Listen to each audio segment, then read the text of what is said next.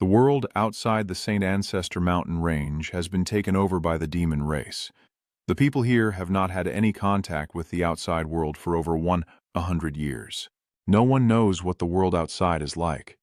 According to some reports from tabloids, at the height of their power, humans built a mighty empire, but now it has been almost completely destroyed and no longer exists. This fortress was built in a secret location, allowing it to survive the darkest times at St. Lan Academy's beginner warrior class. The students below are gossiping about the beautiful red-haired teacher up front. I heard that this teacher comes from a divine noble family and is also a silver spirit beastmaster, one of the 3 strongest families of the glorious city.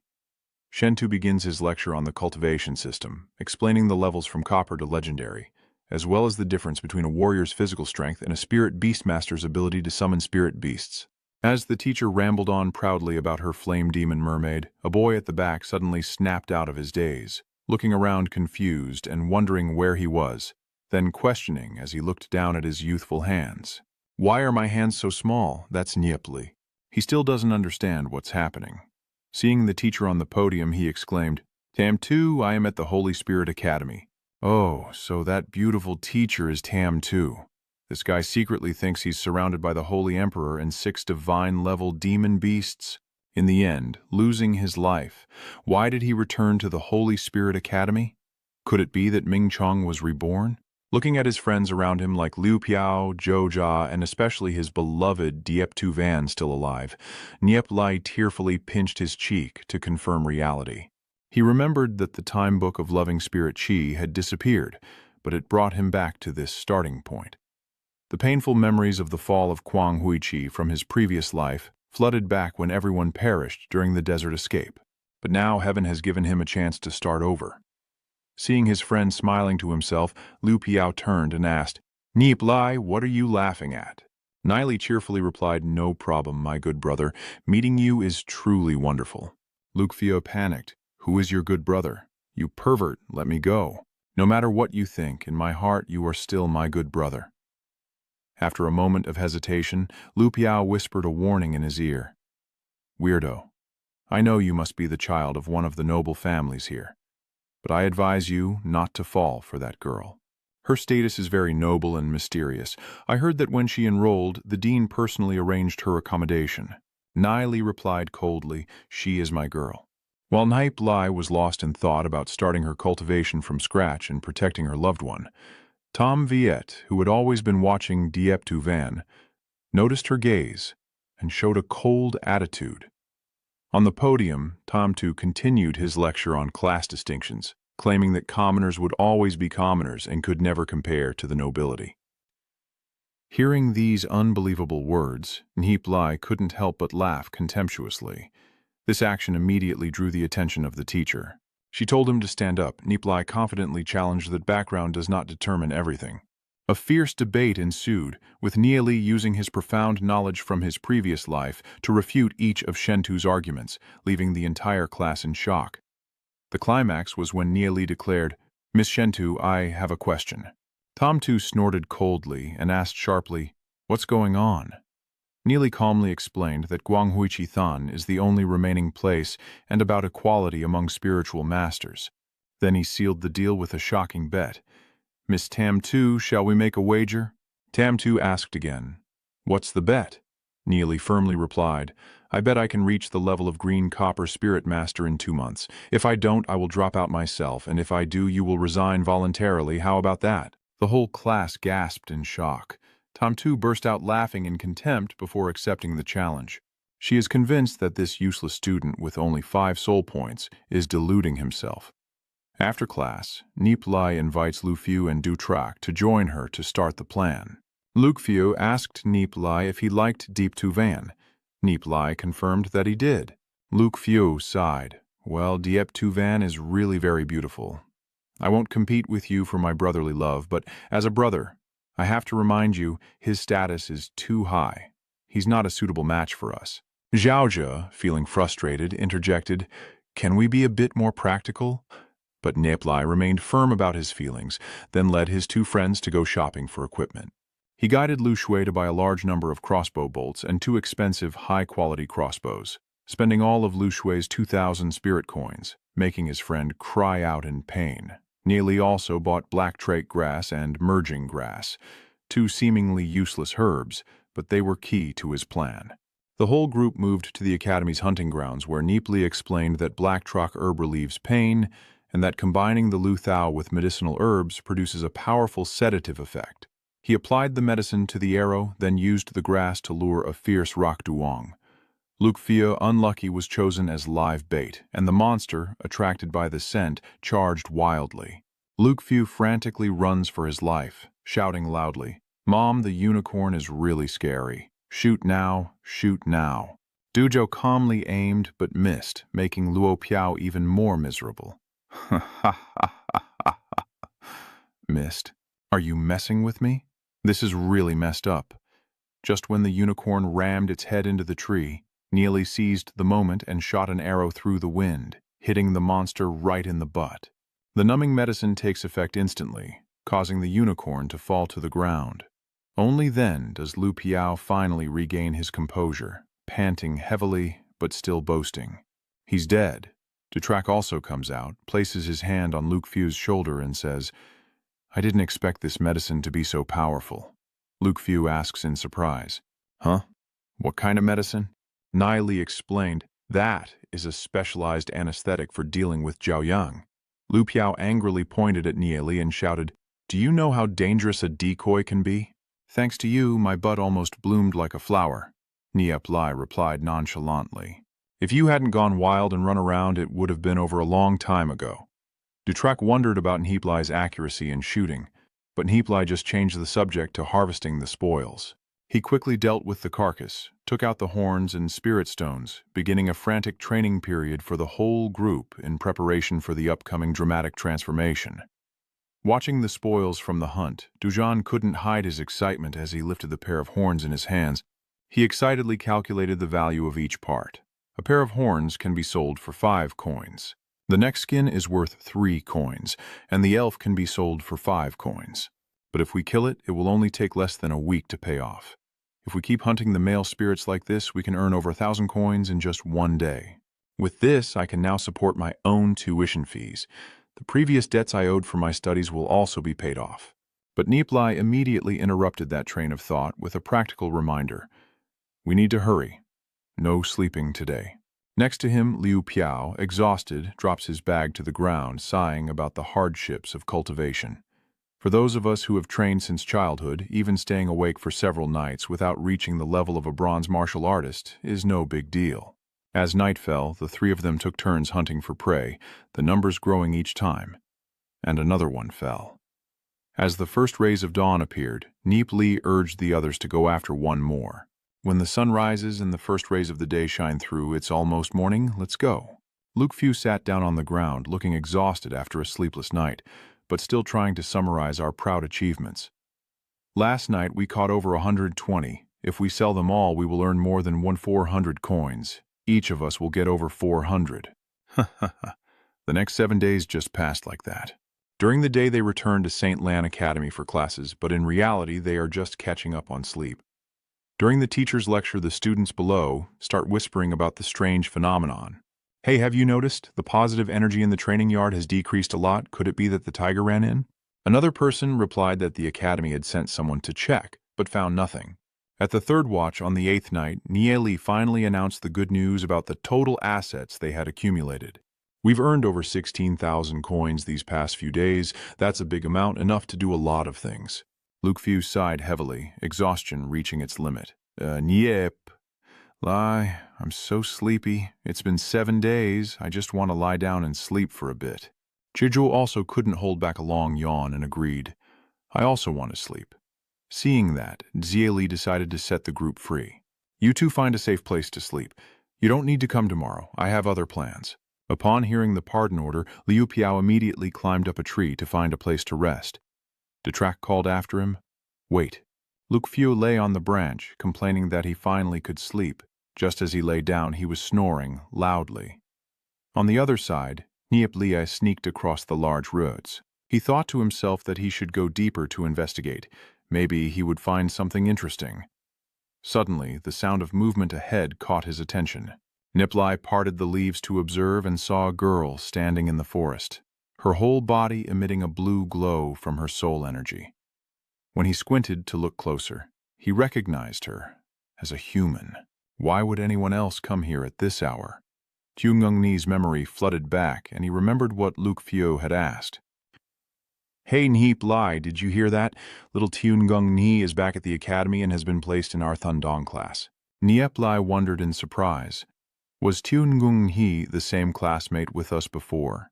He vaguely remembered that 3 years ago, when she just reached the green level, she suddenly dropped out due to a serious illness. Liu Piao was confirmed to have been seriously ill for nearly 2 years, with his cultivation greatly diminished, and it's said that he continued to suffer from illnesses afterward. I never expected him to start practicing again.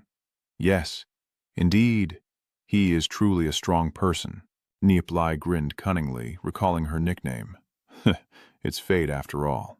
She is known as the great beauty of the twin stars of the palace, but don't even dream about it. She has been engaged to Tam Phi of the divine family since she was a child. The Dulong family of Ni has always wanted to cling to the divine family. Nie Li scoffed and asked again about her fiancé. Is that Lang Hung Tam Phi? Luke Fu nodded in confirmation, causing Nie Li to sigh in frustration. Based on what? Luke Fu sarcastically asks how she plans to become stronger, since Trak has already been admitted to the Bai Yin class. What the tail? Nie Li immediately retorted. Aren't you both in the same silver class as me? Returning to the present, Nie Li quietly assesses Xiaoyang Ni's efforts to cultivate, but also recognizes the hidden dangers. Even at this hour, still practicing soul power, truly dedicated, it also means her illness is about to flare up. If you already know, then you can't help but care. Continuing to train like this is no different from risking your own life. He decided to step forward, and upon hearing the noise, Ni was startled, her face turning cold as she drew her sword into a fighting stance. Anyone who saw the arrival would see her silently retreating her weapon behind her back. Nie Li quickly raised both hands to signal he's harmless. Wait, let's talk this through slowly. Put down the knife first. Ni sheaths her weapon into a ring and then coldly interrogates. Are you Nie Li from our class? What are you doing here? Nie Li asked back, what are you doing here in the middle of the night? Ni replied simply, I am practicing my soul power. Nie Li chuckled and made up a story. Athi has too much free time. Ni is not easy to fool. She immediately exposed him. Don't try to deceive me. Don't think I don't know anything. You've been hunting for yang energy these days. Nie Li scratched his head and chuckled. Oh, I see you knew all along. And yet he still asked, but inside he thought of her previous life, a beautiful woman with a tragic fate, and he blurted out, women are truly the most troublesome creatures. Ni looked at him confused. I need to continue practicing. He understood and replied, yeah, I'm heading there now. But as he looked her over from head to toe, Ni angrily shouted, aren't you leaving yet? Nie Li looked at her pale bare feet and asked a deadly question. Is it true that every night your legs feel like they are burning with fire? He was stunned. How did you know? Nie Li continued. I also know that although your legs feel like they're on fire, your body is freezing cold, as if you've fallen into an ice pit every night at midnight. Suffering immensely and trying to cultivate your soul power is also beyond your ability, isn't it? Seeing her silent admission, he continued, indeed, this is a phenomenon of extreme cold, caused by your frequent nighttime training, leading to cold energy invading your body, blocking your meridians, and combined with your body's natural coldness. If you reach the realm of pure harmony, it could result in bedridden weakness or even death. I believe there are already many blue vortexes appearing on your body, causing immense pain and suffering, especially as your cultivation progresses. Ni clenched her fists, trembling as she confessed, I struggled because I didn't want to be forced to marry that evil prince. I wanted to control my own fate. I risked everything to train non-stop to become stronger. I was so close to reaching the realm of the pure copper one spirit. You told me that everything I've been practicing for so long would be wasted, and that I might even die. Nie Li looked at the desperate girl in silence. Ni, with fragile hope, asked, Nie Li, if you know what illness I have, then surely you also know how to cure me, right? Can you help me? Nie Li paused for a moment, then calmly explained that this illness is recorded in the Academy's library and is not incurable. Is that true? How to treat it? Nie Li replied, you need to use the Dao Dan Qi technique. Use qi channels to nourish and regulate, dissolve those green vortexes, and take medicine made from Jin Tuyen herb daily. With his current condition, Tianluan grass should heal in about a month. Tiu Nungong He repeated in surprise, the Dao guidance technique. Nie Li emphasized that it was crucial for him to ensure he would not cultivate soul power at night in the future. After Tiu Nungni agreed, Nie Li suddenly remembered and handed her a secret manual. That's right, give me the cultivation technique for spiritual power to see. Tiu Nungni thought to herself that he wouldn't deceive her, and then activated her ring, taking out a piece of sheepskin to give to him. Nie Li took her hand and touched her finger, making her blush and pull back. He also looked surprised and then criticized, I didn't expect a wealthy, noble family to practice such a low-level soul power cultivation technique. No wonder Guanghui Qi eventually fell into ruin. Tu Ngung-He frowned. What did you say? Nie Li evaded. Nothing. This cultivation technique is too low level and causes damage to the meridians when practiced, which is why you developed this illness. You need to change this mind and spirit fusion technique into a mind and spirit divine technique. Then this sentence changes to soul and spirit unite mind and divine power. After rambling on, Tu Ninguni stared blankly at him, and Nie Li asked, huh? Why are you staring blankly? Did you hear what I just said? Wait a moment, Nie Li, can you repeat that? I wrote down everything you said. Nie Li sighed in frustration. As expected, no one is willing to listen. He patiently explains once again the meaning of modifying the cultivation method, and elaborates on why these changes suit her better. It was only now that Xiao Ningshu vaguely realized that the knowledge of this supposedly useless guy far surpassed that of a black gold demon spirit master, overshadowed by her friend's ridicule. But now she finally sees his talent. She recalls Nie Li's bold declaration of becoming a legendary demon spirit master and marrying Dieziyan. Tio Nungung, he asked again. You've already said everything. What are you thinking? You didn't hear me again, did you? Nie Li shook his head, not thinking about anything. Do you know the way of guiding the technique? Nie Li replied blankly. I do know, but I have to perform distant healing for the patient, so I might not be suitable for this. Tiungung Ni pondered, then firmly said, I don't care. Isn't it just helping me with my illness? I don't want to become a useless person. Nie Li reluctantly agreed and told her to buy herbs, scheduling a massage every 3 days.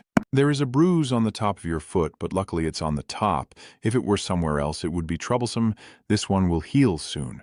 Tiunhunhi shyly sat down, her cheeks blushing. Nie Li raised 2 fingers, then took Tiunhunhi's foot, thinking for a moment before reassuring her. Don't misunderstand. I'm just helping you. Tiunhunhi softly nodded. Then Nie Li pressed his finger on her top of the foot, making her cry out in pain. Ah, Nie Li quickly said, it will be quite painful at first. Try to endure a little. Tiu Ngung Ni shyly lowered her head. Nie Li secretly admired her beauty and compared her to Diep Tu Van. After the treatment was finished, Tu Ngung Ni thanked him repeatedly. The pain had lessened, replaced by an itchy sensation like ants crawling. Nie Li gave some more instructions about the treatment plan before leaving. Tiunhin-He watched his back, her emotions in turmoil, quietly wondering what kind of person he really was. The next morning, the cheerful chirping of birds announced a new day, and the schoolyard was filled with laughter. Luke Few, still sleepy, remembered that today was Miss Tumtu's class and got punished to stand again. Every lesson is just about the aristocrats, and I don't learn anything at all. Dewtrack chuckled happily. The 2 of them would be tested again. Once Nie Li reaches the green copper 1 soul stage, she won't need to study under her anymore.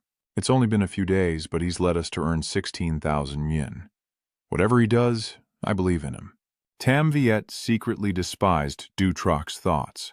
Luke Few saw his classmate happily playing ahead and asked, Hey, what are you guys playing? That guy replied, Ha, if I steal it, I'll give it to you. Dewtrack then asked, Nie Li, if we stop sneaking around, what should we do next? Nie Li didn't answer, but was lost in thought about how to approach Diep Tu Van. Meanwhile, Luke Few was shouting loudly because he got bitten by a bug. Tio Ngi Ni suddenly stood up and walked toward Nie Li, causing the whole class to become noisy. Shen Wei turned to look, and Yep Tuvan also wondered silently. Tian Yung Ni placed the lunchbox on Nie Li's table and said, "This is my breakfast. I don't know your taste, so I made a few different portions." Liu Piao looked at the food bag with a longing thought. Attacking with breakfast? The whole class stared in surprise, and one person gawked and shouted, "Am I still not fully awake? No pain, so I must be dreaming." Ha ha. The guy being eaten screams and denies it. Both Zhuojan and Liu Piao were stunned. Tiungunhi asked, "Can I sit here and eat with you?" The chatter grew louder, and Gu Wu agreed, followed by Nie Li. Tiungungni sat down, styling her hair, then opened a sumptuous lunchbox. She added, "Luke Fio, du Troc, you two eat with us too." Liu Piao happily asked, "Is it okay if I do that?" Then moved to tears, she thought to herself that she was sharing in Nie Li's glory. Dutrac gently scolded, "You should use chopsticks." The four of them happily ate and drank, surprising everyone in the class. After finishing, Tiungungni left, and Luke Fu curiously asked, "Hey, since when did you become the goddess Ngungni?" "Come on, tell the truth," Nie Li shrugged. "No, just a regular friend." Luo Piao pouted, not convinced. Zhaozha patted your shoulder and smiled. "Hey, you're just an ordinary person, but you're giving breakfast." Nilay explained vaguely, and then turned around to see Shentu walk in. Shentu brushed past him, thinking he looked very relaxed, determined to punish him. At the back of the class, 3 old men came to attend, one wearing sunglasses, marveling at the cramped space. Hiep Li wondered what their purpose was. Tom Tu began her lecture on inscriptions, introducing aura inscriptions and combat inscriptions, and their importance for spirit beast masters and martial artists. She proudly spoke of holy fire inscriptions and the divine sacred clan. First, I want to tell you about the holy fire inscription. Studying the holy fire inscription means that the sacred world clan is led by the most talented leaders. The holy fire inscription has a total of 66 basic types of inscriptions, such as this one. This is a set of crimson flame fiery rage inscriptions. It is a rune created by the first generation of the divine saint family, the strongest rune of the green copper level, composed of 36 basic runes and the most complex structure among green copper level runes. Now we will discuss the 36 basic runes. Hearing this, Nie Li felt exhausted. He looked up at the ceiling and muttered dismissively, "This is a low-level fire element glyph, barely considered a bronze level, made up of 38 basic glyphs, with little power but still usable for boiling water." The 3 elders below start discussing. Associate Vice President Diep Thang Khan praises Tiamtu's knowledge, but Professor Lu Ya highly values the potential of the students. Tom Tu, hearing Nep Li's criticism, becomes angry. She turned to ask who dared to speak out of turn, and a student pointed to Nie Li. Tom Tu glared at him. Nie Li calmly stood up to confront him. Tom Tu sarcastically said he only knew how to sleep. Nie Li retorted, "Master Tam Tu, you said the Crimson Flame Fiery Bright scripture was created by the first patriarch of the divine family, but as far as I know, it is recorded in the 7th volume of the Saint Fire Thunder scripture. Page 36th illustration." Tom Tu was speechless, thinking he was talking nonsense because there was no Loi Hoa Than Dien book. Nie Li sneered and challenged her to verify it. The 3 elders below were startled when they heard the name Loi Hoa Than Dien. Diep Thang immediately ordered someone to fetch the book from the library. When the book was brought in, Luya opened it to verify and confirmed that Nie Li's words were true, even pointing out the subtle differences she mentioned. Tam Tu's face turned pale with shock, unable to believe that a student had exposed the embarrassing truth about her family in front of everyone. Nie Li sneered. "Huh." As expected from the descendant of the divine family, still able to argue back. Tom Viet stood up to defend the teacher, but Nie Li silenced him with sharp reasoning about the ethics of the Yu Lin Su and the historical truth of Quang Hui Chi Tan. Tam Tu, furious beyond words, only threatened to remember his face. Nie Li smirked inwardly, knowing she had won this round, but also reminding herself to be careful because her strength was still weak. At the end of the class, the students buzzed about the incident, and the news of the divine family copying the inscription spread quickly, severely damaging the reputation of the family. Siu. Nie Li watched Tam Tu leave angrily, a satisfied smile on her face. Haha, it looks like their engagement has been cancelled. That brat doesn't respect anyone and even dares to confront the teacher right in class. That's really not acceptable. I asked the vice principal to let him drop out. Faced with such a strong request, Diepthang hesitated, considering that with his knowledge, even if he doesn't become a spirit master, he's still a significant figure, especially since he has gained his respect. Deputy Dean, is there anything left to consider? I demand that it be suspended immediately, or I won't be able to continue teaching. Seeing the teacher's determination, Diepthang had to temporarily hold back. I will look into this further. Not satisfied with the vague answer, Tom too said sharply, "This matter of expelling a student is very serious." "Then there's no need. Let's just forget about today." "Ha ha.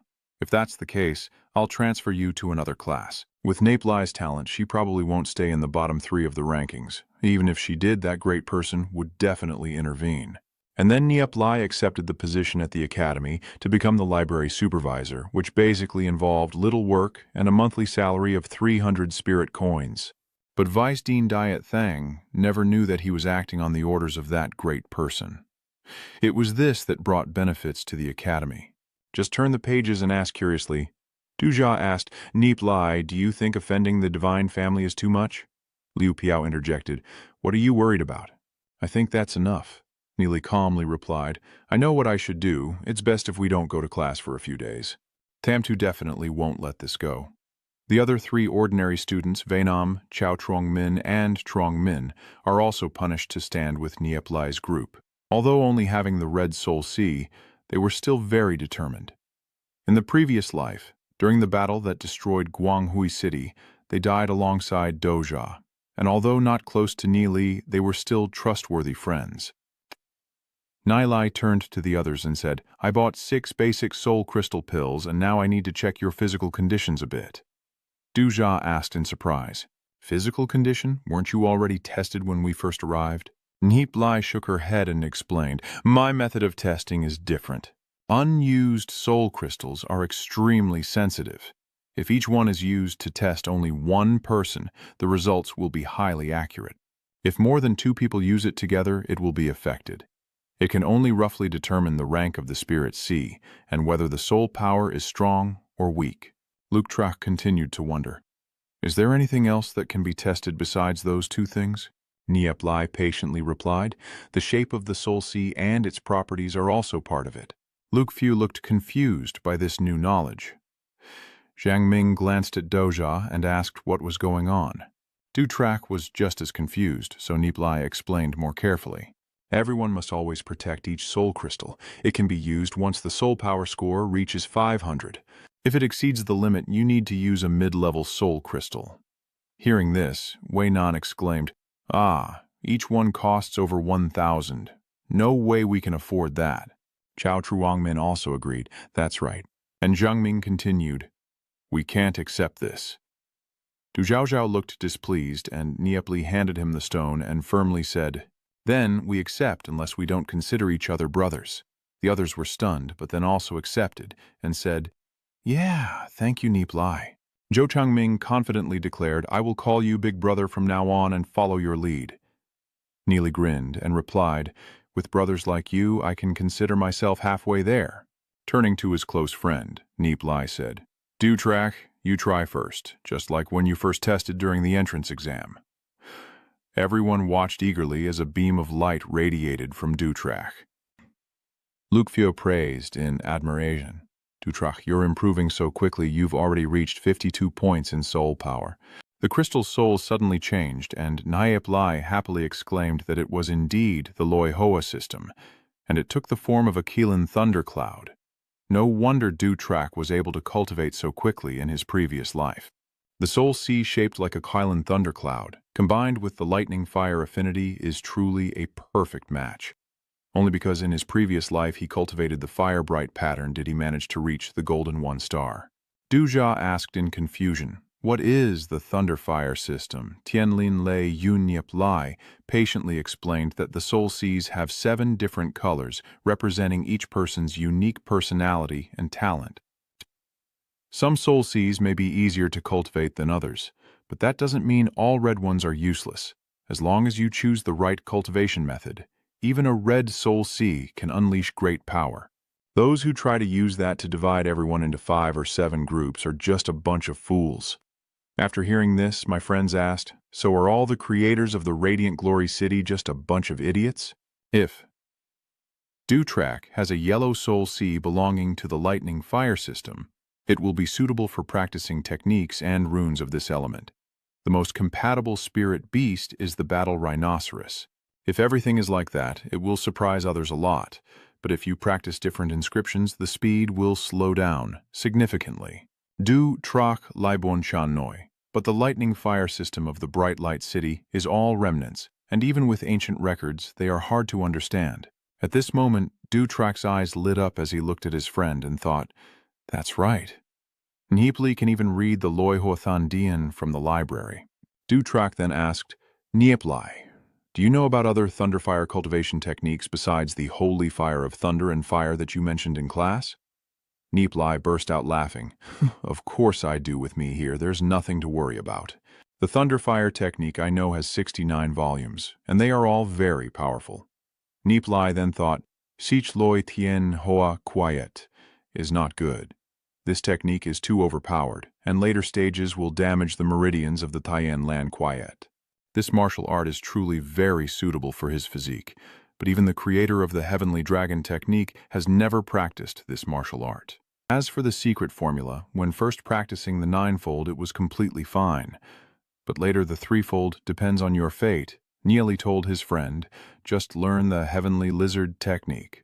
So, this is the third-ranking martial art among the lightning and fire techniques I know. I'll teach you the secret mantra, and later you can practice the techniques, and I'll find time to record the instructions for you. Nie Li thought again. Reaching 9 layers was already incredibly terrifying, and after that, the 3rd layer was just about seeing how fate would turn out. At this moment, Dewtrack interrupted his thoughts and said, I remember now. Then he began to recite silently. Dewtrack widened his eyes and looked, only to see a beam of light emanating from Dewtrack. He opened his eyes and exclaimed, that cultivation technique is too powerful. Just by mistaking the pronunciation, it already activated the soul sea. The spiritual power has started to grow stronger. I can feel it. In a few days, I will write a detailed guide for you on the components of this cultivation technique. Thank you for the martial art. I will remember it in my heart. If Nie Li ever needs my help in the future, I will go through fire and water without hesitation. I swear to heaven and earth. Nie Li pats his friend's shoulder to comfort him and says, don't say that. We're brothers. It's just a martial arts manual. Luke Few, hearing this, also chimes in, listening to the two talk, feels truly wonderful. Brotherhood means sharing blessings and hardships together. Nie Li, I only have a red soul sea. Is it suitable for cultivating soul power? Nie Li smiled and said, of course, everyone can cultivate. Even if the soul force is red, it's just a different suitable cultivation method. Lu Piao happily replied, okay, then it's my turn. Dewtrack also poured his soul power into the stone, emitting a stream of red light, grinding his teeth in frustration. Then a few red dots appeared on the soul stone, and Luke Few said with disappointment, you two are truly pitifully few in number. Looking at what Luke Few is holding, Nie Li announced that this soul sea is of the chaos system with a red hue, in a positive state. The positive state is common, but if it's the chaos system, only 1 in 10,000 people has it. Maybe I should practice the Chaos Holy Spirit technique? Luke Few asked happily. Is the Chaos Sacred Spirit technique powerful? Nie Li replied immediately, of course, it's not inferior to the Heavenly Dragon technique, and you don't even need to put in much effort. Just cultivate the chaotic aura within your body, which suits you perfectly. But whether you can reach the highest realm depends on your luck. Lu Piao chuckled and said, I don't need to reach the highest realm, just the Bach Ngan Hat Tin level. Nie Li wondered how the creator of this cultivation technique would feel after hearing this answer, as the accumulation of chaotic energy in the body makes the cultivation speed increasingly abnormal. Even if you want to stop at the level of White Silver 1 star, it's impossible. Venom volunteers to go next, then it's my turn. Then Nie Li tested the 3 people from Venom's group and transmitted to them a very powerful cultivation technique. Although not as strong as the Heavenly Dragon Secret and the Chaos Sacred Spirit technique, They are all high-level techniques that suit each person perfectly. Nie Li picked up the soul stone and thought about his turn. In his previous life, he practiced too many different techniques, making cultivation later increasingly difficult. So in this life, he had to start over and find the most suitable set of techniques for himself. So Nie Li began to focus his mind, and everyone watching him had to hold their breath.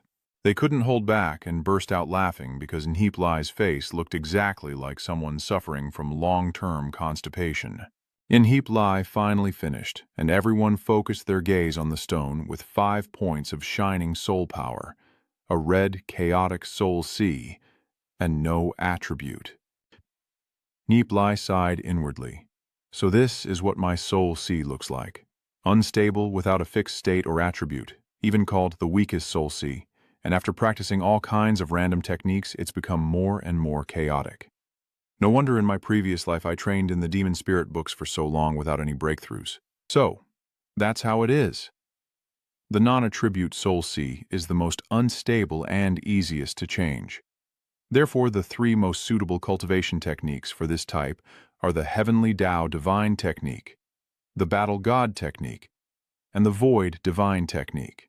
Among them, the Heavenly Tao Divine Technique is the most profound and hardest to cultivate. The Battle Spirit Divine Technique is the most domineering, and the Void Divine Technique is the most mysterious. As for achievements, cultivating the Heavenly Tao Divine Technique is the highest. The Boundless Heavenly Tao is similar to the attributeless Soul Sea. If you succeed in cultivating the Heavenly Tao Divine Technique, you can learn all other techniques and gain infinite power to create the Heavenly Way. Common spiritual sea techniques can only accommodate one demon beast. Even if you obtain a stronger spirit beast, you can only replace the old one with the new. And if you practice the Heavenly Tao Divine Technique, the spirit sea can accommodate 7 different attribute demon spirits, each fusion increasing power exponentially, ultimately reaching an unimaginable level of strength. What do you think? Training the Heavenly Tao Divine Technique may be slower than other methods, but rushing is not the way. You need to establish a solid foundation and strengthen it to reach a harmonious, spiritual level. Over here, Dutrak also said that Nie Li seems to have started practicing, so we should too. Luke Few agreed.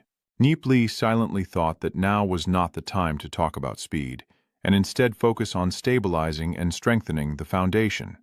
Then, Venam, Chao Truong Min, Dutrak, Truong Min, and Luke Few each chose a corner to continue their cultivation. Over the next few days, Nie Li and his friends stayed in the library, only taking breaks during meals. On the 3rd day, Nie Li continued to train tirelessly. Exhausted, he sighed and reached into his shirt to check the soul stone. Nie Li said, 30 points already, huh? I wonder what Tom Tu would think if he saw this. Now in the beginner martial arts class, Nie Li and his friends are no longer there. Tio Ngung Ni silently thought that they hadn't come for days, and it was almost time to treat the wounds. Nie Li wouldn't forget, right? So she blushed for some reason. Diep Tu Van looked at Tio Ngung Ni's attitude and wondered, why hasn't Nghiem Nhi been paying attention lately? Where is her mind wandering? Could it be that you love Tam Nie Li? He's just a kid. What's so good about him? Tom Tu looked down at the back of the class and was surprised not to see Nie Li's group anywhere. So they must have gone to train? He thinks that hardening his soul power for a few months can increase his stars from 5 to 100? Too bad you only have a red soul sea. You'll probably be expelled in 2 months, daring to fight me. This is the price you pay. Temtu told the class that among the 7 types of soul seas, the red soul sea is the lowest. For hundreds of years, only a few have managed to cultivate the red soul sea into silver-grade spirit masters. Unless some kind of extraordinary opportunity arises, the amount of soul power that a red sea soul can absorb is limited, and it seems that reaching 600 makes it even harder to progress.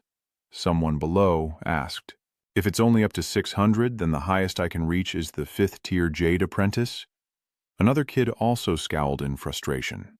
Tamtu said again that some things are predestined by heaven and cannot be resisted, like some people born into wealth and honor, while others are born as children of common folk. Diep Tu Van silently thought, Kwanghuichi City is in a critical moment, yet Miss Tom Tu still tries to create more distance between the nobles and commoners, which is not good at all. Another person thought, Damn it, if Nie Li were here, she would definitely help us fight back. After class, they are lying on the grass together. Nie Li says, I will increase my soul power from level 5 to 100 in 2 months. Honestly, isn't that a bit reckless? The other guy agrees. That's right. Even if he's a genius with a blue sea of souls, he might not succeed, but I still hope he will beat me. I hate that ant. That guy also said, me too. Even though I'm a bit arrogant, there are a few guys grumbling on the road. Nie Li snorted, facing off against the top noble family. Truly the kind of decadent aristocrats we have who just love to stay together. There's no way for the riffraff either. By evening, after everyone has eaten their fill, they probably went back to the library or maybe to have dinner. It's fine. Dutrak told his companions, I've reached 89 soul power, so I should be able to reach the Cyan Copper Unity realm in about half a day. Nie Li praised, That's impressive. After 2 months, everyone can reach the level of the Green Copper 1 realm. We need to make some spiritual herbs. With spiritual herbs, the progress will be much faster. Luke Fiu also said, Yes, our speed is already fast without using spiritual herbs. Imagine how fast it would be if we used them. Chao Truongmin wondered. But where can we find spiritual herbs? Now even a small upgrade requires at least 10,000 to get 1 pill.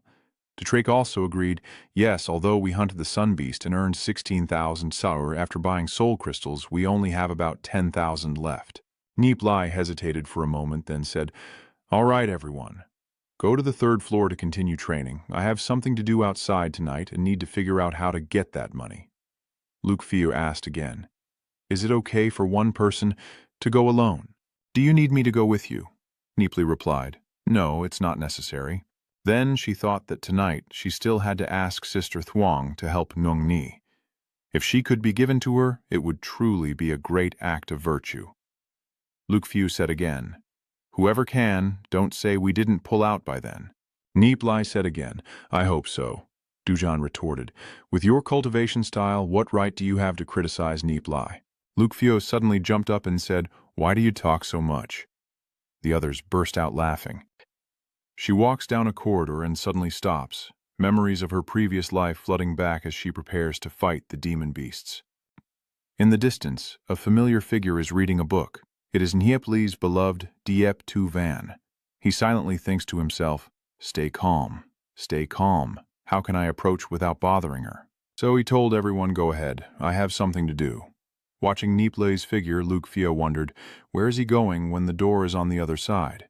Then they hid behind the bookshelf, watching and whispering, Oh, it's Diep Tu Van. You guys see, there's a good show. I bet I'll be back within 15 minutes, defeated as the school's beauty queen. There's no way I'd pay attention to him. Drake also sighed, hoping she wouldn't be too hurt. Nie Li was stunned at this moment, noticing that Diep Tu Van was holding the book and reading the Holy Fire scripture. He was lost in thought. After the 2nd volume, it's all classical text that he can't read at all. Nie Li still remembers me, thinking I was considered the best among our peers, but compared to him, I am far behind. Nie Li then thought, judging by how she's holding the Loi Hoatan Dian, she's probably comparing herself to me. I understand her too well. Nie Li asked again, What's wrong? Are you also interested in this Loi Hoatan Dian? Diep Tu Van stepped back a few paces and then confirmed with Nie Li. Yeah, this book is too profound. I've only flipped through a few pages and already found many things I don't understand. Lu Piao praised her, and despite Nie Li's familiarity, she didn't hide that she couldn't understand the Loi Hoatan Dien, nor did she step back but kept her normal distance. Nie Li gained the upper hand. Zhang Ming also praised its power. Nie Li reached up to the bookshelf and said, This Thunderfire sacred classic is written in the ancient script of the Frost Empire, which is quite distant in time, so it's very difficult to understand. But if you learn the language of the Black Gold Empire first, it will be much easier, Diep Tu Van asked in surprise. The Black Gold Empire, I remember that before the Dark Ages there were 3 well-documented eras, all named after the strongest empire of that time. The Holy Spirit Empire, the Frost Empire, and the Divine Empire. The Black Gold Empire was probably a pretty large empire during the Frost Empire era. His stories are really numerous. He must come here often to read. Nie Li said again, but learning a language just to understand a book isn't really necessary. Besides, with your physique, you're probably not suited to training it. Huh? Then what should I practice? Nie Li replied. ice snow system, which left Diep-Tu-Van stunned.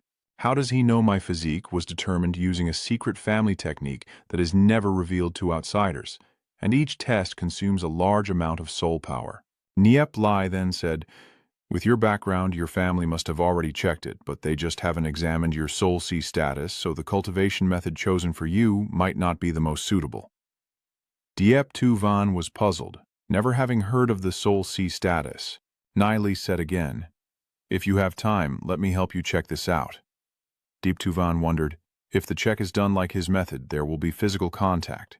So Diep-Tu-Van shook his head in refusal and said no need. Nie Li asked in surprise. Huh. Luke Fio on this side said, well, Nie Li was outright rejected, so it's probably a no-go.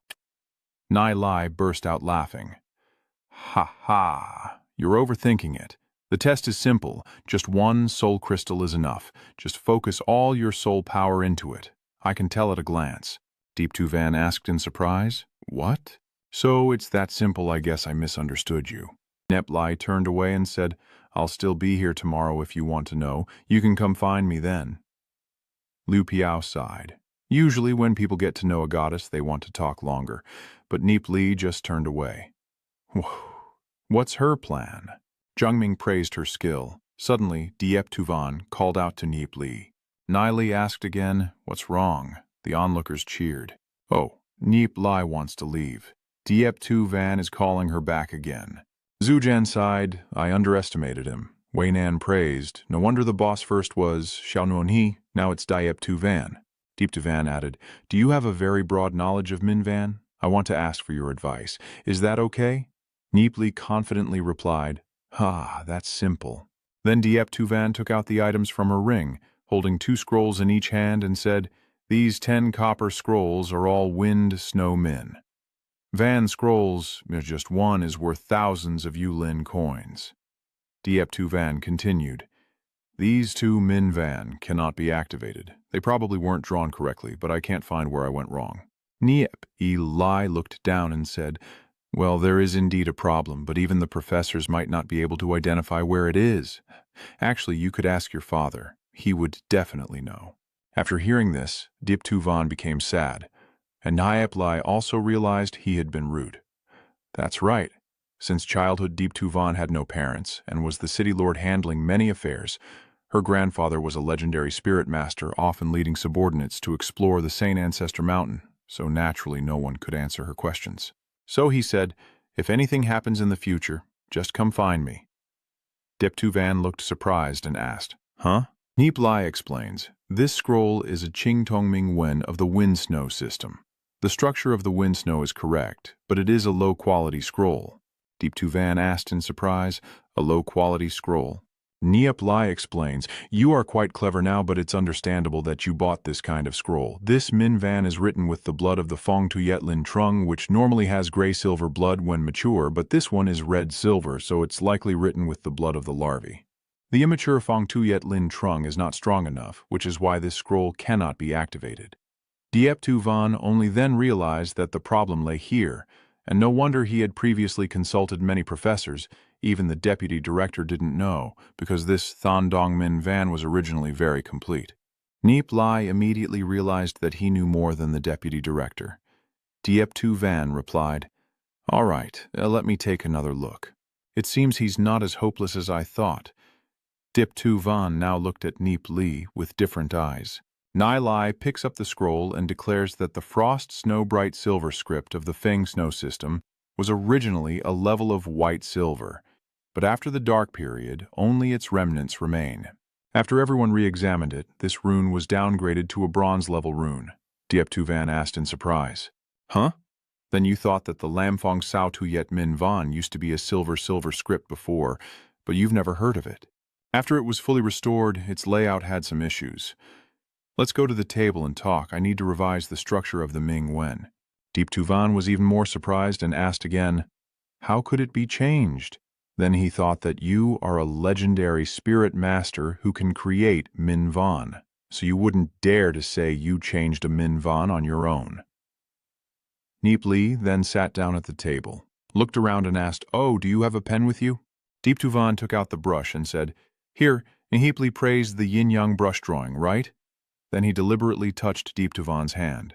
Diep Tuvan mo manghi, chamteroi, chetroi se koembekoi sao. Nong vimat kuan hiep liratang hiemtuk, hancham chun hin votrong quayantruk. Seeing that, Diep Tuvan thought again. Oh, maybe I was overthinking it?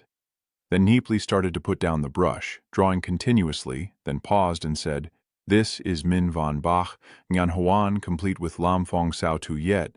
Min Van is made up of 36 basic Min Van, and this structure is the most stable."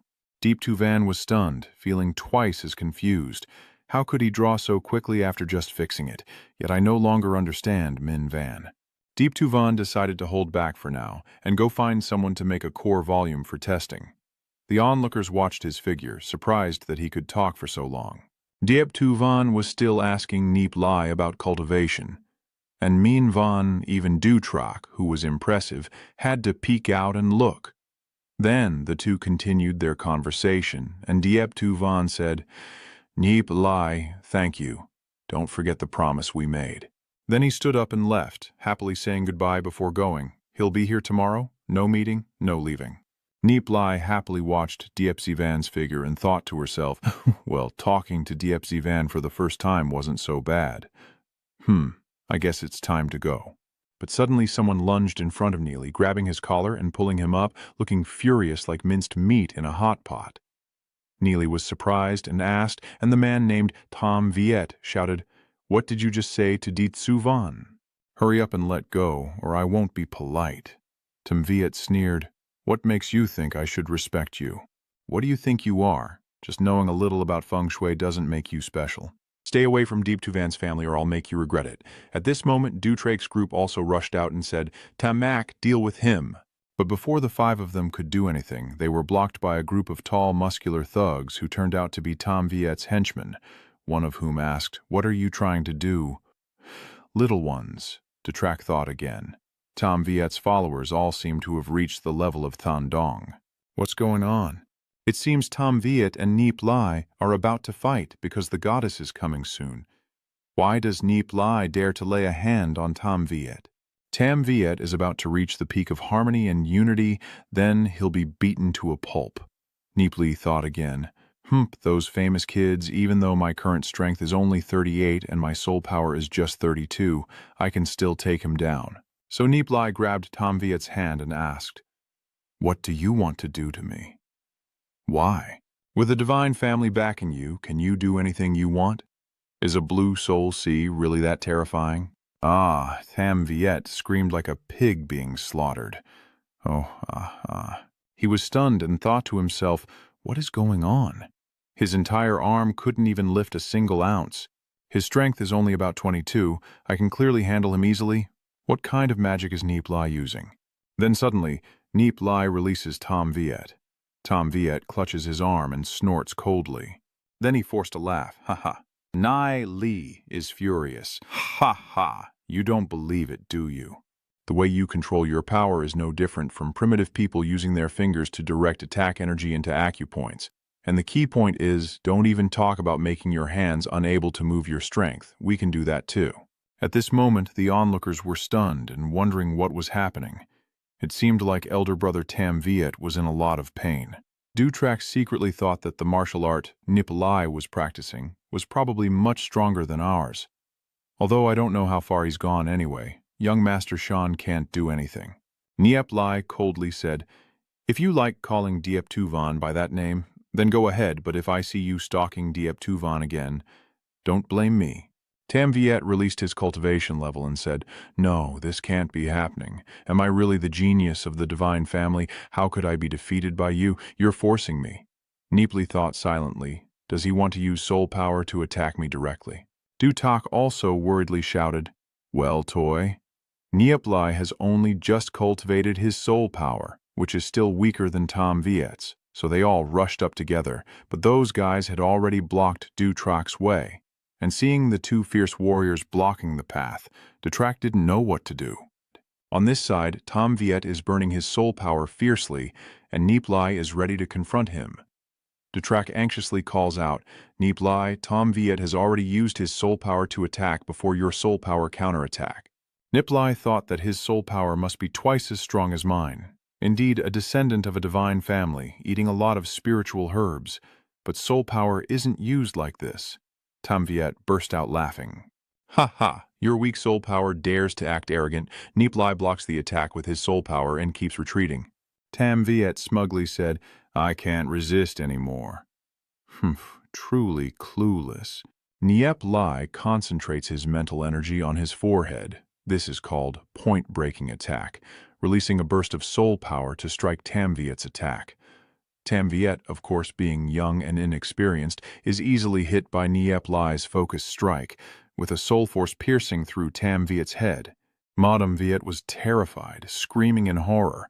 Ha ha. Then his whole body trembled, and his soul power completely dissipated. Tam Viet, clutching his head in dizziness, looked up and saw a terrifying figure appear before him, resembling Nie Li now, no different from a fierce demon or evil spirit. Nie Li has faced many life and death situations in her previous life. The powerful who died at her hands were not few, and the clash of soul power earlier had completely transmitted the killing intent of the soul power to Tam Viet. Then there was the sound of water flowing, and those guys hurriedly turned back to look at that terrifying sensation. That's not something Tam Viet can handle. So he trembles all over, his clothes soaked through. Nie Li contemptuously says, You're so scared you peed yourself, and yet you dare to threaten me?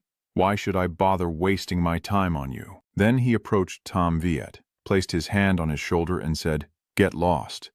After that, Nie Li lifted Tam Viet high and loudly said, Stay away from me next time. Nie Li started performing a basketball move, then grabbed Tam Viet and threw him out the window, saying, Stay away from me in the future. Tam Viet threw it so far that it flew dozens of meters. His subordinates quickly ran to the window and called out, Boss, boss, are you okay? You fainted? Tam Viet said, Get me out of here. Liu Piao here sneers, Ha ha. Young Master Shen is so grown up but still peeing himself? Someone asks Shen Wei, Are you okay, boss? What? Why did Tam Viet throw Nie Li out? Tam Viet is about to reach the level of Tan Dong Nhat Tin. I thought he would give Nie Li a good beating. Ha ha. Seeing his appearance, it's clear his soul xia has been shattered.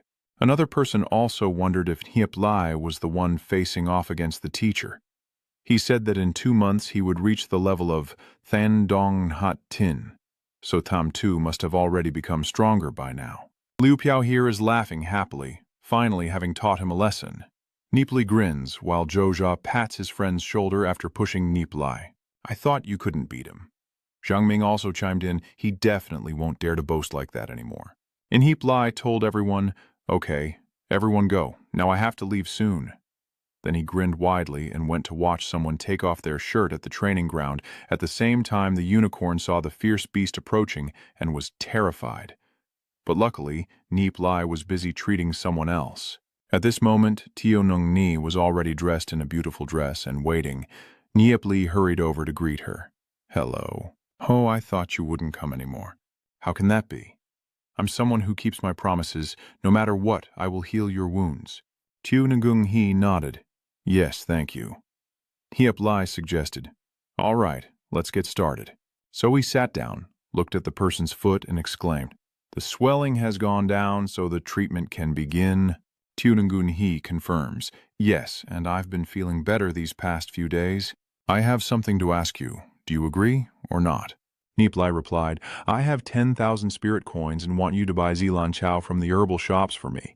Tu Nung Ni looked surprised and asked, 1 spirit coin can buy a bunch of that. How much do you need? Nie Li replied, The more the better, I'll take it all. Tu Nung Ni thought to herself, other than chasing away insects, it's not useful for anything else. What is Nie Li planning to do? But Tu Nung Ni still agrees. Let me do it. I'll help you buy 10,000 spirit coins first. For me, it's no big deal. You can keep your money for now. Nie Li also agreed. All right, you can buy it for me first and I'll pay you back many times over. Tio Ngung He waved her hand to refuse. No, it's not worth much at all. Nie Li chuckled, but for us, it's not a small amount. Besides, a real man borrows and pays back, or else the world will look down on him. Then she looked down at her chest and said, Oh, I need to treat the second wound before switching to St. Lan Academy for the Swordmaster class. Tam Tu's voice echoed. Did Nie Li throw you out of the library? Your strength is 63 soul power and 78 force. Could Nie Li be even stronger than you? Tom Viet replied, Niece Nie Li, that guy knows love magic. He just touched your wrist and your whole arm has lost all strength. Your soul power is indeed stronger than his. But whenever I come into contact with his soul power, mine feels crippled, and then I think how hateful it is that he dared to humiliate me like that. Nie Li, you're doomed with me. Tamtu asked again, how much strength and soul power he has. Tam Viet replied, his strength is probably around 30 spiritual powers at most. Tamtu angrily slammed the table and shouted, is this trash enough to lose? Tam Viet was very upset, but couldn't do anything. Tamtu guessed that maybe this kid knows how to control his strength and spiritual power. Many people may have weak soul power, but they possess a natural talent for control. Since he's still young and hasn't learned how to use his soul power, he can win against stronger opponents. But achieving the green copper. One crystal within 2 months won't be so easy. Tam Viet agreed, thinking it's best for this guy to drop out quickly and disappear so he won't dare to mess with Diep Tu Van anymore. The scene shifts to the forest at the training ground, where an owl is hooting below the ground. Nie Li is pondering whether Tu Ngung Ni's dress is pink or just a feminine color. Then he asked again, have you been taking the medicine at the right times these days? Tu Ngung Ni confirmed, yes, I even practice the cultivation method you modified for me at home, and it feels like my spiritual power has increased a lot. Nie Li nodded slightly, yes. Tu Ngung Ni continued, I think you're truly a genius. Although your current cultivation level isn't high, your knowledge of civilization and martial arts surpasses even the elders in my clan. Nie Li heard that and smiled narrowly. Then the scene shifted to the solemn council chamber of the Divine Clan, where Elder Bai Yin and the revered Master Shen Ming were seated. A respectful messenger reported the incident, causing Shen Ming to wonder if it was really true. A young kid who was only a beginner martial artist daring to challenge our divine family, huh? Then he pondered and recalled Nie Li's earlier story, revealing the origin of the red flame burning bright scripture that cost him quite a few tricks to eliminate the influence from other clans. But in just a few days he dared to fight his own family members. I heard some important figures value him, so it's not easy to pick a fight with him. Then Tam Min asked again, isn't young Master Tam Viet about to reach the first copper tier? How could he not be a match for Nie Li? Then that guy looked stunned for a moment before respectfully reporting that he didn't know. The young master clearly said that his strength and soul power were both stronger than Nie Li, but he didn't know what kind of magic Nie Li used to defeat young Master Tam Viet, causing Tam Min to say, how strong can a beginner martial arts student really be? What kind of love spell? Just an excuse for having less ability than others. Have you found out which family the Nie Li is from yet? And when that person respectfully reported that we had investigated and found it was the Thien Ngan family, Tom Min sneered in disdain at the Thien Ngan family. An ordinary noble family wouldn't even dare to challenge our family. He concluded that Nie Li was just a reckless kid in his teens who happened to discover the origin of the crimson flame-bearing bright script and wouldn't dare to flaunt it recklessly. If he deliberately targeted the Thien Ngan family, wouldn't they be considered petty? Just let young Master Tam Phi take care of Nie Li. Kids having conflicts and fighting at school is quite normal. Wait until this matter is settled before letting young Master Tam Phi act to avoid gossiping among the people. The man respectfully obeyed, and then the scene shifted to the Lord's mansion in Diep Tu Van's room. She was sitting watching Min Van when she wondered where Nie Li found such intricate carvings. Just then, a woman approached, calling Lady Tu Van, causing Diep Tu Van to greet Tiet Di. So, Miss Diane asked if the young lady was here to see her, and Diep Tu Van asked Tiet Di, is Di, what's her name, your sculpture teacher? Auntie, do you know when this handwriting was from? Tiet Am replied, it looks soft, but seems a bit firmer.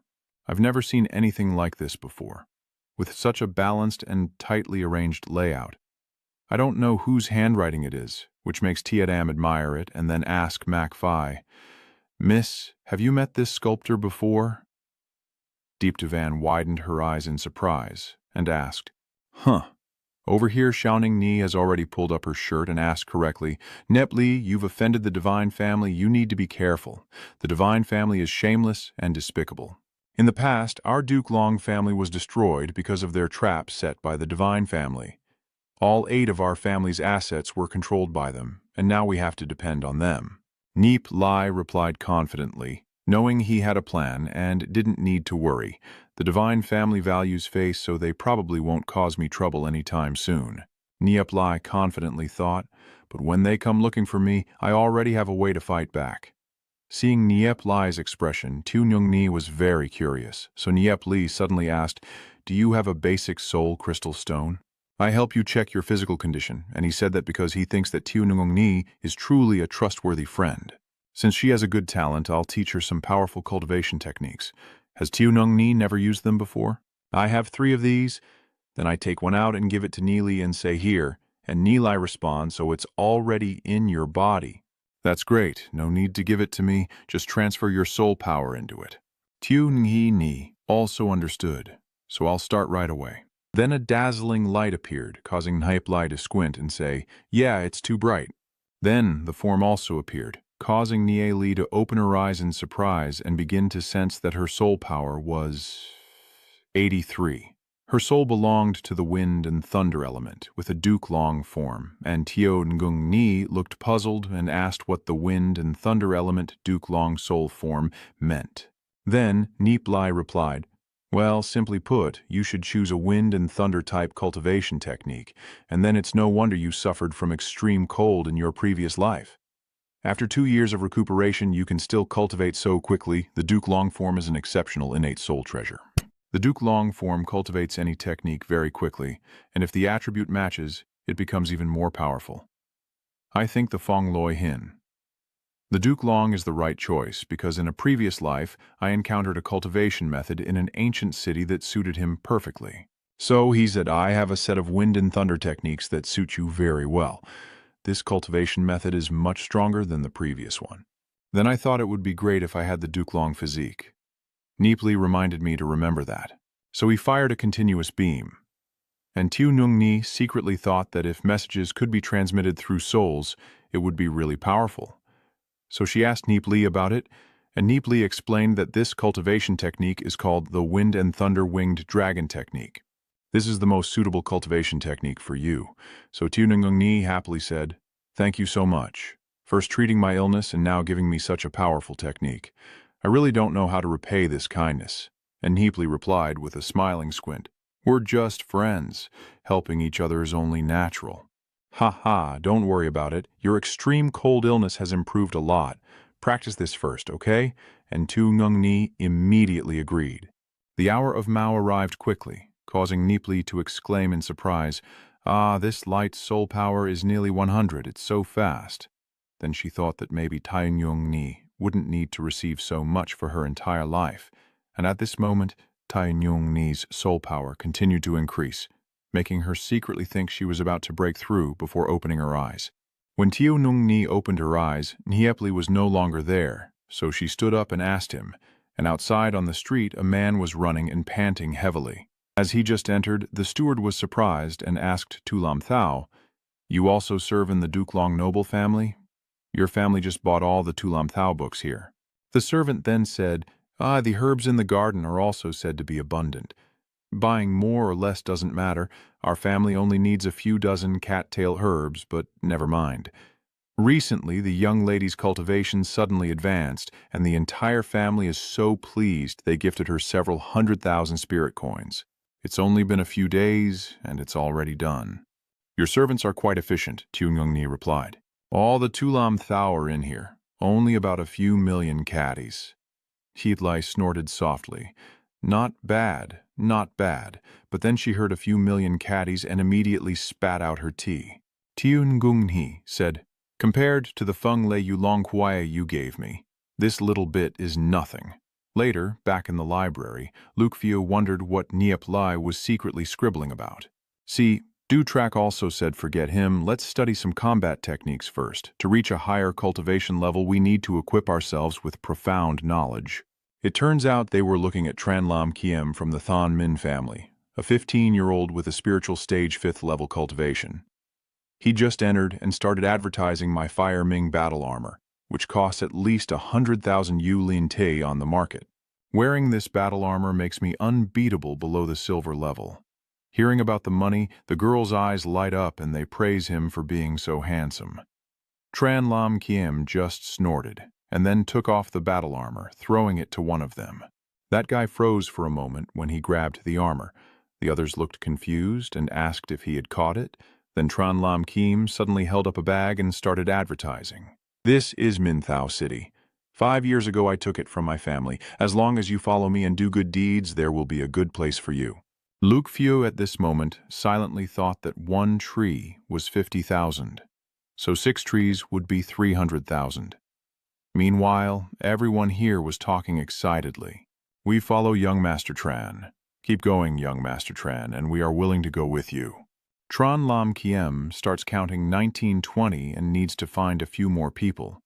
At this moment, Luke Few thought that with Than Min Thao and Do Trach, he could break through to the first level of the Than Dong. Nie Li secretly thought that in his previous life, it was him who discovered a secret passage near the city and unearthed many treasures, if he remembered correctly. It seemed that Tuvan also participated in that event, and Tam Viet obtained a small spiritual lamp which was later auctioned for 1 million demon spirit coins.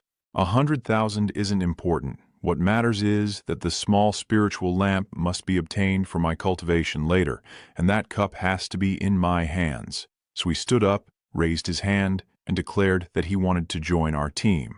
I wonder if young Master Tran will agree.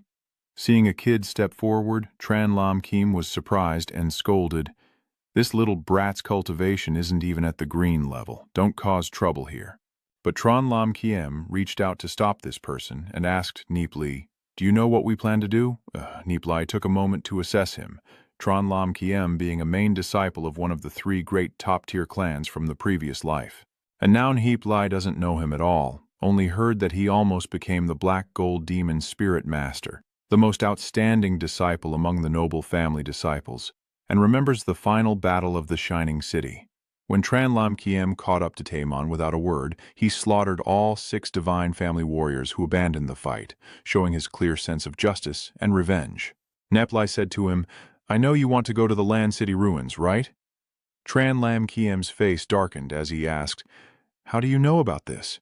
"I didn't tell anyone, not even my family, because I think if they knew, they definitely wouldn't let me go." Nie Li grinned widely. Hey, don't frown like that. Previously, I heard from the city defenses that many strong fighters have been searching for the ancient relics near Old Land City and Kwanghui City. Young Master Tran, gathering so many subordinates, your purpose is obvious. It was just a guess before, but seeing your behavior now, I can be sure. Tran Lam Kiem chuckled. That's interesting. What is your name? The other person replied to Nie Li. Tran Lam Kiem also looked surprised. Nie Li, I know you're the one who discovered the fake Divine Family's runes. Ha ha, fooling even the Divine Family. I heard you read a lot of books. Nie Li calmly replied, Yes, the others mock me. Ha ha, and still dare to say that. The little devil who just enrolled a few days ago has read a few books. Nie Li responded, Not saying much, but more than you all. A furious voice shouted, You little brat, what did you say? Nie Li replied loudly, not bothering to argue with you. Tran Lam Kiem chuckled. Having read so many books, he probably knows which era Lan City's ruins are from. Nie Li quickly fired off clues, noting that Lan City's architecture mostly features rounded roof structures with stone walls, and the streets inside run from east to southwest to north. That is the architectural style from the era of the Frost Emperor and the Holy Emperor, and it is also said that a giant wall depicting the sacred mountain and water god for prosperity, with lotus flowers symbolizing harmony and wealth, was discovered in Kolan City. This mural painting style was very popular at the end of the Holy Emperor period. Based on the current information, it can be roughly determined that Land City was built from the end of the Divine Holy Empire to the middle of the Dark period. And the others look at each other in confusion, wondering what it means. Not bad, but it seems very powerful. Tran Lam Kiem clapped his hands in praise and said, So, from now on, follow me, and I will provide you with the best learning conditions possible. Nie Li glanced and then thought, Do you want me to become your little brother and chase after you? So he said that both sides would benefit from this cooperation. But if I get the treasure I want, I won't choose a position. I'll go find that team with the headscarves and shout at the little demon trying to compete for the position. Don't push your luck. Nie Li confidently said, I guarantee that this time, as long as you follow me, you will definitely gain something. Tranlam Kiem thought about it, and with Nie Li's confidence, he must have the secret map in hand. Although I also have a map, it's still not enough. So his agreement with Nie Li's proposal was decided. So, I still have to tell you, if you follow me, I will definitely not treat you badly.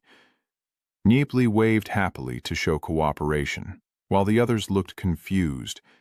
Does Tran Thu really agree? Tranlam Kiem then said, 3 days from now at sunrise.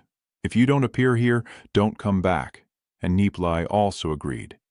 Then the scene shifts to the afternoon inside a room of the Alchemy Guild, where the guild officer Yang Han, 25 years old, with the cultivation of the golden flame spirit. Sitting and reading letters, she sighed. The Alchemy Guild is becoming more and more bleak. She looked at the paper in her hand and said with disdain, What is this? If there is no discount on the medicine or increased effects later, no one will want to be a pill master anymore. I wonder if today's documents contain any valuable insights on alchemy. She casually took a fake envelope and said, This page is written so much. Then she began to read. If we discuss the use of purple lamgrass in alchemy, adding a little when refining soul pills or nourishing spirit pills can triple the effectiveness of the medicine. Using purple lamgrass together with 100 moss boughs and dai-tu roots soaked together can enhance the power of the spirit. Ha! In the past 2 days, someone has been buying purple lamgrass, wanting to borrow the grass I personally refined, and they don't want to spend a little on herbs? Truly, there are over 60 uses for this herb, an antimicrobial herb. If it's really useful like this, then it could have a huge impact on the development of alchemy. You have to try it to see, and maybe there are a few more benefits hidden here. So she loudly called Vin Quang to bring her 5 caddies of Tu Lam Thao. A person entered and said, Sir Steward, we only have 3 gin left. Yang Han replied, I understand, then wondered how much Tu Lam Thao the other party was actually buying, as the formulas for making Tu Hon Dan and Duong Lin Dan took hundreds of years to perfect. Even if the flower doctor is reborn, they still face significant failures and sky-high costs, but the other side managed to buy such a large amount of violet grass. So she began refining pills while muttering some incantation. Vin Quang praised him, saying he truly lives up to the title of steward, with such stable temperature regulation. I must learn from him. After an hour, Duong Han raised his hand to perform a seal, and the door opened. Duong Han marveled. This is it. Vin Quang's output is now more than half of what it was before. Vin Quang confirms that the success rate of alchemy has increased and the price will decrease. The more soul-absorbing and spiritual nourishing pills there are, the better. Duong Han ordered him to taste one. It's very expensive, then threw a pill into Vin Quang's mouth. The man asked if he could, and Vin Quang simply swallowed the pill, then quickly sat down on his body, emitting light. Vin Quang's face showed a trance as blue light began to glow around him. Seeing his focused expression, Duong Han leaned in and asked how he felt. Vin Quang shouted in surprise, Lord Chapsu Vin Quang is absorbing the power of the soul. Please don't scare me. Then he closed his eyes again to meditate, and afterward he said he felt it was comparable. With the more powerful soul-consolidating pills, Duong Han let out a cry of excitement and then suggested, Indeed, there are still some Tu Lam Thao over there. Try another one. That's right. Tell everyone to make more of these pills for me. Tell them I have already checked. First verification under the name of Quang Hui Chi City and the Alchemy Association. You should understand this clearly, right? Vin Quang obediently listens to me and will go right away. Then Duong Han picks up the jar again, thinking about how to soak it next. After an hour, Duong Han was soaking in the bath, staring at the flowers and grass in the water in shock. Truly unbelievable. The next morning, Nie Li's friends, each carrying a backpack, all arrived at the destination. Finally, he panted like a dog and sighed, I've climbed a mountain and carried a heavy load. I'm going to die. Detrak angrily shouted, We have to carry up to 50 pounds. You're the strongest and only carry 20 pounds, but still complain about being tired. Nie Li laughed out loud. Ha ha ha. That's enough for this morning's training, but if we don't work hard on practicing the top-tier techniques and keep up with our spiritual power, we might go insane. Hearing this, Lu Piao was so scared he almost pulled down his pants and shouted in horror. Ah! Ha. Time has passed and the sun is now high in the sky. Luke Fio this time has already surpassed the team and just stepped out of the city gate when he met someone from the Alchemy Guild. That person greeted Luke Fio and Nie Li. I am a member of the Alchemist Guild.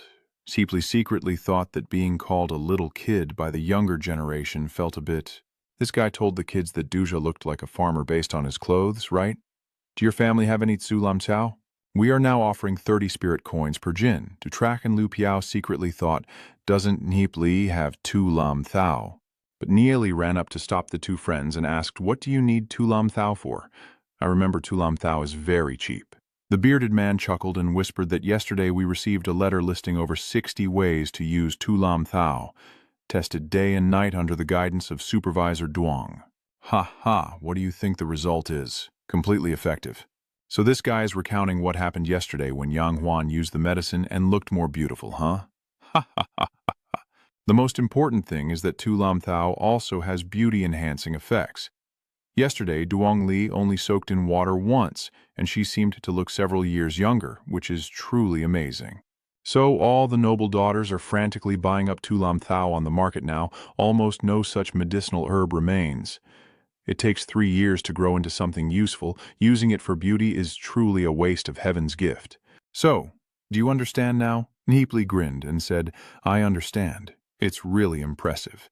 Actually, since we are students of St. Lan Academy, we don't have Tsu Lam Thao, so farewell then. By the way, your beard looks even longer now. So everyone shut up and laughed. On the way back, Duja wondered why the person who bid so high didn't sell to him. Nie Li replied that it's not the right time to act yet. Let them help us with the promotion.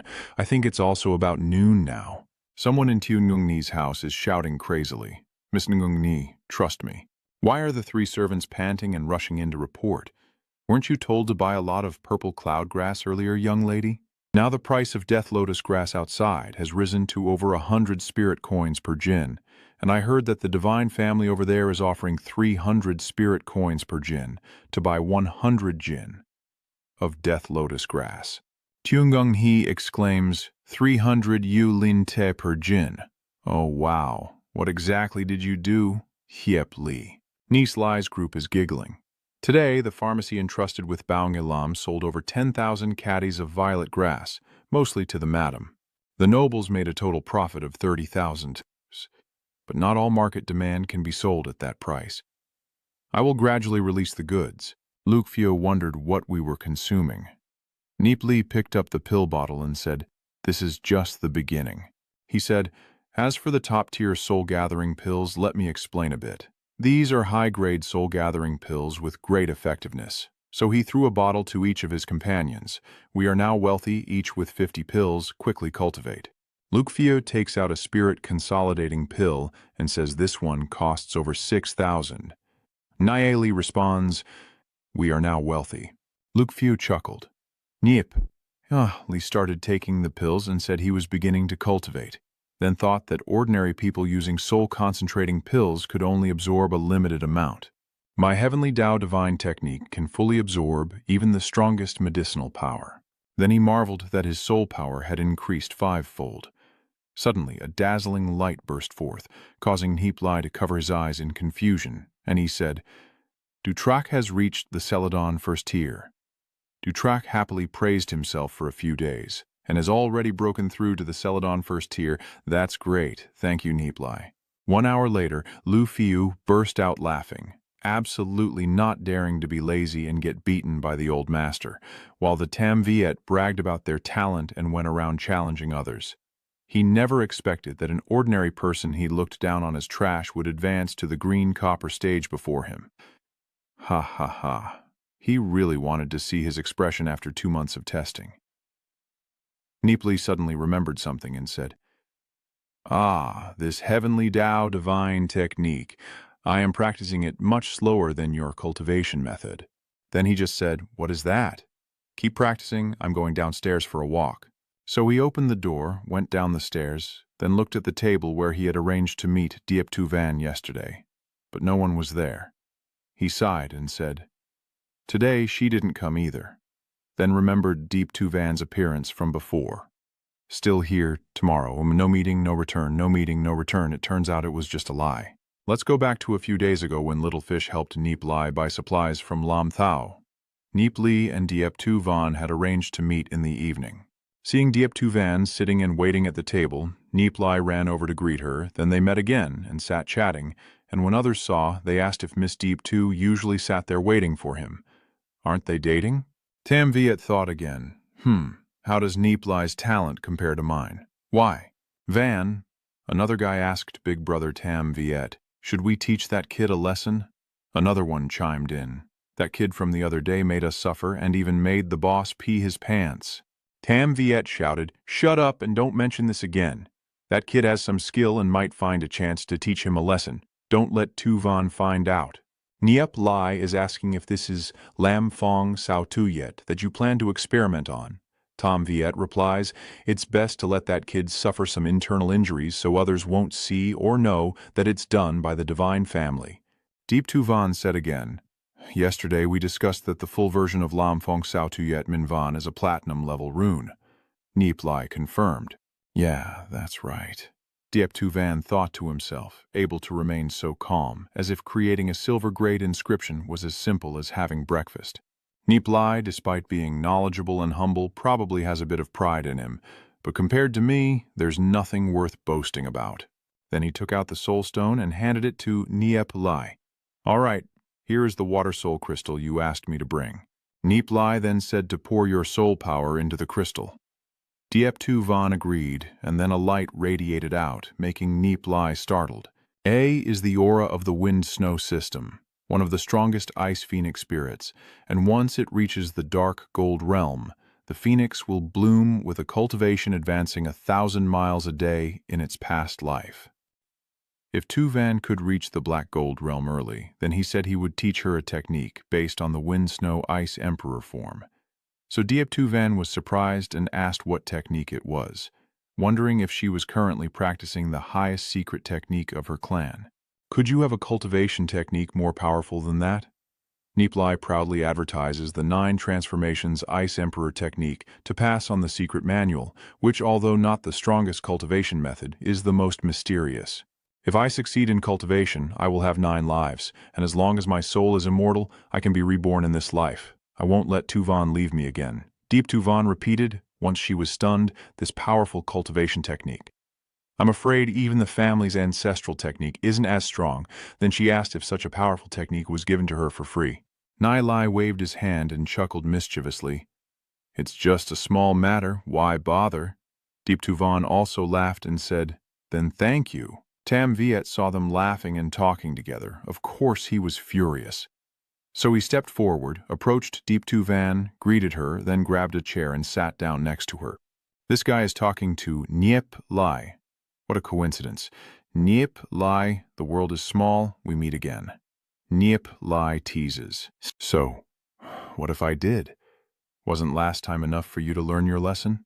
Tam Viet was so angry his eyes almost popped out, and then he pointed at Diep Tu Van and said, "Our family and Tu Van's family have been childhood sweethearts since we were young. Both families agree on our relationship. I can say that." Diep Tu Van silently wondered, are we really that close to know each other's habits so well? Then she looked at Nie Li and asked, "Hey Nie Li, don't do anything to him, okay?" Nie Li got furious and said, "So that's how it is." "So I really want to know what you know." Tam Viet begins to judge Tu Van. She likes to eat xiaolan, enjoys reading books, and likes to stare out the window in a daze. Isn't that right, Tu Van? Diep Tu Van also nodded in agreement.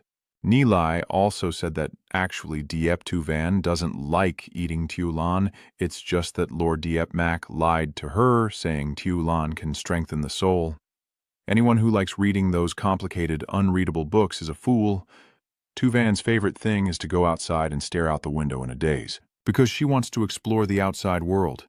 Tam Viet shouted, "What are you talking about?" "What? You understand Diep Van like that? She has a butterfly-shaped mole on her body. Do you know where it is?" Tam Viet, furious, shouted, "What do I know?" Meanwhile, Diep Tu Van's face was flushed red.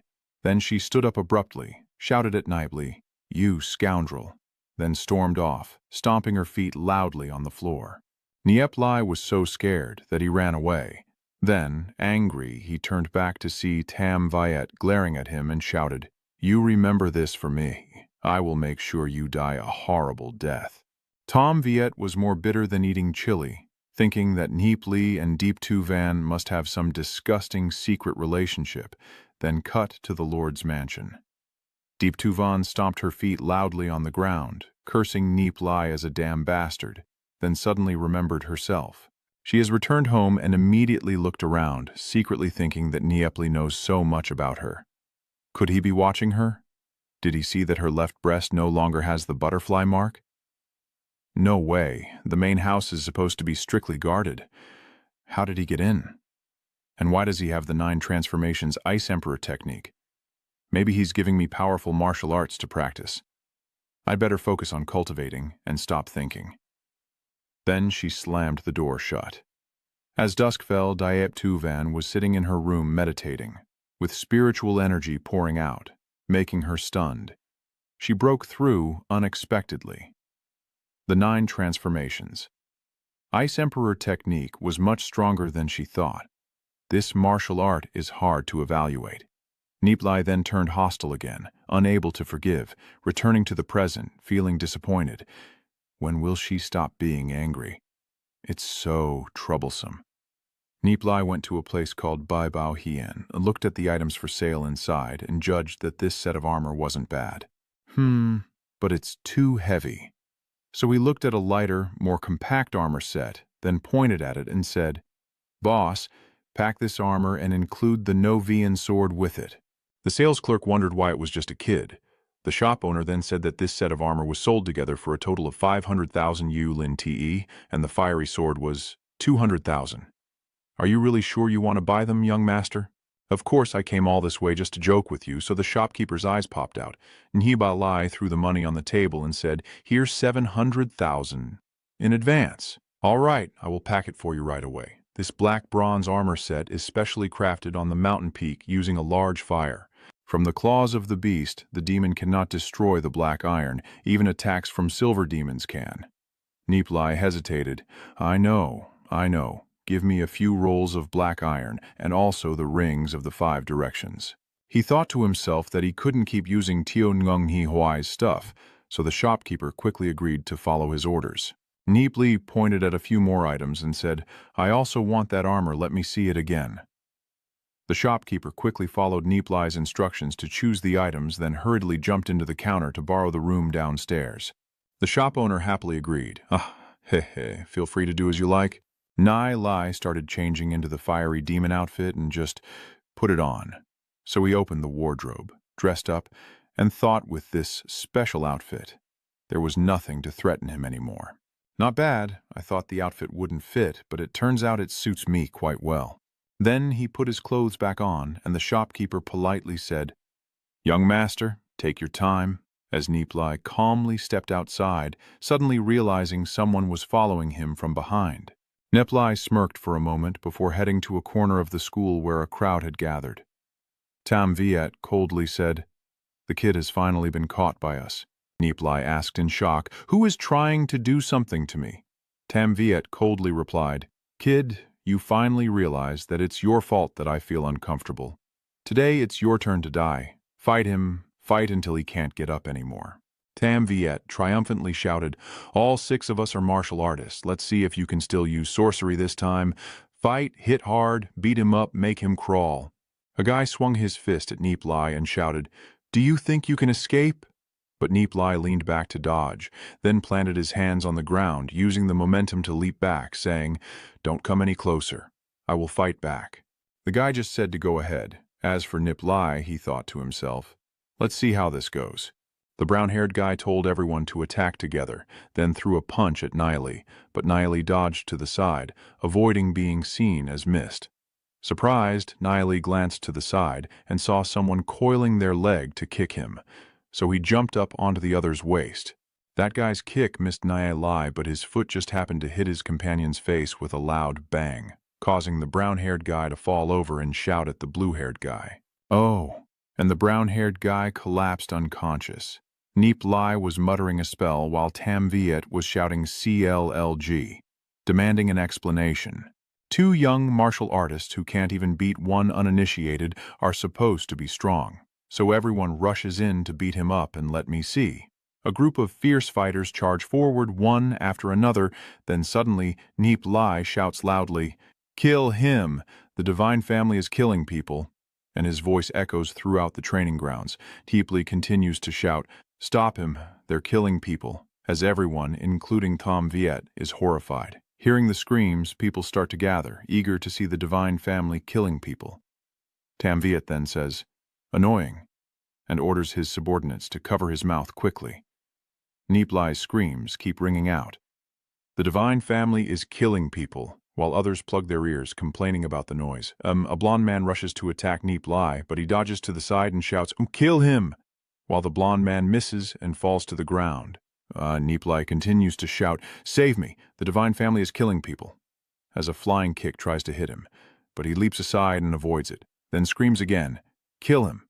And the blond man, of course, misses and ends up sitting on the ground. The kid keeps shouting, "Nie Li, keep shouting, kill him and save me." Another attacker charges, but Nie Li leaps away, then falls to the ground, and another man strikes him, shouting, "Save me! The divine family is killing people." Then another guy stepped on Nie Li's chest, but he rolled away, avoiding it, and kept shouting, "The divine family is killing people." The guy thought to himself, slippery as a fish. At this moment, one guy has caught Nie Li and shouted, "I got him!" Then another quickly rushed forward and punched him hard in the stomach. That guy also released Nie Li from Tam Viet's men. Then they all attacked him together, kicking him repeatedly to make him shut up. "Keep shouting if you want." Tam Viet smugly said, "If you're so brave, then run away."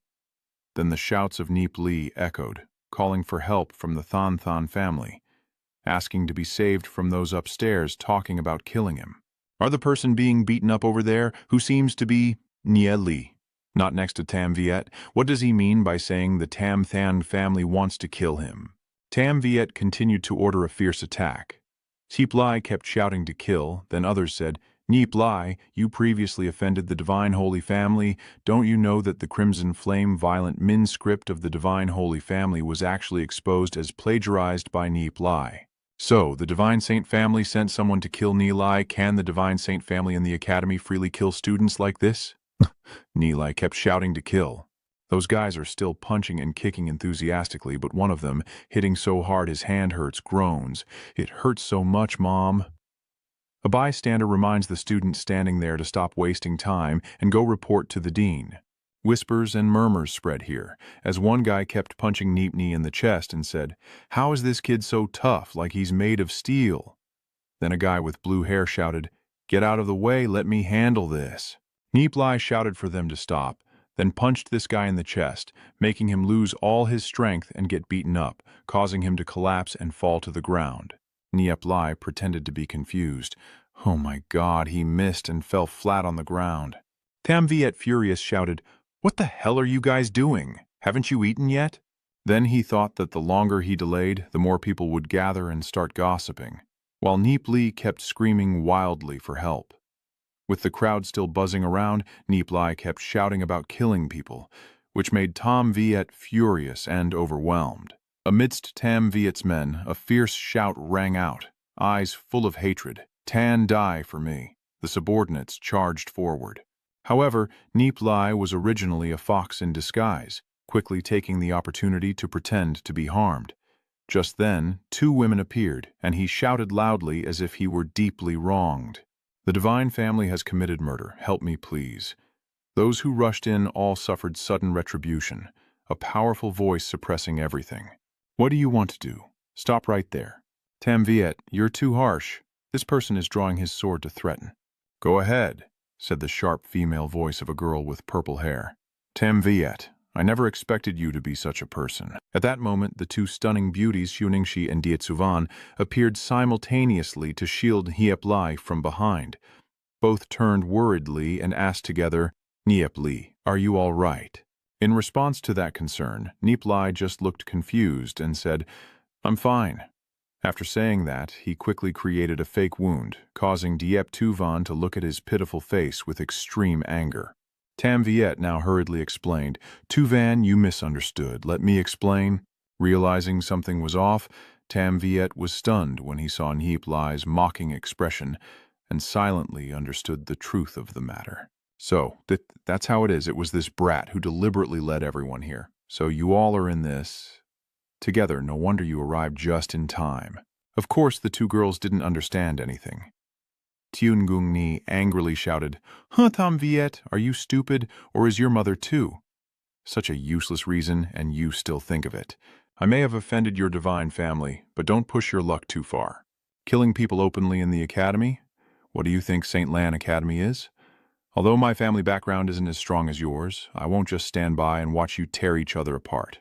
I want to see just how powerful your divine noble family really is," he thought to himself with his inherent arrogance. "Nie Li, I also have my pride. Unless you want to kill me, I will never submit to you, you villains. Dream on, girl." Seeing the tense situation, Detrak also raised his voice to defend his friends. "Tam Viet, you're being pretty despicable too. 7 against 1, that's just too despicable. That's right, you're shameless as hell, pathetic as hell." Tam Viet tried to explain in vain. "I didn't actually hurt him at all. He's been running around like a headless chicken, shouting everywhere." Hearing that, Lu Piao immediately shouted back, "Who do you think you're fooling? If so, then step forward and let us see if you've been hurt. Do you dare? Besides, you just shouted that you killed Nie Li. Everyone heard it." Cornered, Tam Viet had to admit and make an excuse, saying he didn't mean it, just wanted to maim. But as soon as he spoke, he realized he had let slip. Teo Ngung Ni and Diep Tuvan snorted coldly, and the crowd around them started whispering and gossiping. Unbelievable, really. Yeah, no killing, just maiming. Suddenly, a loud shout announced Deputy Dean Diep Thang's arrival, and Tam Viet spat bitterly before gritting his teeth and saying, "Let's go, Nep Lai. Consider yourself lucky today. Just wait and see." He shouted at everyone to disperse, while Tiunangung He gently took Niep Li's hand to ask, "Are you okay, Niep Li?" Niep Li grinned happily and reassured, "It's just a scratch, nothing serious. Luckily, you all arrived in time." She glanced at Diep Tuvan and softly said, "It's good that you're okay." After the gossipers finished their chatter, a blue-haired guy spoke with admiration. "I think Niep Li is pretty clever, suddenly taking 2 school beauties away. Why don't those guys just beat him to death?" The girls next to her also praised his handsome looks, making Tu Ngang Ni remind everyone, "Niep Li, let me help you back to the classroom. I've already prepared some snacks for you." But she coldly replied, "Everything is settled now. I'll take my leave." Behind them, Dutrak and Lu Fu gave a thumbs up in approval, while Tom Phi from the Divine Holy Family clenched his fist in frustration, contemplating angrily. "Publicly opposing the Divine Family and even seducing my woman. Nipli, you must be tired of living, just wait and see." Time passed quickly, and on the day of departure, Tran Lam Kiem called for a check of equipment, rations, weapons, and tents. Everyone shouted in unison that they were fully prepared. Tran Lam Kiem led the team and announced, "Let's go then, young Master Tran. You've arrived just in time." Seeing the large group from the Divine Family compared to their own, Tam Viet wondered why Niep Li was also present, then sneered, "Ha ha ha, this is your own death wish." Niep Li silently thought about their childishness as Diep Tuvan and Teo Ngu Ni exchanged polite greetings before Tuan Van walked away. After Tran Lam Kiem announced the start of the expedition under the guise of training, the group began to move, crossing treacherous terrains under the protection of Bingan-level experts. When night falls, Tran Lam Kiem orders the camp to rest. Niep Li surveys the terrain and quietly assesses that this place might not be very safe. Tam Viet came over again to suggest camping together with Deep Tuvan to protect her, but was bluntly rejected. "No need. I'll camp with the other senior sisters." As night falls, Niep Li lies on the grass, listening to the wind and contemplating the future. 2 months of training left until graduation. Only then do they get a holiday to go home. I wonder what everyone in the clan is doing this year. Remembering the sorrow of his past life, he was determined to reach the black gold level. even the legendary level, to protect Guanghui City, and with time running out, he had to train quickly. Suddenly, his inner servant appeared with a strange vortex, making him wonder about the transformation of Hai's soul. Meanwhile, after reading the letter left by Nie Li, Nie wondered why he didn't take her with him. A servant entered to announce the master's call, and when she arrived at the council hall, she saw her father looking distressed. Her father asked about the large sum she spent to buy the purple orchid grass. Nie thought to herself, her father already knew, and she listened as the elders questioned the sudden surge in the price of the purple orchid grass. Elder Duok, perhaps there has been a misunderstanding. The Tsulam Thao was bought with my own money, using my personal name. The family had agreed, but Duok used the family's difficulties as an excuse to pressure her, even suggesting that if she donated the herbs, she wouldn't have to marry Tam Phai. He firmly refused, saying that the Tulam Thao belonged to a friend who bought it, and she had already given everything to that person. Tu Duok angrily shouted, not knowing who the friend was, but Tu He refused to reveal it. The family head advised Tu Duok not to cause trouble, but the atmosphere remained tense.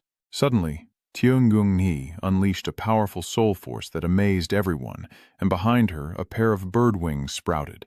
The elders cheered and confirmed it was a soul transformation, signaling an extraordinary future.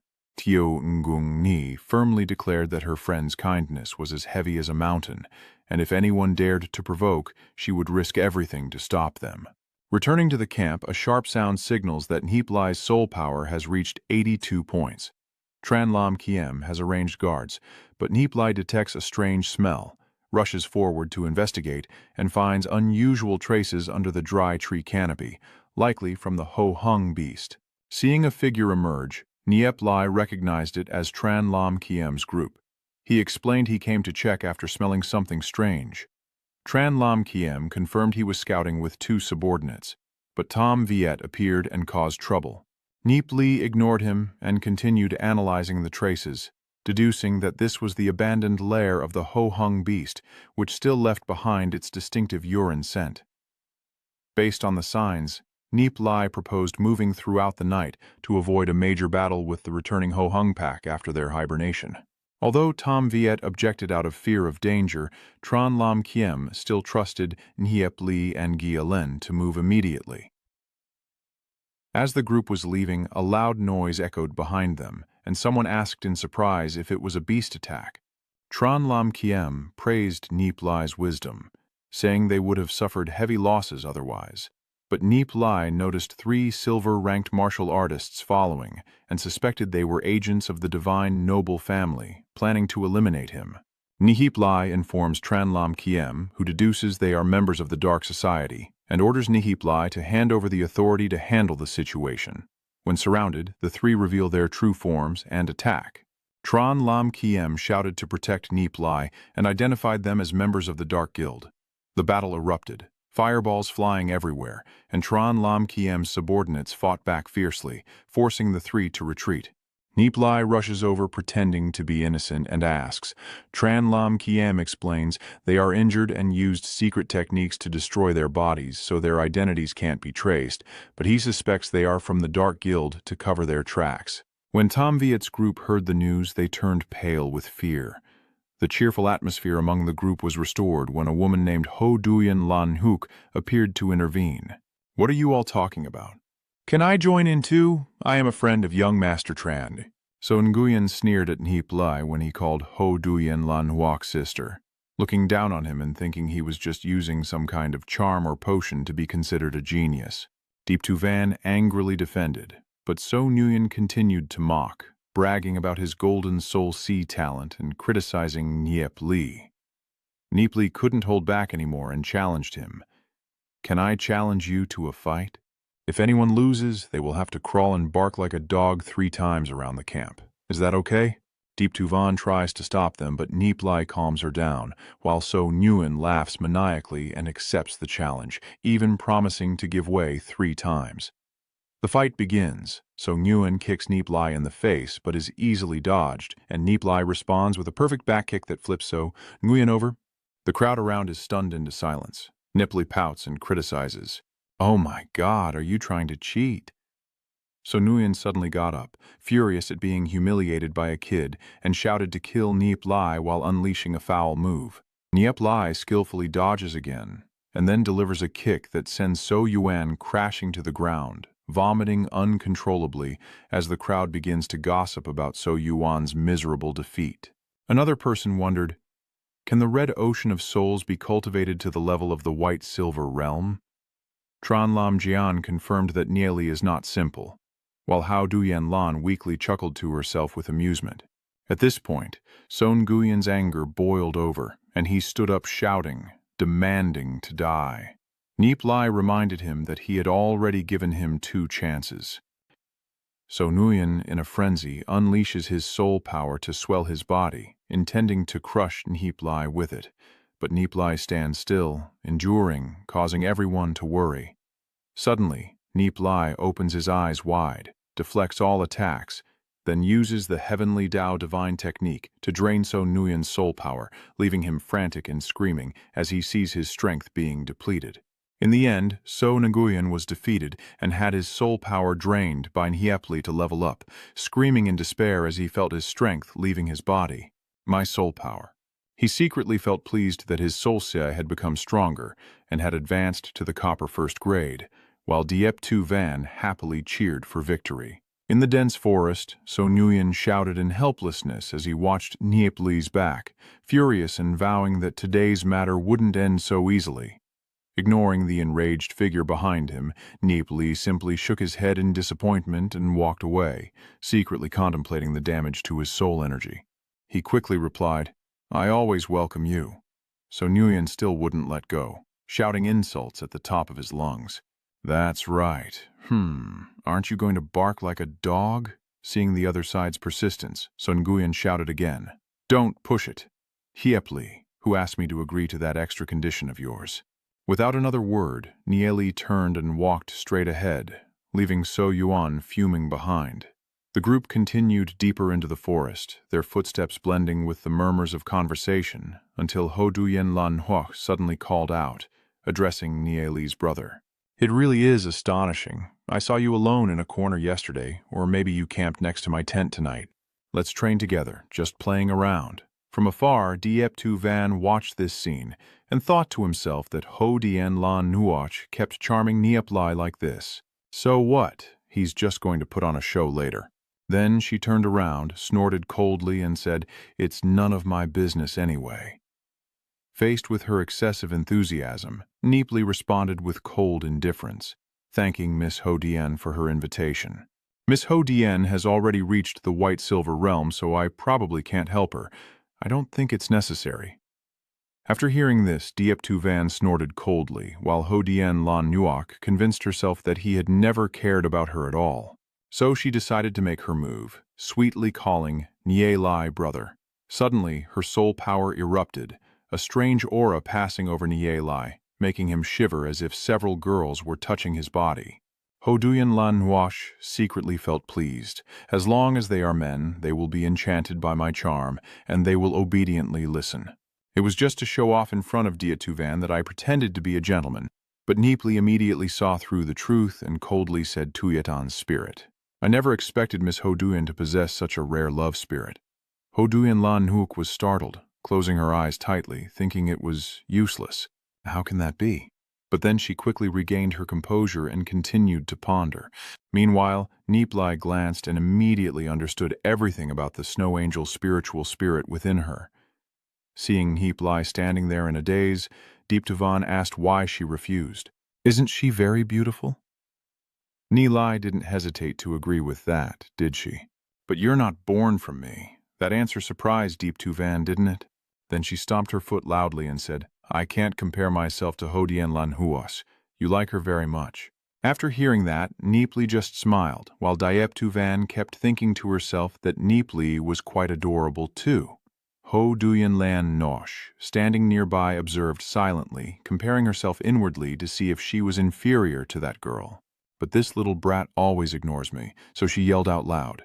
I don't believe I can't conquer a child like you who hasn't even grown hair yet. Yep, lie. One day I will make you my subordinate under my feet. I have decided this little brat belongs to me. Anyone who dares to touch him must ask for my permission, and if anyone wants to compete with me, I will not let it go. This bold declaration left Nie Li and everyone else stunned. Is Tran Lam Keem shocked? Meanwhile, Diep Tu Van chuckles, and then everyone bursts out laughing, openly confessing. Before Nie Li could recover, Hu Duyan Lan Huok launched a relentless attack on him. Do you want to try this almond cake? Nie Li, are you tired? Do you want me to give you a break to rest for a bit? She said while handing a cloth to Nie Li, leaving him speechless, and angrily said, I told you. Can you please stop bothering me? Just go away. Go far away. Ho Duyan Lan Huok immediately put on a coquettish act, pretending to cry and sniffle before turning her face and walking away. Nie Li let out a relieved sigh, finally feeling at ease, but it wasn't long before she came back as if nothing had happened. Are you thirsty, Nie Li? I still have the best Han Hoa wine here. Nie Li freaked out. Are you a demon haunting me with all these things? Are you bored or what? Ho Duyan Lan Huok winks playfully. I realize I kind of like you now. Even though you don't like me right now, it's okay because a beautiful girl like me. Is there anyone who doesn't like me? I guess you're blind now, but one day you'll see how adorable I am. Nie Li immediately turned around, clearly the one who was blind. Then he ran off headlong. The women immediately started pointing and teasing. Is this the person Ho Duyan Lan Huok is pursuing? His appearance is quite handsome. He should be a good match for her. Nie Li heard that and could only be speechless. Please, ladies, have mercy on me. You also know that I have no relation whatsoever with her. Deep Tuvan then asked what this had to do with me. Nie Li fell silent for a moment before sinking into thoughts about merging Tuyatan's love spirit. By noon, the group finally reached the outskirts of the ancient city, standing before the ruined city gate. Tran Lam Keem silently thought, this is the city from the Dark Era. Seeing the ruined scene inside, everyone couldn't help but feel a sense of nostalgia. Nie Li once again pondered that Quang Hui Chi City, after being destroyed, looked just like this. Tran Lam Kiem finally let out a sigh of relief, considering it a relatively smooth arrival. Then he took out a map and spread it on the ground, saying, this is the map. Let's see which way we should go. The relics of Land City are very old, and the powerful monsters have already left, so we can explore freely. Let's go check the residential area. The others agree it's the easiest place to find treasures. That's right, exactly. I think so too. Tran Lam Jian pondered silently for a moment, then nodded and asked Nie Li, what do you think? Nie Li shook his head and said, no, think about it, everyone. Is the residential area inside the city really the easiest place to find treasures? Most of the assets are in the hands of wealthy families, and people are starting to realize that. Yes, that's right. Oh, right? This ruin covers hundreds of square miles, and with so many rooms, it's still in ruins. How can we tell which one belongs to a great family? Tran Lam Keem brushed it off and kept talking. Nie Li continues explaining. If you want to find the residences of the great families, look for areas with the sparsest architecture. Because these great families usually have their own villas, their hundreds of years of tomb raiding experience makes a difference. Ho Duyan Lan Huok exclaimed happily, yes, it's definitely here. The structures in this area are all very large. Tran Lam Kiem had already assigned a search team earlier. Although they found some interesting things, there weren't many, and they didn't discover any secret chambers or tunnels. Tam Viet sneered and pointed his finger. What I mean is, what you've figured out, others have already thought of long ago. Do you really think the great clans in Guangyao City only eat vegetarian? Can you be quiet for a moment when I'm talking? If you're so smart, then you speak. Tom Viet was furious and shouted at you, but Tran Lam Kiem silenced him with a glare, causing him to only snort coldly. Nie Li cleared his throat and continued. It's normal for this place to have been searched, as it's on the way to the center and thus under strictest security. Then he pointed to the large spot on the map, but this area is probably the city lord's residence. Tran Lam Keem's guesses about Nie Li's location have been very accurate so far. Of course, this place has also been searched before, but near the lord's residence there is an empty plot of land with no buildings. Does young Master Tran know what this land is used for? Tran Lam Jian was surprised. This is the military training ground of the city lord, with many large blocks of black volcanic rock inside, hollow and immovable. And the neighboring area, I don't know what it's for. I heard many wild plants and weeds grow there. Could it be that these three areas have issues? You mean there might be something there, but people have already searched those spots and apparently found nothing. Nie Li suspects that those large rocks are hiding places created by the great clans. There might be something inside, but the surrounding areas are definitely booby-trapped, so rushing in blindly could be very dangerous. Honestly, the part I doubt the most is outside. Are you all surprised? Why? Nie Li explained, even though it looked like no one doubted anything. That is the safest place because the training ground is built right next to the Lord's residence, so it must mean something special. Such a large training ground, there might be some valuable items inside. Let's go to the nearby area to search. Tran Lam Jian agreed. Let's do it that way. Then he folded the map, ordered to get the weapons, and set out. Let's go, everyone shout together. At this moment, Nie Li also takes out his toy, muttering that he has prepared poisoned arrows, then pulls out a bundle of arrows and straps them on his back. Tran Lam Kiem ordered the team to move along the wall as it was a relatively safe path.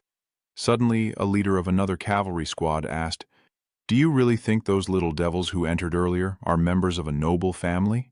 The subordinate replied, "Yes, sir, Cloudflower supervisor." Cloudflower then agreed immediately, instructing to capture those who seemed to have higher status to demand ransom from their families, and kill the rest. The crowd shouted clearly and immediately moved. At this moment, Tran Lam Kiem noticed the mountain monkeys following, and he angrily said, "6 of them, these mountain monkeys are following us, but keep your distance. Wait until their comrades arrive in full force, then attack us." At this moment, an arrow shot through the air and pierced into the chest of the little beast, causing it to cry out and fall backward with a thud. The other monkeys, seeing their comrade lying on the ground, howled loudly and scattered in panic. Tran Lam Kiem quickly seized the chance, drew his sword and slashed a sweeping strike, wiping the monkey blood off his face before muttering to himself. The Thuong Tiku Vien kept moving, yet only one was hit. What about the others? Who shot that arrow? Then I realized it was Nie Li knocking an arrow. The monkeys on the trees chattered mockingly. Tran Lam Kiem ordered everyone to draw their bows. Tam Viet looked annoyed. Nie Li, ever since he appeared, Tuvan has been growing more distant from me. It's just hitting the Thuong Tiku stone. What's so hard about that? So he moved to a corner of the wall, squinted and aimed at a large one, muttering about such a big target. He pulled the trigger, the arrow shot out swiftly but missed. The monkey squeaked and ran away. Seeing Tam Viet miss his shot, the others held back their laughter and snickered. He ha. Deep Tuvan also felt embarrassed, thinking to herself why she was so clearly aiming and yet missed. I don't believe it. So he loaded a different arrow and pulled the bowstring again, but still missed. Tam Viet looked stunned, and everyone burst into laughter. Ha ha ha! Are they all like they've hit the jackpot? Tran Lam Kiem angrily shouted and laughed at the cage. Do you want to become food for the ordinary-sized giants? The group of small giants is getting closer and closer. Hurry up and get your bows ready. Tam Viet glared at Nie Li bitterly, blaming you for everything. Nie Li, why is he staring at me like that? This rebellious divine noble family always irritates me whenever I see them. Meanwhile, the little creatures went crazy, screaming loudly, while the archers kept shooting but missed every time because they were all aiming at birds. They looked stunned because they were too agile to hit. One of the giant stones ran away, then suddenly shouted mockingly, and with a thud, an arrow shot right into its forehead. The one who took action was Nie Li. He shot down 2 more, causing them to crash to the ground. Tran Lam Kiem watched and sweat broke out, then said, "Brother Nie Li, I'll bother you next." Nie Li replied calmly, but said that we also hit the giant Thuong Tiku Vien, and suddenly there are more around it.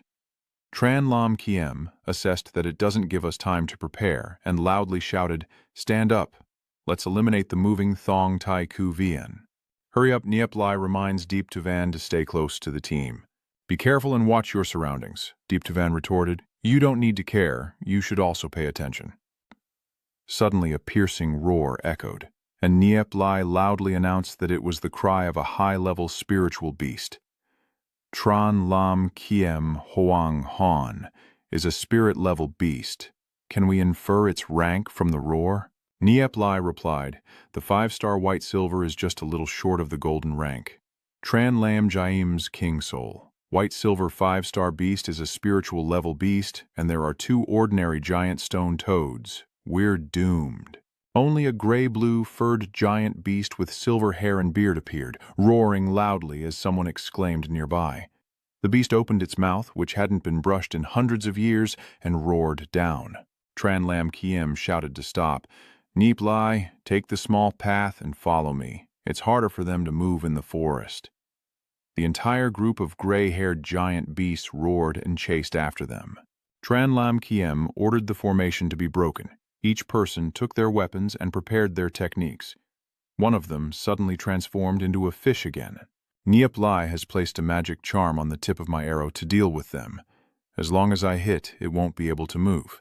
Everyone took the opportunity to rush forward. After saying that, I shot an arrow hitting the weak spot of the giant. So, one of them is carrying a heavy sword. That's perfect. Then I will go up and cut the beast's life in two. Nie Li fired 2 shots in quick succession. Tran Lam Kiem and his team charged in to slaughter, leaving 5 monkeys lying on the ground. Nie Li judged that what just happened was only reconnaissance, and she thought it was about to attack. He felt that something was off, something he had never heard of before in his previous life. Tuvan said they encountered powerful demon beasts like this. So he suggested quickly luring it to the fortress, so we could use the fortress to deal with them. Tran Lam Ken ordered on the other side, "Stop right there." The transformed fish was blocked by the Thong Ti giant and was knocked away. Tran Lam Kiem shouted at a Kwang, but a Kwang had already been hit against the tree trunk. Nie Li gritted her teeth in frustration and fired directly at the little informant, but it leapt away to avoid the shot. A Kwang lay motionless. Tran Lam Kiem angrily shouted, "This Nie Li says it seems to have some grievance with our archers. Everyone stay calm." The little giant rat keeps squealing loudly. Nie Li is startled. Wait a moment, it seems to be calling its kind. This isn't good. If we all stay here, our target will be too obvious, so let's split up. Tran Lam Kiem's team checks. A Kwang sees he's exhausted, then orders to divide into 6 groups and gather at the fortress. Let's go. Everyone scatter and run. The Thong-Tai giant beast is still howling and chasing after us. The women are so scared they want to pee their pants. Nie Li runs last, sees it still on his tail, then stops, pulls out the Novian sword, and tells his companions to go quickly. I will cut it down. Cut it. Diep Tuvan warns Nie Li not to take reckless risks, shouting to hurry up and saying he has a plan. Hoduyen Lan Nuok admires the young man, while Diep Tuvan reminds everyone to stick to the team. The giant beast leapt down, punching the ground where Nie Li was, but he dodged swiftly and spun his sword in a circular attack. The beast opened its mouth to bite the valuable 200,000 coin sword, and Nie Li was delighted to hit it. But it shattered his sword, leaving him heartbroken. The giant beast angrily slammed its fist into the ground, splattering debris. Nie Li covered his face and widened his eyes, and when he saw it swing its hand to strike, he shouted loudly, "Taste this." Using his soul power to investigate, he quickly identified its weakness in the head and suddenly launched a soul attack.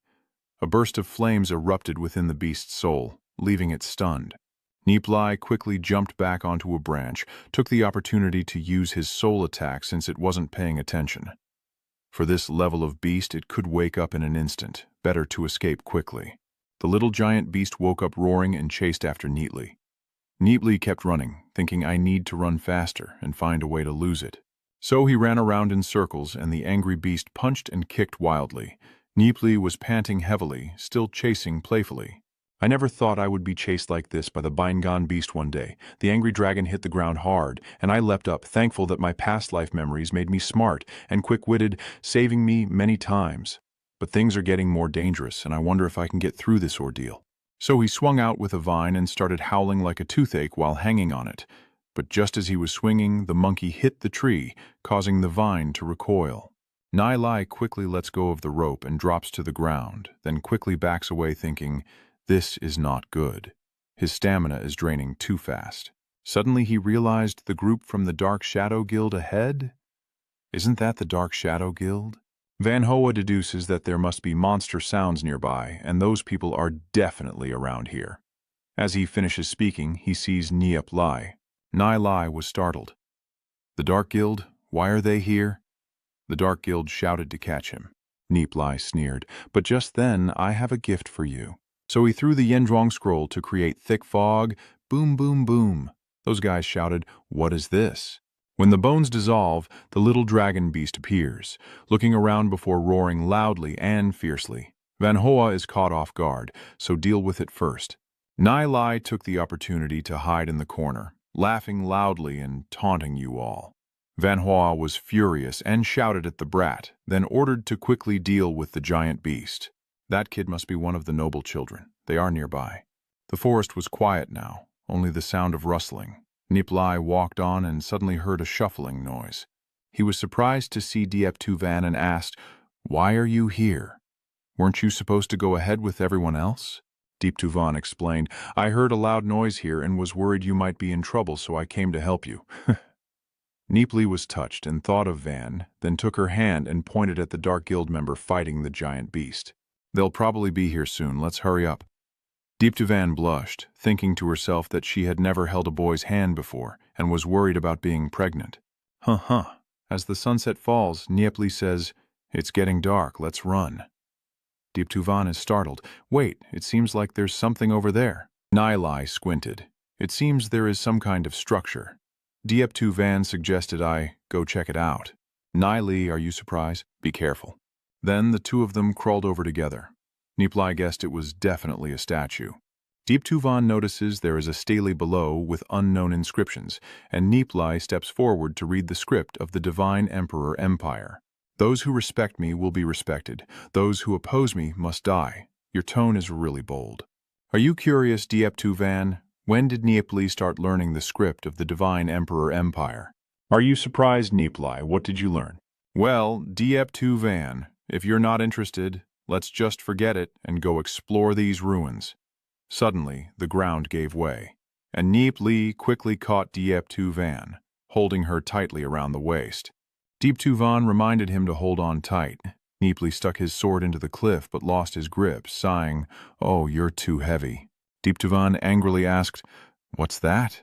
Did Nie Li realize she had spoken out of turn? "It's nothing." Diep-Tu-Van shot out a strand of spider silk. Nie Li marvels at the icy snow and frost. Diep-Tu-Van asked in confusion, "Where is this?" Nie Li replied, "I don't know either. Looks like we can't climb up there. Luckily, the thread is long enough, so we just have to descend slowly." At this moment, they are pressed close together, and Diep-Tu-Van's face is blushing so much she says, "Don't move. I'll go down first." The rope swayed. Nie Li shouted, Don't shake." His hand accidentally let go, but his other hand caught Diep-Tu-Van, though it was resting on her waist. Diep-Tu-Van shouted, her other hand clutching her chest, and angrily warned Nie Li that if he dared to move impulsively, she would risk everything and fall down with him. Nie Li chuckled happily. "Fine. I won't move anymore, I won't move. We go down from there." We arrived. Nie Li snapped her fingers to light the torch, sighing deeply. The two of them looked at each other, and Nie Li praised her for being truly beautiful. Diep-Tu-Van said, "Hurry and find a way out, or we won't be able to escape." Nie Li agreed. It seems we're trapped in a maze with many paths. Nie Li, holding the torch, saw the inscription, "Kong Ming Spirit Seal Repository," and exclaimed, "This is the tomb of Emperor Kong Ming of the Holy Empire." Diep-Tu-Van wondered about Emperor Kong Ming, and Nie Li confirmed, "Yes, Emperor Kong Ming is the most mysterious ruler in the history of the Holy Empire. In his middle age, he left the Holy Empire. Legend at the time said he had cultivated to a level that amazed everyone. As an immortal, I never expected he would be buried in Kowloon City." Diep-Tu-Van wondered, do people really can cultivate to the point of immortality? Nie Li replied, "Of course not. It's just a legend, and even if someone cultivated to a level beyond legend, they could only live 200 or 300 years at most. In the end, he couldn't escape the heavenly Tao reincarnation." Diep-Tu-Van asked beyond the legend, "What realm is this?" Nie Li replied that later she would realize this was probably a maze, and there might also be some mechanisms like traps. "Be careful, wherever I go you must step exactly there," Diep-Tu-Van wondered. "So how did Nie Li know?" Then she asked, "Which way should we go here?" Nie Li simply pointed and said, "Go north. Following Emperor Kong Min, his tomb must be built in the north-south direction, which is the north side of the maze." Diep-Tu-Van asked again, "Why?" saying, "Why does his tomb have to be in the north?" Nie Li explained that it was written in the complete fate book of the Divine Empire era. In each fate, there is a thing of mutual generation and restraint, including the location of the tomb. The people of the Divine Empire believe strongly in this. Deep Tuvan was amazed and thought to himself about how many books Nie Li had read, then asked, "So which side is Huang Bak? We are at the bottom. How can we tell the direction?" Nie Li touched the wall and said, "The Saint Ancestor's mural is oriented from south to north, so by examining the patterns on the stone, it's easy to determine the direction. So let's go this way." Diep Tuvan obediently followed after hearing that, secretly thinking that the little princess of the Diep Tuvan estate is actually the niece of the legendary demon spirit master Deep Mak, who has read countless books since childhood and feels a bit proud but is somewhat inferior to Nie Li. Suddenly, a cracking sound rang out. Nie Li shouted to stop and threw a stone forward. Countless arrows shot out rapidly, causing Diep Tuvan to scream in horror. Nie Li explained that mechanisms of this level are no trouble at all. Once done, he said, we can go now. Outside, the Dark Guild was cursing each other. Truly a bunch of useless trash with 6 wounded members, and they even caused the little white jade beast to run away. That spirit beast was worth hundreds of thousands of spirit coins. The most annoying thing is that kid who lured the beast here, but that's just a white silver-level tortoise beast. There must be more. Find them for me. If you can't catch them, don't even think about going back. Suddenly, a subordinate noticed something. Manhwa recognizes this young master, so you've probably heard of the Dark Guild, right? We are here to capture the descendants of noble families like you. He. Should I take you to exchange for money or just kill you now? Tem Viet shouted in panic. Please don't kill me. I am from the divine family. My family will definitely pay a high ransom for me. Van Hoa widened her eyes and asked the Thanthan the family, then sighed and huffed, thinking she had gotten a good deal. But it turned out they were related to Vice Chairman Hai.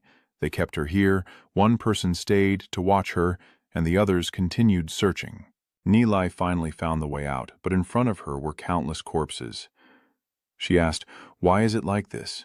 Diep Tuvan explains that this underground palace was probably used as a refuge by the people of Kolan City. They brought all the elders and children here, likely waiting for the war to pass before leaving. Unexpectedly, Kolan Than fell into danger, and they were trapped here, buried alive. Kwanghuichi City was like this before, and those brought here probably won't escape this fate. I can't let this happen. Deep Tuvan said, "No, let's go."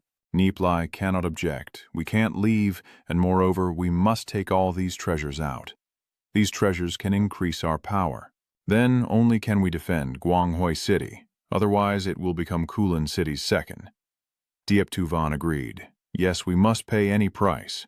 Although this is disrespectful to the deceased, for the sake of Kwanghuichi City and those lives, I apologize to you all. Diep Tuvan saw a set of green bronze battle armor and pills, but fearing they were expired, then saw a glowing spirit stone.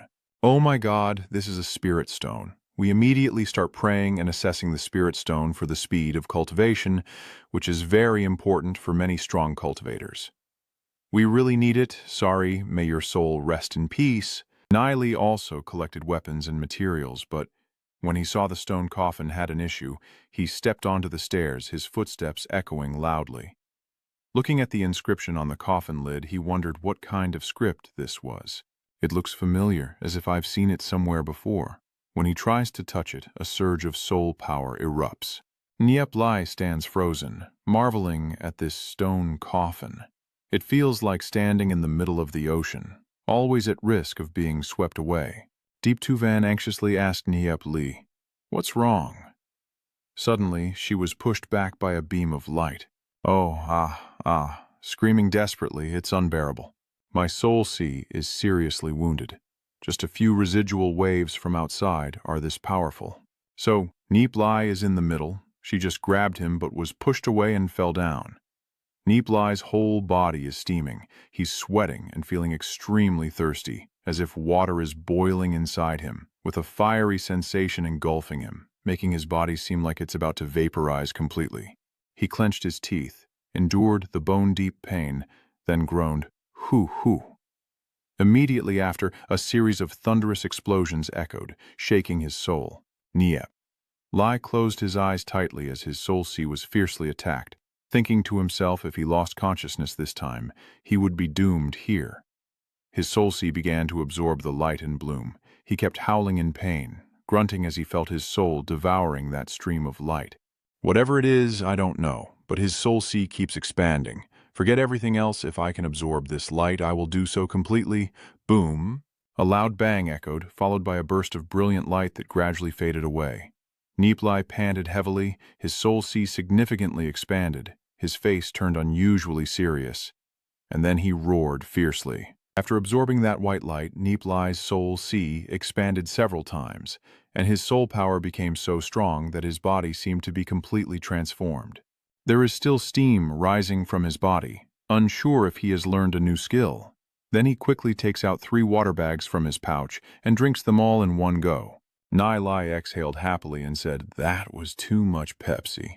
Suddenly, a strange noise came from nearby. Clack. The stone coffin slowly opened. Clink, clank. Nie Li stared in confusion, not understanding what this was. In front of him was an empty coffin. Nie Li rubbed his eyes in surprise and exclaimed, "Huh, just dust in my eyes. There is nothing here." But at this moment, a piece of paper and a necklace appeared. Canada's illusions are real. Nie Li stared with wide eyes in amazement and exclaimed, "This is definitely not a mistake.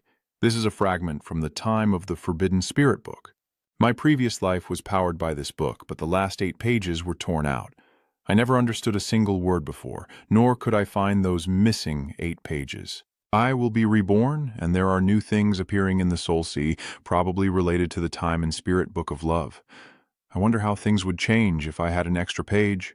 He suddenly realized, this is indeed one of the lost items from his previous life.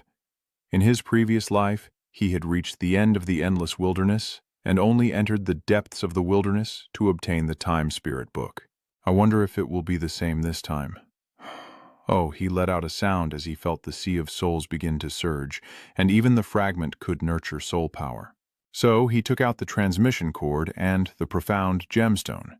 This is a rare item, and this ring can triple the speed of cultivation. Then he grinned mischievously and said, "Heh heh, this is a gift for Tuvan. But what does this stone coffin mean? Why are the remnants of the time and space spirit here? Where is the corpse of Emperor Kongming?" Maze after maze, he whispered softly.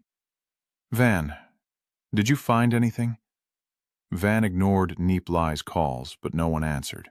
Nie Li turned back and saw Diep Tuvan lying on the ground. He exclaimed in surprise, "Ah!" Tuvan quickly ran over. He touched her neck and felt her pulse still beating. Then he sighed in relief. "Luckily, she's just unconscious." Then I examined Diep Tuvan's body and concluded that these burns were caused by Bach Kwang. So Tuvan was attacked by that stone coffin while saving me, and I'm afraid her soul might also have been harmed. So we put the necklace on Diep Tuvan. The light emanating from it made Nie Li decide to treat the wounds first. Phew, luckily I prepared some medicine. So I applied it to the girl, saying as I did, "Sorry, Tuvan, your wounds need treatment. I can't avoid being rude." So he took off Diep Tuvan's clothes, which were torn to shreds, and threw them aside. The flames were already blazing fiercely. After a while, Nie Li looked at Diep Tuvan, who had been completely stripped, and said, "Everything is fine now. The external wounds have been treated. Quickly put this on her. This should be fine now. With the Tam Tui treasure stone and the 9 transforms Ice Emperor technique, I can quickly recover from my internal injuries, obtain the missing page, and train in time. That would be better." So he began to cultivate. In the depths of the Spirit Sea, it seems that Baiguang's power still hasn't been fully absorbed. But my soul power is now probably over 150. If I get the chance to go to the Endless Wilderness, I will definitely obtain the Book of Time and Love Spirit. Nie Li's soul power burned fiercely as Diep Tuvan's eyes began to move. She opened her eyes and saw the guy practicing cultivation, so she thought Nie Li had probably helped heal her wounds. Wait a minute, why am I not wearing a single piece of clothing? What happened while I was unconscious? Nie Li also opened his eyes at this moment, startled and let out a cry, then sat up and asked Diep Tuvan, "Are you awake?" Diep Tuvan shouted, "Don't come over here. Turn away quickly. I want to change my clothes." Nie Li turned around and said, "Well, I guess I've seen worse." Diep Tuvan shouted, "What did you say?" Diep Tuvan thought again. Nie Li even knew about the birthmark on his body. He must have peeked while he was bathing. The perverted and evil guy. The rustling sounds echoed. Nie Li muttered, "It's over." Then he turned around and stared in shock. Diep Tu Van, now dressed in a very elegant purple outfit, told Nie Li to go. Nie Li saw and looked at the crowd. Diep Tu Van touched the necklace on her neck and then asked, what is this? Nie Li squinted and smiled, saying, "It's a gift from me, an insightful gemstone that can help the wearer increase their spiritual power. Wear it and your cultivation speed will triple," Diep Tu Van asked in surprise. "Huh? This item is so precious I can't accept it. Here you go. I'll return it now. Also, if you look closely, it suits you very well." Diep Tu Van shyly pulls back his hand, showing a clear look of embarrassment, then says, "Then I'll keep it for you temporarily and you can come to retrieve it any time later." Nie Li also happily agreed, saying, "All right, I'll go ahead and find a way out." Diep Tu Van also agreed, and then asked, "Nie Li, why are you so kind to me?" Nie Li burst out laughing and said, "Because I like you." Diep Tu Van stammered in shock, asking again, "Liking me, Nie Li? We're still young and don't know what the future holds. Maybe in a few years you'll like someone else. Besides, Kwang Hui Chithan is always threatened by beasts. We must focus on studying. Only by dedicated training can we go further on the path of martial arts, and when you become a gold-ranked love spirit master, I will consider it." After speaking, seeing Nie Li's bewildered expression, Diep Tu Van felt embarrassed. Nie Li thought to herself, she still thought I was joking like a kid? All right, then let's tease a little more. He cheered. "Are you serious? That's great. As long as I work hard, I can reach the gold rank next year, and you better not go back on your word then." Diep Tu Van stammered, "Jiang will reach the golden rank next year," then secretly thought that this pace of cultivation was also too terrifying. No, I mean we will consider it then." Nie Li quickly clarified, "Could it be that Miss Tu Van has changed her mind?" "Oh, I see. Your noble family's people all talk, but don't keep their word. Forget it. Let's just say it was an empty promise." Nie Li pretends to be disappointed. "Who says that? Once I say it, fourth Ma Nan Trui, if you can reach the gold level within 5 years, I will stick to my word." Nie Li happily made her move, a promise already made. And over the next 2 days, Nie Li and Zi Van searched for a way out. This place was built like a maze. Without passing through, you wouldn't know where the exit was. Who exactly is Emperor Ming that he could create such a vast underground maze and a powerful stone guardian? Yet no corpse of his is seen anywhere. On the upper level, Tran Lam Jian sighed. Only 27 people, and after searching, not a single pure copper treasure was found. 8 people lost, including Zi Van, the daughter of the city lord.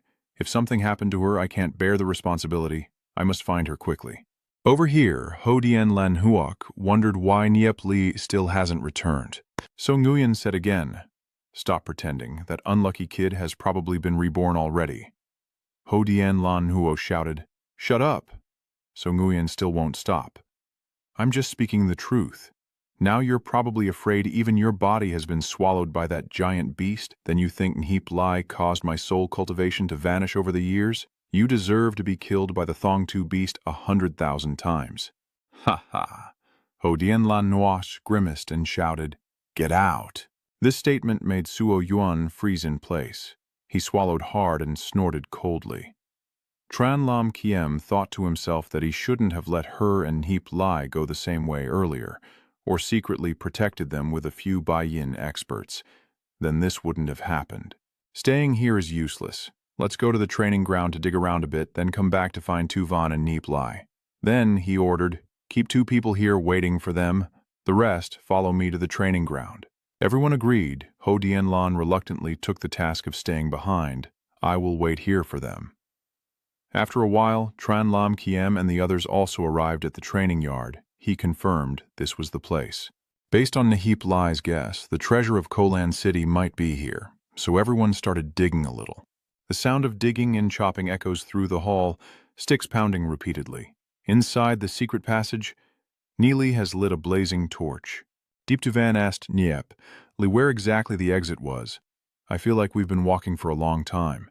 Nie Li straightforwardly said, there is no way out. If there was a way out, those people wouldn't have been trapped and killed in the hall. Diep Tu Van worried. No way out? Then do we have to die here?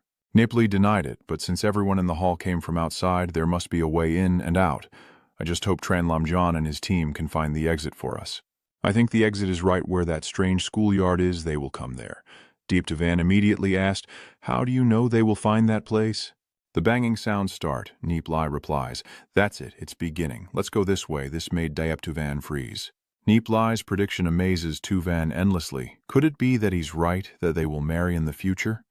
Nie Li leads the way, listening carefully, pressing his ear to the wall, then feeling along the stone wall.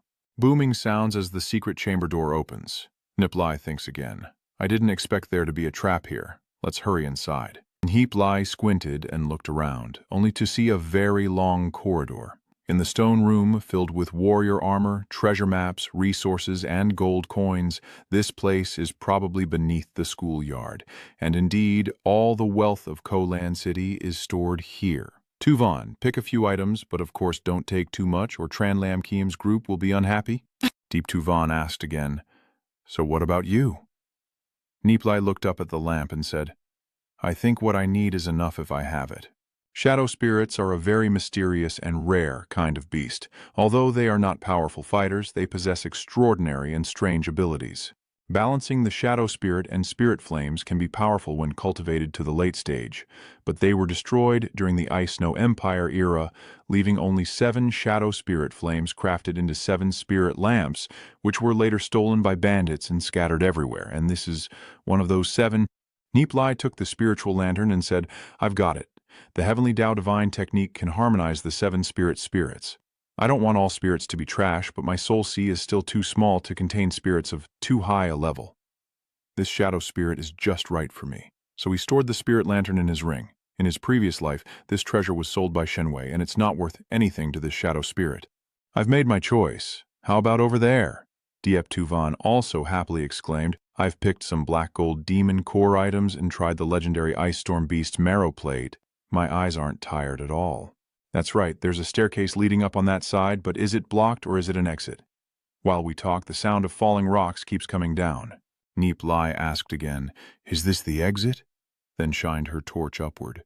Just then, Tranlam Kien's group dug a tunnel. The others shouted, Boss, there's a passage below. Tranlam Kien approached to observe and announced, there is a way down below. It must be this place. Let's go down. Nie Li thinks it was probably dug out, but this path might have falling rocks. Maybe we should stay here and wait for them to come down. Deep Tuvan wondered, we've been falling down here for so long. Nie Li argued, I think once we've reached this place, we're not far from them. Footsteps are already coming from above the stairs. Are those guys fighting to run down and fall to their deaths? Ha ha ha ha, I was the first one. Tranlam Kiem also went down, his eyes wide with surprise when he saw that the 2 people they were looking for were the 2 of them. Diep Tuvan cheerfully said, Young Master Tran, you really came? That's great. Tranlam Kiem also sighed in relief. Miss, we found you, so why are you here? Nie Li replied like this. 2 days ago I escaped from the giant beast, and then at this moment someone shouted, Look, boss, we hit the jackpot. Ha ha. So Nguyen also looked stunned as he came down. With so many treasures like these, how much money is there? Tranlam Kiem then said, Nie Li, according to our agreement, you can choose one thing you like. Nie Li replied, I have taken mine, you can take the rest. Diep Tuvan also said, I've taken what I want, the rest is yours. So that's how it is? All right, hurry up and use the space rings, everyone. Let's go quickly. So Nguyen tentatively approached Tranlam Kiem and asked, do you accept this, Tran? They've been here so long. The most valuable things have definitely already been taken, so they don't care about the rest. Tranlam Kiem asked again, what do you mean by that? So, Nguyen said again, of course they must vomit out those things before they can leave.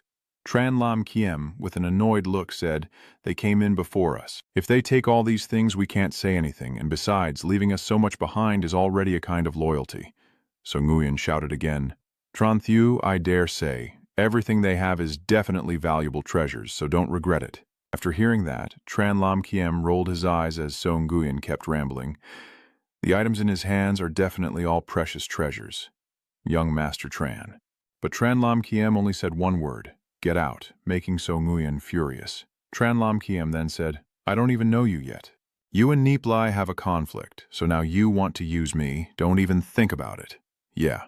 So Nguyen fumed like minced meat in porridge, watching Tran Lam Kim's back and thinking, if Tran Thieu said he would help us like that, Nie Li is on our side now. Brother, if it weren't for you, I wouldn't have these precious items. I owe you this once. I will definitely help you in the future. Nie Li happily laughed. Ha ha. Tran Lam Kim is just thanking me, not mentioning what he gained. No wonder he became one of the 3 most talented young elites of the top noble families. But on the other hand, there are some who, after glancing at So Nien, then sighed in disgust. So he changed the subject and said, yes, young Master Tran, let's pack up and go. Tran Lam Kiem asked in surprise. Oh, why? A messenger ran in and reported that everything was arranged. Leader Nie Li replied, I was able to escape from that spiritual level beast because I met the Dark Guild. It seems they are looking for us.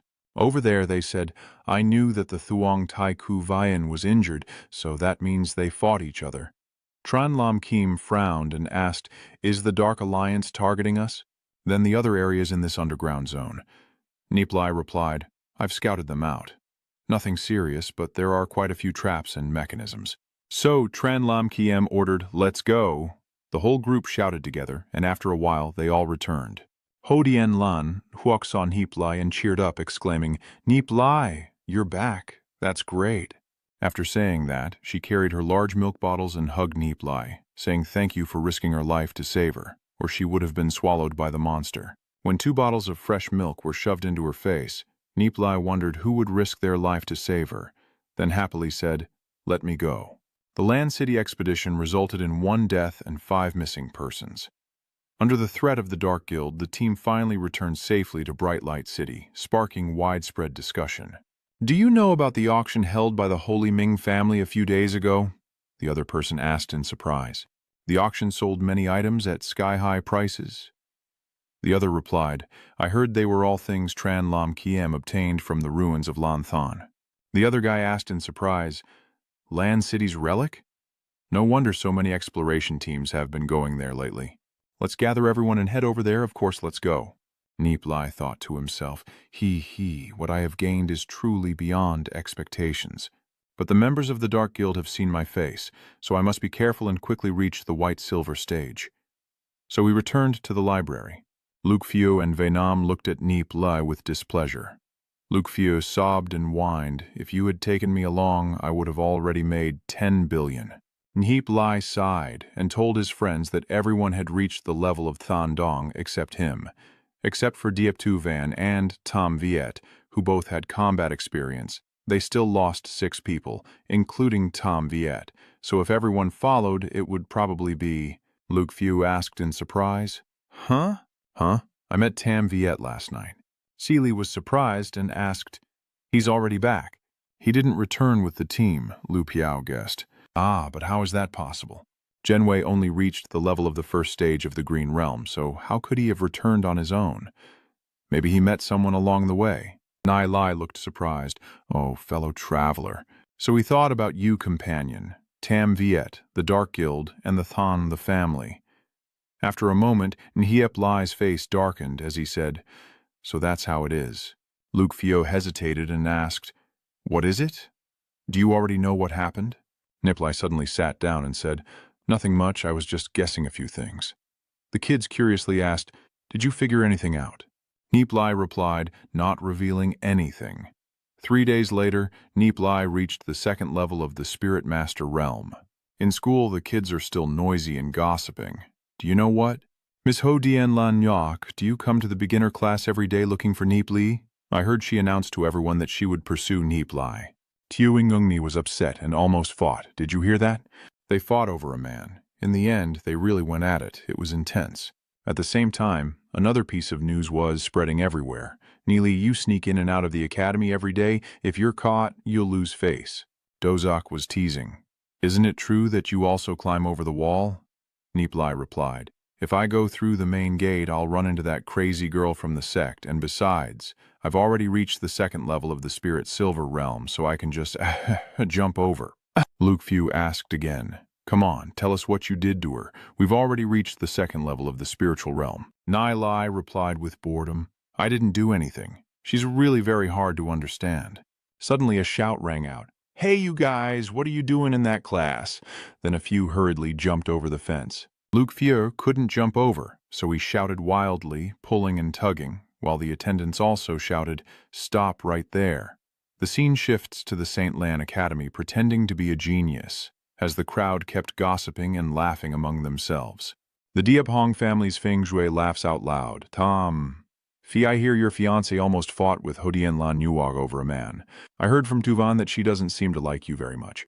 If that's the case, then just let her go and avoid the day she might cheat on you and humiliate you in front of everyone."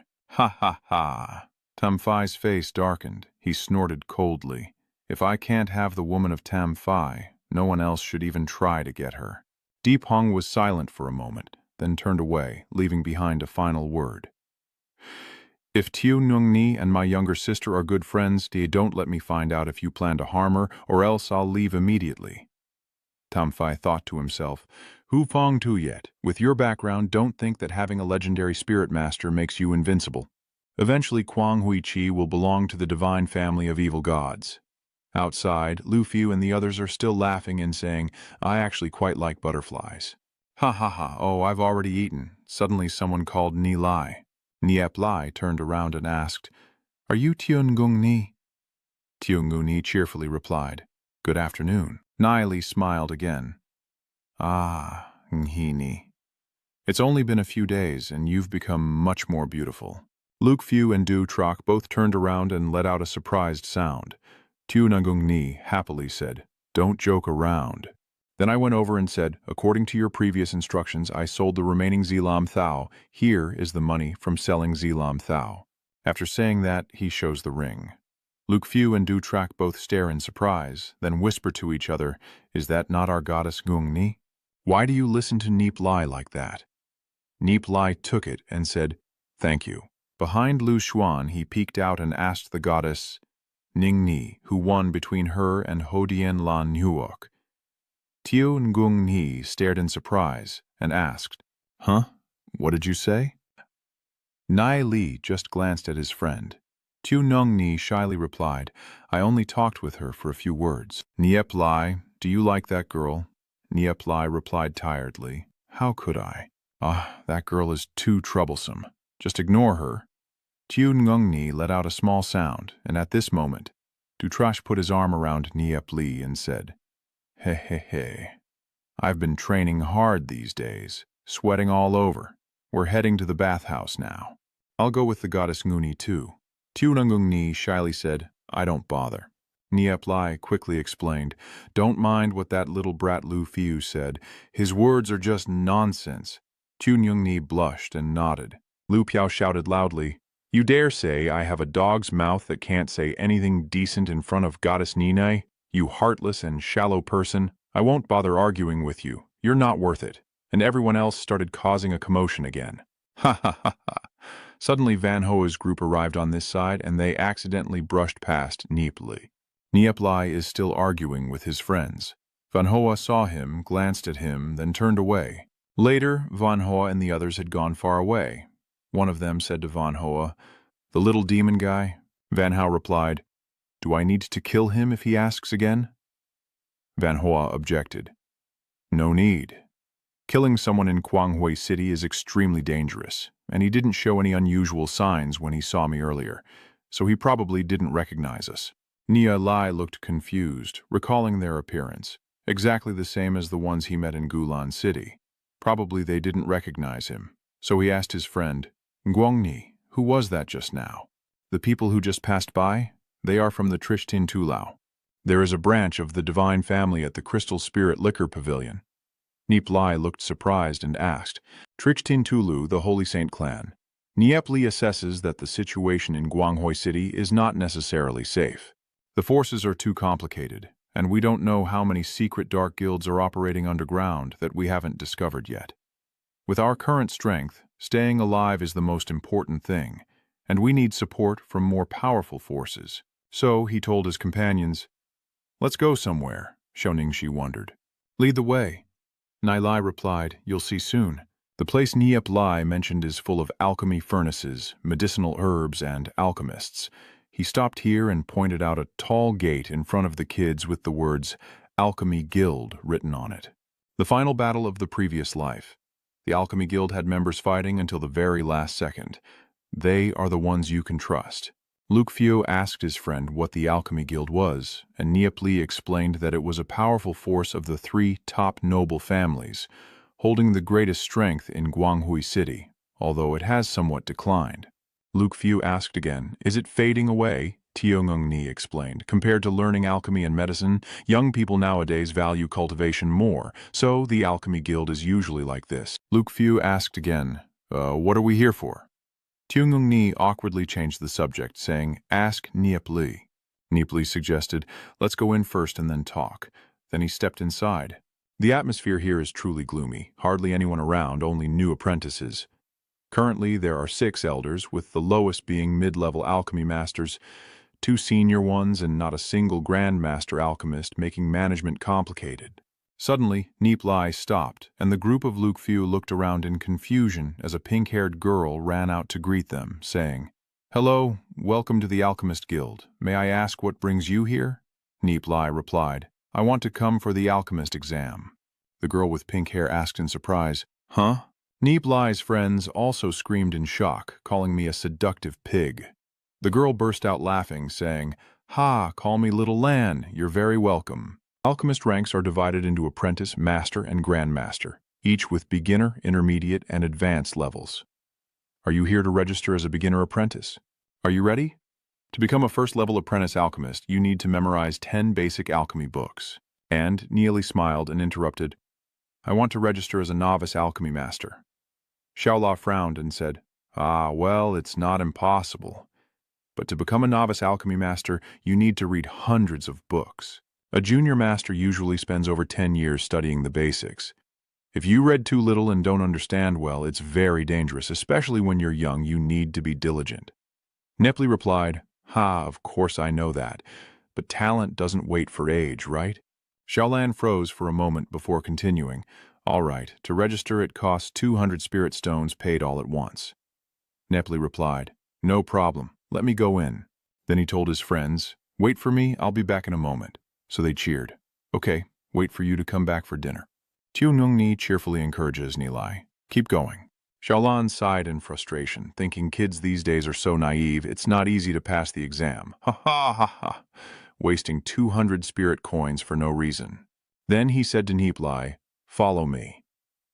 After a while, Xiaolan led Nie Li into the preliminary alchemy master exam hall, and then introduced, "This corridor is the preliminary alchemy master exam hall. Each contestant must enter a separate room." The noisy sounds echoed as Xiaolan told Nie Li, "Complete the complex knowledge test, then after a few beginner alchemy masters review your exam, you'll move on to the next round." Nie Li replied, "Got it." And at that moment, a man turned his attention to Nie Li and asked, "Kid, what do you want to do?" "Of course, I want to be like you guys. I'm participating in the beginner alchemist competition." He thought for a while tonight, then burst out laughing. "Ha ha, what kind of grandmaster alchemist is someone so inexperienced?" "Little devil, you've come to the wrong place," Nie Li asked curiously. "Huh?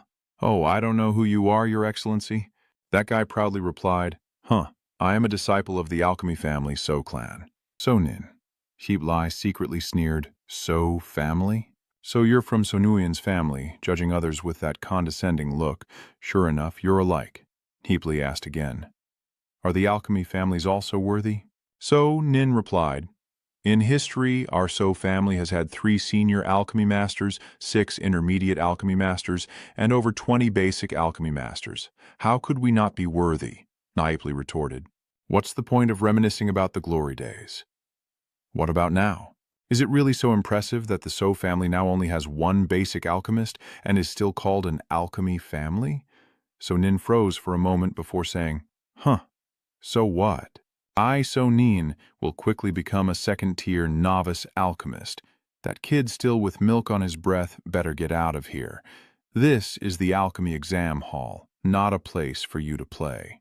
The crowd over here also burst into laughter. "Ha ha ha ha." Nie Li replied, "I won't know until I finish the exam." Then he pulled the door open, stepped inside, and slammed it shut.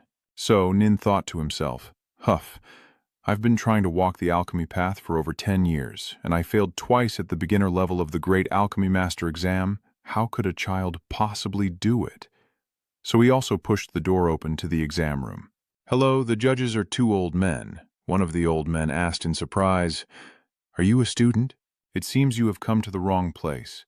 Nie Li replied, "I am at the beginner alchemy master's exam, two venerable masters. Am I mistaken?"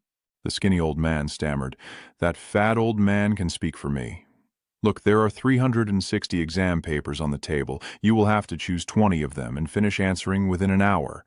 A score of 9 or above will allow you to proceed to the next round. Nie Li suggests 20 papers, two grandmasters. Please choose."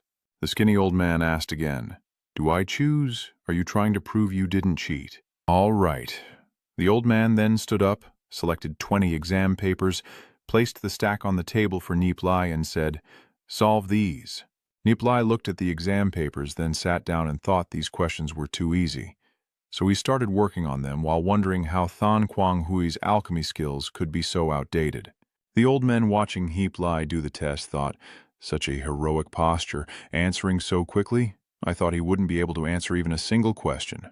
The fat old man thought it was just a child scribbling, so he stood up and said, "Let me take a look." The thin old man came over and said, 16 ways to use the origin spirit grass? Pretty good answer, no details missed." The fat old man added that the process of refining the fish origin pill is also written very clearly. Oh, all 26 steps are very precise. The two old men looked at each other. Could it be? The fat old man replied, "No, these are all questions he chose himself." Nie Li continues to focus on the exam, the rustling sounds echoing, and finally lifts his pen. The skinny old man breaks out in sweat and writes another page. So he glanced over. The two old men looked at each other and said, "Everything is correct, and moreover, look at this answer. The fat old man confirms it is even more brilliant than what we read in the book." The rustling sounds continued, and both old men regarded Nie Li as a genius. Over here. So Nin is trembling as he writes each character, secretly thinking how annoying it is that he memorized everything he still doesn't know from previous exams. Unexpectedly, this time is even harder, only managing to write 3 lines in half an hour. Maybe there's a cheat in his ring? So he raised his head to look at the two examiners. No, I can only rely on what comes next.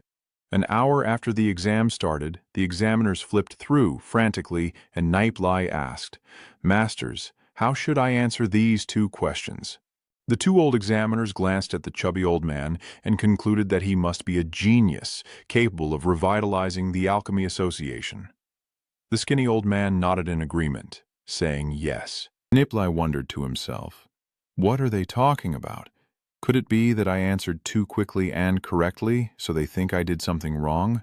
The atmosphere grew silent. Then the skinny old man burst out laughing. "Ha ha ha.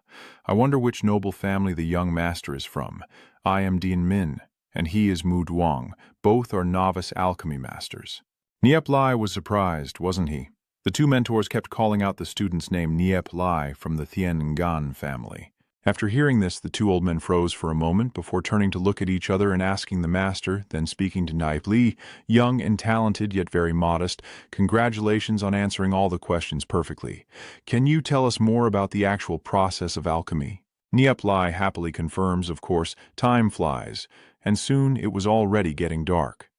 Dian Min sweatingly says, "Nie Li is truly extraordinary.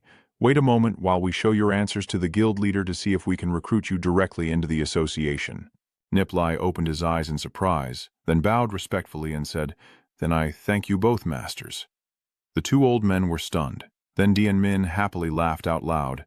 "Ha ha, let's go quickly." Dian Min told Mu Duong to hurry and show it to the guild leader. The 2 elders passed by So Nin's exam room, where he was still diligently writing on paper. He struggled to say a few words, and this guy started to feel desperate. He looked up and saw the judge shaking his head and sighing, sweat pouring down his face. Then he seemed to sink into complete despair. 2 hours later, during the beginner alchemy master competition, So Nin sighed and stepped out of the exam room. Facing the challenge, he looked at his companions around him, each of them with a gloomy face. So Nin silently thought that everyone was just sighing. It seemed he was the only one who succeeded in the exam. So he shrugged and said, "The threshold to become an alchemy master is indeed high," but Nie Li paid no attention to this guy and just walked away. The senior alchemists loudly called out, "Chairman, chairman!" Inside the chairman's room was a mess. Dien Min picked up the exam papers and said, "Chairman, here are the test papers from a contestant. Please take a look." The chairman was furious, then extinguished the fire in the furnace and thought, once again, bothering me while I was refining pills. So the old man took the exam paper, snorted, and this man, Viamhoi Truong of the Alchemy Guild, is also a senior alchemy master, and he judged that all the answers were correct. That's just normal, isn't it? Let him participate in the next round of the competition. Dien Min then said, "If someone can do this test and they are just a 13 or 14-year-old child, then what?" Go Yan asked in shock, "What?" "The child," Mudian also confirms.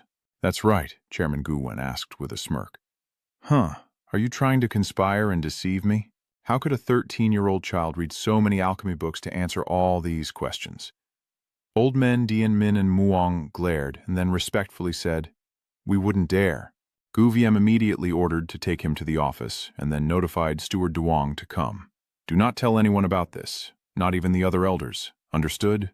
At this moment, a group of people was eyeing Nie Li when someone with a mischievous look asked, "Little brother, how many questions did you get right?" Nie Li replied, "Honestly, these questions were too easy, I didn't find them memorable at all." So Nin sneered and said, "If you can only answer part of it, I could strip and run around the city twice."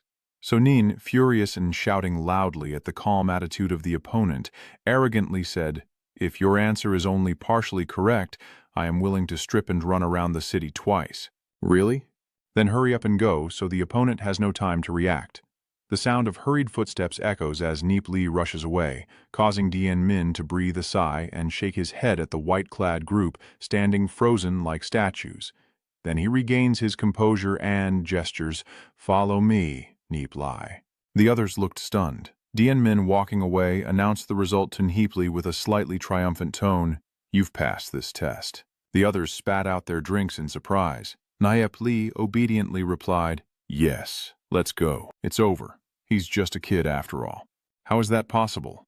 So Nin was just as stunned, muttering to himself about his own failure. Not only did he pass the exam, but that alchemy master also smiled at him. "He's just a little devil, but I still failed." That guy shouted in utter panic and then ran away. It must be blurry. Ignoring the noisy gossip of the crowd about a genius over 50 who still can't get past the first level, Dien Min led Nie Li inside, praising, "So Nguyen, are you going to take off your clothes now?" As expected from a noble family, they say and do what they promise. Scene shifts to the steward's room. When Nie Li asked about the presence of the leaders, Dien Min told him to wait a moment before inspecting the room. Nie Li pointed at the round table and asked, "Is this round table used for meetings?"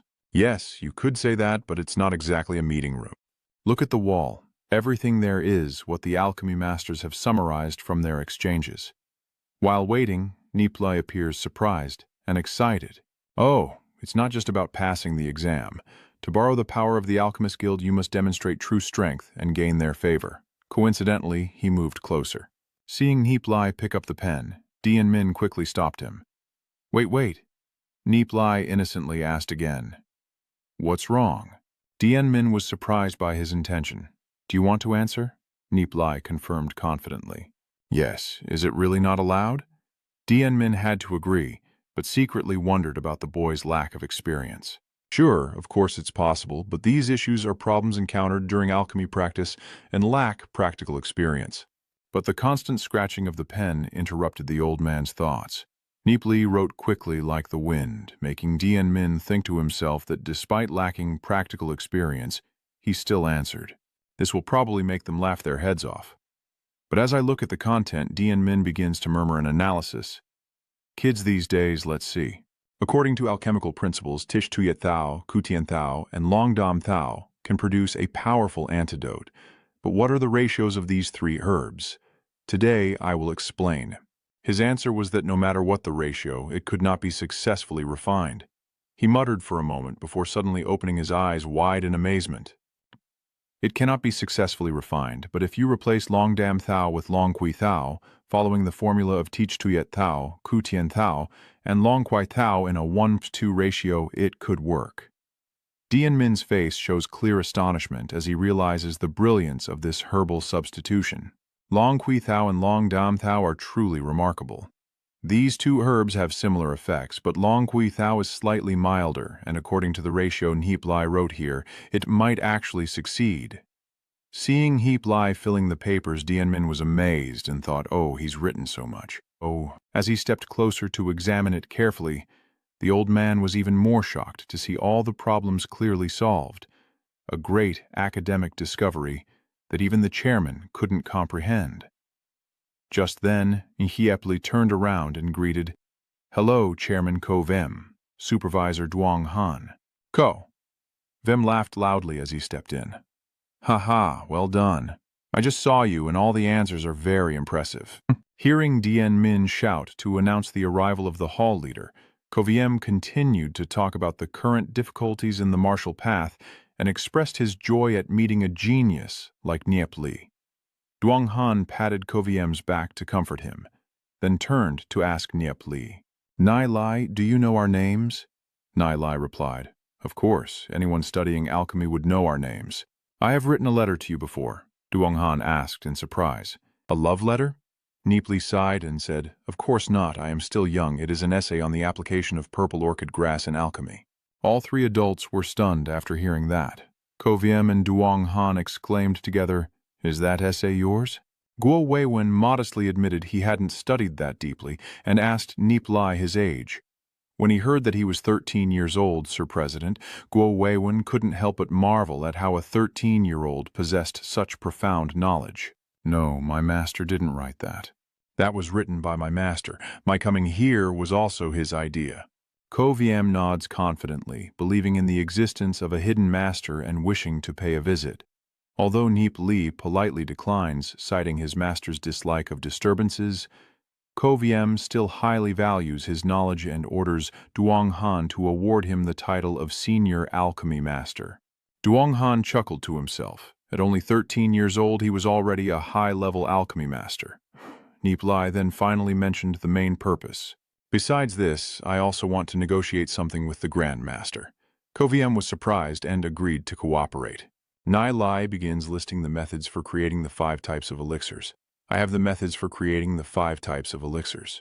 Those are spirit-nourishing pills, soul-stabilizing pills, my soul pills, Seech Me Nigh the pills, and 9 transmission pills." Hearing the names of these lost elixirs, Ko Vem's whole body trembled uncontrollably, repeating their names unconsciously.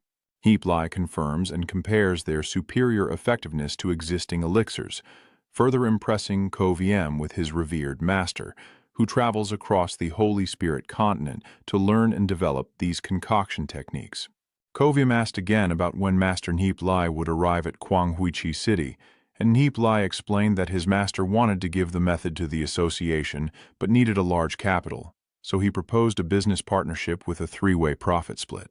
Ko Vem and Duong Han looked at each other, and Nie Li reassured them that the profits would be substantial, so there was no need to worry about selling the method. Ko Vem waved his hand and said, "No, I didn't mean that. If the master wants half, we will take it too." Nie Li dismissed it, maintaining the 3-part split and suggesting using 1 part of the money to support poor students. Ko Vem gratefully accepted the teacher's kindness and agreed immediately, assigning the supervision of quality to Nie Li. Nie Li entrusted everything to Ko Vem and Duong Han before handing over a stack of papers with the method.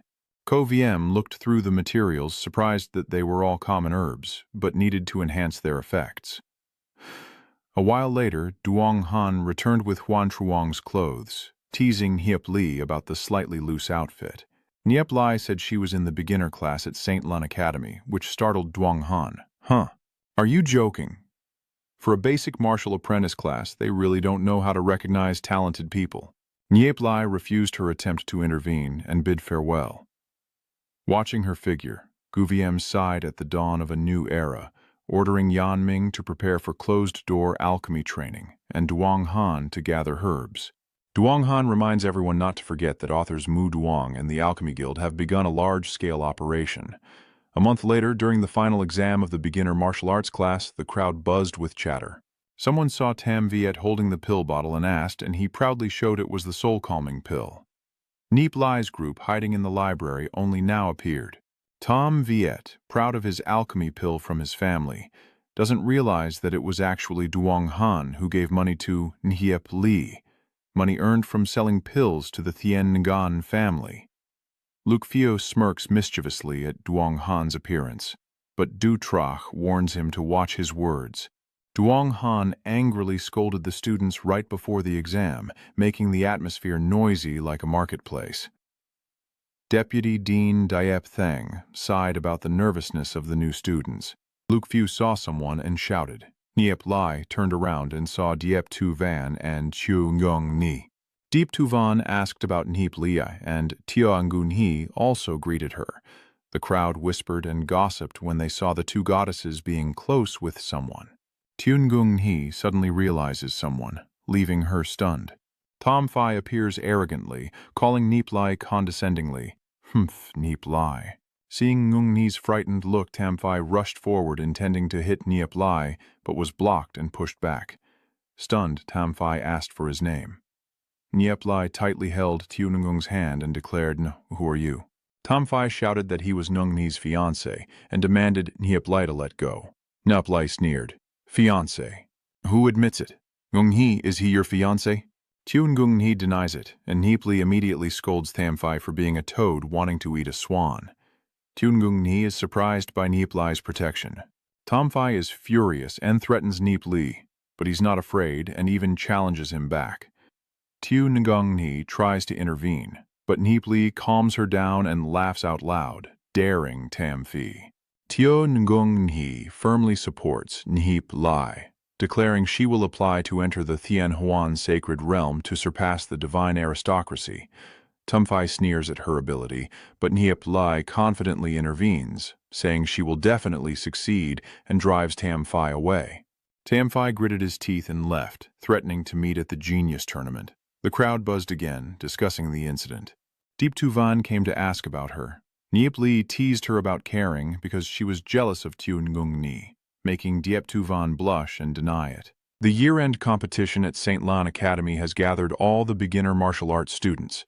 Tam Tu scans the crowd and quickly spots Niep Li. She freaked out. "Here we go. Truly a hateful bastard." Then Ko pretended to be calm and said, "It's almost our turn. Everyone follow me." The crowd started to get noisy again, and Niep Li followed behind Tam Tu, raising her head to ask, "Master Tam Tu still remembers the promise, right? If she apologizes now, there's still a chance to turn things around." Sham Tu was furious. "How dare you speak up again?" Then he retorted, "I keep my word. If you reach the first level of the green copper stage, I will resign." Niep Li nodded and said, "All right, then write the letter first." Tam Tu retorted, "Wait for the result. Don't get too confident too soon." Those students now look like lackeys, hearing that two beginner Spirit Master students have reached the third level of the Bronze Realm, which is truly impressive. Of course, they have trained 2 years longer than us. Heh heh. I didn't expect the beginner class of Mingwen Masters to have someone reach the level of second-tier bronze martial artist. The kids looked at the students led by Shen Tu with disdain and said, "Oh, the beginner martial apprentice class, the most legendary class of all." "Ha ha," that guy retorted. "Aren't you also someone who came up from that class?" At this moment, an old man dressed strangely stood beside an equally bizarre machine. Those guys were surprised and said, "What is this? It looks terrible, and there's that uncle in a strange uniform too." The strange old man announced that they would first test the strength. Tam Tu asked in surprise, "What is this?" "Hey, this is a punch strength tester I just developed. A perfect blend of magic and martial arts. Traditional tests, like hitting a stone, are outdated, unclear, and can even hurt students. Instead, we'll analyze the fragments of the stone inside the machine. We will convert the student's strength into numbers, and then he fired rapidly." Tam Tu asked the students, "Who wants to go first?" Tam Viet stepped forward, rolled up his sleeves, and said, "Let me." The old man saw Tam Viet step forward and instructed him to stand at a point and fight with full strength. Each student only has 3 chances, and the highest score will be taken. Those guys are talking among themselves. Tam Viet is one of the most talented students in the class and also eats a lot of elixirs, so his results should be quite good. After warming up, Tam Viet confidently announced, "Here I am," and threw a punch, causing the clock to jump past 120, and the kids cheered. Amazing, huh? Tam Viet must focus on cultivating his soul power. I didn't expect him to be so strong already at the level of a first-rank bronze martial artist. The judge announced 130 first-rank bronze, 135 first-rank bronze. Tam Viet smiled. "Not bad." The old man then said, "Now move to the side for the soul power test." Tam Viet replied, "I know," then went over to the soul power testing device. The judge gasped. 115. "You are already a young immortal spirit master. The others praise your fast cultivation, truly living up to the divine, noble family name. Next semester I might even advance to the novice level of the spirit master class." An old man praised the beginner martial artist students for entering the school and reaching the first level of the Jade Green stage after just one semester. Quite impressive.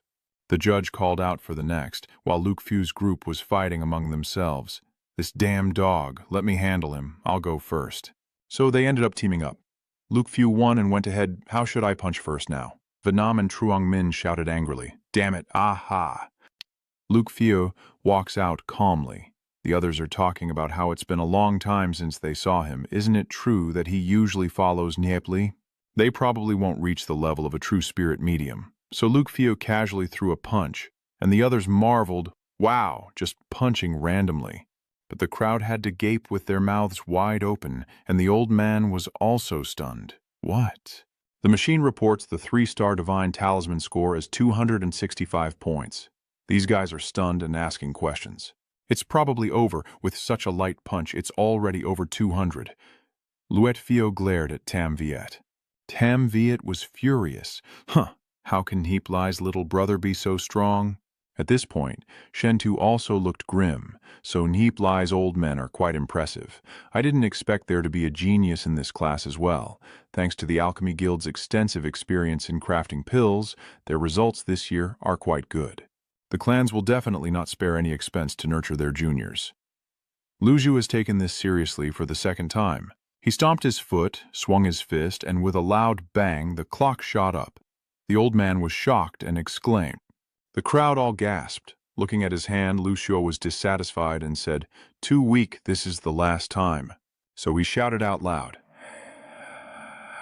Then the clock shot up rapidly. That old man was so frightened that Lu Piao reached the 3rd level of the copper-silver tiers, while I was only at the 2nd level of the silver-copper tier. My classmates are also chatting excitedly, saying Luke Fio will definitely get into the genius class, where there are teachers to instruct him, and he even has a position in Guanghui City. But one of them said he doesn't train hard at all, otherwise he wouldn't only have the level of Bronze 3. Dewtrack snorted coldly, not diligent in practicing. Imagine how much stronger he could be if he trained hard. At this moment, Lu Piao checked and saw the red soul power constantly appearing, leaving the judge stunned. 3rd tier bronze, soul power 367. Diep Thang was also amazed. So strong. This kid is truly a genius. He should really be in the genius class. After finishing his move, Lu Piao struck a pose. Next, who is it? Truong Min pulled up his pants and said, "Hi, it's my turn now." Venom took the lead, saying, "I just won fairly, so I go first," and he stepped forward to the surprise of his classmates. Venom is also part of the Nie Li group. Venom has 290 bronze 2nd spirit soul power, 289 bronze 2nd spirit, and Truong Min has 325 spirit power, 225 bronze 2nd spirit. The judges were stunned. Unlike other classes, which had no standout students, who will take on this class? Dewtrack then said, "Truong Min, you haven't tried yet." Truong Min steps aside and says, "Go ahead and show those guys what a genius looks like." Dewtrack looks at the 3 Lu Few boys and falls silent, then sighs and shakes his head, saying, "I'll do it." Seeing Dewtrack step forward, a few of them whispered among themselves, "He's Dewtrack." Luke Few thought with disdain. It was hard enough to show a little. But it was stolen so quickly. And punch from Dewtrack has already been thrown. A loud bang echoed, and the students below stared in shock while even the judges were speechless. With a power level of 500, the 13-year-old Diep Thang, who has achieved the 5th level of the green silver, must be my student. Another old man also said, "Wait, Vice President, please let me handle this." Another senior also wanted a turn. "In the martial arts world, I am confident I can teach him better than anyone else." Diep Thang was surprised. Huh. With such talent, do you think its genius is limited to just martial arts? The judge here said there are 2 more chances. Dutrak declined. "Thank you. There's no need. I already gave it my all." The judge asked in surprise. "Oh, really?" "That's right, I just entered the basic class and reached the white-silver realm." "Ha ha ha, don't ruin my stuff." "Over here." Dutrak raised his hand to the soulstone. A halo of light appeared, then burst out with a dazzling flash. A sudden explosion of 300 to 400 lights lit up, and the crystal soul shattered with a bang, falling in pieces to the ground. Even Dutrak looked so stupid, Luke Fio is disappointed. "Yeah." Vainam asked again, "What do you mean by yes?" Dipthang here is also stunned. The students looked confused and asked, "Why did it explode?" One of them explained, "Basic crystal souls can only measure soul power below 600. If it exceeds that, it will explode." Then they looked up at Dutrak as if he were a monster. "Huh? So that means his strength is 500 and his soul power exceeds 600. Don't want to get in trouble." Dutrak nervously called out, "Teacher." Deep Thang said again, "I will personally inform Master Deep Mak and the director. Someone with such talent is beyond my ability to teach. I must protect him and find a suitable teacher for him." The administrator transmitted via voice, "Do you want to replace the intermediate crystal?" The director replied, "No need. I will have those great masters inspect it personally." That guy respectfully obeyed, "Yes." Then he turned to the troublemaker and said, "Dutrak, you have completed the test." Dutrak asked in surprise, "What?" "It's done. The steward is right." The other students still managed to use the broken pieces after gathering them all, and they whispered among themselves. Lord Deep Mak at this age wasn't this strong either. Maybe in the future, Dutrak will become the 2nd legendary spirit master. Tam Viet wondered again, "What's going on? How is he so strong? What did Nie Li do?" Over here, a notification sounds, "Chu Truong Min," with a strength of 330 Thandong Tam Tin.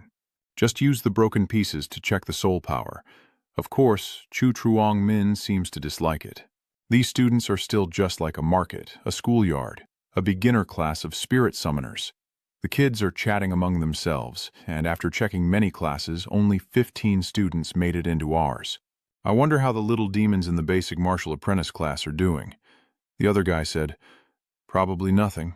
Suddenly someone shouted, "Oh my God, no way, impossible. These guys' curiosity is just as strong. What are they asking each other?" "Oh, how many people from the beginner martial apprentice class Thi Hoa have shocking results in their tests? What does that guy look down on? What do you think? That class is just a first-tier copper spirit summoner at most." The other side responded that not only that, besides one Thandong Nhat Tin, there are 3 Thandong Tam Tin, not to mention a Thandong Tam Tin Yu Lin Su, and a monster that directly caused the water crystal to explode during the test. The guy was terrified out of his mind, and the person in charge of the test didn't let him continue, not knowing how strong his spiritual power is. Then he shouted, "It's exploded! Are they 2 girls?" The other replied, "They're both boys." Suddenly someone screamed, "Ah, ah, ah, ah! What's wrong with you?" "What now?" They're shouting loudly, and the basic soul crystal stones have exploded again. "Who is it this time? Can you tell me clearly?" "Go check it out and report back." This guy is furious. "Who are you giving orders to?" The flag is hanging up again. "The report just checked is for Diep Tu Van's beginner class. Next is Tiu Ngung Ni." Is there really someone? They both like her. Heh, I don't know how they did, but suddenly there was a loud bang. Those guys looked stunned, really unbelievable. The judge here sighs. He's gone crazy. Diep Tu Van and Tiu Ngung Ni turn to look at each other at the same time, both thinking she's really strong, and surely Nie Li is also helping her. Diep Tu Van thinks Nie Li already has Tiu Ngung Ni, so why is he still clinging to her? Tiu Ngung Ni believes he definitely accepted, because of Ngi Ni. Deep down, Nie Li made up his mind and told himself that the person he liked was Diep Tu Van, but he wouldn't give up. He wanted to become stronger so that one day he would catch her attention. While the crowd around them quietly watched the two heroines, Nie Li remained determined to his goal, even though everyone's eyes looked at him with scrutiny. At this moment, the elders sitting high up also started to discuss excitedly, acknowledging that this class's achievements were truly astonishing, and it seemed Tom Tu was indeed a great teacher, capable of pushing students' potential to the limit. Hearing this, Deep Thang was speechless and thought to himself, "Damn it." Tam2 again explained to the vice principal, "I only request to suspend Nie Li. The class's performance will definitely not decline." He thought to himself, "It really is like that." And on this side, the judge asked who will go next. Tam2 coldly responded, asking if anyone else wanted to test before. If no one else steps forward, then go, in order, one by one. Unexpectedly, Nie Li stepped up and firmly said, "Wait, it's my turn." It made my classmates immediately cheer for Nie Li. I remember during the opening ceremony he even argued and made a bet with Miss Tom too. Back then, everyone thought he was reckless, but now, look at the incredible progress of those following him. Even though they only have red sea souls, this can't be just a coincidence. The elders above are also excitedly exclaiming, and some students are voluntarily requesting to be tested. Could they also be geniuses like the ones before? Nie Li confidently steps up to the testing device, her determined gaze looking down, making everyone wonder what level her cultivation has reached. She politely asks, "Teacher, can we start now?" After receiving the answer from the judge, he let out a sigh of relief and waved his hand. Dutrak below looked worried because Nie Li's talent in the group was the worst, and he also chose the slowest cultivation technique, estimating Nie Li's strength at around 2,300. But after Nie Li finished punching on the stage, the judge looked on in amazement and announced the result as 100 meters, leaving everyone stunned. Is it a perfect bronze star? Dutrak and his friends were stunned, joking, but then Nie Li hit the second volume and also scored a perfect 100 meters with the same copper grade level. Then the third volume was exactly the same. Nie Li excitedly exclaimed, "Wow, so lucky to hit exactly 100 stars," making the judge marvel at how strange it is. The strength of each student's punch varies, yet every punch of his is exactly 100 stars. At this point, Dutrak also realized how formidable Nie Li truly is. His strength must be more than 100, but he has mastered controlling his force. The three punches just now were all exactly 100. How did he control the force? Only now did Liu Piao realize and exclaim in surprise. "Ha ha ha, so that's how it is. Nie Li's three strikes all just barely missed the green copper 1 star. Tam2 will definitely be furious when he sees it." So everyone burst out laughing. Ha ha ha ha. The old men here also looked at each other and commented, "Oh well. The first silver crystal is not bad, but compared to students from previous tests, it's far behind."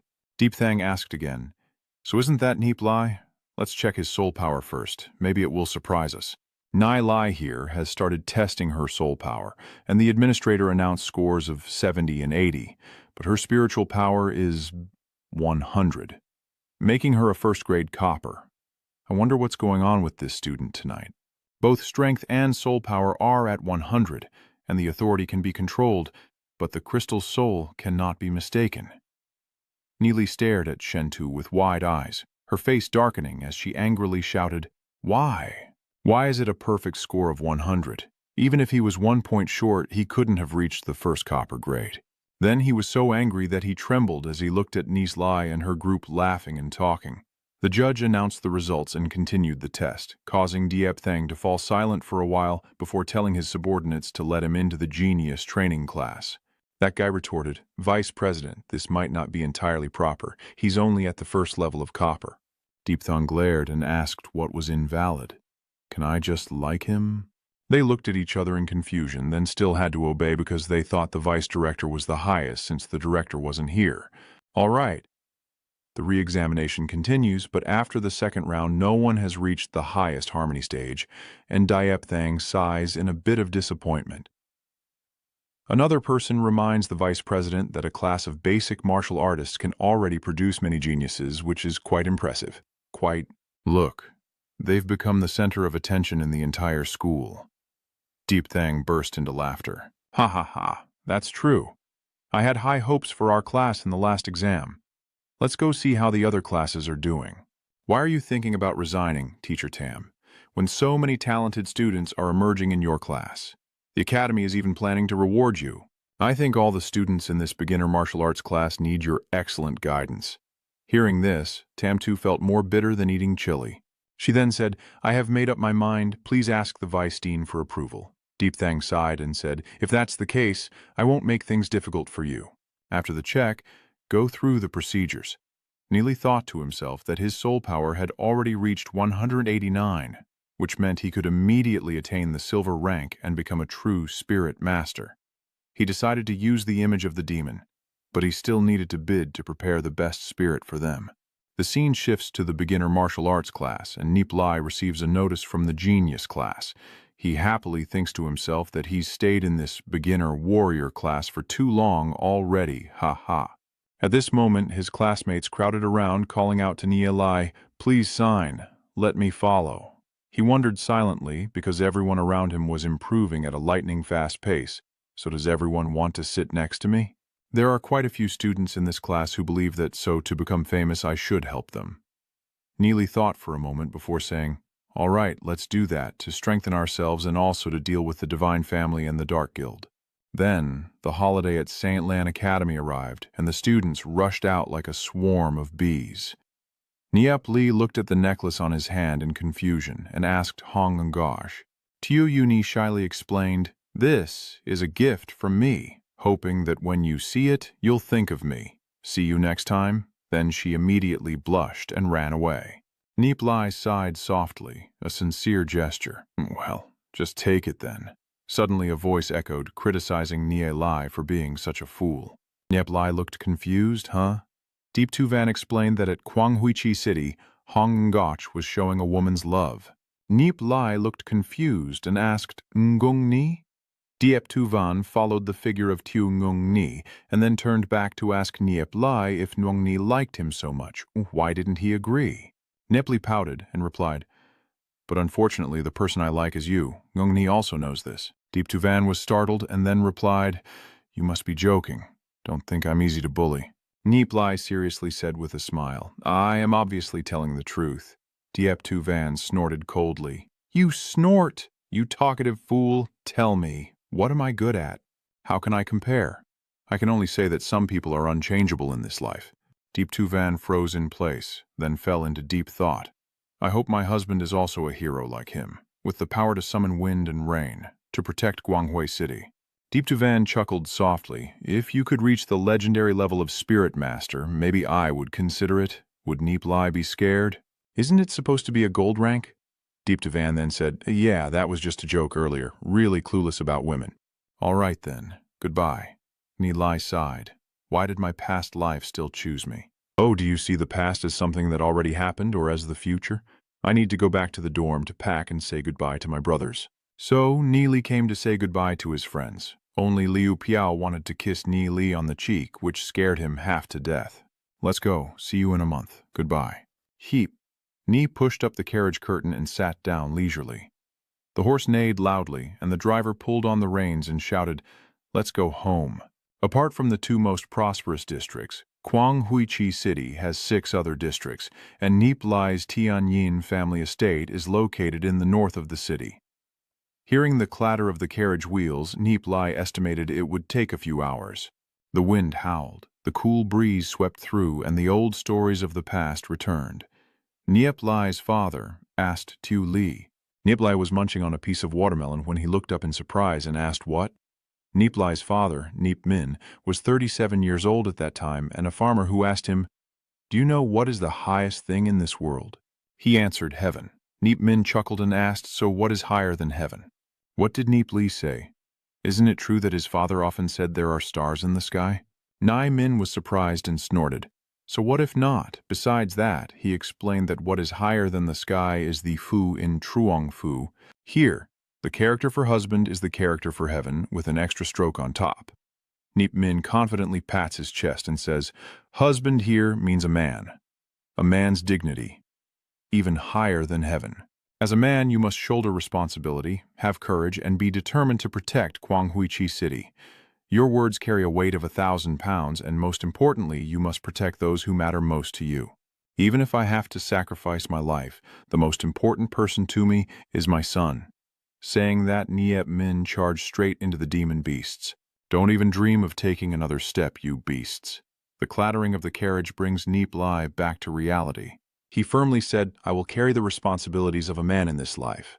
Father, I have always remembered your teachings." The night was quiet, and the carriage continued to roll along the road.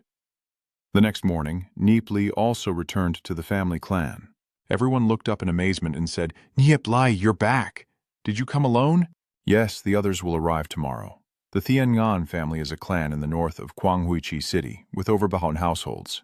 The family mainly earns its income through farming. Only the clan leader has achieved the rank of Golden Spirit Master, and without anyone reaching that level, the Heavenly Silver clan will no longer be considered a noble family. "Are you all happy to see Nie Li?" Nie Li smiled and nodded, then thought that the family's treasured belongings were so old and worn out that they had to be repaired. At this moment, a child ran out to greet brother Heap Li. Heap Li looked puzzled and asked Tu Vu. Then he chuckled and ruffled her hair, asking little Vu if she was well behaved at home. Little Vu excitedly exclaimed that she was very obedient and said, "I want to be like my big brother and get into St. Lan Academy to become a martial artist." Nie Li thought again. "Even though Xiaowu has always looked up to me, in the previous life it was even stronger than me.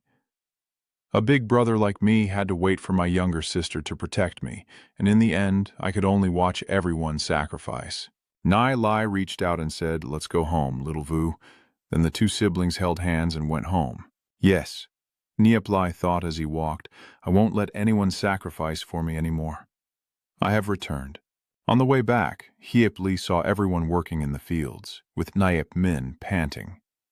Hiep Li called out to his father, "Uncle, Niep Kai is 42 years old, and Niep Min is already 45.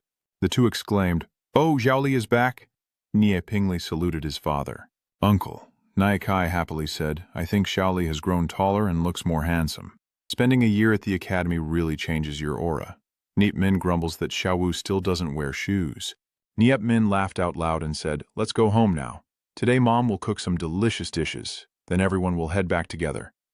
Upon entering, they saw two people. One was Xiao Yun, Niep Li's mother, and the other was Mu Lin, Niep Kai's wife.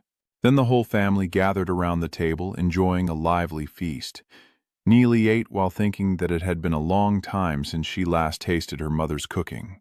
"Is it 100 years or 200 years?" Nip Min suddenly asked. "So what level has your strength reached now?" Tu Van angrily picks up her chopsticks, points at Nip Min and shouts, "Let's talk about this after we finish eating." Nip Li responds, "Yes, I was tested a few days ago. My power reached 100, and my soul strength is exactly 100. Now I am a Thandong one-star spirit summoner." Niep Min widened his eyes in surprise and asked about the Crimson one-star spirit soul master. "Ha, ha." Nip Li also said that I was selected for the genius class. Niep Kai was also surprised. The genius class. Isn't that the class for students with exceptional talent? Nip Long, Nip Dung's son, although also a first-tier copper spirit master, still hasn't been admitted to that class. Niep Min said, maybe Niep Li has something special that caught the attention of the teachers in that class. Others wouldn't be able to reach the same level of copper one star in just one try. No matter what, our family has finally produced a spiritual beast master. Ha ha. That's right, Xiaoli is very talented. Since we have a spirit master in our house, we no longer fear being punished by the clan. Let's go meet the clan leader. Vuong Lai scolded him. "You just got back and didn't let him have a meal?" Naimin scratched his head and said, She'd suddenly praised Nip Li for being very talented. Nip Li asked Nip Min, "That's right, how has our family been doing lately?" Nip Min replied somewhat strangely, and Nie Li asked back in surprise. Nip Min explained to his son that recently the Holy Family suddenly started putting pressure on our business. Many former partners have pulled out, so the clan leader sent many official letters to the Divine Family to inquire about the reason, but they didn't care. Unexpectedly, last month there was a sudden positive change. About 10 clans and trading companies have proactively approached us, and the terms for cooperation are very favorable. After investigation, all these orders come from the Alchemy Guild. They sent us a lot of herbal medicine orders, and the rewards are quite good. Nie Li asked the Alchemy Guild again, and then thought they acted quickly. Nie Min said, I guess so, so it feels like we're caught between these two sides. But the Alchemy Guild is a bit stronger, Nie Min retorted. Women. You're already a spirit beastmaster and will surely become an important figure in the clan in the future, so of course you need to learn about this first, Tu Van said with disappointment. Fine. I get it. You're always right. Then the father and son sat down to drink tea. Nie Li said to Nie Min, Dad, I still shouldn't meet the clan leader yet. I want to train a bit longer. Nie Min also agreed. Okay, a little later is fine. Nie Kai said to his niece, look how impressive Nie Li is. Little Vu, keep learning well. Be obedient and listen to instructions. Yes, little Vu will try her best. The whole family burst into hearty laughter. Ha ha ha. Nie Li went outside and said, Go to the back mountain. Nie Li walked while thinking. His soul power was almost at 600. He had to reach the white silver realm quickly to have fighting strength. He arrived at a rock and said, This is it, then sat on the rock and took out a pill to eat. Then his soul power erupted, causing Nie Li's hair to stand on end, and he let out a relieved sigh, thinking it would take at least 10 days to break through. Then Nie Li had an idea. Right, there's still one ultimate move he hasn't used. So he performed the spell called the Extraordinary Technique of the Sacred Vein, an unusual method to reach the white silver realm, sealing 36 vital points of the body to trap the soul force within the soul sea and forcefully break through to the white silver level. This move will damage the meridians and soul power. No ordinary person would dare to try. But luckily, I have a bunch of high-grade pills. All right, the soul sea is sealed. Eat a few more soul pills. Let's begin. Only the streams of spiritual power pressing tightly into the soul sea can be seen. And Nie Li groans in pain. Nie Li opens his mouth wide in agony as the glowing rings begin to emit light. Then a gigantic beam of light erupts, and the night falls silent. Nie Li let out a sigh of relief. I did it. That hurt a lot. Many meridians were broken. Now I understand why so few people use this technique. I need to recover first. So he took out some medicine, put it in his mouth, and swallowed eagerly. 1 hour later, Nie Li sat up and said, Finally, I can let you appear. The Shadow Demon Spirit lamp appears from the Shadow Demon Spirit tree. It rushes to escape but is stopped by Nie Li. Do you still want to run? He turned back so Nie Li merged the Shadow Demon into the Soul Sea. The first spirit beast has successfully merged. The Soul Sea is vast indeed. No wonder it's the divine law of heaven. Nie Li put away the lantern and said, Even though shadow demons are rare, I know quite a few of their combat skills. Let's see. Then he swung his hand and instantly the shadow demon appeared behind Nie Li. Nie Li activated his demon spirit avatar. Then 2 black daggers appeared in his hands. Nie Li closed his eyes. His body vanished, and suddenly a cut appeared on the tree. With a swoosh, the tree was cut down. Then Nie Li reappeared, looked at the scar on the tree, and praised it. Not bad, not bad. This is exactly the mark of a true assassin in combat. Then Nie Li's body reappeared, returning to his original state. Xiao Wu poked her face out and grinned. Tu Vu, what are you doing running up the mountain in the middle of the night? Nie Li advises her that she shouldn't cultivate at night since she hasn't reached the white silver realm yet. Otherwise Xiao Wu would ask why Nie Li can do it. And Nie Li explains that it's because he has reached that level. And as a man, his yang energy is strong enough to prevent yin energy from invading his body. Hey, I'll teach you a martial art when I get back, Tu Vu happily exclaimed. Yes, that's great. Now first I'll transfer my soul power into this soul crystal. Xiao Wu reached out with her hand to channel her soul power, and Nie Li's eyes widened in surprise. Wow, Xiao Wu is impressive. At only 9 years old, she already has 32 points of soul power. Wait a moment. This is the heavenly silver body. No wonder Xiao Wu's cultivation speed is so fast. Xiao Wu looked puzzled and asked, What? You haven't trained yet, and also, what exactly is the heavenly silver body? Nie Li explains, it is a treasured inheritance of our family from the era of the Snow Empire. About 1 in 100 people has a celestial silver body, which is a very rare bloodline. Yulin sorcerers with this kind of physique are all extremely powerful warriors, but unfortunately, the era of darkness has passed, and all the cultivation methods have been lost. Did Xiao Wu lose that, too? So Big Brother Nie Li still wants to teach little Vu the cultivation technique. Nie Li is sure that he does, but what I teach little Vu, she can't tell anyone else. Is this our secret? Little Vu obediently listens. All right, I will first teach you the secret code. You already have over 30 soul points, so memorizing it will be easy. Nie Li teaches the secret to Nie Vu, who also begins to cultivate. Nie Li looked to the side, silently sensing the danger clearly. There's something on the mountain ahead. Use the demon spirit shadow to check and release the demon spirit.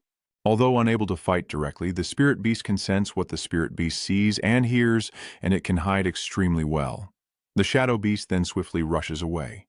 Inside the forest, several shadows appeared, and one of them spoke. This is the territory of the Thian Ningan family. Be careful, this family also has a few golden-ranked experts. If we encounter them, we will definitely die.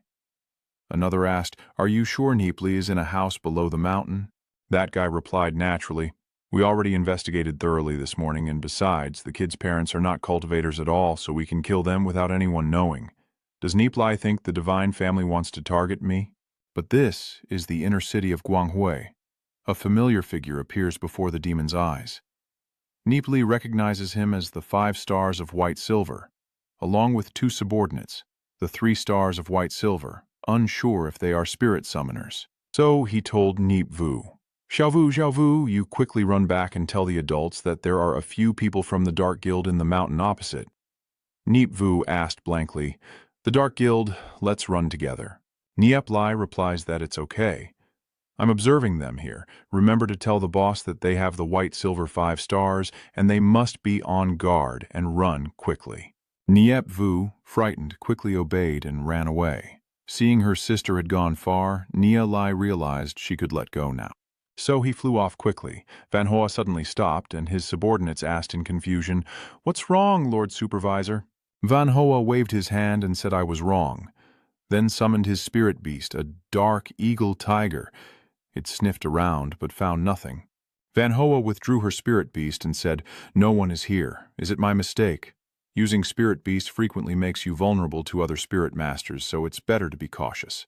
He ordered Liu Qing, go investigate if the patrol team of the Tianyan clan is here, and then send a signal to us. Liu Qing asked in confusion.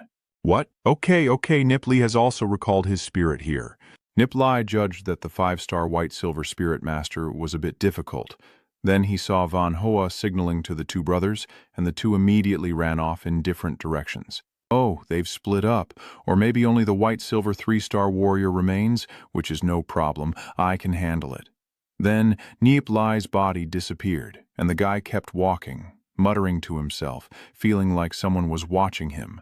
This guy looks around for a while, sees no one, then sighs and decides to get it over with so he doesn't risk being too paranoid. After all, that's also a good point, so don't even think about sneaking up on me. He said that and kicked out with his foot, but his kick hit only air, and he asked in confusion, why is that? How could I clearly sense the killing intent behind me, and then suddenly, it disappear? Nie Li appeared behind in a flash, shooting out a stream of liquid.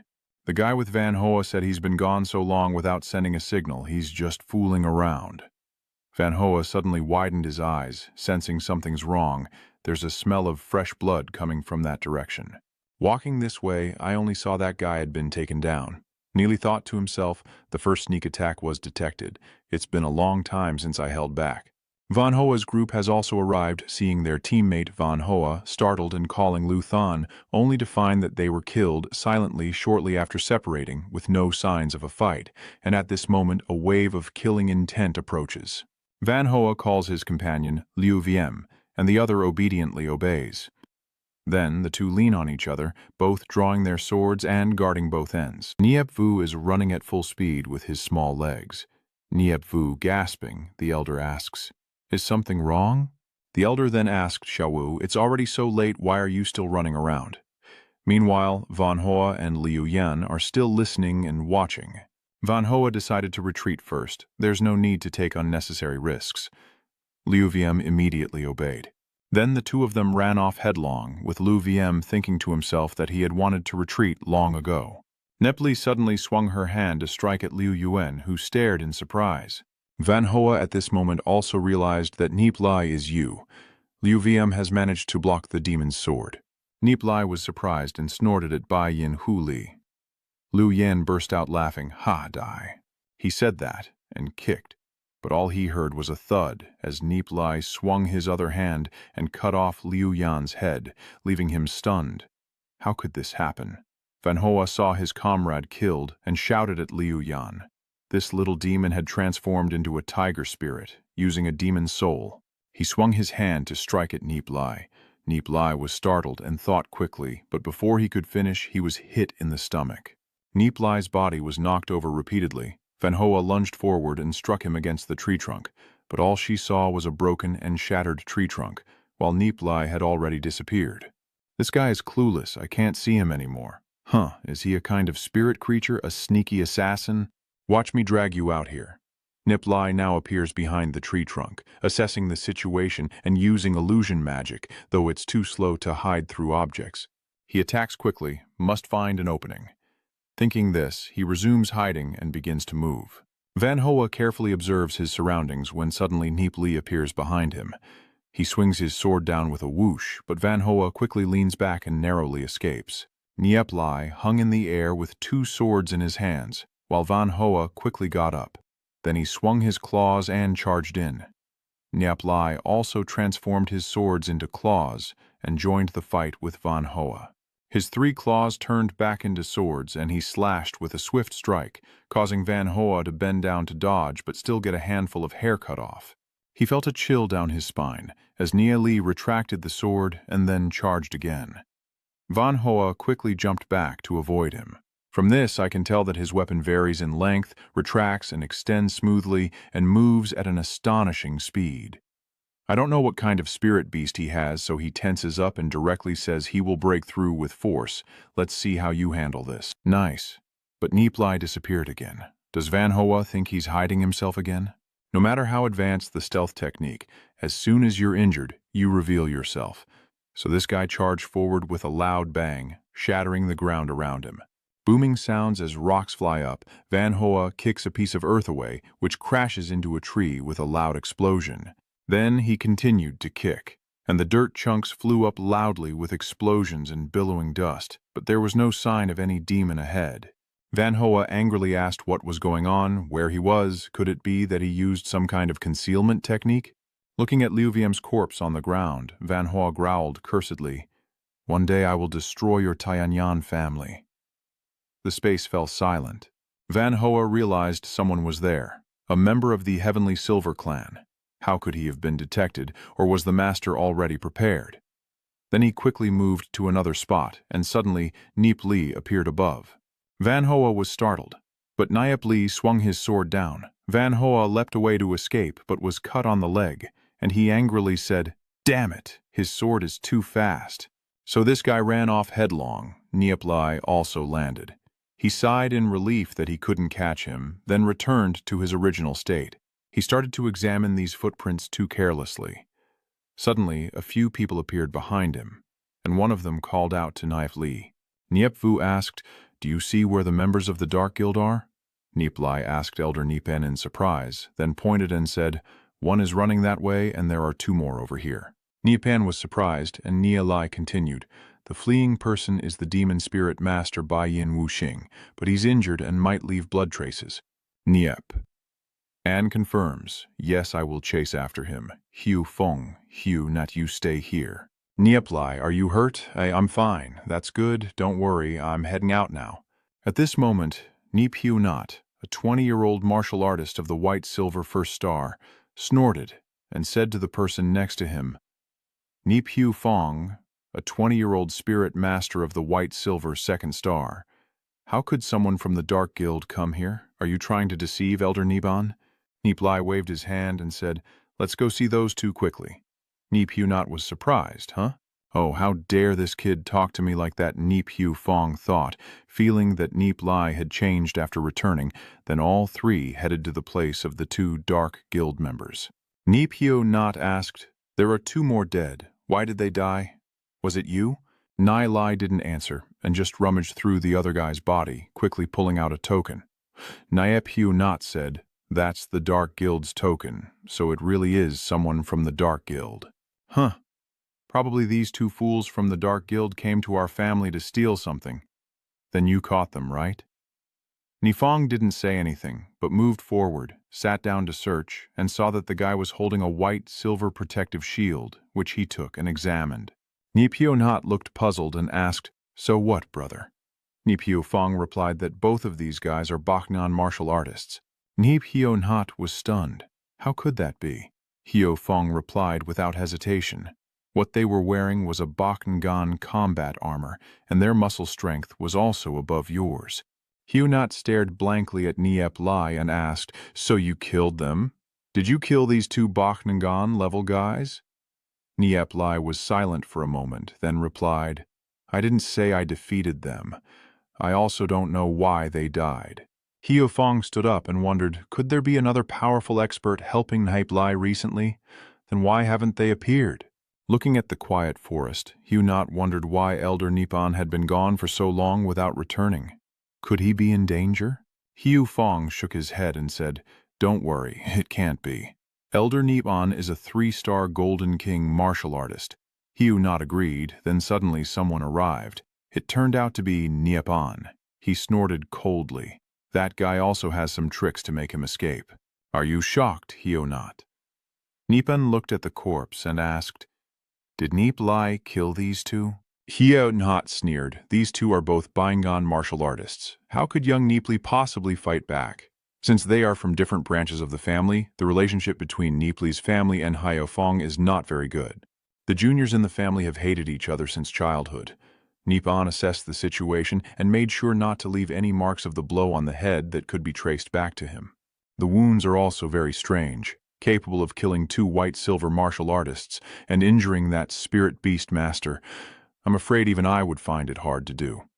Nie Li, come with me to report this to the clan leader, and you two take this body back for him to see. The two guys carry the bodies and walk away. Suddenly, Niep Vu calls out to Niep Li, revealing himself. "Big brother Niep Li, are you okay? Hoo-hoo." Niep Li patted the girl's head and said, "Don't worry, I'm fine." The scene shifts to the ancient Tianangan. Niep, standing on the street, watching Doan Hiep Li enter, and the others wonder, are they from the Dark Guild? Quickly check if Elder Niepon has returned. Nai Ping-en entered the main hall and respectfully saluted the clan leader. The clan leader then asked Nie Ping-en what exactly had happened. The patriarch of the Celestial Galaxy family is named Nip Hai. Nippon respectfully reports that the 3 people are from the Dark Guild, probably attempting to steal. The 2 who were killed and 1 escaped. Is Nip Hai surprised? There are only 3 people. They might just be here to scout our defenses. The Dark Guild is an enemy of our Guangwei city, so we must strengthen our borders now. The 2 of them shouted in unison. Nep Hai asked further, "Did you kill these 2 people?" "No, before we caught up, they were already dead. The one who escaped was the demon spirit master, Bai Yin Wuing." "I don't know either. I just saw what seemed like a shadow passing by, and the crowd was talking about what happened." "What was that black shadow passing by? Could there be someone else there?" Niep Hai concluded that both of them were killed from behind, with strange wounds. Definitely not by our family's experts. This is definitely not an accident. The key question is why the Dark Guild is involved at all. Our family had better strengthen our defenses and change our formation a bit. Nippon commands. Nip Vai turned to Nie Li and asked, "When did you return?" Nie Li thought to himself, "Oh, Elder Nivi, he really likes to pick on me. This time I can't avoid punishment." So he respectfully replied, "I just returned yesterday." Niep Vai then asked, "Hiep Li, do you realize your mistake now?" Niep Li looked surprised and asked, "Huh, Niep." Vai slammed the table and shouted, "Do you still dare to say that Niep Li you are not diligent in studying at school and instead cause so much trouble? I heard you beat a member of the Divine Saint family, and because of that they have taken action to suppress the Heavenly Bank family, causing serious damage to our business." Nep Hai looked surprised and asked, "Is that true?" The crowd behind started whispering and gossiping. Niep Lai confirmed it was true, but Nai Vai interrupted and scolded. "Tieptan is a descendant of the Thiengan family, studying at the Holy Lan Academy, but he disobeyed the family's orders. caused trouble everywhere, and harmed the family. Logically, he should be punished with 100 strokes. Jiri burst out laughing. Nie Li has been disciplined. Nie Li glared at Nia. Vi then thought they basically wouldn't let her explain. Neo Vi angrily shouted, "You not satisfied?" Niep Min looked confused and asked, "What did my child do to deserve 100 strikes?" Niep. And also reminded, "Elder Niep. Niep Li is just a child after all, and her cultivation is weak. Isn't 100 strikes too harsh? If punished, I'm afraid the two winners won't be able to get out of bed."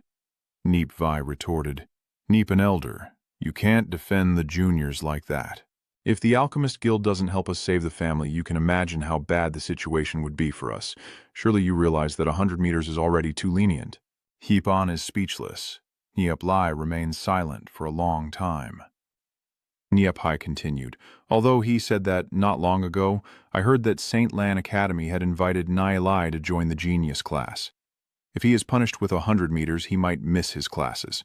Hearing this, Niep Vi froze in place while Niep Hiu Fong and Niep Hiu Nhat stared in surprise, and everyone around was stunned. Niep Hiu Nhat shouted, "What talent does Niep Li have? Is this a joke? How could he get into the genius class?" Niep Hai waved his hand and said, "I heard it with my own eyes." Niep Li, you explain yourself. This time Niep Li's aura seems a bit different. Niep Li respectfully stepped forward and said, "I report to the head of the family that I have offended the divine family, causing trouble for my clan, but I have already resolved that problem." Niep Vi nodded to signal Niep Hiu Nhat. "This guy's laughing out loud. Ha, it's really funny. It's only because our family received help from the Alchemist Guild that we escaped the oppression of the divine family. What does it have to do with you? They insist they want to cooperate with us to supply herbs. What skills does your worthless son have? How dare you say you handled this?" Niep Li glared at him, then said, "The Alchemist Guild is one of the 3 super-powerful clans in Guanghoi City with a divine status. Why would they help a small family like ours for no reason? Is it because we can grow those herbs? Are there really so many clans like that? Why did they choose us and give us more than 3 parts of the reward?" Seeing Niep Hai also nodding in agreement, he said, "Yes, that makes sense. So, in the end, why? Could it really be related to Niep Li?" Niep Vi still firmly opposed, sneering that it was just nonsense. This is basically just nonsense. No matter why they are helping our family, first of all, it's true that you offended the divine family, and this time they might help you out. But what about next time? At this moment, Niepon gently advised, "The chief elder, I think the matter of the divine family is not so simple. Everyone knows Yao Li is not a troublemaker. If someone from the divine family is at fault first, then what? Otherwise, just leave it be. Niep Li is not easily chosen for the genius class, so it's best not to hinder his studies." Niep Hai also agreed, saying that's correct, as there are still many unclear aspects, and punishing him directly like that might not be appropriate. However, before he could finish, Niep Li immediately retorted sharply, "Great Elder, my family and other clans are facing each other directly. Why do you only consider the opponent's perspective without questioning right or wrong? Isn't this something a clan elder should do?" Hearing this, Niep Vi, furious, shouted loudly, "You insolent, how dare you speak to me like that?" Unfazed, Niep Li coldly questions the fairness of the law enforcement, recalling how the Tianling family was only offered a peace gift after attacking the Tianling family before, without punishment. Niep Vi immediately retorts that the two matters cannot be compared because the Tianling family's power is not as great as the divine family. Hearing this, Niep Li immediately exposed his true intentions. "The Great Elder knows I am not acting for the benefit of the clan, right? So it's not just because the power of the divine family is strong that they want to punish me harshly. It seems it's just to make the divine family see. It was I who conflicted with others. The family not only failed to protect me, but also, after being retaliated against with despicable tactics by the divine family, blamed everything on me out of fear. As the chief enforcement elder of the Tianyan family, such behavior makes it impossible for anyone to stay in this family." His sharp words leave everyone stunned. Niep Vi, angry, roared and prepared to punish, but Nie Min quickly ran over, kneeling and begging the head of the family for mercy, willing to take the punishment in his child's place. Niep Li saw her father kneeling and hurriedly stopped him, but Nie Min still anxiously urged his child to admit her mistake. Seeing this, Hyep Hai quickly said, Hyep Min, get up now. In Hyep Vai's heart, he was secretly amazed because this was not the style of the clan leader, and Hyep Hai decided to hold back, thinking that everything was not yet clear and that Hyep Lai's behavior today was too extraordinary, daring to openly argue with the senior elder, truly living up to his reputation as a genius student. He declared that protecting everyone in the clan was the responsibility of the family, and this matter would be put on hold. The most important thing was to guard against the Dark Guild. Nie snorted in dissatisfaction, but Nie turned to kindly tell Nie Li to rest and wait for the investigation of the two bodies. Nie Li quietly assessed the chief's attitude, feeling that he must have recognized his strength to be so tolerant. Nie Min asked in surprise why the chief was so lenient, and Nie Li only grinned mischievously, saying time would tell, then confidently thought that with his current strength within the family there was no need to hide anymore. While the father and son were happily chatting, with Nie Min affectionately ruffling his son's hair, suddenly there was news that the family head was in serious trouble, and Steward Duong from the Alchemy Guild came to visit. The news shocked everyone in the Niep family. Nie Yin hurriedly prepared to welcome him as the messenger said, Duong Han has approached and said it's unnecessary and there are 2 guards behind him. Niep Li wondered what she was here for, while Duong Han saw Niep Li and silently thought, it's good that he's okay. Niep Hai happily welcomed and invited him to sit down. Duong Han sat down, crossed her legs on her thigh, nodded at Niep Li, which also surprised Niep Hai, who immediately invited Niep Li to sit with them. When asked about the late visit, Duong Han claimed it was to buy medicinal herbs, and heard that this place was attacked by the Dark Guild, so he came to check. Niep Hai confirmed the incident. Duong Han pondered the situation, and then suggested sending more Golden Kim and Demon Spirit warriors to help the Thien Gan family defend the city. The generous offer left Niep Hai stunned, while Niep tried to compare strengths but was quickly cut off by Niep Li. Niep Vai was angry and shouted, but Niep Min reminded his son, while Duong Han took the opportunity to try to win people's hearts. She stood up and left after confirming Niep Li was safe, warning that if anything happened to him, they wouldn't forgive her, and before leaving she told Niep Li about the new medicine and gave some cryptic advice. Niep Li saw Duong Han off at the gate and privately discussed her sending people to protect him. Duong Han admitted she was worried about the Dark Shadow Guild's power and also mentioned the painting he drew. After Duong Han left, Niep Li turned back to see everyone in the family looking at him with different eyes. Niep Hai announced that the Alchemy Association had sent a Golden Core expert to guard, causing surprise among the surrounding families. The status of the Tianyan family was elevated. The next morning, Niep Li continued to train diligently. Manager Duong arrived but didn't dare to disturb. Xiaoyun chided Niep Li for only knowing how to cultivate, while Duong Han patiently waited. When Niep Li left, Duong Han asked about the new medicinal pills like Than Than Dan or Lin Nguyen Giai Dok Dan. Niep Li agreed to supply if requested, but refused the honorary elder position Duong Han suggested, only asking to keep the identity confidential. Duong Han agreed and promised to deliver the profits on time. Before leaving, Niep Li also said goodbye very kindly. Then Niep Hai asked if Niep Li wanted to join the auction of genuine treasures from the Hong Nuyet clan. Niep Li agreed to go and requested to sit in a private carriage. On the way, Niep Hai was curious about Niep Li's relationship with the Alchemy Guild, but Steward Duong had advised to be careful, so he didn't dare ask much. When they arrive, Niep Li insists on paying for what she likes herself, leaving Niep Hai stunned. At the auction, Niep Hai meets other owners like Lin Yin and Tri Fong, who greet him politely. However, the arrogance of the Iron Sect family and Kuang Min from the Silver Tiger family mocked how the Heavenly Cloud family was once oppressed by the Divine Sect.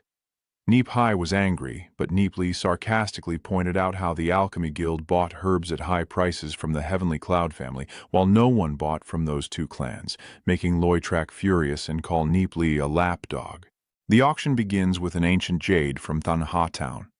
Niep Li spends 2,500 Yulinte to buy it, even though everyone else is bidding higher. Next is a space ring starting at 50,000 spirit coins. The crowd bids enthusiastically, but Niep Li finalizes at $100,000, leaving everyone stunned. Nie Li almost fainted. Nie Li calmly said she earned the money herself and also bought a jade bottle for 6,000 wen to hold pills.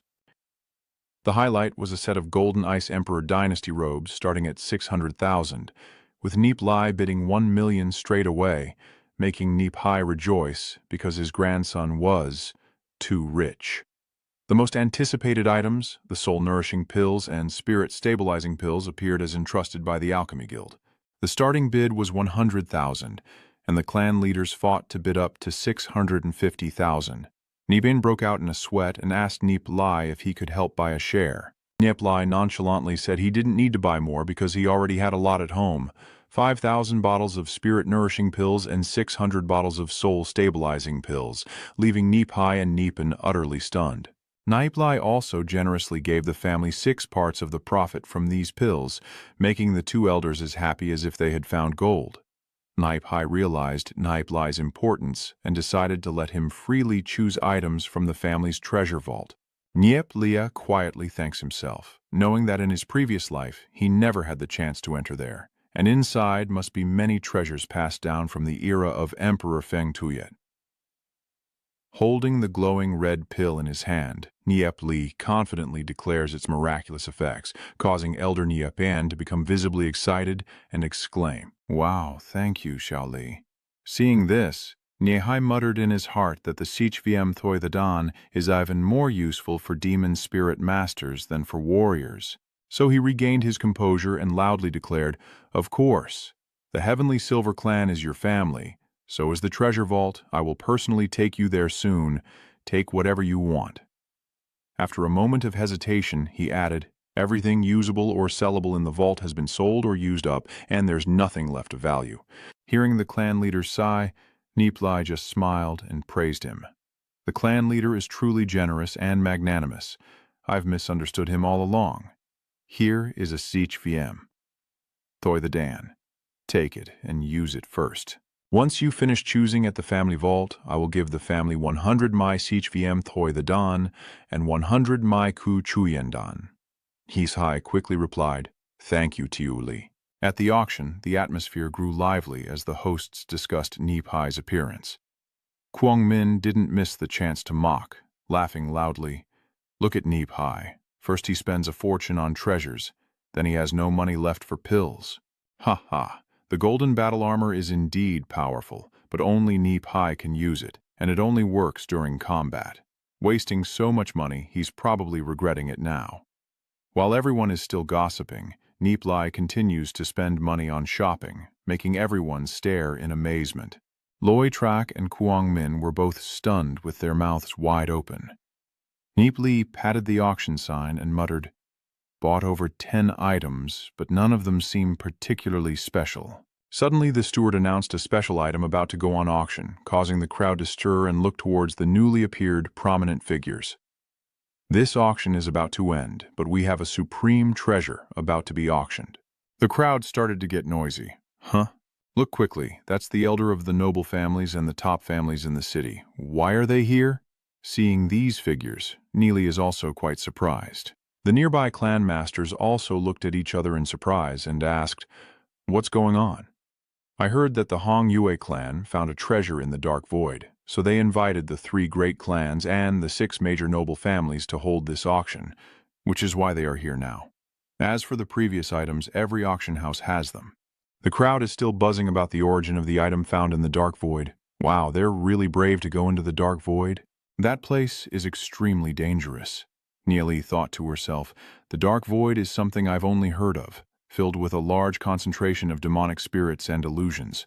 Only those at the black gold level or above dare to enter. I heard that place was once the home of the legendary demon spirit master. So what exactly did they find there?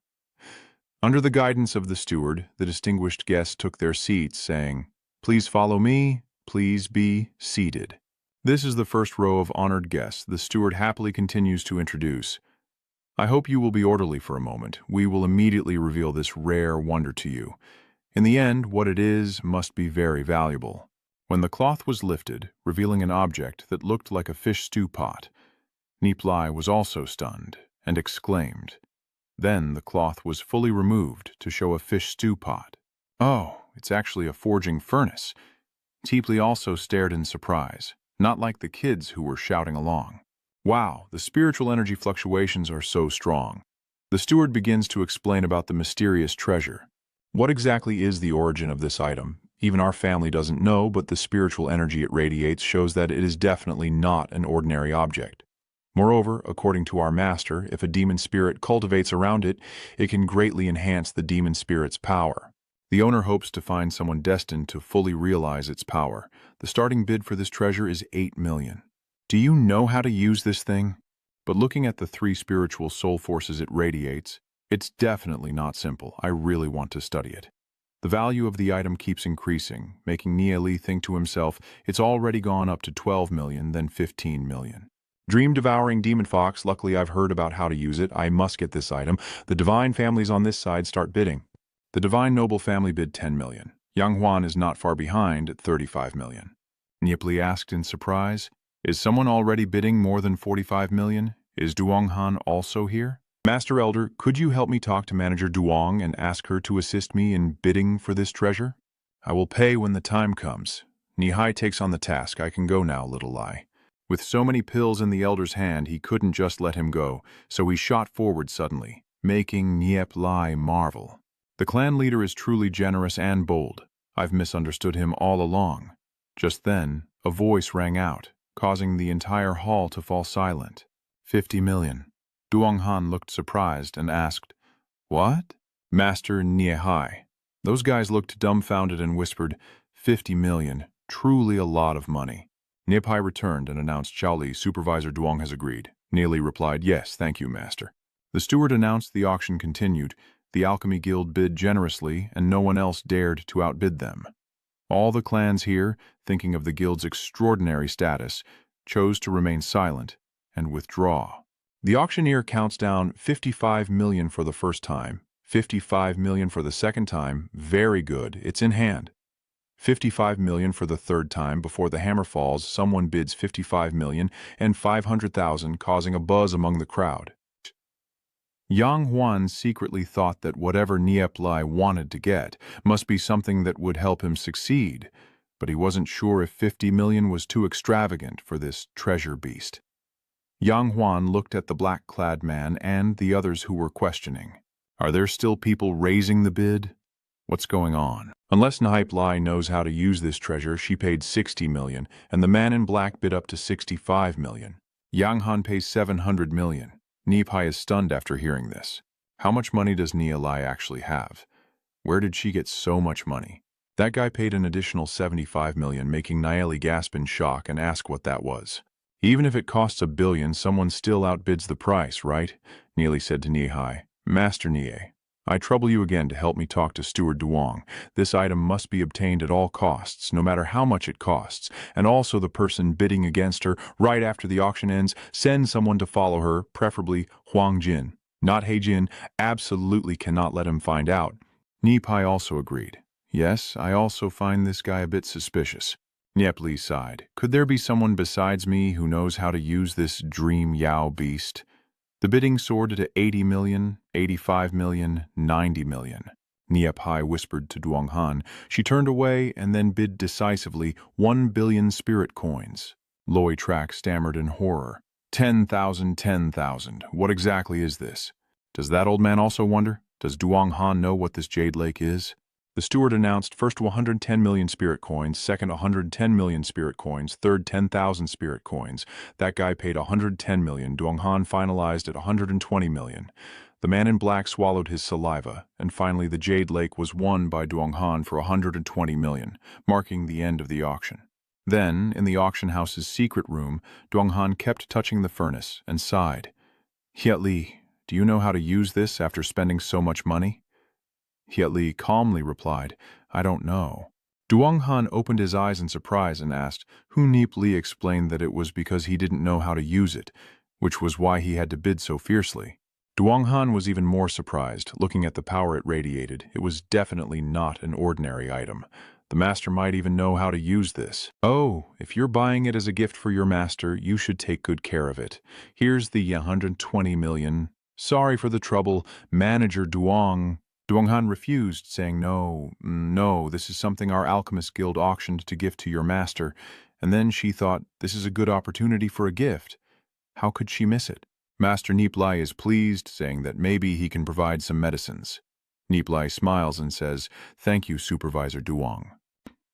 Duonghan politely said, It should be us who thank you, don't be so polite. Duonghan added, That's right, you told me to follow that guest. Did you find out there was something wrong with him? Nie Li replied, Well, it's just a suspicion. I suspect he is a member of the Dark Guild.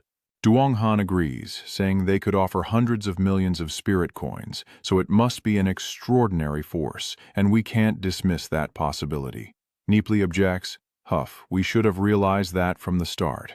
Back then, we should have just captured him directly. Duonghan then said, No, isn't that stirring up a hornet's nest?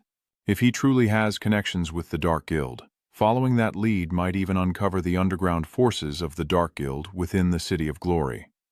Duonghan replied, Yes, of course the people I send are all black gold level experts. Capturing him is just a matter of ease. Nie Li agreed. All right, then I'll have to trouble everyone. With the strength of Nie Li and the Tianyan family, we obviously can't keep such a treasure, so I used Duonghan's hand to get the dream Yu Ho. Then Nie Li said to Duonghan, I will take my leave first, clan leader. They are still waiting for us. Duonghan replied, Farewell, brother. At this moment, the outside of the city became lively, and Nie Li chuckled happily. I didn't expect today to be quite a fruitful day. Nie Li nodded in agreement. That's right, but definitely don't let others find out about the Jade Lake. Nie Li confirms, Of course our family's strength is not on par with the Alchemy Guild. If others find out we have such a treasure, it will be hard to keep it secret. Everything is almost settled. Shall we go home now? Nie Li replied, No, let's not go home yet. I want to visit the complete Spirit Merchant Guild first. Nepen asked in surprise, So the Huanlin Trading Guild is the biggest in the north. Do you want to buy something else? Nie Li replied, I want to buy a spirit beast.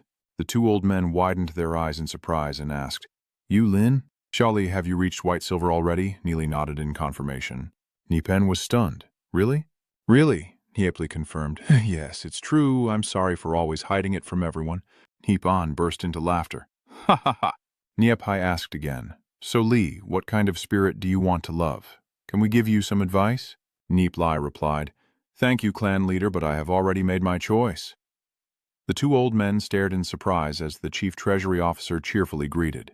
Genius. This is the Hoan Lin Thuong Society Scene Transfer VIP Lounge. 3 distinguished guests from the Tianyin family are invited to enjoy. Nie Li happily said, Thank you, Chief Treasurer. Today we are here to buy a spirit beast to help my nephew. The Chief Treasurer asked in surprise, Oh, spirit beasts really are heroes born in youth.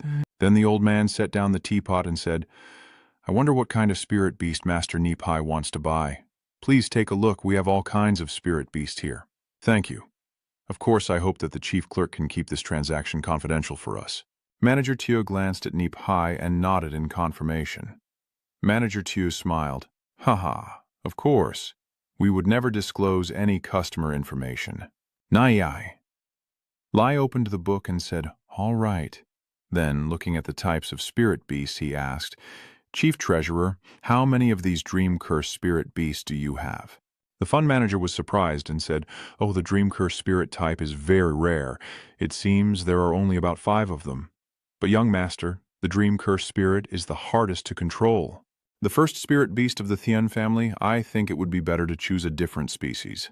Nie Li replied, Thank you, Director Tu, for the reminder, but I want everything here. Director Tu was surprised. Nie Li also reminded her, Xiaoli, and Nippon was shocked, wanting everything. Nie Li confirms she wants everything, not just the poison spirit, but also the frost spirit and the battle spirit, all of them, Director Tu also asked. Nip Nie the owner? Nie swallowed hard and said, Just take it as she said. The treasurer cheerfully said, Please wait a moment, I will go get it from the warehouse now. You're buying so much I will definitely offer a reasonable price. Nie Li burst out laughing. Ha ha, feel free to spend money freely. After all, I'll be coming many more times in the future. The fund manager happily laughed. Ha ha, of course. This young master is truly sharp. There are already a few beasties fighting over here. Ha ha, the total is 6.5 million spirit crystals, and we will gift you a space ring for the spirit stones. Nie Li marveled. Oh, not bad. Then he took out a pile of money and happily said, "This money is all there, you can count it again." The fund manager was startled. Oh my. Then he thought again. I didn't expect him to pay himself. The Tianyuan family is really powerful. I never saw so many demon spirit cards like these before. So the old man happily said, "No need to count. We naturally trust you."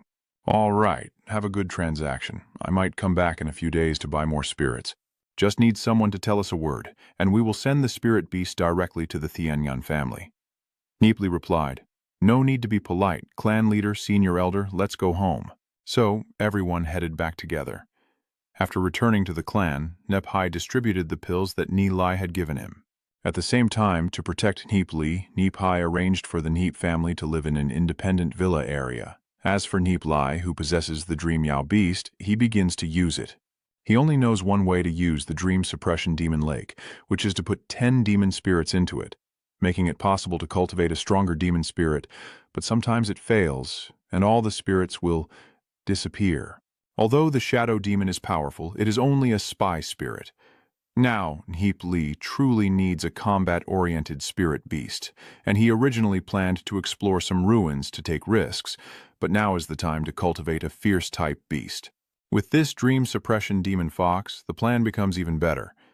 Huichai City usually uses the level of living demon beasts as the standard for demon spirits. In fact, apart from the green copper and silver white, all other spirit beasts have different growth potentials. Even low-level spirit beasts can become legendary with strong development. Nie Li classifies the growth potential of spirit beasts into 5 levels: low, common, good, excellent, and legendary, with the divine level spirit beast being the one with divine growth potential. Currently, I have over 2,000 furious battle spirit beasts, 600 of excellent level, and 200 at good level. The rest are low to common level growth spirits, including some golden spirit beasts. First, 7 low-level and 3 common grade ones are used for refining, and then a flame erupts. After a while, the flames died out. Nie Li exclaimed in surprise, "Success!" Then he opened the lid and saw a flame inside. Nie Li opened the furnace and found a spirit beast, judging that the Baikim beast's growth level had reached a good grade. This demon fox truly is a treasure. If I keep refining it, I should soon obtain a divine-level spirit beast. After 60 attempts, Nie Li concluded that combining a low-level spirit beast with a common one yields a very high success rate, but most of the time it results in only one outstanding spirit beast. He continued to fuse them, step by step. 2 days later, he used an already excellent spirit and over 90 other spirits of the same high growth level to refine. After the quality improved, the success rate dropped to an astonishing level, allowing only 5 track Viet to be fused. The rate at which the spirit beasts were consumed for the fusion far exceeded Nie Li's imagination. So he could only ask the clan to continue purchasing battle frenzy spirits from the trading guilds. Another 5 days of refining passed, and Nie Li finally exhaled in relief, having produced more than 60 track Viet level growth spirits. Maybe now I can successfully fuse a divine level one, right? So he clasped his hands together and began to cast the spell. What will happen when the fierce battle spirit is fused to the final stage? Then a loud bang rang out. Nie Li frowned and said, "This one failed again. Tried again after 10 minutes and failed again, each time costing me nearly 10 demon spirits. Track Viet, now I only have 4 chances left." Nie Li sighed. I didn't expect that creating a divine-level growth demon spirit would be so costly. 1 billion just vanished in the blink of an eye. So, Nie Li persisted and started the fusion again. The streams of light merged together, all concentrating at one point, and a dazzling glow appeared. Nie Li shouted in triumph, "It's a DMHO, looks a bit different, much stronger than a normal DMHO. Okay, 3 more chances left. So the fusion process begins again. The first attempt succeeded, the second failed, and the third succeeded. Nie Li exclaimed, "Wow, a blood-red demon tiger with wings and tough scales. So bloodthirsty." It seems that during the fusion process, the stronger spirit becomes the main body, as if it has swallowed the weaker spirits. Let's see what kind of divine-level growth this final spirit has achieved. Nie Li saw an incredibly adorable panda bear, Ha, it's a tiger panda bear. Tiger panda bear means a panda with tiger teeth. Nie Li stared blankly, surprised that the final demon spirit was a tiger and panda hybrid. It's okay, its growth potential is at the divine level. A weak beast like this not only forms a spirit, but can also survive until the very end during fusion without changing its appearance. In other words, this is its strongest form. The temporary forging process is quite interesting. I need to examine it carefully. Nie Li has withdrawn the spirit beast and judged it too weak. I haven't even understood its attributes yet, but this spirit beast has two different sources of power. Nie Li was surprised, then asked, "This demon spirit seems to have fused with something quite remarkable. Hai's soul is expanding rapidly. Could this be the effect of the heavenly Tao divine technique?" An hour later, Nie Li stepped outside. Tuvan muttered, "This kid hid in his room for 2 days and now he's rushing off somewhere." "Nie," Li replied, "I need to go behind the mountain to train, then think as I go, and every time I merge with a new demon spirit of the heavenly Tao divine technique, I can become stronger. Now that I have reached the level of white silver, second stage, I must test its power." Soon, Nie Li arrived at Haosun and decided this was the place. Then, Nie Li waved his hand and called out, "Tiger, panda."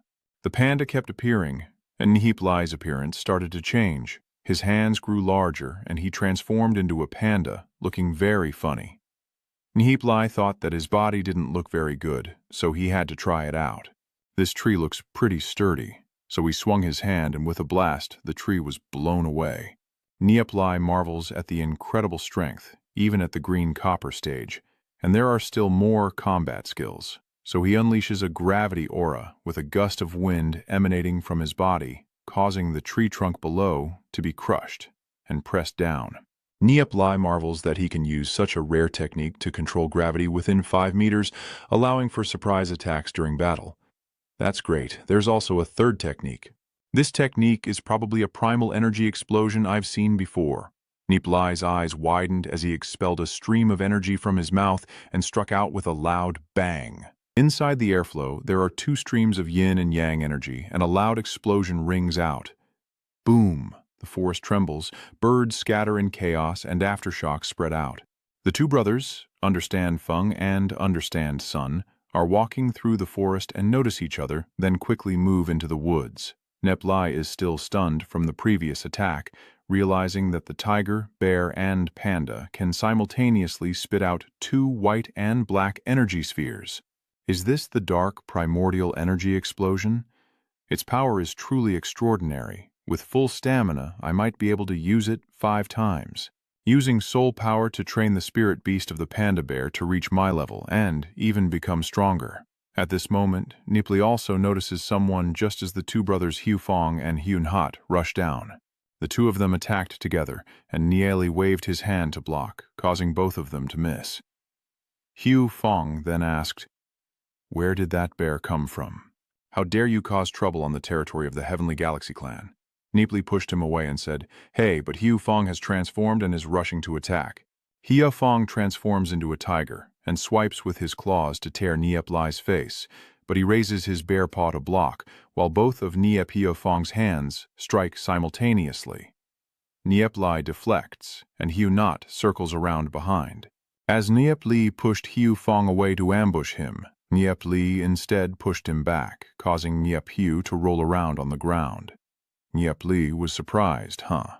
Hu Fong also calls out to Hu Not. Nie Li shouts, "Stop, it's me!"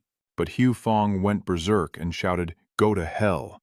Nie Li opened his mouth to unleash a powerful gravity aura, instantly pressing Hu Fong down. Hu Not sighed in admiration. "Your strength is truly formidable, damn it. Watch this." Then he charged to attack Nie Li from behind, but as soon as he entered within 5 meters, he was pressed to the ground by gravity. Nie Hyun Hat shouted, "What are you going to do?" Nie Fong coughed and asked, "So who exactly are you?" "Humph, it was you who attacked first." Then he shrank down and said, "It's me." Nie Hyun Hat suddenly sat up in shock, then stammered, Nie Li, and looked at the huge hole in the ground and asked, "Did you do these things?"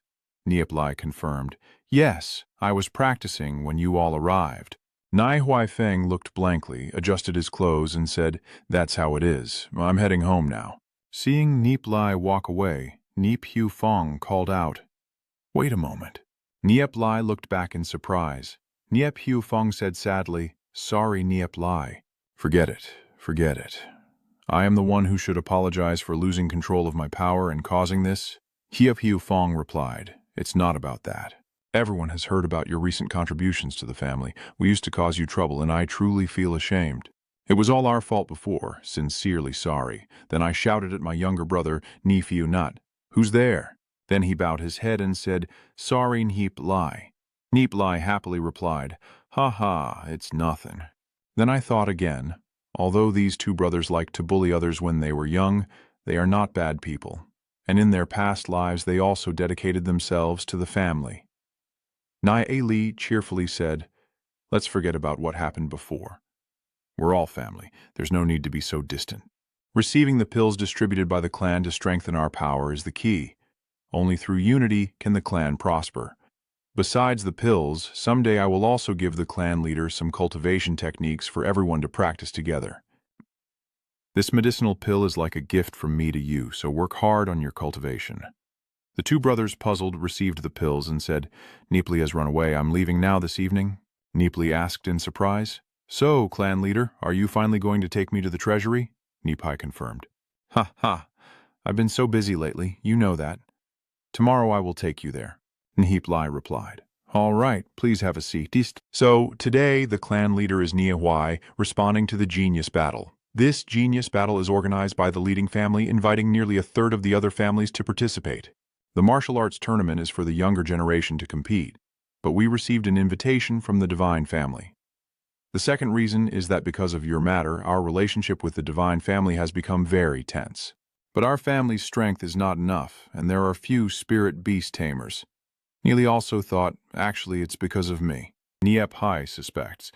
There's definitely some kind of scheme behind this. What do you think? Nie Li replied, "Let's join. What are we afraid of? We can just bring the Alchemist Guild along." Nie Li chuckled bitterly and said, "Ha ha, only I dare to call their association, so I'll bother you to write a letter to Steward Yang?" Nie Li replied, "Yes." Nie Li continued, "If Lan's martial arts can be achieved by 3 people, then I can also reach Bai Yen. Do you want to join?" "Of course, I've been waiting for a long time." Nie Li also agreed. "All right, then let the remaining people be Xiaofeng and Xiaori."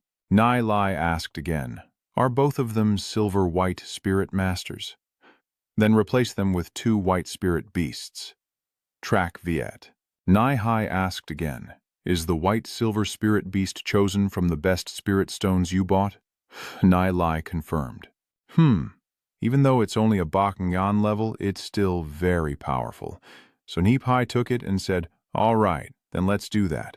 The martial arts competition is still half a month away, so just prepare well. I'm just worried they might cause some trouble."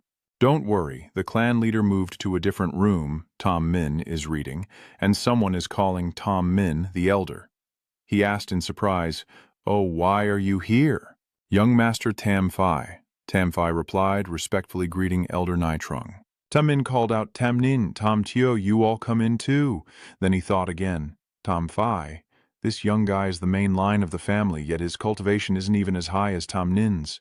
Tom Tu and the other from the same faction are always acting arrogant and domineering.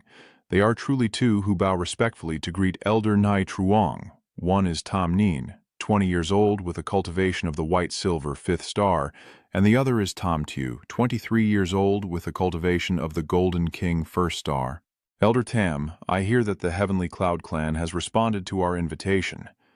Tam Min confirms, "Yes, I have received their reply as well." Tom Phi continued, "Nie Li will also participate in the relocation of the Heavenly Silver Clan." After many days of waiting, Nie Li was finally taken by Nie Li to the treasury of the Heavenly Silver Clan. There are only a few items hanging here, mostly empty. Looking at the empty spots, Nie Li, feeling bored, wants to say, "Nie Li, this is our family's treasury. Surely not all of it has been moved away yet. Every item in this treasury is recorded in the ledger, and each time we want to take something out, it must be approved by the elders of the family. But over the years, the Thienyan clan has become very poor, and to sustain the family, we cannot just pick a few treasures from the treasury to sell for money. But the treasures we sell are only things that can also be bought back on the market. We don't dare to sell the ones we don't know about.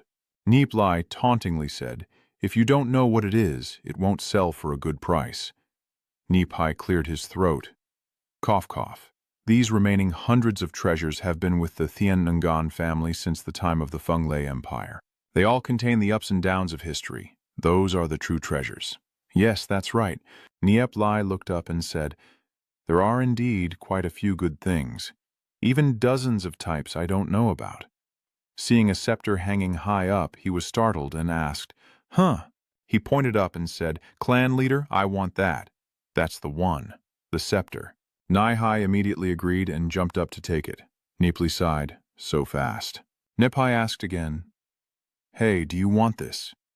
Nie Li replied, "Yes." Nie Li added, "Even if this old pair of gloves were to be sold, no one would know their true power." Nie Li had already taken back the gloves, secretly thinking that this was a soul weapon only the ancient thunder-electric spirit master could forge. This is a pair that can only be used by one person in their lifetime, and after the user dies, the soul weapon will disappear. Yet here, there is actually a pair. Nie Li was stunned as he grabbed a scroll. Nie Li explained, "I don't know what kind of design this is, but it's a pity that no one can read the writing on it, so no one can make this anymore. Looking at the top, it might be something used for flying. I wonder if this design is from the dark evil spirit master era of the early Divine Empire. Lin Kuei and the others created spirit puppets, then sealed the souls of recently deceased people inside and used the inscriptions above to control them. If this had been discovered in that era, it would have been confiscated. Sealing souls is not something I can do, but this rare and strange item is good for research. I want this too." "Do you know it?" Nie Li replied casually, not knowing. The two of them continued inside. Nie Li widened his eyes when he saw a black orb hanging on the wall. He reached out and said, "I want this too." Nie Li replied, "So am I not the heir of the Heavenly Galaxy clan? So there's no problem. Rest assured, I will take good care of it." Then he held up the ring on his hand and said, "This is 2 billion Yu Lin coins, Chief. Take it to buy some more items for the treasury to prevent it from being empty." Seeing the money, Nie Li's eyes lit up, and he sighed. "All right, take it, take it. Thank you, clan leader. This is enough. Let's go back." Nie Li burst into laughter. "Ha ha, you've contributed so much to the family there's nothing to be ashamed of." Nie Li channels his soul power into the gauntlets, which absorb the energy, with rust constantly peeling off until they become shiny. The gauntlets transform into a beam of light and then vanish into Nie Li's body. He smiled and said, "Good, now it belongs to me." The power of a soul weapon is usually higher than the soul strength of its owner by 1 level. This pair of gauntlets is now equivalent to a gold-level weapon. Luckily, I discovered it, or who knows how long it would have remained covered in dust. Nie Li started swinging the gauntlets in his hands, looking very comfortable. "Are you sure you've thought this through? The Heavenly Illusion Sacred Land isn't a safe place. Vice Dean, do you think you are qualified to enter the Heavenly Haze Sacred Realm?" Deepthang confirmed. "Of course, your talent is already outstanding." "Then I decide I will enter the Heavenly Illusion Sacred Realm," Deepthang said again. "I must remind you that entering the Heavenly Illusion Sacred Realm could harm your soul. Does your father agree?" "Yes, of course." Deepthang turns around and says, "Do you want to become stronger?" Tiungong Ni confirms. "Yes." Deepthang asked further, "What happens next?" "The stronger I become, the more I want to become even stronger." The scene shifts to the arena, where the noble families have gathered in full force. Nie Li greets Yang Huan. "Hello, Manager Duong. Thank you everyone for taking the time to come here. Please sit down." Duonghan also thanks the stunned divine families. "Aren't they the Nhip family head and the Alchemy Guild steward? Usually we try every way to win them over, but it was all in vain. I never expected they would now treat the Heavenly Galaxy clan with such courtesy. Nie Li, that stupid horse of yours almost got my sister killed. So how do you plan to make amends to me now?" Nie Li thought gloomily, hinting at the encounter with the assassin after the last auction. "Just relying on the number of expert assassins around you, even with 10 assassins, what can they do?" So he forced a smile, sincerely apologized, and said to consider this as a debt of gratitude owed to her. Yang Han happily laughed. Well, it's good to know. Then she stretched and posed in front of the guys leaning against the wall, sighing, why hasn't today's competition started yet? I'm about to die of boredom. A Chu with a big mouth speaks up. Ha ha, Manager Duong is really handsome. Another person reminds him. Stop peeking over there. What kind of status does Supervisor Yang have? A single remark from someone can determine the fate of an entire family. At this moment, an old man approached and said, Manager Yang, it's been a while. Nie Li glared and scowled, and the old man continued, I didn't expect Steward Yang to be interested in our competition. Duong Han burst out laughing and said, haha, I just wanted to come see Nie Li's match, maybe place a few bets, and by the way, has Master Tam Hong not arrived yet? The one who came is Elder Shen Ming, the head elder of the Divine Clan. He chuckled and said, our clan leader is currently in seclusion, so everything is entrusted to me to handle. This betting table is also organized by my family. Manager Duong, are you interested in joining? Then he thought, Nie Li, brother? The Alchemy Guild is now strong enough to rival Pu Ka, so why bother with them? Duong Han continued, I was just playing around for fun, only paying attention to Nie Li's match. Tam Ng. No need to worry. Ha ha. While the crowd was noisy, the Tam Phi group entered. Just as Nie Li saw, Tam Phi also widened his eyes and looked back, this guy grinning fiercely, wishing he could bite Nie Li a few times. Tam Tu asked in surprise, what's wrong? Young Master Shenpai, Nie Li has already stood up and jumped down to call you. Ha, young Master Shenpai, long time no see. Tam Phi was very angry but couldn't do anything because he thought, right now with Duong Han backing me up, let's see if I can still tear you apart later. Nie Li burst out laughing. The young Master Tam is really quite gentle. Ngung Ni still often talks about her brother to me, saying that Tum Dai Thieu is a generous person. Thinking about it, Ngung Ni's cultivation has advanced rapidly lately, ever since I helped her with a massage. Tam Phi, furious, shouted, Go to hell! And swung his fist, but Duong Han pushed out her ample chest to block him, while Tam Min grabbed Tam Phi's arm. He reminded him, Don't act impulsively, young Master Tam Phi. The match is about to start. After all, young Master Nat will have to fight, and it will be a fair battle then. Isn't that better? There's no need to cause discord here. Nie Li was quite surprised.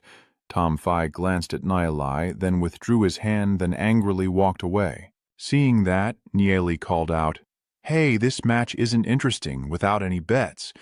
If you don't bet, I won't be the first to fight. Tam Min burst out laughing. Ha ha, young master. If we bet on ourselves to win here, it doesn't seem to follow the rules. Nie Li proposed, Then I will be the host. Nie Li calmly replied, As long as you place a bet, I will follow whatever amount. Hearing that, Tam Min couldn't help but laugh with pleasure. Do you think with the young master's abilities he would need to rise to the occasion? With Sister Duong here, do you really think the Divine Family would worry that I can't keep up? Elder Tam, just play with confidence. Tam Min nodded in agreement. In that case, a little game is fine. Fairness comes first. We don't care about the odds or the betting methods. Each side predicts their own clan's victory or defeat and wins what they bet. Elder Tam secretly calculated in his mind, Our team's players rarely lose, so how could he let you benefit? Not wanting to keep the opponent waiting, Nie Li immediately asked, All right, so which side does Elder Tam want to bet on? Zhang laughed loudly, his tone full of confidence. The first match is a decisive duel between young Master Shen Fei and young Master Nie Li. I bet young Master Shen Fei wins 50 million spirit beasts. Do you dare to follow? Nie Li asked with a look of surprise. 500 million. Tam Phi smirked, his eyes showing clear disdain. So what, are you scared now? Even with 50 million, you still play. Such a wealthy family like the Thanthangia is truly stingy. Do you only trust the younger generation of your family with 50 million? Tam Min angrily shouted, You, Nie Li, are just adding fuel to the fire, or the Divine Family is actually very poor.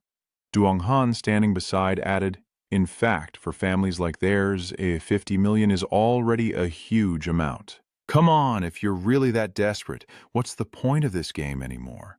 Nie Li now has a pile of cursed spirit cards in his hand.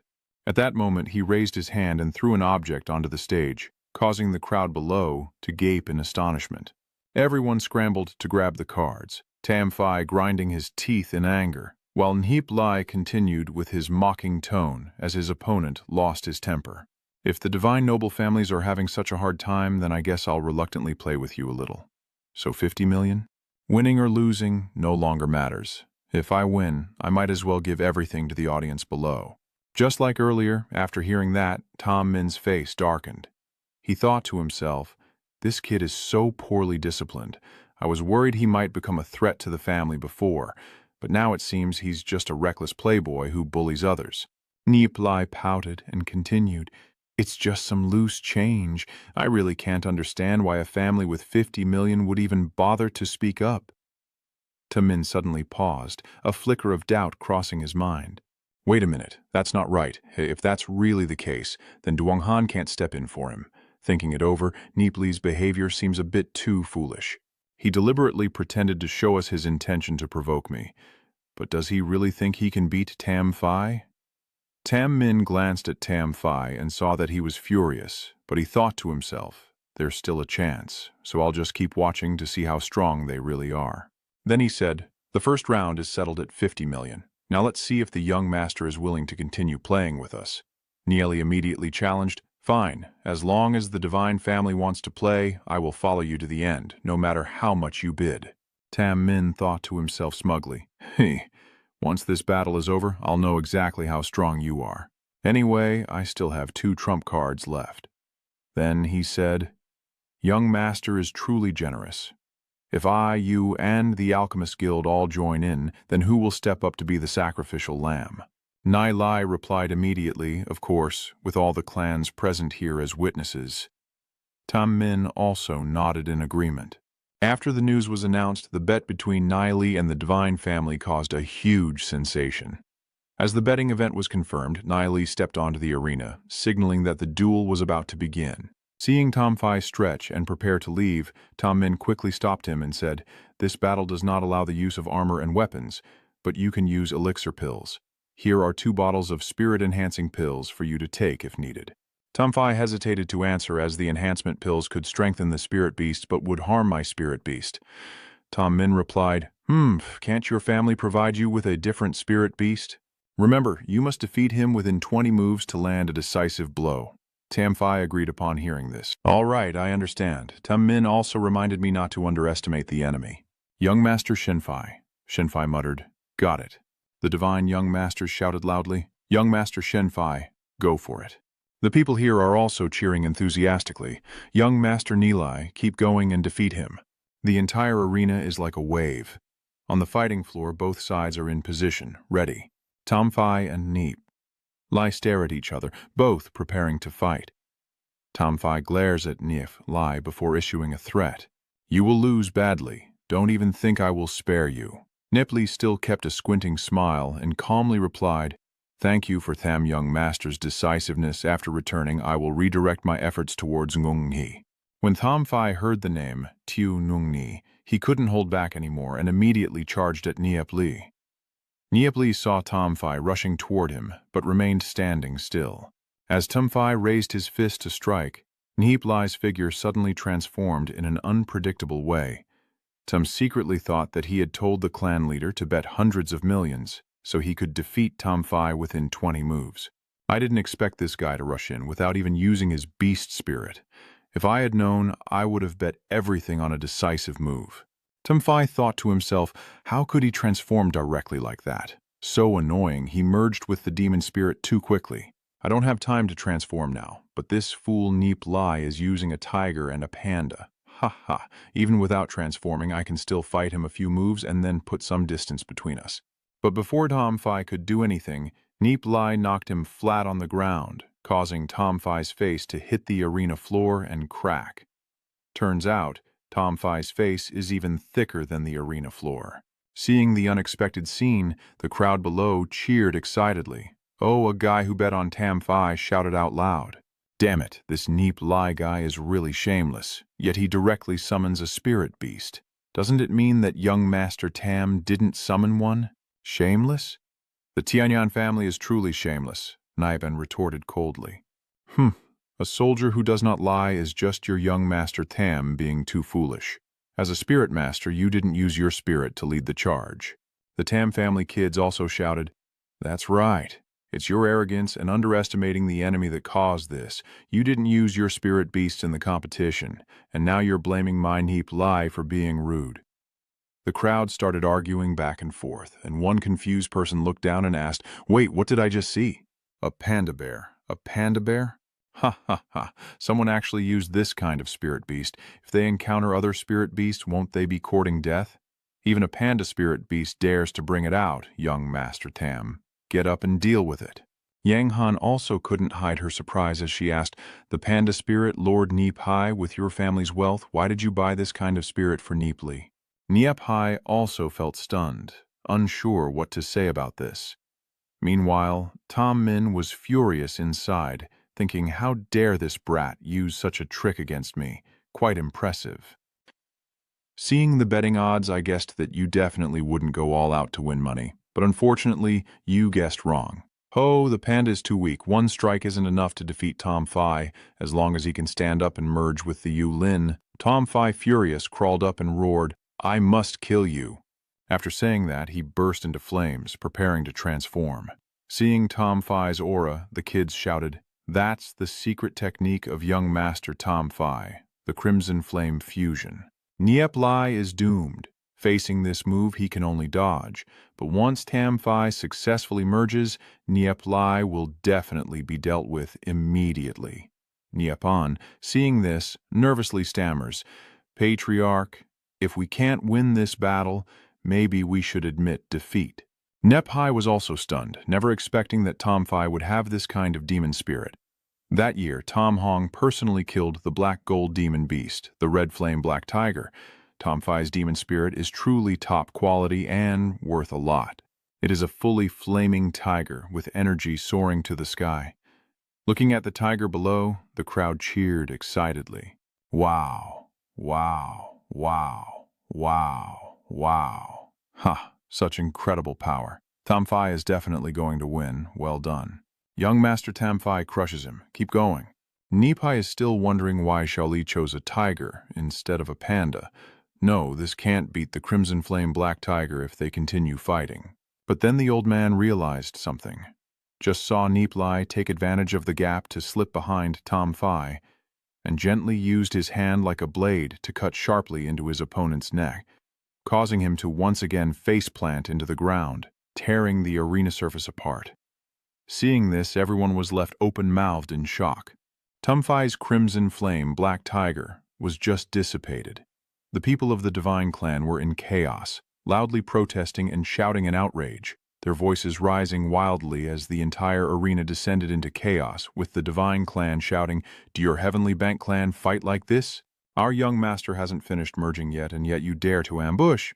Nie Li snorted coldly and judged. "Huh. We haven't violated the rules of the competition either, so why are you here criticizing us? My Tianyan sect does things. Do we need you to tell us what to do? It's just that your Tom family is too foolish." At this moment, Tom Min raised his hand and said, "We concede the first match. Please stop." Tam Phi here has lifted his head and angrily asked, "Admit defeat?" Nie Li taunts, "Are you okay, young Master Tam? If you can't stand up, then just stay down," Tam Phi shouted. "Black Flame, Black Tiger, as long as I can merge with the spirit beast, I only need that tiger and your panda." But before I could finish my words and complete the merge, Nie Li ran over and pressed his face close, saying, "Who gave you that chance?" Nie Li also stared in shock as the divine noble families fell into chaos. Tom Min shouted, "We have surrendered. Stop fighting now." Tom Tu snorted coldly and said, "It is what it is." Under his feet, Tam Phi was face down on the arena floor. Nie Li said, "I have heard of young Master Tam for a long time, and for his sake I should stop here. Phew, that was indeed an unforgettable battle." Nie Li respectfully bows and says, "Brother Tam Phi, you've been considerate, but now the crowd is buzzing again. What's going on? Are the divine family paying me to pretend to fight?" Tom Neen comments that the descendants of the family have indeed been spoiled and are useless. Then Tom Tu adds his opinion. "Huh, isn't it just the right time for us to show off? Winning means the prize money." The crowd was noisy like a market again, and Daiziwan sat in the stands looking surprised. The referee confidently announces the result. The first match is over, and the second is about to begin. Nie Li is whispering something to Nie Li when suddenly a subordinate rushes in to inform Elder Min. He was startled and asked, "Losing over 6 million? Damn it, I've never encountered this before since I took office, and it happens just as the head of the family is about to leave." Upon hearing the news, the elder jumped up and stormed toward Nie Li. Nie Li was startled and immediately stood up to question him. "Huh? Oh, Elder Min, do you know how young Master Tam Phi is doing? If my Nie Li fights too fiercely, please forgive us. Ha ha."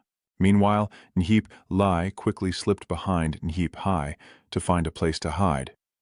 Tam Min suppressed his anger, remained silent for a moment, then warned in a low voice, "Don't celebrate too early just because you won one round. We're about to start the second match right now." Nie Hai looked surprised, let out a sound of amazement, then turned to glance at Nie Li before saying, "Then for this round we'll send Nie Fong." In his mind, he thought, "We lost the first match, so we must send a top expert for the second. No underestimating the opponent." Tam Min snorted coldly. "Huh, this is a bet between Nie Li and our divine family. How can you bring someone else into it?" Nie Li retorted, "If you do this, it's not quite right. I just finished a battle and my soul power is drained. I can't fight now, till let's have the second match in 2 months. By then, I will have recovered my soul power." Tam Min, after hearing that, was so angry he almost vomited blood and retorted, "You've already won. Are you planning to run away?" After finishing with those people, the old man turned to Manager Duong and explained, "So Manager Duong, does the Heavenly Galaxy clan not respect their promises? And you also protect them? It seems their clan leader will have to negotiate with the Xuvium Guild Master." Sighing, Nie Li said, "Well, since you've said so, let's keep going." Sigh. Even if the Divine Family faces battles one after another, once they win, probably no one will talk or say anything, right? Tam Min couldn't hold his temper and angrily retorted, "Do you dare to speak ill of the Divine Family?" Duong Han immediately intervened, saying, "The Divine Family indeed always relies on their power to bully others." Tam Min immediately retorted, "So what if they are confident?" Nie Li then began to persuade. "The Divine Family is confident, so if they don't bet 2 to 3 billion this time, it won't be good." The number of a few billion just came out, making Tam Min turn pale with fright, secretly calculating that he lost so much last time and still hasn't seen his true strength. If it's another 2 or 3 billion, I'm definitely done. So the old man cleared his throat to regain his composure. There's still one more match. Better to play small first. Bet 1 billion. Nie Li silently assessed in his mind that it seems the elder steward doesn't have unlimited assets. So he sneered disdainfully, "Still so stingy, 1 billion is 1 billion fine. Let's bet 1 billion this round first to lure him in and prevent him from retreating out of desperation." Once a gambler loses, they always try to quickly recover their losses. Just give him a little hope and he'll go all out. The crowd cheered excitedly. "Hooray, hooray, fight on, damn it. Last time he almost lost everything, this time he has to win back. That kid from the Tianyan family is really an idiot, using a tiger and a panda as his spirit beasts. If he hadn't cheated last round, he would have lost. Tam Nin, as the White Cloud 5-star spirit master, can't possibly lose." Tam Nin now steps onto the arena. Nie Li stares wide-eyed at his opponent, a massive fiery bear that looks incredibly fierce. The crowd cheers. "Wow, it's a Than Diem beast." In the stands, Deep Tu Van watched the scene with worry, silently calling Nie Li's name. On the field, Nie Li covered his face with his hand, mockingly sneered. He teased, just saying hello, and already summoned his spirit beast. Is that really necessary? At this moment, Tam Nin's fusion process was complete, and he charged forward fiercely as the crowd on the stands shouted, "Hey, Tam Phi Duong is a Bai Yen 5-star spirit master, and his spirit beast is a golden flame holy beast. This match is in the bag." "Ha ha, look at that panda, it's got a stomach ache." "Ha ha ha, I have to admit, Nie Li's appearance really has no killing intent at all." Tam Nin stomped hard on the arena floor. A column of fire erupted, and he shot forward like a missile, quickly reaching Nie Li's front. Then he swung his arm to attack. But Nie Li quickly shifted his chubby panda body and ran away elsewhere. As he made squeaking sounds, Tam Nin's punch missed the air. He shouted, "Stop right there!" Then he sprinted after him. While chasing, Tam Nin summoned a fireball and threw it forcefully at Nie Li, shouting loudly, "Die!" Nie Li quickly dodged to the side, avoiding the fireball. The fireball missed its target and exploded in the arena, causing the spectators to grimace and shout insults. "Little devil of the Tianyang family runs away after attacking, such a coward. Hey, can you fight back a little? If you can't fight back, just admit defeat quickly and don't waste our time." Duong Han turned to criticize Nie Li. "Can't you help Nie Li change to a different spirit beast?" "How could you use this trash?" Nie Li explained. Manager Duong misunderstood. "We bought it over 100,000 spirit beasts, didn't we?" "Honestly, we also don't know why Nie Li chose this one." Duong Han replied, "He must have his own reasons." On the arena, the two sides are still playing cat and mouse. Tam Nin shouted, "Stop," while Nie Li kept running full speed. Tam Nin gathered his strength in his legs, suddenly leaping high into the air while throwing a fireball. He's unleashing a thunderous fire attack. Nie Li also noticed that Tam Nin had thrown a fireball down on this side. Explosions rang out loudly. The playing field was torn apart, smoke and flames billowed into the air, and the crowd cheered excitedly. So beautiful, such incredible power, yet Hamfi is too strong. Deep Tu Van wondered. Nie Li insisted he had more strength than this, so why was he still not fighting back? Tam Min was still smug, laughing loudly, but amidst the smoke, a huge panda figure ran out. Nie Li ran while shouting loudly, a burn mark on his back from the fire. Tam Nin asked in surprise, "Can you dodge it?" "Try my way this time." Then Tam Nin's whole body caught fire. Nie Li also saw Master Shen Ning leap high, with columns of fire pouring down, causing Nie Li to roll around several times. He seemed careless, as if intentionally waiting for the flames to hit before dodging. Then he kept running, shouting as he went, "Hoo-hoo!" The audience shouted in anger, "Idiot, fight back quickly. Young Master Tam Nin, take him down." Tam Nin silently thought to himself, "Try this and increase the attack frequency." He continuously launched a series of fireballs. These fireballs spin around and rush toward Nie Li, who keeps running headlong to escape. Tam Nin continues to hurl fireballs like a rain, while Nie Li grits his teeth and runs for his life. The flames attack from all sides, but Nie Li manages to dodge them all. Tam Nin shouts in anger, "Can you really dodge them?" But this time, don't even think about escaping. With that, he soared into the sky. Nie Li saw that when this guy jumped high, he didn't bother to run anymore, and the crowd cheered excitedly again. Tam Nin jumped too high. High above, Tam Nin raises both hands, unleashing his ultimate move, Fire Cloud Skyfall. This person's entire body is like a fiery meteor rushing toward the earth. Nie Li saw, snorted coldly, then rolled around a few times. Shen Nin shouted loudly, "You can't escape." Nie Li was running headlong while complaining, "I'm going to die, I'm going to die." When Tam Nin got close, Nie Li suddenly signaled with his hand and said, "Gotcha." He. Within a 5-meter radius, Nie Li unleashed a gravity energy attack. Immediately, Tam Nin was pressed down by an invisible force combined with the falling from above, creating an extremely powerful shockwave. With a streak, Tam Nin shot straight down onto the arena floor. A deafening explosion erupted with blinding light, followed by a roar as a pillar of fire shot up, covering the entire arena. The audience shouted, "Oh my God, this flame demon warrior is so powerful, comparable to a golden spirit beastmaster, and Tam Nin so strong, undefeated." Tam Nin smiled smugly. "Heh, heh, heh, heh.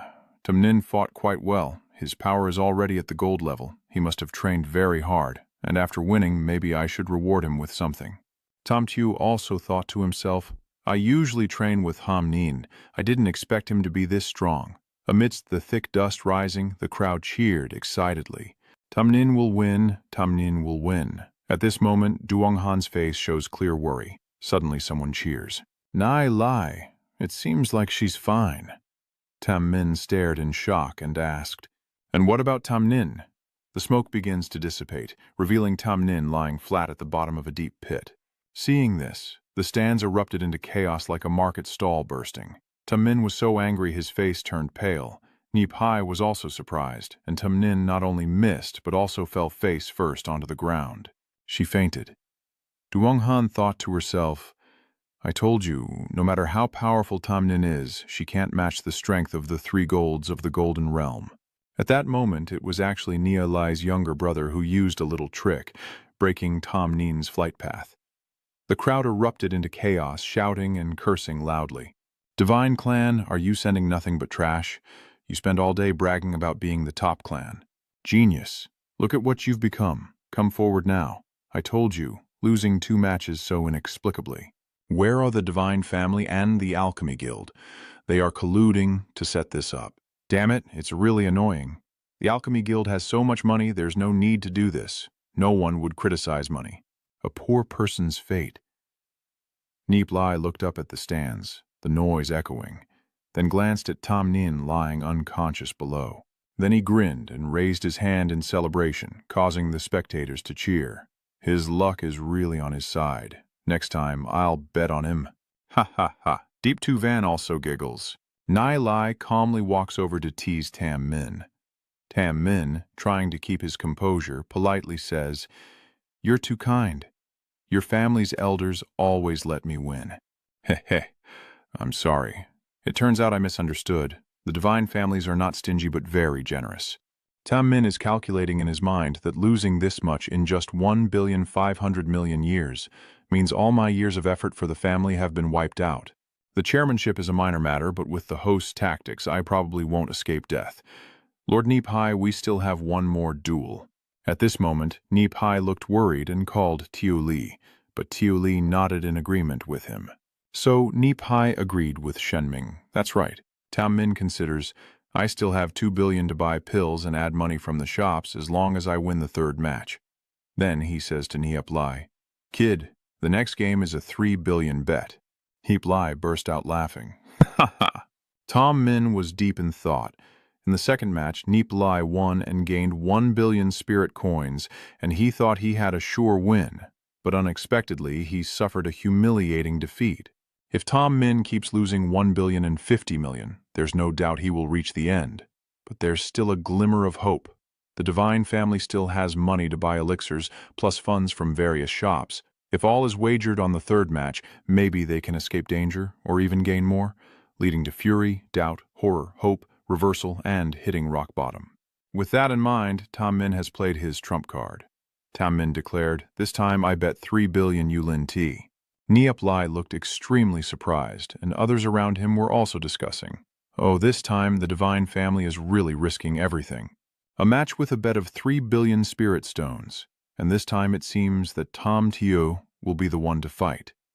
The 23-year-old Golden Spirit Master. His spirit power is also extremely formidable, and in another noble family he would already be considered a top expert. Looks like Nie Li is going to get beaten badly this time. He can't beat Tam too. The crowd is noisy again. This is getting intense. Wow, this time it's for Nie Li, Tam Nin called out as Tam Tiu stepped forward. Wait a moment, Tam Tio. Tam Tiu asked in surprise. What's going on, Elder? So he reached out and said, Drink this demon spirit enhancement pill at the start of the match. Tam Tiu looked hesitant and said, I only need one move to take down that kid. Why bother with the Long Yuan Heavenly Eagle? If you win this match, I will give you 20 million to buy spirit beasts, enough to buy up to 100 Long Yuan Heavenly Eagles. Tam Tiu stared intently at the pill in his hand and said, All right, I will follow Elder Tam Min's orders. On the stands, the spectators cheered loudly, shouting and celebrating as the 2 fighters stepped onto the arena. As they entered, Tam Tiu arrogantly said to his opponent, Nie Li, I didn't expect you to win 2 consecutive matches. It's truly surprising. Unfortunately, this time you have to fall to my hand. I am not like them. I am a Golden Core Spirit Master, he said, emanating his aura. Are they mistaken? Even at the highest level of gold rank, they still have to use elixirs to deal with a tiger and a panda bear. Taking 2 of the cursed spirit enhancement pills, the Divine Family must be afraid of losing. Ha ha! Nie Li boldly fights back without hesitation. How can you know if you don't try? Maybe this time he'll win again. Then he silently calculated that since it was the final match, there was no need to hide his strength anymore. Nie Li immediately transformed into a martial world panda, then leapt forward toward Tam Tu, and the two clashed, fists pushing against each other, neither willing to give way.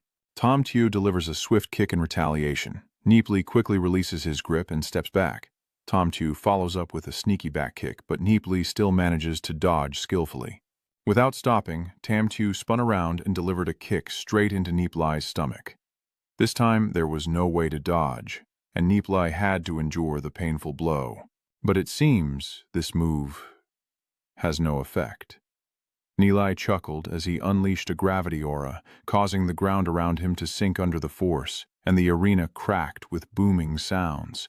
The crowd cheered so loudly, no wonder you're the top gold-ranked spirit master. You can control Nie Li without even transforming. Tam Tu sat up and said, "You really are not simple." Then a pair of wings grew on Tam Tu's back, and Nie Li thought again, "Long viem kiu ung, so it can fly now, I can avoid it." Tam Tu soared into the sky and then said, "You are the most formidable little devil I've ever met. Let's see how you handle my flame dragon break." Then flames erupted all over his body. The crowd shouted, "It's so hot, so hot." Nie Li also challenged them, so let's see who is stronger. So, Nie Li took a deep breath, and upon seeing this scene, Nippon exclaimed in shock, "Master!" Little Li, Tam Hai is also amazed. I didn't expect him to have such a powerful soul force. Nie Li continued to breathe in. Tam Tu looked at Nie Li and thought, "Still want to counterattack?" He unleashed the flame dragon break, and Nie Li also opened his mouth wide, releasing his primordial energy fiercely. A loud boom echoed as a surge of energy radiated from Nie Li, tearing his clothes apart. Two streams of black and white energy shot from his mouth, a fire dragon descended from the sky, and the explosive force shattered the arena's stones with continuous booming sounds. Tam Tu also spat out Seo, then shot up into the air, and the spectators looked at each other in confusion, asking, "Huh? Did Tam Tu get knocked away? Where is Nie Li?" As soon as they finished speaking, the chubby bear appeared. The crowd gasped and shouted, then looked up and saw Tam Tu spinning in the air while a few kids yelled loudly.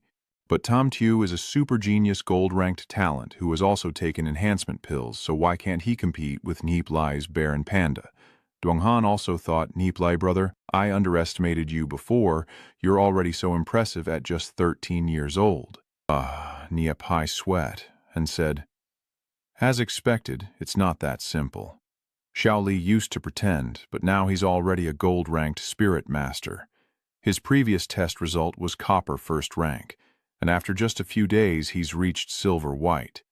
Now it seems he's already a gold-ranked spirit master. Even DM Macdaren doesn't have such talent. It's amazing." Nippon also added, "Chief, with how well Xiao Li performed today, he will definitely be protected by the city lord, and no one will dare bother him. For the past few years, the city has mostly relied on Lord Deep Mac for protection. But now that Lord Deep Mac is aging, no young strongmen have appeared. Although some strong individuals have reached the black gold level, they are over 40 years old. Xiao Li, only 13, has quickly reached the gold level. With such strength now, who knows how much further she can improve in the future, maybe even surpassing Lord Diep Mac." The crowd here started shouting, "Nie Li, Nie Li, Nie Li, Nie Li." Tom Min slumped into his chair, his limbs trembling, feeling like he had fallen into despair. What just happened? What exactly happened? The lifeline of the old man is also starting to snap, about to fall into the abyss of despair. Tam Min shouted mockingly, "It's not over yet. Tam Tu hasn't lost." Tam Tu has regained his balance on this side, flying back and then rushing forward with two fireballs in his hands, thinking that the black and white primordial energy is indeed powerful, so it's better to be cautious. Such a move with this much power definitely can't be used repeatedly. Use the probing technique to see what else he can do. When Nie Li saw the fireball heading at her, she waved her hand, and Tam Tu asked in horror, "Aren't you going to dodge?" Nie Li just waved his hand and deflected the fireball back, causing it to turn and face Tam Tu. Tam Tu covers his face, cursing angrily. Damn it, that's right. Tam Nin's fireball was also dodged by him. Viandrine is useless, so just use your spear to fight him head-on. So, he charged into close combat with Nie Li. Tam Tu threw out a series of punches and kicks, but Nie Li simply deflected them effortlessly. Don't be fooled by his chubby appearance. Nie Li simply raised his hand to deflect the attack, then kept hitting Tam Tu until he was stunned, causing him to headbutt a kick and fall down, panting like a dog. Seeing the huge panda approaching, Tam Tu was scared shitless. No way, no way, so this guy spread his arms and unleashed the flames. Nie Li saw this and retreated, thinking above. Shentiao jumped high and immediately unleashed the long flame sacred pillar. Die for me. The columns of fire kept descending, wherever the fire went. The earth and rocks exploded everywhere, and the crowd panicked and screamed. Oh my, the move is really terrifying. Can Nie Li withstand it? Nie Li thought again. It looks impressive, but unfortunately it sounds powerful, but lacks substance. Then Nie Li's body disappeared. Tam Tu, surprised and alert, looked around and asked, "That's right," but a huge figure appeared behind Tam Tu. He whispered into the other's ear, "A master fighter shouldn't attack wildly like that. It only wastes their soul power." Tam Tu, startled, turned around and asked, "What?" But Nie Li swung his hand, knocking Tam Tu head first into the ground. Boom! A loud sound echoed, and the arena master seemed to be shaken. The crowd above immediately wavered. Nie Li also jumped down. Tam Tu lay motionless on the ground, gasping for breath and saying, "I lost. I ate 2 powerful demon spirit pills, but still wasn't his match. So scary. He's only 13 years old. It's a pity I still call myself a genius, when it turns out I'm just a frog at the bottom of a well." Looking up at the tiny sky, Tam Tu realized the gap was too big, truly sinking into a deep despair. The crowd here gasped in shock, then someone cheered, "Nie Li has won." And the stands erupted in cheers. Nie Li. Nie Li, look at Nie Li walking out of the arena. Diep Van thought to himself, so strong, even stronger than my grandfather back then. Then he remembered the promise they made back then, that if he trained hard enough to reach the legendary level of Spirit Master, he might reconsider. Diep Van's face turned embarrassed, then he shook his head wildly. Who would want to marry that flirt anyway? Over here, someone is calling to Min. "Elder, what should we do now, Elder?" Tom Min swallowed hard, feeling dizzy as the last lifeline had snapped. Tom Min fell into a deep despair, his life turning as dark as the night when Sister Dao ran away from the official's house. Meanwhile, Nie Li reminded Xiao Li to put on her clothes. Nie Li only cares about the 450 million. Then she thinks that although it's just a small amount, it could still give them a headache. Ha ha ha. Nie Li asked in surprise, "Manager Duong." Yang Huan stepped forward and said, "Nie Li, are you really that strong? The Dark Guild must have seen you." Nie Li burst out laughing, "Ha ha. I have my own plans and I haven't even shown my full strength yet." The crowd is shouting. The match is about to start, but where did the organizers go? Nie Li asked again, "Have you found out anything about the Divine Family and the Dark Guild?" Yang Han confirms, "Yes, they only found out that they recruited someone named Li Yunhua. Actually, this person is from the Dark Guild. I reported it to Guild Leader Gu VM, but that's not enough to do anything about the Divine Family." Nie Li firmly said, "Enough. At least now we can confirm that their family is not clean, some past issues can be resolved, and from now on it's still about playing with them." Below the arena, the opponents are still fighting fiercely, and the spectators are cheering wildly. "Wow, go ahead! The noise is everywhere." Diep Van stood up and walked away, thinking it was time to leave. Nie Li really is bad. This time the Divine Family is unlucky, but they also don't make people like them. Suddenly Nie Li appeared in front of Diep Van with a mischievous smile. Diep Van was stunned and shouted, "What, Nie Li, I was just here to look around. I didn't know you were also involved." Nie Li pointed and said, "Then just go back and keep watching." Diep Van replied, "I don't find this place fun at all, so can I leave now?"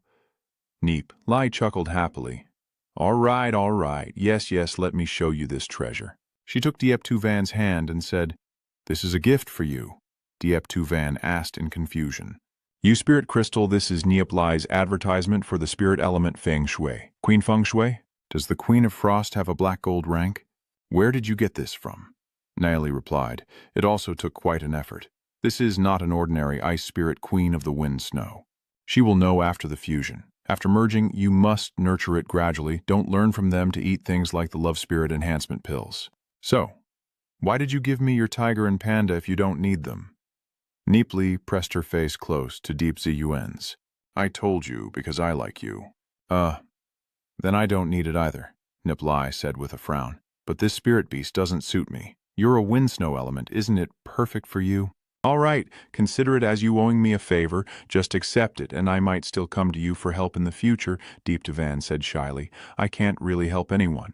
Of course I do. You're the daughter of the city lord, the little princess of Kwanghui City, and I bet many people want your help.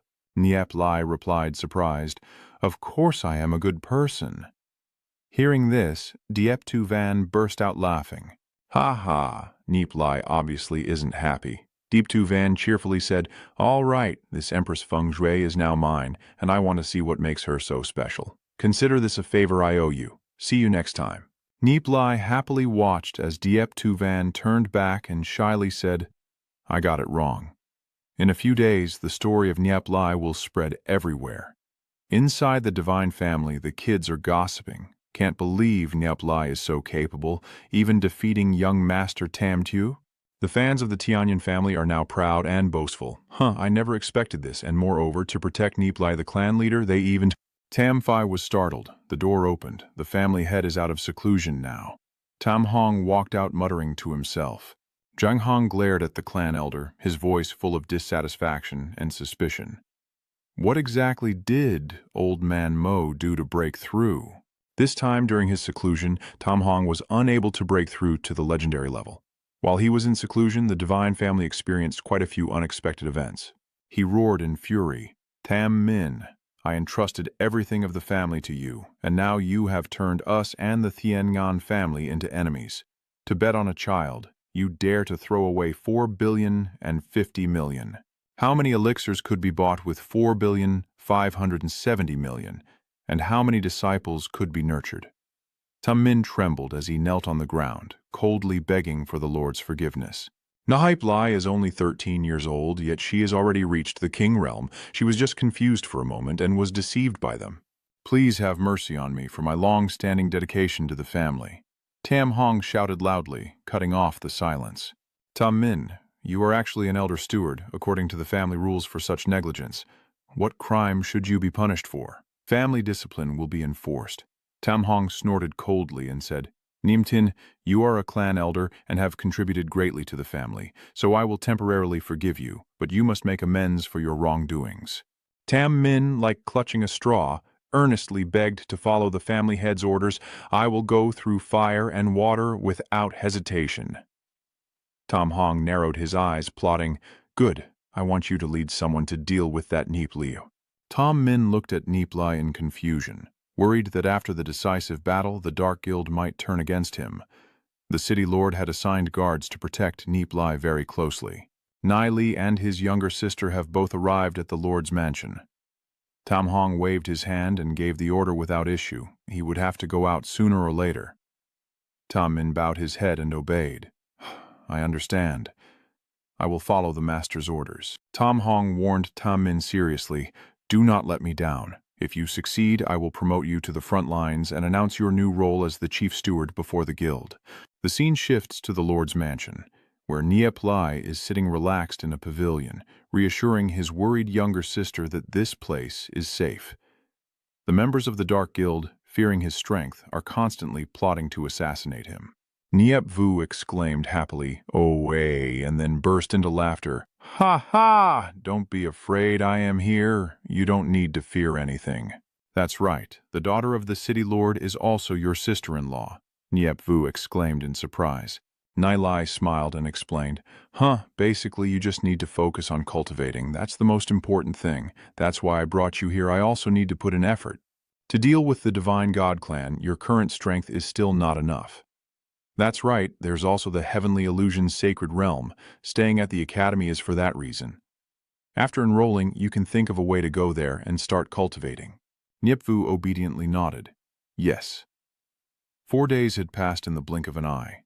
Nie Li kept training himself, excitedly cheering. When feeling the progress of the white-silver triple spirit, now still needing to strengthen his cultivation, temporarily not practicing soul power anymore. So, we've been here for days, but why hasn't Ziyun come to find me yet? Maybe it's because she's a bit shy. So he chuckled maliciously and said, Little Vu, you go find your sister-in-law, and I'll focus on my own cultivation. Nipfu agrees. Yes. He tiptoed forward with the goal of finding his dream girl, then used the shadow demon's shooting skill to dash away, quickly passing the guard. Nie looked surprised and thought, oh, my invisibility skill isn't fully mastered yet. Even a gold-ranked warrior can sense me. If it were a black, gold, or legendary expert, they would definitely have detected me.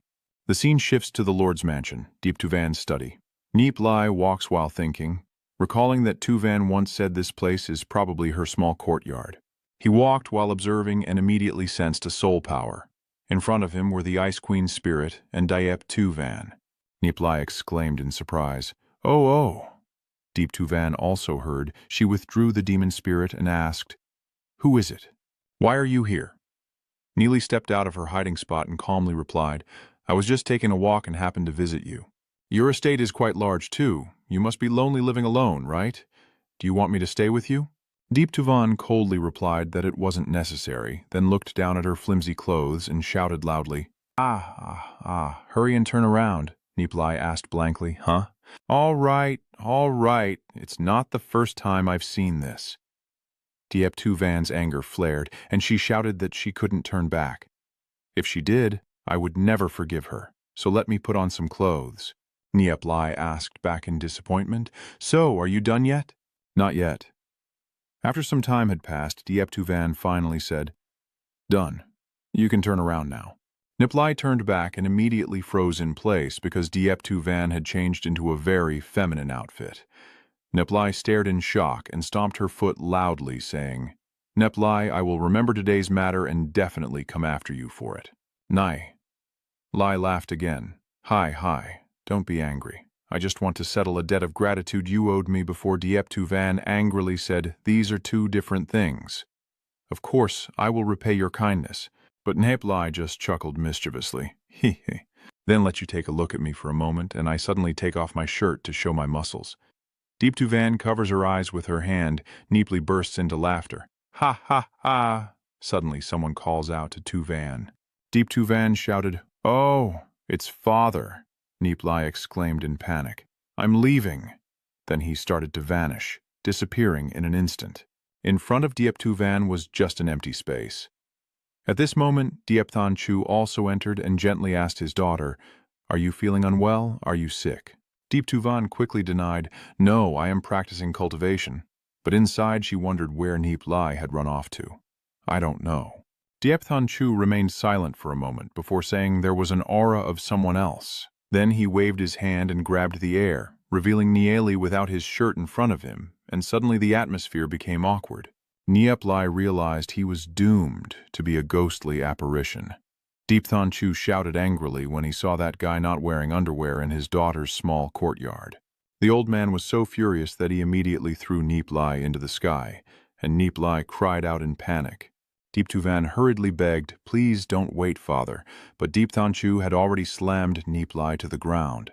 Deep Tuvan anxiously calls out to Nie Li, Are you okay? Then turns to the city lord and says, Father, why did you attack him so recklessly? He is your friend, not a stranger. The city lord asked angrily about the friend. Here, Nie Li has been helped up by Diep Tuvan, and he respectfully says, I am Nie Li. Greetings to the city lord. The city lord angrily continues, So the genius I have struggled to protect all this time turns out to be you. But why are you in my daughter's villa? Nie Li just got lost. Besides, we used to be classmates, and I knew he was here, so I wanted to visit him. The city lord, furious, shouted, and then threw Nie Li across the hall. He turned to his daughter Tuvan and said, You have truly disappointed me. I never expected you to commit such a disgraceful act that damages our family's reputation. Nie Li sat up and said, I came here by myself. It has nothing to do with Tuvan. Please listen to my explanation. I am just Diep Than Chu Tuk Dien Lengquat explaining. Nie Li once again crashes into the wall. The city lord roars in fury. For just a little achievement, you dare to cause chaos in my city lord's residence. Deep Tu Van screams in horror. Deep Thon Chu swings his hand and shouts, "You have tarnished the reputation of our Feng Loi clan, and now you want to run." But Deep Tu Van merged with the demon spirit and stood in front of Nie Li, blocking the way.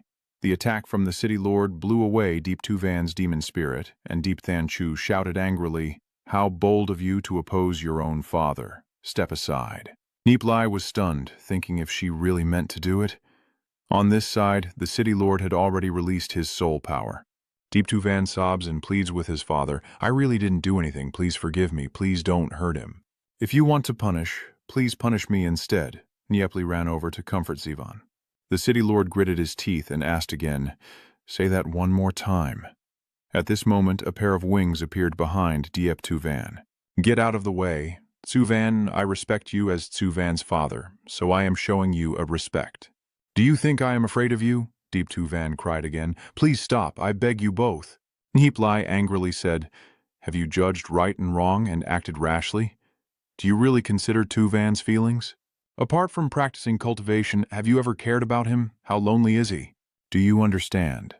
At school, he had no close friends, and even at the prefect's residence, he was not cared for by his parents.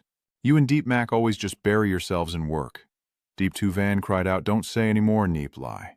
Nie Li angrily continued, "I and Tu Van are just close friends. What you care about is only the reputation of the family." Dip Thon Chu darkened his face and said, "Fine, that makes sense." Then he swung his hand down. Nie Li immediately fell headfirst to the ground and spat blood. Deep Thon Chu, furious, shouted, "How dare you break into my daughter's residence and then try to lecture me here? Are you tired of living?" Nie Li struggled to his feet and said, "What's there to be afraid of about the lecture?" and then shouting, "Huh, I'm not afraid of you." So I got hit in the mouth again. Nie Li shouted angrily, "Damn it, you're just a black gold demon spirit master. Give me one more year." Diep Thon Chu then asked, "What will happen if I give you one more year?" Nie Li replied, "I will definitely be able to defeat you." Diep Thon Chu retorted, "Oh, you really are full of hot air and shameless. Do you think having the ability to transform your soul power is already very powerful?" Nie Li declares that now he is willing to risk everything and fight him with his soul. Diep Thon Chu remains silent for a moment before slowly looking at Nie Li. "I also want to see what kind of tricks you can pull off in just 1 year. If you can truly defeat me, then I have nothing more to say." Nie Li replied firmly, "1 year is enough. Just 1 year, and I will definitely be able to defeat him easily." Deep the leader hit Nie Li again, and then said, "Don't forget what you said, and tell your daughter and your son too. Within a year, if you haven't reached the golden rank, don't even dream of seeing him again." Nie Li gasped for breath, reassuringly saying, "I will definitely be able to do it." Diep Tu Van anxiously called out to Nie Li. "Master Diep, angry, walks away. Koviem is already waiting to remind you that you went too far." "Lord Cheng, Nie Li is our alchemist from the guild. Others might not know, but surely you do." "Brother Ha, I obviously know that if it were someone else, they would have been dead long ago." Koviem burst out laughing, scoffing at the absurdity, and said, "That little brat was actually brought into my house by me myself." He added, "I never expected his talent in martial arts to be so astonishing." Master Diep Thon agrees that his strength is not bad, but he's too stubborn. He still has many good medicines, and the future of Thon Quang Hui might depend on him. I don't know what he's thinking, relying on his little skill to cause trouble everywhere, only 13 years old, yet daring to dominate in the Lord's mansion. Koviem added, "I think the young lady also seems to quite like Nie Li. At 13, he's not a child anymore. I remember when I was that age, I already had a wife and children." Master Deep replied, "That young man isn't just teasing my daughter alone." I don't know why Tu Van is so devoted to him. Koviem asked, "Heroes are usually in love with beautiful women, so why not? Are you really going to dare to kick him out?" The city lord replied, "If I brought him here, then to kick him out now would be like slapping myself in the face." Koviem burst out laughing, "Ha, a great city lord, yet in the end he has to bow to a little brat." Master Deep replied, "Everything is just for the glory of the city." Meanwhile, Nie Li is standing outside Deep Tu Van's door, calling out, "You've been resting in my room for so long, it's time for you to go back now." Nie Li replied, "I haven't recovered yet." "Then I'll visit you again tomorrow?" Diep Tu Van objected, saying tomorrow is also not allowed, don't make excuses. All right, I'm leaving now, so what about the day after tomorrow?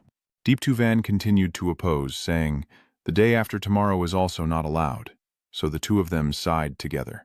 Over here, the two old men are still walking together. The city lord asked Koviem, did you ever hear of the soul fusion technique? Koviem replied that he wasn't quite sure either. The city lord added that according to what the young man said, when he used this great soul fusion technique, he would definitely be able to defeat me. But the side effects are also significant. It's a move that could cause both sides to suffer. If there's a way, I still need the leader's help to inquire more directly from him. Koviem asked in surprise, could it be that the leader needs to use this move for some reason? Isn't this an extremely risky move? The city lord shook his head. No, I definitely wouldn't use it casually, just to prevent future trouble. The Dark Guild has been increasingly unruly lately. Guvin asked in surprise, could there be news from Lord Dipemac? The city lord confirmed, yes, they want to lure the demon beast to attack and destroy the city. Koviem was stunned, then both of them fell silent. The next day, Nie Li's companions all arrived without missing anyone. Nie Li was surprised and asked, why are you all here too? Lukfu, you're quite impressive, brother. Chasing after Diep Tuvan all the way to her house. Du Troc pressed Lu Piao's head down and said, I heard you defeated Shen Xiao from the Holy Family. Is it really impressive to show such strength now? Nie Li replied that his previous strength was too weak to do anything but be humble, but now I confuse with the demon spirit. If we have to face the Dark Guild, we can still protect our lives and give the Holy Divine Clan a blow. It's truly satisfying. Dujia laughed heartily. That was a big blow indeed, but now they've made enemies with them because of it. If it's just personal grudges, choosing to confront their family doesn't seem very wise.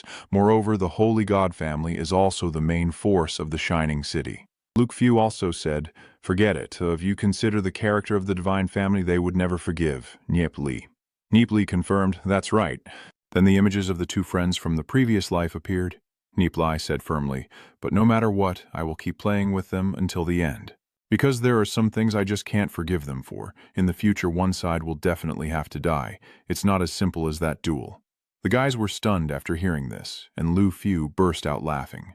Ha ha, why do you suddenly become so serious? It's just a noble family after all. There's nothing to worry about because we're still here. Nie Li nodded in agreement. Indeed, a good brother. Over here, Nie Vu is teasing the guards. Lu Pia suddenly remembered something important to tell Nie Li.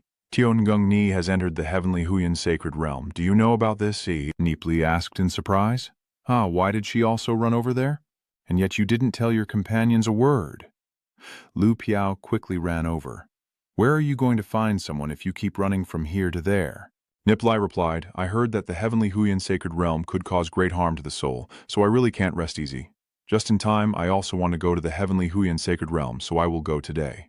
Du Troc advised, if you leave the city walls, how will you ensure your safety? The academy is a whole day's journey from here. Nie Li replied.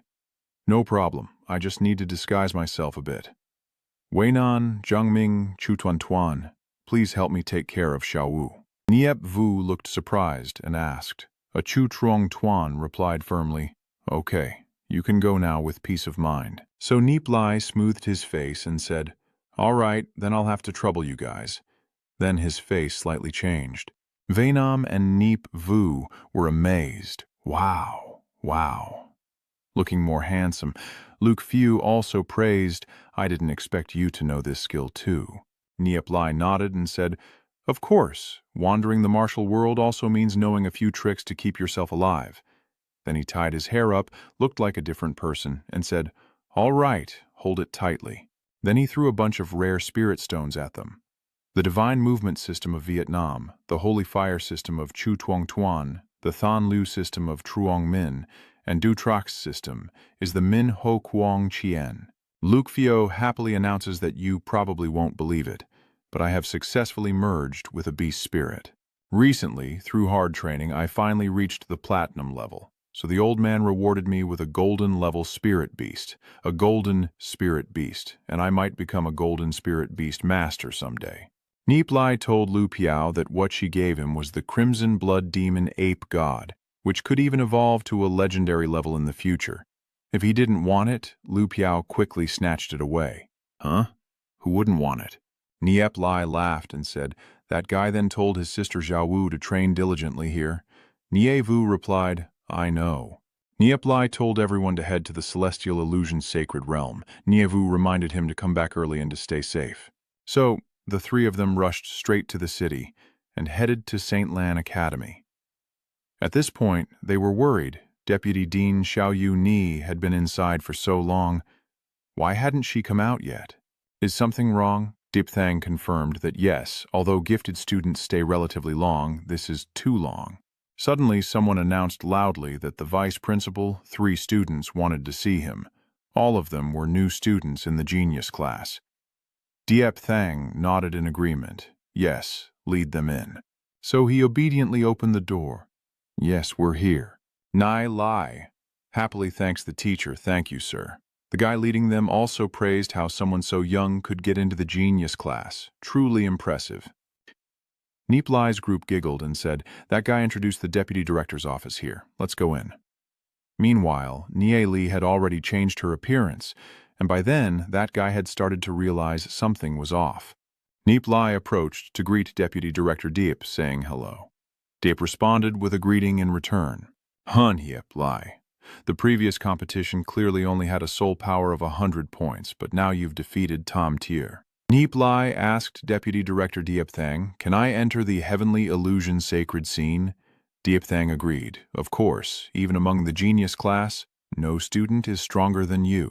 Nie Li thanks him and says she wants to go in right now. Diep Thang happily agrees, no problem. On the way, the stewards wondered why Xiaoning Ni had been inside for so long without any movement. Su, why don't you go in and see? After a short walk, Diep Thang stopped and told Nie Li to go in. Nie Li obediently nodded, and then told my 2 friends to go in. You two just wait here for a moment. Then Nie Li entered the Celestial Illusion Sacred Realm. Dutrak sighed with some worry, not knowing if it was dangerous or not. Luke Fu reassures you, you're overthinking it. No genius entering the Heavenly Illusion Sacred Realm is as strong as Nie Li. Dutrak also agrees. Yes, Luke Fu suggests that if you have time to worry, you might as well merge with the demon spirit. I can't wait to see how powerful my Crimson Blood Demon is. Dutrak also agreed with his friend. Diep Thang sighed. It's really good to see students striving. Over here, Nie Li is walking into the corridor, amazed and surprised. So this is how it is. I never visited this place in my previous life.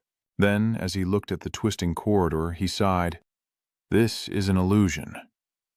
Suddenly, a light burst out beneath Nie Li's feet, and he was startled and terrified. Nie Li widened his eyes in surprise and quickly found himself in a different space, everything changing rapidly.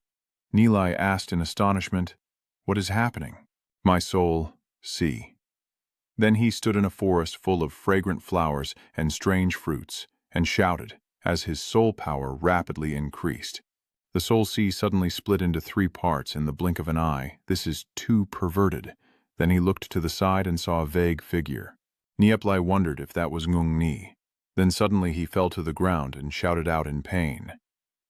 Nie Li began to think that the soul sea was expanding too quickly and needed to strengthen it first. This is truly a sacred place for cultivating soul power. Only genius students can withstand the pressure here. Hunagao Truk is also developing rapidly when suddenly someone spoke up. Kid, how did you manage to fuse 2 demon spirits? Nie Li thought again. I think there's a soul watching me. Nie Li asked again, who are you? The other person sneered. Answer my question, and I will tell you. Nie Li replied, because I practice a special cultivation method. The soul asked again, oh, is it that miraculous? What kind of cultivation technique is that? Nie Li retorted irritably. Why are you asking again? You still haven't answered my question. It's really rude. That soul, when scolded, roared angrily and said, Kid, can you still find me in the spiritual world? I have been sleeping in this heavenly, mysterious, sacred realm for hundreds of years, and I've met countless geniuses. Your talent is not bad, but no one has ever caught my attention. However, you and that young girl over there are truly impressive. Your talent is better. Nie Li thought impatiently that talking so much was really tiring, while the old man kept rambling on. Today I have looked at you, so I will take you as my disciple. You don't have to kowtow. I am very tolerant. Nie Li angrily asked, "When did I agree to become your disciple? And who are you? Why did you suddenly appear and want to be my master? Is it because you see that I am very rich?" The old man sighed. "Well, you arrogant little brat, do you know who I am?" Nie Li was so angry he asked 3 times. "You didn't say." That old man advertising back then when the Dark Age descended, humanity faced a great disaster of extinction. The 5 legendary demon spirit masters led us with hundreds of thousands of survivors to the destruction of Kwanghui City and stopped the beast attacks. I am one of the 5 great ancestors of Kwanghui City. Diep. Yen, how did you establish the Fong Tuyet family? When I was alive, I sealed my soul in this heavenly illusion sacred scene to protect Kwanghui City, so it wouldn't be invaded. Nie Li was surprised and said, "Oh, so you are the great ancestor. My apologies." "My apologies, but I am not interested in becoming your disciple." Diep Dian, furious, asked angrily, "Do you realize what kind of incredible opportunity you are throwing away? With my guidance, you will have the chance to become a legendary spirit master. Without spending a single coin, I will also become a legendary spirit master myself." Diep Dian angrily shouted, "You are too arrogant and cocky. Do you think becoming a legendary spirit master is something you can achieve just by talking nonsense? The legendary spirit master is a peak existence in this world. Only super talented geniuses can reach this level. Do you know how many people begged to become my disciple that year? I only taught 3 students here in the Holy Land." "Oh, I see. But what exactly can you teach me?" Diep Dian chuckled proudly. He, as a legendary demon spirit master. I know everything about the continent. I am well versed in astronomy and geography, and understand countless inherited techniques. I can also teach you about demon spirit combat skills." Nie Li was speechless at Diep Dian's chatter. Seeing his expression, Diep Dian paused, then continued. "In that case, I have 5 of the most powerful inherited cultivation techniques here. You can choose one." Then the 5 books appeared. Nie Li opened one and read aloud the true spirit transmission technique, then pouted in disdain. "Do you not feel embarrassed to show me such books? Its highest limit is only black gold level. This cultivation technique is torn everywhere after repeated use. Look at these 3 pages. Channel your soul power into the heavenly zone acupoint. Do you know what the heavenly realm acupoint is used for?" Diep Dian looked blank and said, "That technique is wrong. Nie Li keeps criticizing, and this technique also has this ability. The Duong Lin Quiet, this cultivation method takes forever to master, and you need to find a place with the most sunlight to practice." "What about Thien?" "Probably once I reach the legendary level, I'll just burrow underground, and the training is very strict anyway.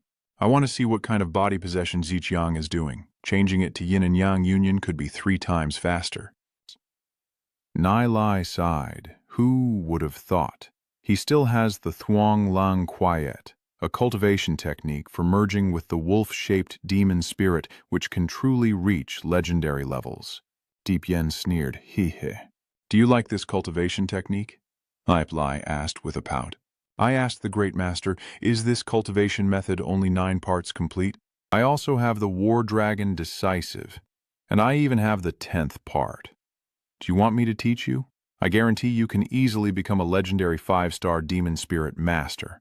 Diep Dian was stunned and wondered what kind of background this little devil really had, and why he wanted to teach him in reverse. Clearly just a kid, yet seeming to know more than him. Nie Li sighed.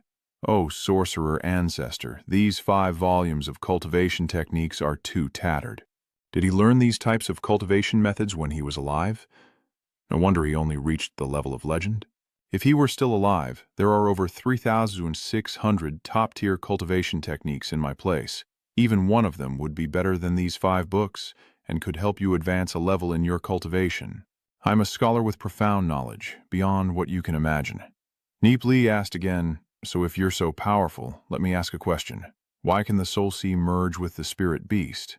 Diep Dian chuckled proudly. "Ha ha, is that question so simple? Has your master never taught you? The spirit beast is a state of existence of the soul, and the soul sea is the vessel that contains the soul, so it can naturally merge, like a cup can hold water. Ha ha. Although you have decent talent, you lack basic knowledge, and since you're young, that's understandable." Nie Li asked again, "But why is it that my little friend Ming clearly reached the level of silver white spirit summoner but still cannot fuse with the spirit? If it's like a cup of water, then why can't it hold water? Deep Dien was stunned and thought about it, then replied that this was extremely unlikely and almost never seen, so it doesn't count. Nie Li responded that it was an unexpected event, so only after investigation could the mystery be explained. A legendary demon spirit master who doesn't even understand this. I really wonder if his master ever taught him. If I had a disciple like that, I would have killed him long ago. Who made Diep Dien so angry he almost spat, then softly asked, "So tell me, why do you think that is?" Nie Li replied that the soul sea has its own fixed attribute. The same goes for the demon spirit. If the two are too different, they naturally cannot merge, like water and fire. Deep Dien was stunned by the difference in attributes, and Nie Li explained that the soul sea of a person holds more secrets than just this. Of course, a spirit master of his level wouldn't understand. If you want to become my disciple, maybe I would even agree to teach you more, and your soul still hasn't dissipated. Diep Dien's veins bulged with anger, thinking how damn annoying it was. Becoming your disciple, I, the founding ancestor of Quang Hoi City's Mount Khoisun, but I'm looked down on by this little brat. Nie Li concluded. Helping him restore his body is not impossible. Diep Dien widened his eyes, surprised at the idea of body reconstruction, wondering what his true background was, then asked, "So you really want to take me as your disciple?" Nie Li replied with boredom, "It's more like I don't want to bother teaching such a talentless disciple. Being 560 years old is already legendary, and yet you're still so arrogant." Deep Dien lost his temper at this damn little brat. Nie Li retorted, "But I am not a descendant of the Feng Tuyet family. I am from the Heavenly Silver family." Deep Dien only then remembered the Tiangan family and had an impression. When I was building the Shining City, it was already a small family clan. Your ancestors were indeed very strong. It seems you inherited a bit from your family, just a little, and already became so arrogant. After saying that, he disappeared. Nie Li silently thought to leave, then sighed and said, "Just train." So he sat down to cultivate his soul power. Deep Dien appears in the sky, looking down at Nie Li and his soul power, sighing in amazement. This aura is very much like that of a legendary demon spirit master in training. Whether it's this young man or that girl over there, their cultivation techniques are too powerful. He muttered to himself, "Could it be that my old self hasn't appeared for many years, and the outside world has changed so much?" So, Diep Dien said to Tu Nungung Nhi, "Little girl, I see that you are talented and intelligent. How about I take you as my disciple?" Tu Nungung Nhi was startled and asked, "Huh? May I ask who you are, senior?" The old man replied, "I am the founding ancestor of Quang Hoi City, the creator of the Feng Tuyet clan." Deep Dien and Tio Ngung Nhi exclaimed, "Lord Ancestor." From the Duok Long clan, Tio Ngung Nhi bows to the great ancestor. Deep Dien chuckles happily, well done, truly a family of noble lineage." That's right. I have been in the heavenly illusion sacred realm for hundreds of years and don't know what the outside world is like now. Tio Ngung Nhi replied that Quang Hui is still peaceful today, respectfully addressing the great ancestor. Deep Dien asked again, "How many legendary demon spirit masters are currently guarding Chengguang Hui?" Tio Ngung Nhi respectfully replied, "Only one. That is Master Deep Mak." The old man was terrified. How could that be possible? Is there a problem? Deep Dien secretly thought even a kid can cultivate such a technique, so why only have a legendary demon spirit master? Deep Dien made a suggestion without much expectation. "Miss Tio, please demonstrate your technique for me. Maybe I can give you some pointers." Tio Ngung Nhi hesitated over this. Deep Dien wondered why. After a moment of thought, Tio Ngung Nhi respectfully said, "I humbly report that the cultivation technique I practice is called the Wind Thunder Winged Dragon Technique, which was given to me by a friend. Without their permission, I'm afraid I cannot disclose it to the ancestor." Deep Dien said again, No, I just want to see how the cultivation technique works. I won't copy it or pass it to others." Tio Ngung Nhi was still hesitant, but Diep Dien proposed, "How about we make a deal? You show me your Fong Loi Duok Long Quiet, and I can teach you a cultivation method that's 100 times stronger than yours." Nie Li angrily shouted at the old man, and Tio Ngung Nhi asked in surprise, How can you get into my mind? Diep Dien was startled and asked, Huh? Kid, why did you also die? Nie Li explained dejectedly. I didn't die. Just my soul left my body. It's a very simple spell. Ngunghi, don't let him fool you, Diep Dien retorted. What's going on? What are you trying to deceive? Your words are so reckless. Nie Li responded to his tattered martial arts manuals by accusing him of trying to steal the Dragon Gale Sky technique. If that's not deception, then what is? Once a patriarch, now deceiving a young girl. Uni Kung was shocked. Diep Dien added, I am no longer interested in your cultivation techniques since I am dead, let alone in deceiving you. Nie Li asked again without caring what he was doing earlier. What did you just do then? Diep Dien sneered and replied, I just wanted to help this young lady see if there were any flaws in her cultivation technique. Nie Li thought to herself, what could someone like him possibly see? Huh. But I suppose I can show him a little. Diep Dien immediately understood the issue. Humph, you little brat, what do you want?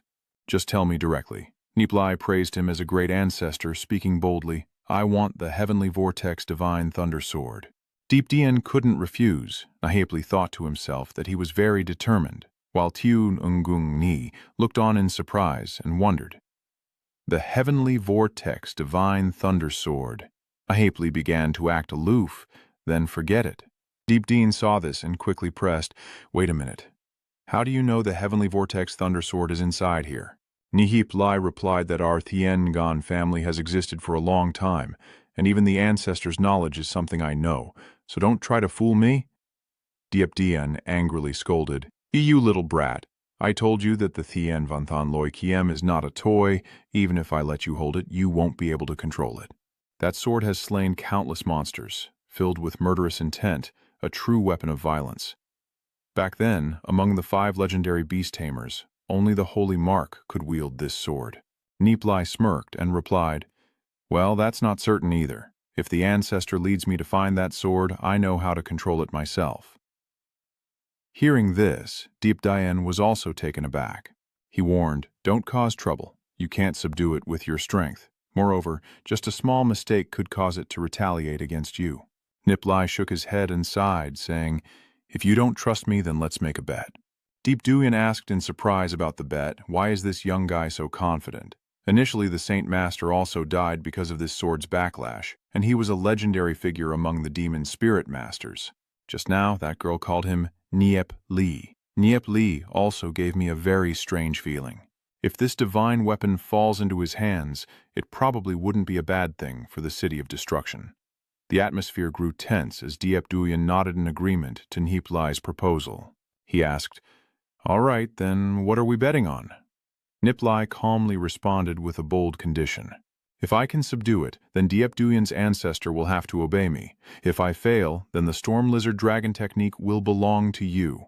Hearing such a demanding request, Diep Dien angrily shouted, You're so arrogant. What are you talking about? Do you dare to make the ancestor listen to you? She shrugged nonchalantly. Nie Li replied, You don't trust me and you're afraid of losing. Then there's nothing more to say. Thinking that the other side is using a provocation tactic, Diep Dien snorted coldly in his heart before speaking. If we're betting, fine, but the terms of the bet need to be slightly changed. Nie Li asked curiously what the exchange would be, and Diep Dien requested that first they recite the secret phrase of the Wind Thunder Dragon technique. Then he would take them to find the Heavenly Vortex Divine Thunder Sword, and if they couldn't obtain the Divine Sword, they would have to perform their martial art for him. Accepting the agreement, Nie Li turned to ask her companion, Do you agree to tell Diep Dien the secret code? Tiu Ngung Ni replied gently, It was originally passed down from you to me, so of course I have no objection. With everyone's agreement, Nie Li confidently declared, So it's settled then. Elder Diep Dien Thui, you better not go back on your word. Dien firmly confirmed, Of course not. Seeing this, Nie Li signaled everyone to sit down and then began to recite. However, Diep Dien immediately interrupted, saying, I am the soul, so I don't sit there. Ignoring the opposition, Nie Li began to recite the spell, the Wind and Thunder Dragon technique. After hearing the incantation, Diep Dien was stunned. muttering praises for the excellence of the technique and even believing that if he had practiced it earlier, he could have reached a legendary realm. After the transmission was complete, Nie Li said, "I have finished. So, what do you think? Can you take us now?" Dipduin confirmed and led the way. "All right, let's go." He turned to call Ngung Ni, but Luke Fu suddenly remembered something and asked, "Hong Gok, so you're just talking to make it easier for the horse?" Deep Du Yen led the group to a mysterious area and warned, "This is the heart of the sacred realm. Be careful." Nepli also cautioned about the unpredictable illusions of the phantom realm. Sensing the thick aura of death, he speculated about the sword and the monsters that had fallen beneath it. Suddenly, Nepli shouted loudly, startling Tionung Ni awake from her trance. "Are you okay?" "Hey, I'm fine. Thank you, brother." Even though Nie Li said so, she was soaked in sweat. Lau the dirt off her face, Nie Li turned to Diep Duyen and asked, "Great Master Shui, if I can tame the divine sword, will you follow me?" "Is that true?" Deep Duyen patted his chest to affirm his reputation, but still warned about the difficulty of the green sword. Nie Li chuckled softly. Just in time. I also don't like things that are too easy. It's really boring." Deep Duyen sighed at the boasting of the junior, and the three of them moved forward as thunder roared. Tiongung Ni recognized the heavenly vein divine thunder sword and felt worried about the overwhelming pressure. However, seeing Neep Li's intoxicated expression while performing the wind and thunder dragon technique, she exclaimed in amazement, "Oh, your soul power is also," Neep Li explained the increase in cultivation speed here. A loud explosion sounded, the water surface rippled, and Tiongung Ni broke through. Nie Li happily congratulates her on reaching the 5-star silver rank and taking control of her destiny. After discussing the fusion of the demon spirit, Feng Lei Tian Tuok, Nie Li steps onto the altar, ready to face the challenge. Deep Su Yen observes carefully, curious how the kid manages to draw his sword. A murderous aura erupts, water roars like a beast charging, but Nie Li calmly uses her technique to absorb the energy. Seeing this strange scene, Diep Duyen was startled to see Neep Li's sea of souls swallowing other demon spirits to increase his power. When the moment was right, Neep Li stood up to face the lightning. He clenched the hilt of the sword and pulled with all his might, causing the sword to lift off the ground and an explosion of energy that changed the sky's color. Deep Thang and the city lord outside also felt the change. Holding the sword in his hand, Nie Li tested it. The lightning disappeared, the sky cleared, and he compared it to the Zelam sword from his previous life before sheathing it on his back. Nie Li turned back to collect his debt. "So, Deep Su Yen, the ancestor, I succeeded." Deep Su Yen was stunned, regretful, but still kept his promise to follow Neep Li.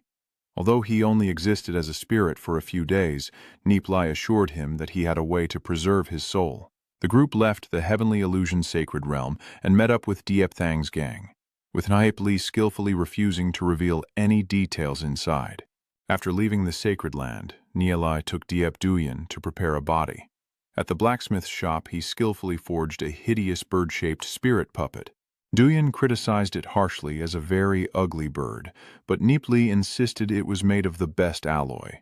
Duyen's soul merged with the spirit puppet, the bird's eyes lit up, and it began to test fly.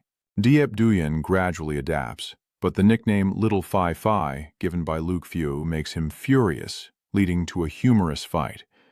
As they pass through the Wutong Garden, Niep Li signals to stop. Luke Fu, still confused, was quickly surrounded by Tom Min Elder's people. The battle broke out. Dotrock Luke Fu summoned Yu Lin to fight, and Niep Li used gravity aura to suppress the opponents. In just a moment, 4 Huangjin fighters and the Bakugan group were defeated. Tom Min was terrified by the strength of the children. Xiao Feifei also joins the fight, attacking an enemy relentlessly. After defeating him, the group discusses how to handle the situation. Neep Li decided to tie everyone up, including Lai Van Hoa, and bring them back to the city lord's mansion. Duong Han asked about the talking bird. Neep Li gave a vague explanation, and then asked the Black Gold elders to escort them. At this moment, at the Divine Family, the atmosphere is extremely tense, and Tam Hong's face darkens with overwhelming anger, which he suppresses by crushing the entire chair. The subordinates immediately spoke up. We really didn't see this coming. His eyes showed fear, but he still tried to continue speaking. Manhwa officer was defeated with a single punch, and the others were all Bakugan-level experts, causing cold sweat to pour down the forehead of the troublemaker even more. There was also a strange bird, and our gold-plated shells were no match for them. As soon as he finished speaking, all the subordinates simultaneously knelt and apologized. Hearing the situation, Tom Hong couldn't take it anymore and crushed the chair into pieces with his fingers. So you just returned like that. Are the elders and Manhwa also captured? His voice rang out evenly. They know too much. This is not a small matter. We should have dealt with them sooner. Tom Hong muttered to himself, Nie Li, you really are seeking your own death. Then he ordered a thorough investigation to find out where Tom Min and Manhwa were imprisoned, his cold gaze sweeping over his subordinates before speaking further. In addition, investigate the people who are interacting with Nie Li as well. Do the Tiangan family think that having a pill refinement association backing them makes them invincible? Then Shen Hong issued another order. Anyone from the Heavenly Cloud clan leaving Quanghai City must be killed without mercy. The subordinates didn't dare delay for a second and responded loudly. Suddenly, Tom's eyes widened as if recalling something. Oh, right. Go and invite the two elders, Tom Huck and Tom Nguyen, here. Seeing Nie Li sitting there, Donghan couldn't help but think that they are all black gold martial artists and will definitely harm Nie Li. So she then asked Nie Li, is that Manhwa the envoy of the Divine Family and the Dark Guild? Nie Li nodded and replied, yes. With that confident answer, Duonghan said, I have to do everything I can to get him to talk and see what kind of tricks the Divine Family is up to. Inside the dilapidated prison cell, Manhwa was lost in thought when Duonghan's voice rang out again, saying, if they dare to betray the Quanghai City, we will fight them to the end. While she was deep in her calculations, suddenly a bird flew over and landed beside her, catching her attention. So Duonghan curiously asked, why are you still keeping this bird with you? Nie Li rolled his eyes a few times and argued, it's not an ordinary bird, it's very powerful. Then Duonghan looked at Nie Li's sword and asked, what are you doing with this lightning sword? She smiled and said, maybe I should buy you a new sword with money. Then she looked back at that bird, and this one too. They really aren't cute at all. How about I give you a royal-grade pet? The truth is that inside that iron bird is Diep Duyen's consciousness entering it. Hearing Duonghan's words, he blurted out, damn it, you ungrateful thing, you're going to make me furious. But the sounds coming out are just chaotic bird calls. Duonghan then said, it seems like that bird can talk. What is it saying? Then she curiously moved closer to look at it carefully. Duyen immediately reacted, flying back a few rounds before swiftly passing through the window. Nie Li watched it fly away and then stood up, saying, Senior sister, Nguyen and the others are still waiting outside. I request to leave first. Please inform me once the investigation results are available. Duonghan replied with a smile. All right, everyone, please stay safe. I will have the Black Gold Elders escort you back safely. Nie Li also agreed. All right, then I'll trouble you. I'm secretly glad. If the Black Gold Elders are protecting me, even Tam Hong wouldn't dare cause trouble anymore. Then they parted ways, saying goodbye and reminding each other to take care. In just a moment, the bird of Diep Duyen soared through the sky. Then, in the blink of an eye, it carried Nie Li from the landing point, both landing lightly and gracefully. At this moment, Diep Duyen silently thought that 1,000 years had passed, yet Tan Quang Hui still stood as firmly as before, and recalling those days truly still made his heart tremble. I heard the lord of this place is also named Diep, probably a descendant of the Lading clan. Hearing that, Nie Li laughed loudly and replied, Your Lading clan has long been destroyed. The city lord is from that Fong Tuyet family. Diep Duyen added, Kid, it seems you don't know. The Fong Tuyet family is actually a branch of our Loi Din family. So when your city lord meets me, he should call me Ancestor. Nie Li replied indifferently, He's my father-in-law. It's nothing impressive. Diep Duyen immediately jabbed his sharp beak a few times into Nie Li's head and loudly said, You brat! Your attitude is really arrogant. You don't even regard the Dark Gold legend as important. His proud gaze was directed at Diep Duyen, and the legend was just the beginning of cultivation. You don't know? Hearing Nie Li's words, he was speechless and could only respond, "What?" Then Nie Li asked further, "Do you know why the dark era of monsters rebelled?" He calmly said, "Oh, maybe they encountered some kind of stimulation." Nie Li then explained it could also be considered so at that time only one beast leveled up to open its mind, reaching a legendary transcendent realm. He slowly recounted the entire story to Diep Duyen, and upon hearing that, the three legendary demon spirit masters of the Holy Yuan continent decided to kill it, but unexpectedly failed. In a fit of rage, the Demon Beast King ordered all monsters across the continent to rise up against humans, and according to your story, the strongest warriors of the great empires were no match for them, resulting in continuous defeats. In just a few months, humans across all the empires were left with their homes destroyed and their families shattered. That year marked the beginning of the Dark Age. Knowing the truth, Diep Duyen finally understood. So that's how it is. No wonder that afterwards hardly anyone could become legendary spirit masters anymore. Suddenly he became curious. But is that Jiao Duong really that powerful? Nie Li replied, "I was just speaking offhand. I've never actually seen it."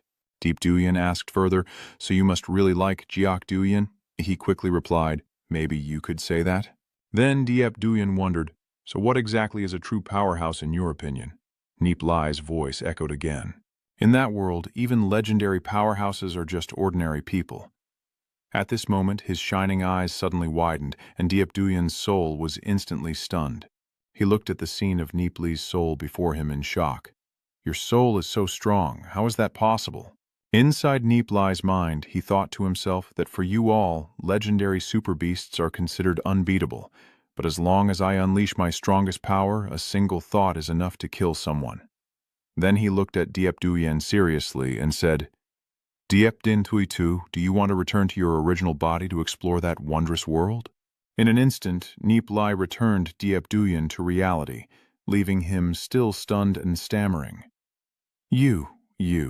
He was secretly amazed. Surely Nie Li's soul must be that of an ultra-powerful expert. Is he a reincarnated soul? Only then did Diep Duyen speak. "The legend is only just beginning. Of course I want to go, but first I need to cultivate to the golden core stage, you little brat." At the same time, in another part of the Du family, a few people are gathered in the yard, and the old voice of the Du family head slowly echoes out. "Du Trak, this is the token of our Du family, Lingoch Hua Lan Bei. Today I will pass it on to you." Holding the token in his hand, Du Trak listened to his instructions. When he grows up, he will become the leader of the Du clan. Master Du slightly frowned and replied, "I really dare not accept such a precious gift from you, elder." His trembling hands then lowered as he softly said, "The Du family. I have fallen into decline for too long. As the head of the Du clan, I truly feel guilty towards the ancestors." The clan leader added, "Luckily, we have talented people like you in our clan, young but already a white-silver spirit master. Today only you can bear the heavy responsibility of revitalizing the family, and in front of the clan leader, you can fully accept it." But deep down, Du Trak knew that without Nie Li's help, he was still only at the basic level. But then he still resolutely accepted this heavy responsibility and replied, "I will restore the family honor and not shame the mission you entrusted to me." And at that moment a satisfied smile appeared on the old chief's face. Xiaozhan has understood now. Yes, Beizhen, the Tran family, Du family, and even the Lam family in Kamchan have all sent people here to form alliances with us. Hearing that, Du Trak shook his head and said repeatedly, "I still need to help my friends complete their great cause. There's no need to worry. Back then they couldn't escape from you, and now it's the same." During that time, at the Luke family in the northern city, the Golden Phoenix was destroyed and someone in a hurry was rushing somewhere. Turns out that was Luke Nin, the third-rank Golden Spirit Master. He was secretly thinking, "Luke Vieux, I didn't expect this little guy to be the strongest person they have ever known." Luke Nin stepped in front of his son and asked, "What did you do yesterday? You haven't practiced all day and just caused trouble. Looks like you're really a genius, huh?" "Father, are you back already?" "Son, you're really impressive now. I know you're a genius, and other noble families want to form alliances with our family. But don't get too arrogant, you've encountered a serious problem this time." But the little boy just answered carelessly to brush it off. "I was wrong," he replied. And Nin immediately asked again, Wrong again? Suddenly, the atmosphere between the father and son fell into silence. After a moment, Lu Ning finally shouted loudly, "You can cause chaos at home all you want, but how dare you sneak into the Tu family to spy on their daughter bathing?" He pressed his face close to Luke Fiu and warned him that if this got out, our family's reputation would be ruined. Luke Fiu, frightened, stepped back and stammered, "Is it about this? It's your fault." Hearing Luke Fiu's apology, Luke Nin also nodded in satisfaction. But just a second later, he was extremely shocked by his son's next words and vowed not to be caught again in the future. "Because of this, the Tu family has sent someone here," Luke Nin replied coldly, without any change in expression, making Luke Fiu's face stiffen for a moment. Seeing his son's amusing reaction, Luke Nin chuckled and asked, "Do you like the young lady of the Tu family? So Than Mai and Zhu Miao have grown up together since childhood. Do you want your father to propose marriage to the Tu family? That's too good for them." Luke Fiu sighed and then leaned back in the chair. "You don't know that your father is secretly thinking that they have already proposed marriage to me." At that moment, a servant hurriedly ran in and shouted, "Report, sir! The young lady of the Tu family has arrived." Luke Nin's sharp eyes immediately glanced toward the door, and the father and son quickly prepared to let Luke Fiu escape. But then the door was suddenly thrown open, and Tu Tuye's clear voice echoed throughout the room. Luke Fiu, who was sneaking away, was caught. Tu Tuye entered loudly and said if he dared to run, he shouldn't look at her face again. Seeing he didn't answer, she quickly stepped forward and pinched Luke Fiu's ear hard without hesitation. He cried out in pain as Tu Tuye kept shouting, "Did you secretly watch me bathe yesterday?" Meanwhile, Luke Nin was quietly sneaking away. Even though she was asked, Lu Piao still stubbornly denied it. "No, no, no." She immediately questioned loudly upon hearing that. "No, right?" Being pinched painfully on the ear made Liu Piao scream and admit, "Yes, yes, yes." At this moment, Lu Liu lowered his voice and said, "I was really wrong. Xiaotiet, please be gentle. Have you been secretly watching me bathe a few times lately?" Luke Fiu stammered, "Once, twice," while Luke Nin managed to sneak out. And upon hearing his insincere answer, Xiao Tuyet's anger grew, forcing Luke Fiu to confess the truth. "I can't remember anymore." Her face kept getting redder, but she still didn't forget to question me. "Have you seen everything? Speak up." Luke Fiu hesitated for a moment, then just nodded as if she had seen everything. Her eyes widened as she looked at him, her lips trembling as if she wanted to say something. And finally she asked, "Do I look beautiful or not?" Luke Fiu nangekao hoi. Dothidungle, vaegiesui nangirui, nangaisao dolai. Nomod nukwagian sao, noideplam hongkao, traloi, dolai kintiu tuyet, kang them tukya kwai kang nehiotai. Kao manahon. Luke Fiu had to answer again. "No, I am not pretty." But this answer only made Xiaozhui more upset. She asked loudly, "Are you not pretty?" At this moment, Liu Piao, unsure of what else to do, shouted loudly for help. "Dad, save me!" But she no longer saw her father's figure anywhere. Luke Fiu's frantic scream echoed through the space. While at the city lord's mansion, Diep Tong sat solemnly listening to Diep Tu say, "Lord Tan, I have news from Lord Diep Mak." He added, "Due to the changing weather, the monsters outside the city are developing very rapidly, so we need to send some monster spirit masters to hunt them down." Diep Tu's voice suddenly grew serious as he said, "We must control the number of monsters outside the city to prevent future threats to the people." After hearing this, Diep Tong nodded in agreement. "Master Diep Tu is right. Thanks to the new elixirs, our strength has increased significantly."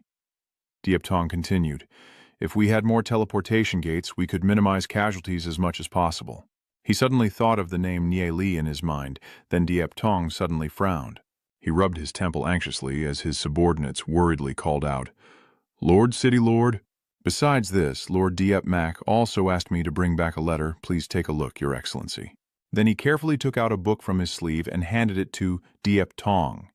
"This is a book that Lord Diep Mak found in an ancient cave. I really don't know its value or what is written on it."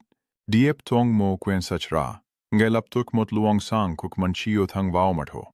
Nintayan sang ki dione, Diep Tong thamhi, lin hon lukten kietnote, nevan lala dautiata kamnha. He turned to flip through more pages, which were filled with strange symbols and drawings that made Diep Tong somewhat suspicious. Some of the diagrams depicted Yu Lin, but what about the others? So where did you get this book from? Deep Tu explained that it was found by Deep Mac on the body of a powerful expert during an exploration in the Monster Beast Cave. Based on my guess, that powerful being probably reached the legendary Peak Realm. According to Diep Tu's account, it's just a pity that the cave was too dangerous for Diep Mac to go any deeper. He only took this book and left. Hearing that, Deep Tong immediately confirmed that it must be a treasure, just not understanding what it was talking about.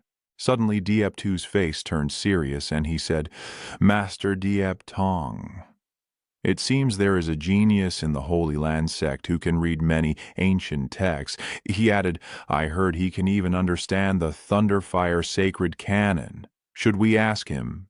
Deep Tong suddenly reacted strongly to those words, saying, "Don't mention him to me." Seeing Diep Tong's resolute attitude, Diep Tu hesitated for a moment, and the atmosphere between them grew tense. Mayor Diep Tong still refused to say anything further, and Diep Tu was momentarily stunned before he finally spoke to remind him. "City Lord, this is the item that Master Diep Mac managed to bring back with great difficulty." He pointed ahead and said, "If we can decipher the mysteries within it, it would be a tremendous benefit for the city. Please, Your Excellency, put aside personal grudges for now." Deep Tong also knew that, so he had no choice but to agree. "All right, then I'll leave it to Lord Deep Tu to invite him. I cannot do it myself." Deep Tu immediately agreed. "All right, then I will take my leave now." In just a moment, he reached his destination and stepped onto the lush green grass. After staying here for a while, Diep Tuan surveyed the villa and muttered to himself, "This villa's conditions are not bad. It seems the city lord hasn't been unfair to him." Suddenly, his gaze froze as if he had just seen something surprising. This child must have at least a third tier of copper spirit aura, and he's not even 6 years old yet. How is that possible? His thoughts kept racing through his mind.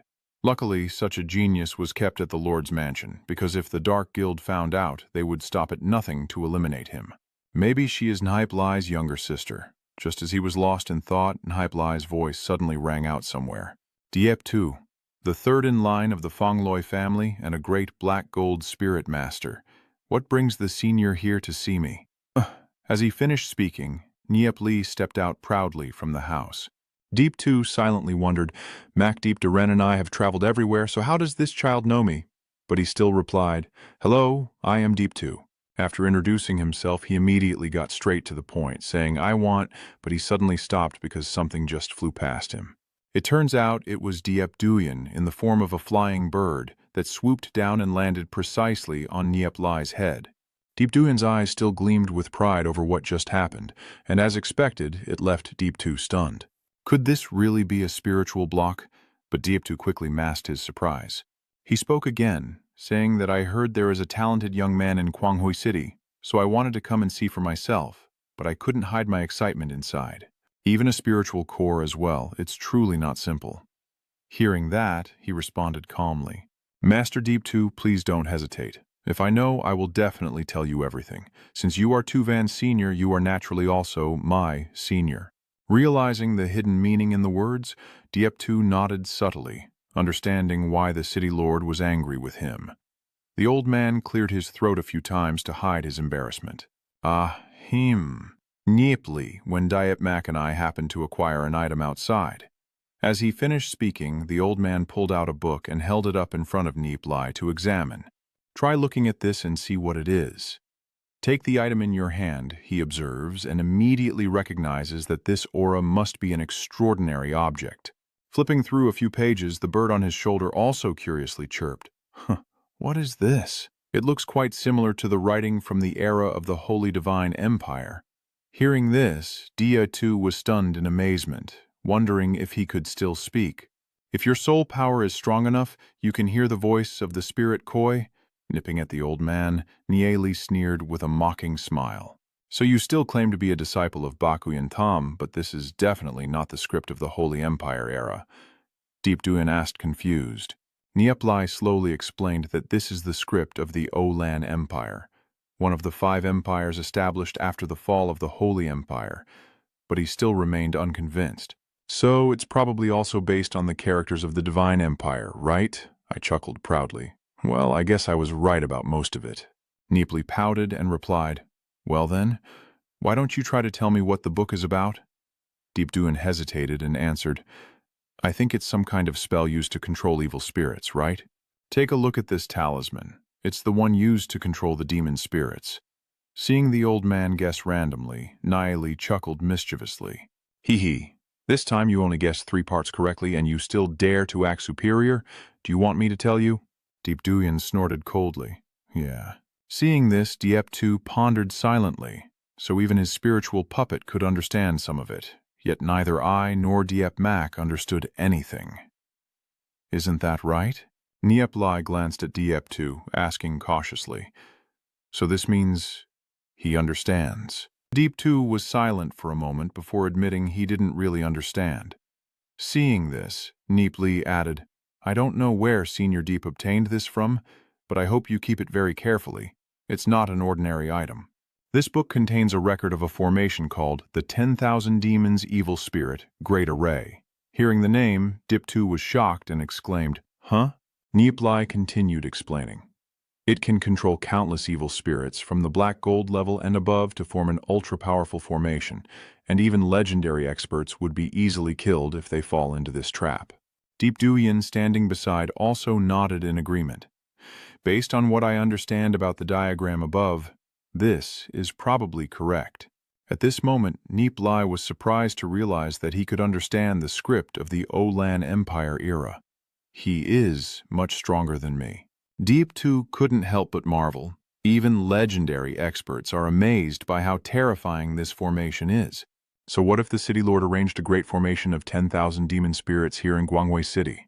Nie Li laughed confidently. As long as there are enough demon spirits, even dozens of legendary demon spirit masters can't hope to attack the City Lord's fortress. Deep Tu was so shocked he couldn't believe his ears. Is this really true? Nie Li confidently affirmed, of course. Deep Tu suddenly thought if he could set up this formation around the Lord's mansion, he could use it to protect most of the city's residents. Thinking this, he earnestly asked for help. So, you can set up this formation? Nie Li patted his chest and replied, setting up this formation is not a big problem, just follow what the book says. Deep Tu, after hearing this, reassured himself and asked how long it would take to complete the formation. He secretly calculated in his mind that such a powerful formation might take 10 to 20 years to complete. As long as it could be set up, any amount of time spent would be worth it. So Guanghui Chi City now has another way to protect itself. Suddenly, Deep Li casually said, 2 months. Diep Tu was startled and quickly asked, What? Nie Li looked confused. What's wrong? Diep Tu still wasn't convinced, and Bang Huang secretly wondered, could it really be done in just 2 months? That's unbelievable. That's great, so he offered to help set up the 10,000 Demons Evil Spirit Array on behalf of the City Lord? Nie Li shook his head and refused immediately. I'm afraid I don't have the time. This response made Diep Tu frown. He stammered, No, I don't have time. This formation is related to the safety of Guanghui City. As a member of the city, how can I not help? Nie Li calmly replied, I am indeed a member of the Bright High City, but that doesn't mean I am obliged to help the City Lord's mansion with this. If you want me to set up the 10,000 Demons Evil Spirit Array, that's fine. But Senior Diep Tu cannot represent the City Lord's mansion. I think it would be better for the City Lord himself to speak. After all, the 10,000 Demonic Spirit Array is a major issue. Nie Li secretly calculated that he almost got killed by him before, and this time he didn't even come, but still wants me to handle it.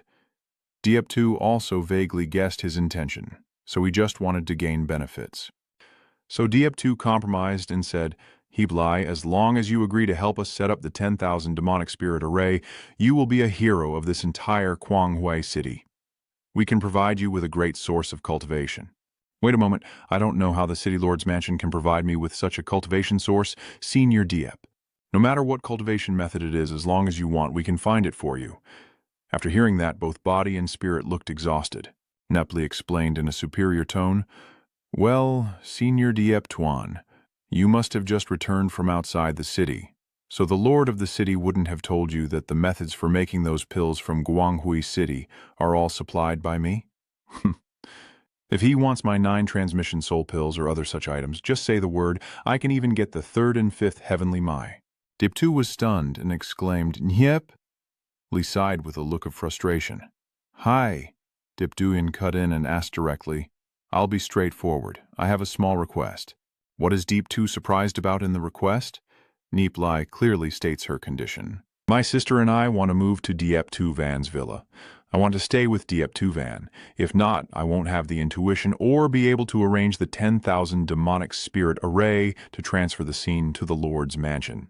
The atmosphere suddenly tensed as Diep Tong slammed the table and stood up sharply, startling Diep too. His fury erupted as he roared, This damn brat is too shameless. Today I will kill him. He won't see the sun tomorrow. Seeing the danger, Diep tu hurriedly intervened. Please, calm down, your city lord. This matter concerns the safety of billions of citizens in the city. Please reconsider. Deep Tong angrily shouted, What do you mean the 10,000 demonic spirit array? I bet that kid made it up. This young brat doesn't know what kind of sweet words he used to deceive my daughter, and now he wants to use Tuhuohu's things to deceive me. It's just a pipe dream. Deep Tu continued to persuade. Your Excellency the City Lord, I believe Nie Li is not lying. If he's lying, why not say 5 years, 10 years, but only 2 months? If he doesn't finish the arrangement quickly, it will be exposed soon. Deep Tong snapped back. So what if I could set up the 10,000 demonic spirit array? You still want to negotiate with me? No way. I will go to his villa. If he hasn't carefully set up the 10,000 demon spirit array, don't blame me for being ruthless. Deep Tu called after the imposing figure leaving. Please reconsider. Lord of the city, Lord of the fortress. This 10,000 demonic spirit array is formed by over 10,000 black gold level demonic spirits, and the formation is extremely intricate. If Nie Li harbors anger or does something wrong within it, and then the Great Forest Array suddenly encounters a problem, what should we do? What do you mean? Do you want me to obediently hand over my daughter? Deep Tu gently advised, I've heard Nie Li is sincere to Van Nie at her age, while daughters of other noble families are already married. Although Nie Li has no power, his talent and abilities make him quite a suitable match for Van Nie. Maybe in just over 10 years he will become a legendary powerhouse of Quang Hoi City. This young man might very well be the ideal match for Van Nie. Deep Tong clenched his fists and sneered, Good match. It's laughable that someone so young is already skilled at deception. Who knows what will happen when Van Nie marries him?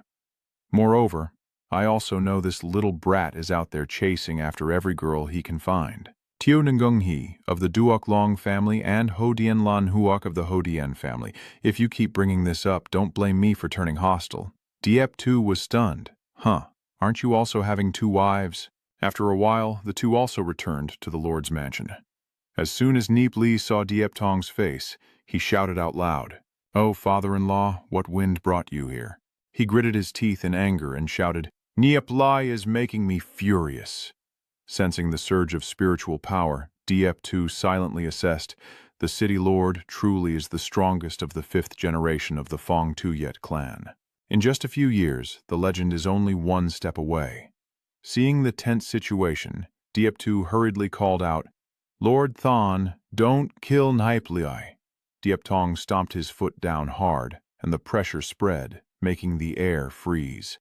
Nie Li looked surprised and said, Oh, such a strong pressure. So he drew his sword, stood up, faced him, and said, I don't mean to back down. You don't really want to kill me, do you? As he finished speaking, he also unleashed his spiritual power to play with his future father-in-law.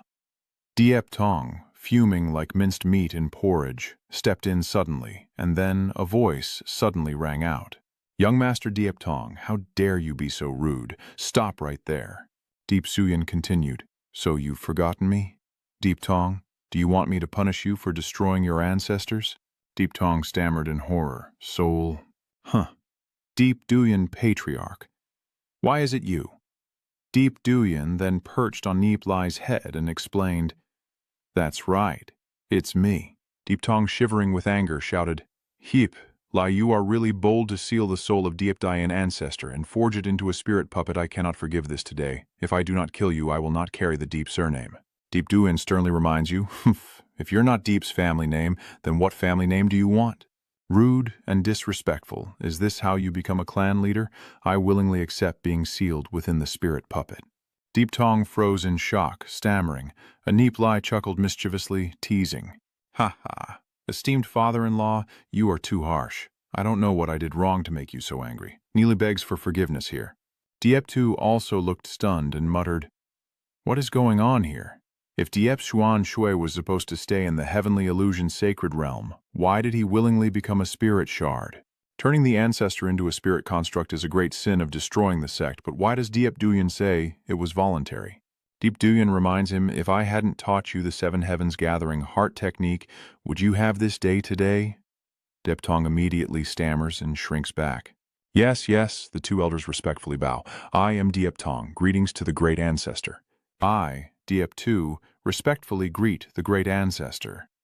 Diep Tong hesitantly asked, if this young man Nie Li forces the old man to come out, we will immediately kill him and rescue the person from Lin Kui. Deep Xuyan, after hearing this, thought to himself, if you do that, you would be killing me. So the old man quickly spoke out loudly, no, no, I truly am willing. If you really value me as the ancestor, then from now on you must treat Nie Li the same as you treat me. Deep Tong's face darkened as he asked, as if speaking to the patriarch. He grimaced inwardly, thinking that he originally wanted to confront Nie Li for questioning, but unexpectedly the patriarch Diep Duyan appeared. Nie Li chuckled to himself, hey, and Diep Tong, as he said, also knew he was getting a bitter fruit. He muttered curses under his breath. Damn it. Then he turned and left, calling back sarcastically, so the respected master of the Water Clan has already left? Take your time and be careful not to trip. As he finished speaking, Diep Tong stumbled and nearly fell against the doorframe. Then he steadied himself, and Diep Tu sighed, saying, the city lord cannot handle Nie Li. In this world, he remains an outsider. But although Nie Li matured early, in both temperament and talent, no one in Guanghui City can compare to him. Moreover, even the ancestor treats him like that. In fact, Nhiap Li and Tu Van are very compatible, but the city lord cannot show favoritism. Deep Tu sighed and then turned to the kid, saying, oh, Nie Li. Nie Li waved his hand to stop him. Ah, I only have one condition. If it can't be met, then forget it. Anyway, I have nothing to lose. I might as well ask the great ancestor of the Water Clan. Deep Duyan asked again. What do you want me to do? I don't know how to arrange the 10,000 demonic spirit array, so what good is it for you to come to me? Deep Tu sighed and shouted in frustration, who's there? Then he ran off to find Deep Tong. Niep Tu Hot Hai ran over and called out to the city lord. Deep Tong waved his hand and said loudly, don't bother me. Then he trembled and raised his fist, shouting, Nie Li, I must kill that kid. The nearby trees were also bent out of shape. Diep Tu thought to himself that if he really wanted to kill Nie Li, he would have done it long ago, and wouldn't be mentioning it now. So he sighed and said, Master Vu, please don't be angry. You are the city lord after all, there's no need to compete with children. Diep Tong turned around, furious as he explained, you don't know what he's done. This little brat has malicious intentions towards my daughter. No way out, Diep Tu reassures Diep Tong. Lord Deep Tong, perhaps we should leave. Unfortunately, I only have an unworthy son and cannot share your burden, Lord Deep Tong. No matter what, I will not hand over my daughter willingly. Deep Tu reassures, don't worry, Your Excellency. Deep Tong, I have a way. Deep Tong asked in surprise, what is the plan? So, Deep Tu whispered into Deep Tong's ear, this and that, and Deep Tong nodded in agreement after hearing it. He said happily, this idea is not bad, let's do it this way. Deep Tong agreed, okay, I'll go do it now. Nie Li is still sitting here playing with the bird, looking surprised. In front of him is the old man Diep Tu. Seeing Nie Li waiting there, he wondered why he seemed to know for sure that he would come. So Dang cleared his throat and said, Master Diep Tong, he really agreed. Nie Li cheered. Little Vu, let's go, we're moving. Deep Tu surprisedly said, but I didn't get to finish talking and already saw Nep Vu ready with the luggage. Deep Tu thought to himself, is it all prepared already? So he told Nie Li and his brother to follow. Then they moved to Diep Tu Van's villa, where Diep Tu Van was sitting alone on a rock by the lake. She whispered to herself, Nie Li, why do I miss him? That annoying name. So I sighed and thought, Father is still angry, right? If Nie Li keeps provoking him, maybe Father will really send him away. Then I sighed again. Maybe it's better not to meet anymore. This lifetime I might be destined to have no friends, but being with Nie Li was actually quite joyful. Suddenly, Deep Tuvan realized something, quickly wiping her tears as Nie Li's figure appeared reflected in the water. Ah, I didn't sleep well yesterday and started hallucinating. Deep Tuvan turned around in surprise and exclaimed, then saw Nie Li had appeared out of nowhere. She shouted again, "Why are you here?" Then she quickly jumped up. Nie Li stepped on the stone and asked, "Why can't I come? I have decided that Xiaowu and I will stay here from now on." Then looked around and concluded, "This is the place," pointing to Diep Tuvan's house. Diep Tuvan looked stunned, then reached out to grab Nie Li's hand and said, "Nie Li, do you no longer want to live? My father will kill you. You should go quickly and don't let him catch you." Nie Li burst out laughing after hearing that. "Ha ha! So you were worried about my safety." Deep Tuvan hurriedly denied and dodged. "I don't care about you. Go quickly, say it fast, and push Nie Li away." Nie Li replied, "Wait a moment, hasn't the city lord told you yet?" Deep Tuvan asked in confusion. "So you didn't know?" Nie Li replied casually. "What do you mean?" Nie Li replied, "He has already agreed." Diep Tuvan asked in surprise, "What?" Nie Li pressed her face close to Diep Tuvan and replied, "He said he is preparing to marry you to me. The wedding is tomorrow." Diep Tuvan asked in shock, "How is that possible?" "Why not? That day I was caught here by your father, who then tied me up for interrogation. I can only admit that our rice has already been cooked into a meal. Your father may be very angry, but bad things in the family shouldn't be exposed, so he arranged for me to marry you tomorrow. Why would I cook rice with you?" Nie Li is bragging again. "At first I really refused, but Master Musician asked me to, so I thought I could just do it reluctantly for now." Diep Tuvan asked in surprise, "Forced to do it temporarily?"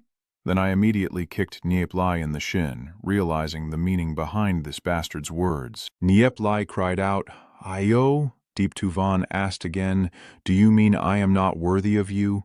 Nie Li stammered, "Do you think we are a good match?" Deep Tuvan angrily scolded, You. Then they teased each other for a while. Deep Tu saw this and chuckled, so that's how it was. It seems these two are very much in sync. It looks like Nie Li and Van Nie have feelings for each other, but because Diep Tong doesn't allow them to be together, conflicts like this could happen later. "Well, my daughter still has to get married. I need to go persuade Diep Tong." Nie Li waved her hand and said, "All right, I won't mention it to you anymore. I need to check the room now. I'll be living here later. If it's too bad I won't stay anywhere." Diep Tuvan was stunned. "Ah, Nie Li looked into Diep Tuvan's room and said, "Well, this little inn isn't too bad." Deep Tuvan shouted, "Wait, that's my room!" Then being in the same room with Nie Li, she yelled loudly, "I won't let you into my room. If you come in, I'll jump down and show you." Nie Li pouted and said, "Why get so excited? I never said I would stay in your room. Can't I just look around a little?" "You're really petty." Diep Tuvan then looked blank as Nie Li grabbed the bag, hoisted it onto his head and said, "Let's go, Xiaowu. Time to head back to the room." Diep Tu reminded him to be careful. Watching Nie Li's figure, Diep Tuvan was stunned, then blushed and mumbled, "Annoying, he's enough already, but then, he was happy and I can always meet him in the future. That's really good." So he stood still in the garden. Over here, Nie Li also set down his luggage, looked at the small courtyard and said, "Good." Then he pointed to a small courtyard ahead and told his younger sister, "Xiaowu, you live there." Nie Vu silently thought that Nie Li's side still had a room, but he still had to agree with his older brother. Diep Tu reminded him that Tu Vu was so young and still needed someone to take care of him. So Nie Li glared at the old man in disgust. The old man winked at Nie Li. Nie Li sweat and thought to himself, as I expected, the city lord must have prepared in advance. Maybe tonight he will move to the opposite building himself. Then he told his sister, "All right, you should go stay with him." Diep Tu suggested, "Shall we start setting up the 10,000 demons evil spirit array now?" Nie Li looked displeased. "I just arrived and I'm already being told to rest. Actually, even if the white gold demon spirit master doesn't sleep for 7 days and nights, they wouldn't feel tired." Moreover, setting up the 10,000 demons evil spirit array is a major matter. Nie Li exhaled and replied, "For me, nothing is considered a major matter, not even allowing me to put down my luggage. Please go gather the materials first, gather enough black gold spirit beasts first." Deep Two replied, "Everything is already in the Lord's warehouse." "What about the people with dark gold weapons?" Deep Two replied, "They are also all here." Nie Li looked stunned, then thought to himself how unexpectedly the city lord's mansion had so many items. So he said to Deep Two, "All right, let's start setting up the formation." Little Vu brought the belongings into the room. Nie Li reached into his shirt and rummaged around before pulling out a scroll, then said to Deep Two, "This is the overview map of the city lord's residence." The old man opened it in surprise and said, "So this is a general map. It's so complete. Where on earth did he get it?" Seeing Diep Tu's expression, Nie Li reassured him, "Don't worry. This is the map I redrew based on Diep Dian Tuito's instructions." Nie Li then showed the map of the city lord's mansion to Diep Tu, who looked at it and said, "I see. Right. So where is Diep Dian Tuito now?" Nie Li replied, "I already sent him out of the city to find the location of the Dark Guild. The Dark Guild really is a troublemaker. After all these years, Diep Mak and I still haven't found their secret weakness." He wondered to himself, what method did Nie Li use for Diep Dien Tui to obey him so well? Back then, when I was still in the Tien Huyan sacred realm, he sighed and asked, "So what happened next?" Nie Li jumped down from the steps and chuckled, whispering to Diep Tu, "This place must be arranged like this. This place must be abandoned. This place needs talisman formations." Then the people from the city lord's mansion started working, setting up all kinds of arrangements everywhere. The servants wondered among themselves, what is Lord Diep Tu planning to build that requires so many people? I don't know either. As night falls, Nie Li walks, while blowing a blood flute. Sensing a chilling aura around him, he quickly searches and soon spots the Ice Spirit Queen. Nie Li thought again. The entire garden was covered in cold air. The Snow Queen is indeed very powerful.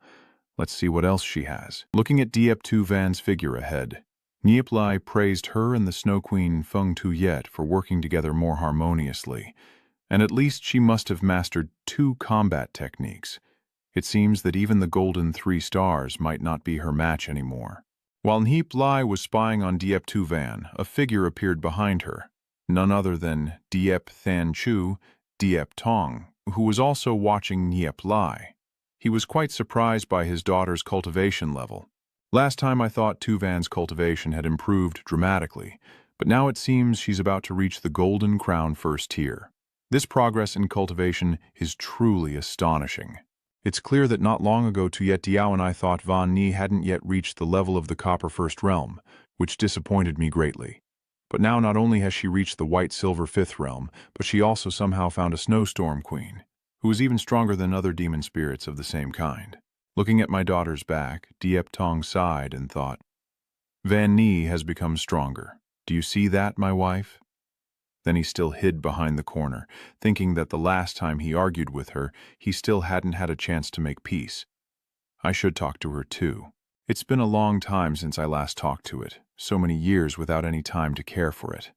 Suddenly, footsteps approached, and it turned out to be Nie Li. Deep Tong was startled and horrified, sneaking to his daughter's place in the middle of the night again.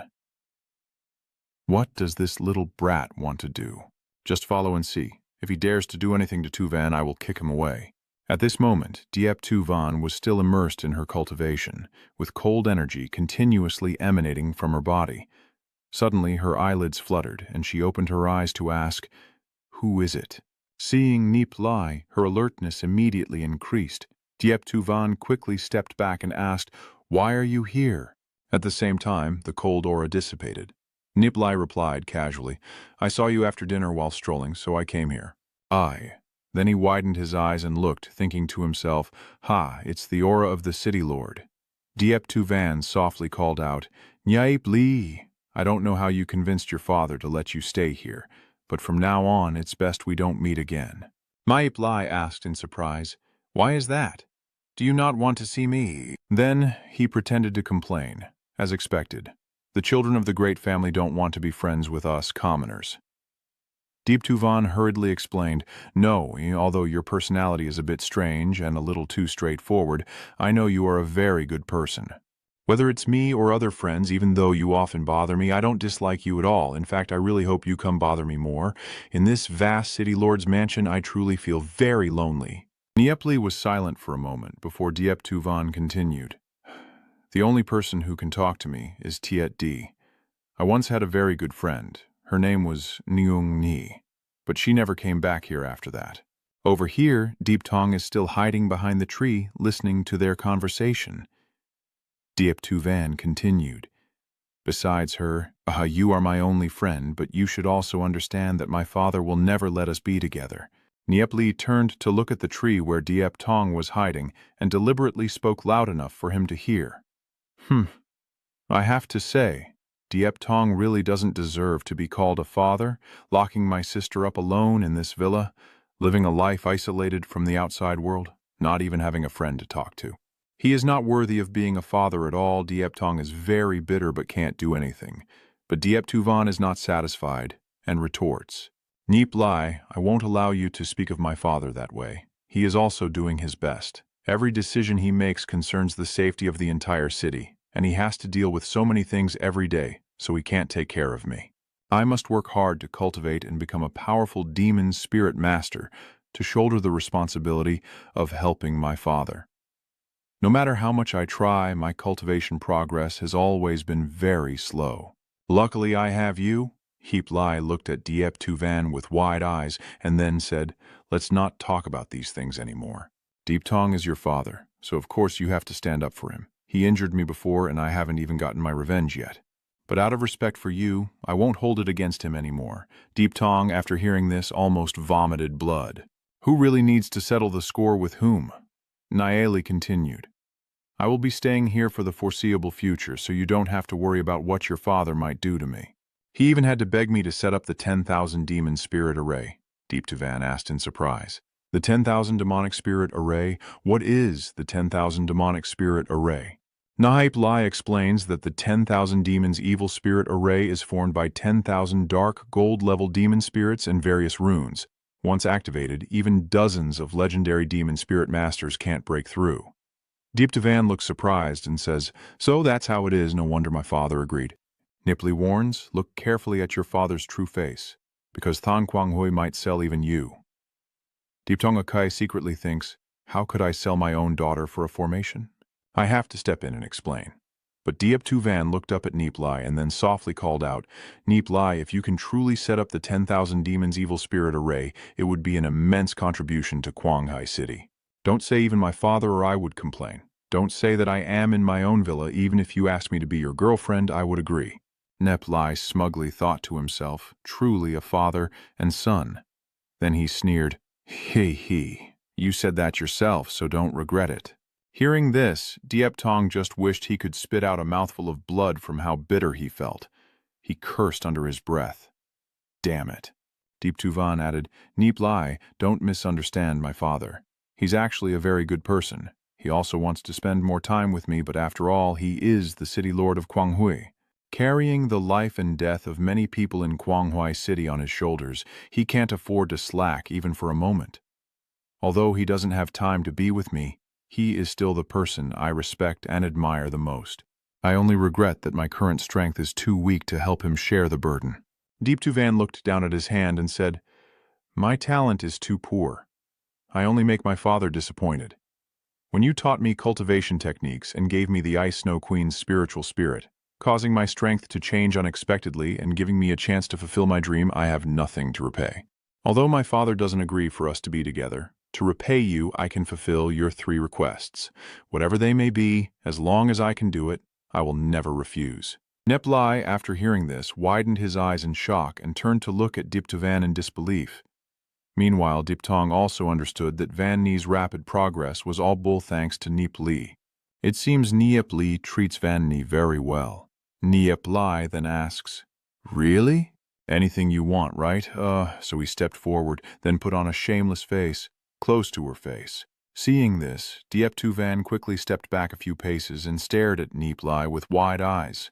"Oh, I already said that if you agree, you have to keep your promise." So I decide to stop and puff out my chest to face the lecherous Nie Li. Nie Li moved closer to Diep Tu Van, but stopped, her expression growing more anxious. She kept staring with wide eyes, then pressed in further, and seeing this, Diep Tong's veins bulged with anger, thinking if he dared to act recklessly, he would break his leg. Diep Tu Van will never know how deep Nie Li's feelings for her truly are.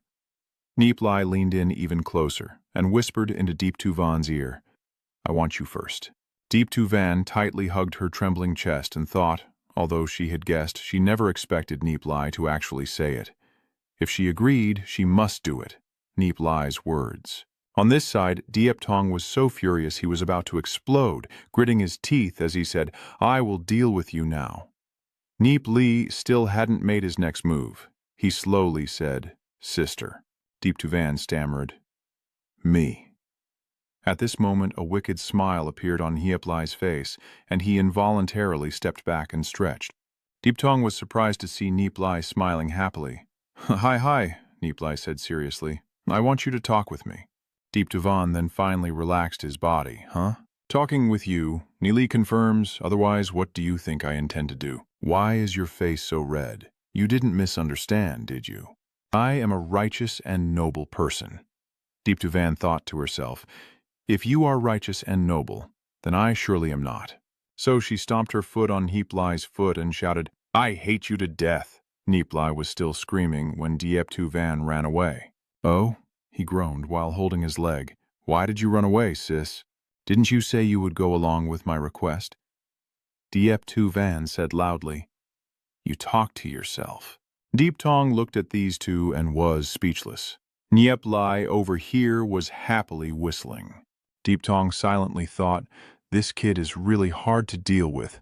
Although Nie Li's actions are a bit reckless, his personality isn't bad. He's just usually a gentle and intelligent person. Yet now he's being toyed with by him until he's at his wit's end. See, I really don't know if he has any malicious intent, so I'll keep observing for a while before deciding." So, Diep Lui here still appears confused.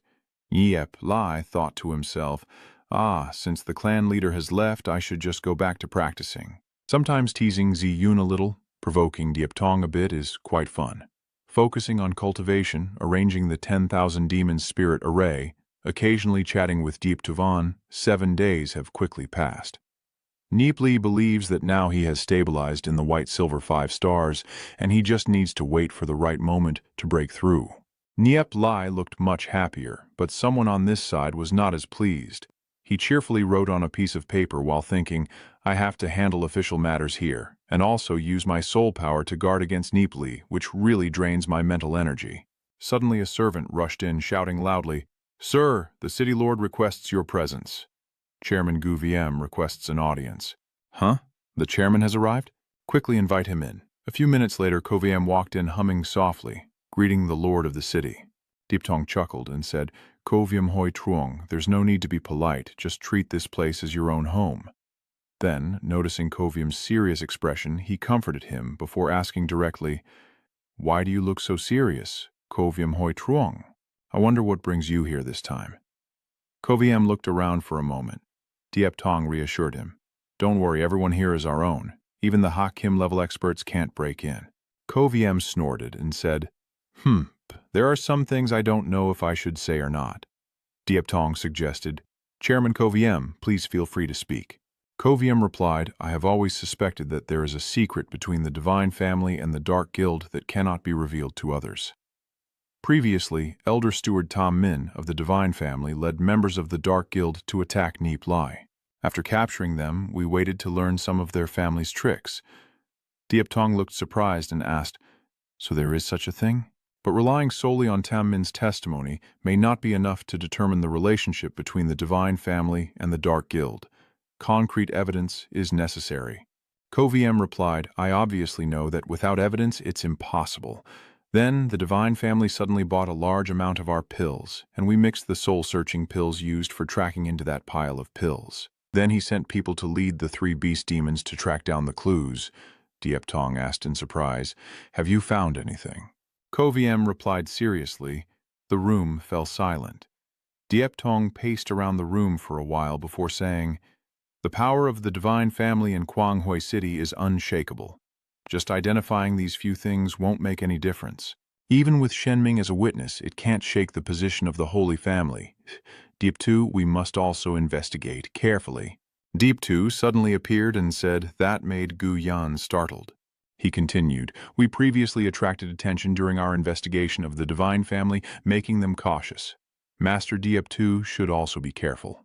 Deep 2 confirms. I understand their family has at least 3 black gold demon spirit masters, and behind them is the Dark Guild. So the 3 of them discussed for a while, then Guyan respectfully bowed and said, I will take my leave now. Deep Tong called after him, saying, take care and have someone see the guest off. Then he turned to Diep Tu and said, go investigate this. Diep Tu confirmed. Deep Tong silently watched as the saintly family saw the hall leader off into the distance, then let out a worried sigh as he looked toward the city wall. He pondered and said, recently there haven't been many reliable and useful people in Kwanghui City. The city walls keep getting taller, and talented individuals are becoming fewer. Relying only on the walls won't stop the monsters. I'm afraid Kwanghui City will struggle to resist them. Seeing that, Diep Tu quickly reassured the young city lord. City Lord, there's no need to worry. Aren't we still with the juniors Yun Ni and Nie Li? In the end, they would surely become the pillars of Kwanghui City. Hearing this, Diep Tong sighed heavily with worry, only wondering if Kwanghui City could hold out until then. That's right. In a few more days, Han Ni should be back too. 2 years ago, she was already a top-tier love spirit master. I wonder how she's doing now. Deep Han, once raised as a favored foster son by Deep Tong, is now 20 years old and has been diligently training outside under the guidance of the senior elder. But deep down, Diep Tu thought that although Diep Tong always treated Diep Han like his own son, he was still from an outside clan, and the position of city lord should be passed down to the Diep family's descendants.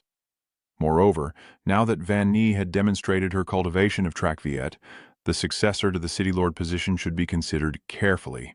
No, I don't have any good feelings towards Diep Han. Putting that aside, Diep Tu turned to report, that's right, the 10,000 Demons Evil Spirit Array has been partially set up, so it should be able to display some of its power. Would the City Lord like to go take a look? Diep Tong asked in surprise. Oh, what did Nie Li say? Deep Tu recounted Nie Li's words. Nie Li said, the 10,000 demonic spirit array is divided into 8 smaller arrays, each very powerful, and when combined, their power becomes even more terrifying. So far, Nie Li has set up one of these smaller arrays which can already demonstrate some of its strength. Hearing that, Diep Tong happily agreed. Okay, let's go see. The scene shifts to the eastern courtyard of the city lord's residence, which was once magnificent but has now been leveled to serve as the battlefield. A giant demon spirit appears in the sky, making Diep Tong frown in displeasure, ruining our estate. I also want to see if this formation is as powerful as he claims, and when I saw my future father-in-law stride forward with such determination, I also noticed. He turned to ask, Diep Tong froze in place when he saw it, silently thinking, you guys are here, this energy. Then he loudly asked, this is the great demonic spirit array. Nie Li calmly replied, this is not the 10,000 demonic spirit array, but only a small part of it. This is the Tai Yi death array. Deep Tong exclaimed in surprise, huh? Nie Li added confidently, even though it's just a small part, eliminating those trash Hakim-level enemies wouldn't be a problem. Diep Tong was surprised and asked, trash, just based on this? His words full of gunpowder smell made the old man furious as he shouted, do you know how powerful a black gold spirit master is? Deep Tu quickly stepped in to stop him. City Lord, perhaps Nie Li didn't mean to say it that way. He was just trying to help us better understand the power of this formation. As a dark spirit master of Hak Kim, how could I let this go so easily? Nie Li still maintained a nonchalant attitude and replied, I indeed did it on purpose. Black gold is just trash anyway. This alone is enough to deal with it. Diep Tu was speechless after hearing this, and Diep Tong snorted coldly. I also want to see how powerful it really is. Nie Li laughed out loud confidently. Well, City Lord, I just want to remind you that this is only a part of the 10,000 demonic evil spirit array. If I complete the entire formation, you probably won't need to look anymore. Deep Tong let out a doubtful cry. So what if I can break this formation? Nie Li replied firmly. If you can break it, I will call you Father. Diep Tong snorted coldly in response. Our house is full of clever fools. If I can break this formation, you must stay away from my daughter from now on. Nie Li asked back, so if you can't break it, what then? Deep Tong hesitated and said, I can't break it. Nie Li quickly interrupted and cut him off. If you can't break it, you are not allowed to interfere in my and Tuvan's affairs in the future. Deep Tong confidently agreed immediately, already set on his course, and began to move, ready to fight. Nie Li said loudly, if a killing array only reveals its true power when someone enters, then it's really not impressive. The provocation stunned Diep Tu, while Nie Li smirked maliciously, immediately unleashing a fierce surge of spiritual power as he continuously formed seals with his hands. Dark clouds gathered and covered the sky, thunder roared and shook the entire space. He began to unleash his soul power, and Nie Li was not to be outdone, his hand transforming into dragon scales, with an additional tail swirling and roaring, creating loud explosions. At this moment, Deep Tong's body had merged with the demon spirit, looking incredibly fierce. Nie Li was impressed. Oh, so it's a black unicorn earth dragon of the dragon type? But it's actually a beast with the bloodline of the dragon clan. The spirit beast isn't bad, but unfortunately his opponent is the Tai Yi death formation. So Nie Li pointed his finger and gave the order. In the sky, beams of light tore through the wind as they shot down. Deep Tong looked up with a serious gaze and said two words, it's here. A giant black bear charged forward, and Deep Tong thought to himself, Minghung, even this kind of spirit beast can be controlled by the Tai at Setran. He raised his hand and snorted coldly. I also want to see how powerful it really is. Then he charged straight at the Minhung beast in front of him. The deafening clashes shook the heavens and earth. Diep Tong praised, well done, kid. You were able to unleash up to 80% of Minhung's strength. Over here, Diep Tong struck a palm attack to send Minhung flying away. He stomped the ground forcefully and then raised both hands above his head, shouting loudly, hey, hey, hey! Deep Tu stood outside observing and immediately deduced that Deep Tong always used dark fire. As long as he was hit, the demon spirit Minhung would definitely be seriously wounded. So he swung his hand to unleash a stream of black fire. Minhung saw the black fire rushing toward him and immediately disappeared, leaving only a thick cloud of dust in front of Diep Tong. He looked confused and asked, what is going on? Suddenly a shadow shot past Deep Tong. He looked at the demon spirit in front of him and shouted, Blackwater seal worm! From above, the black-scaled worm shot out a stream of black fire, forcing Diep Tong to dodge quickly. He marveled that only a legendary beast spirit master could possibly defeat a black gold-level black water seal worm. Who was the old ancestor that left it behind? Deep Tong no longer dared to fight and kept jumping aside to dodge the continuous streams of fiery attacks. He was suddenly overwhelmed with shock, never expecting that the small heaven-killing formation could unleash nearly 80% of its power against this almost uncontrollable beast. If hit by its attack, it would be the end.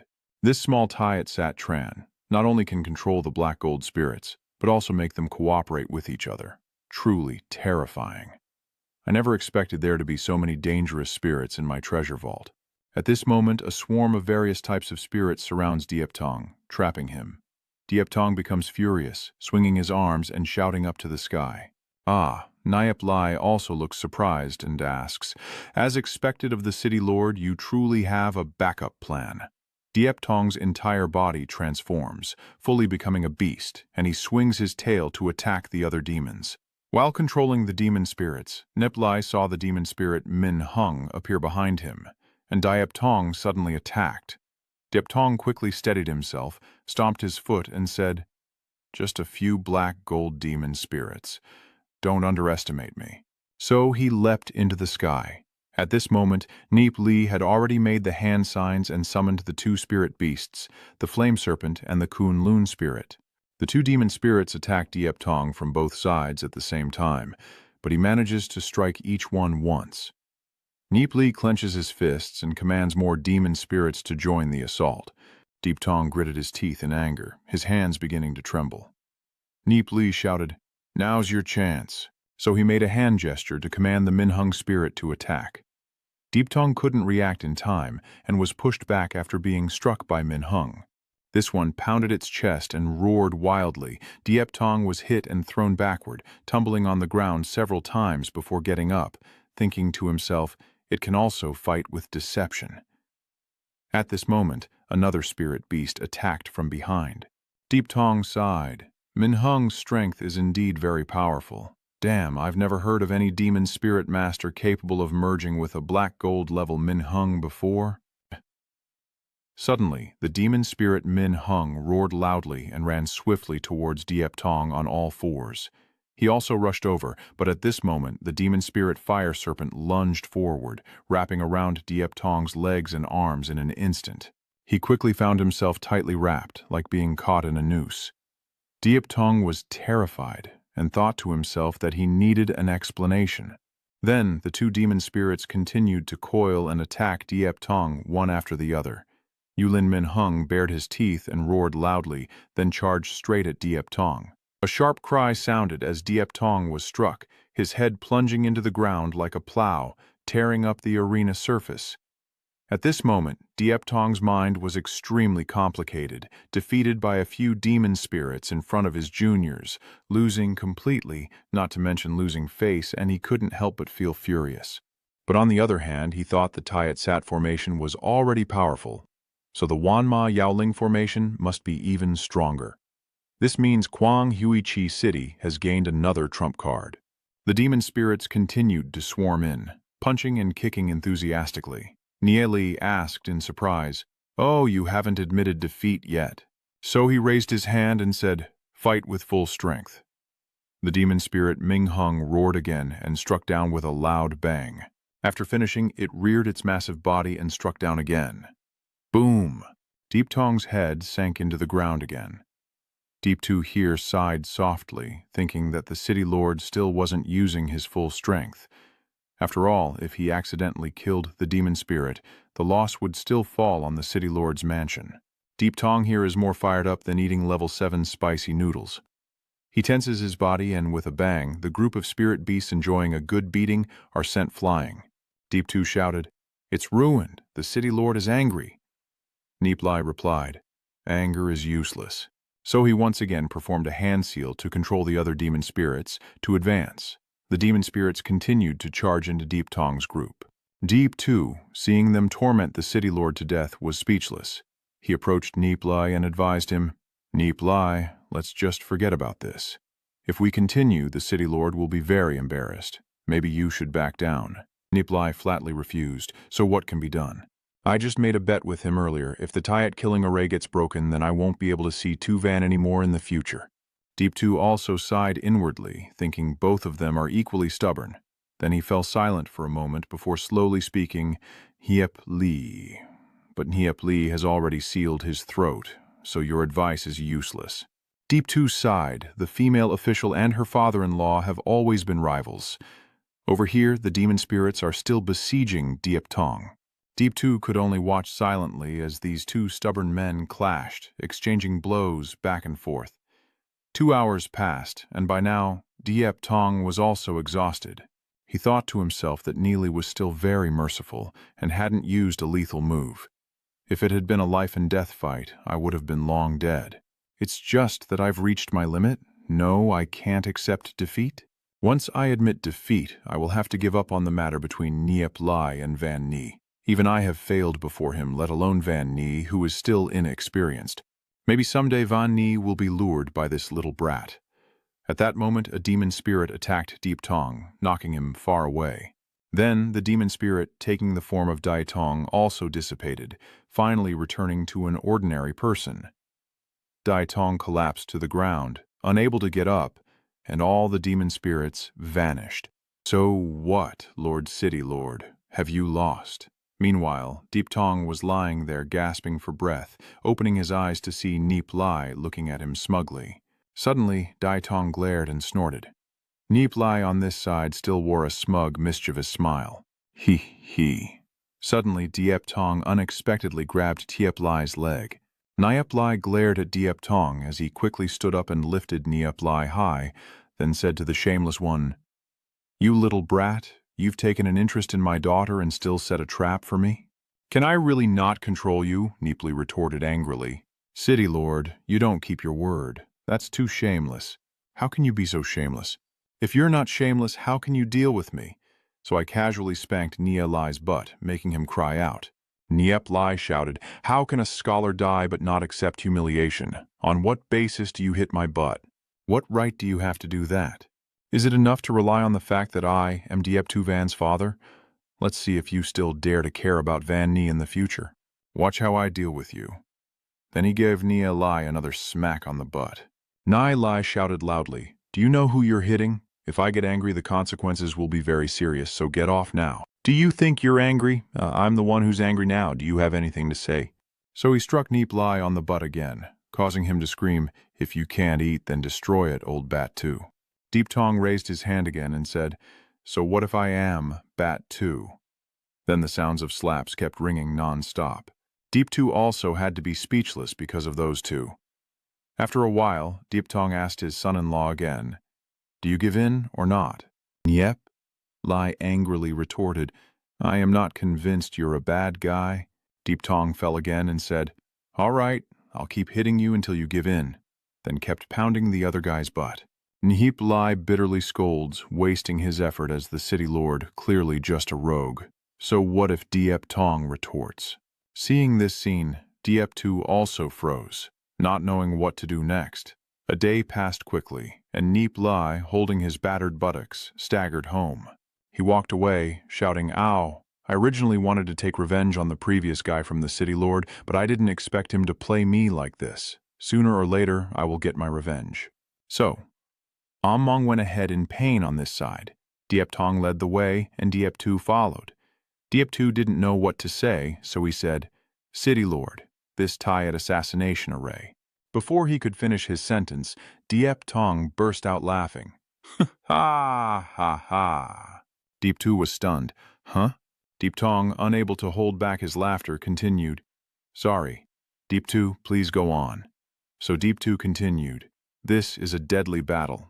But Diep Tong burst out laughing. Diep Tong also came to this old city lord.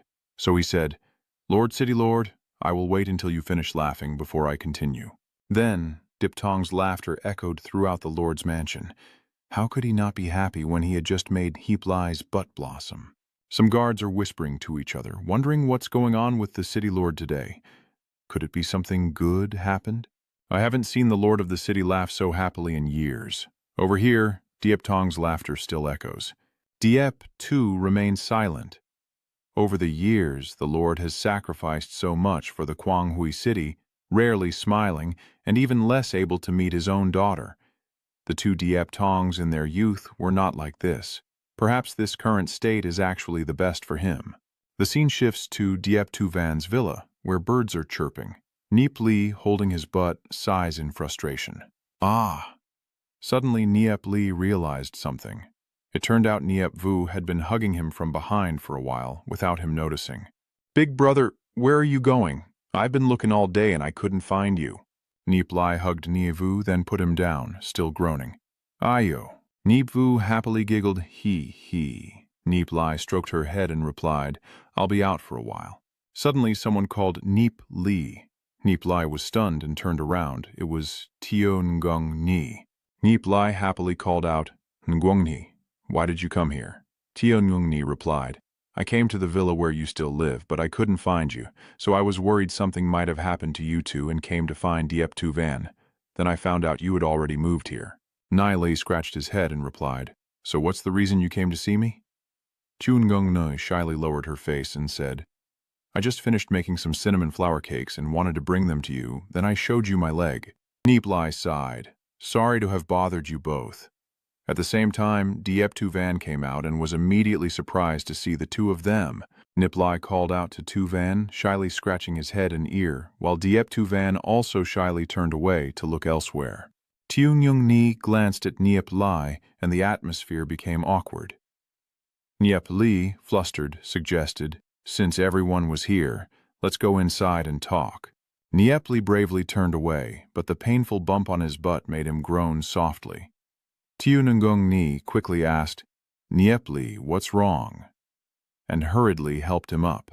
Deep Tuvan saw this and immediately froze, then bitterly watched the two kids fooling around. Nie asked in confusion, You don't seem to be feeling well. Nie Li replied, I just got beaten up and now my butt is all bruised. Nie was stunned. Mong is blooming. Who hit you? Nie Li angrily scolds. Isn't it that old man Diep Tong?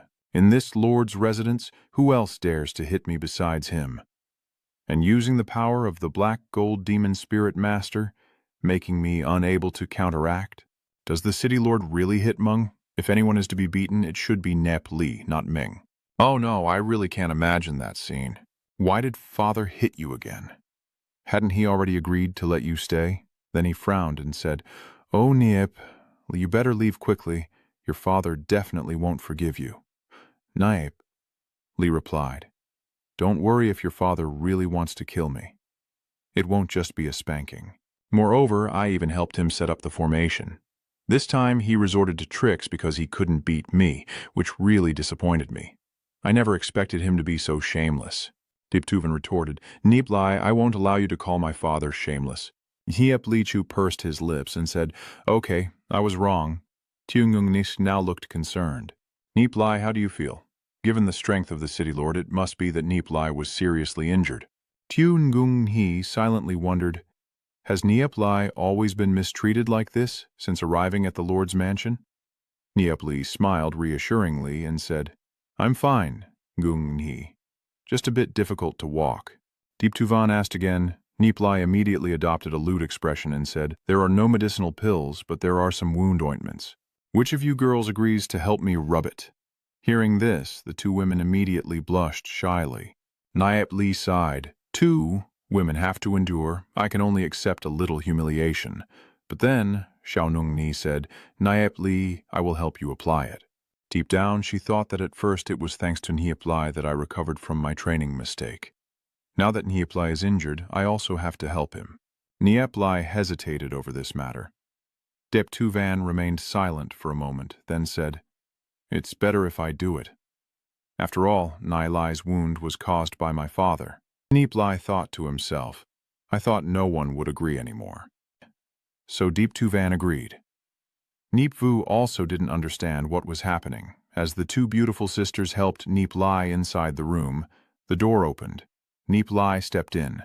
Then he turned to his sister and said, Xiao Vu, you stay outside. Nie Vu was startled and amazed. Then the door closed, leaving Nie Vu alone outside in pity.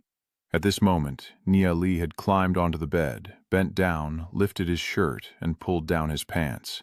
He and Diep Tuvan stared in shock at what they called the blossoming buttocks. Then inside Nie Li's room, continuous sounds of oh and I echoed. Nie Vu hears strange sounds but doesn't understand what's happening. Meanwhile, Nie Li lies still, enduring it.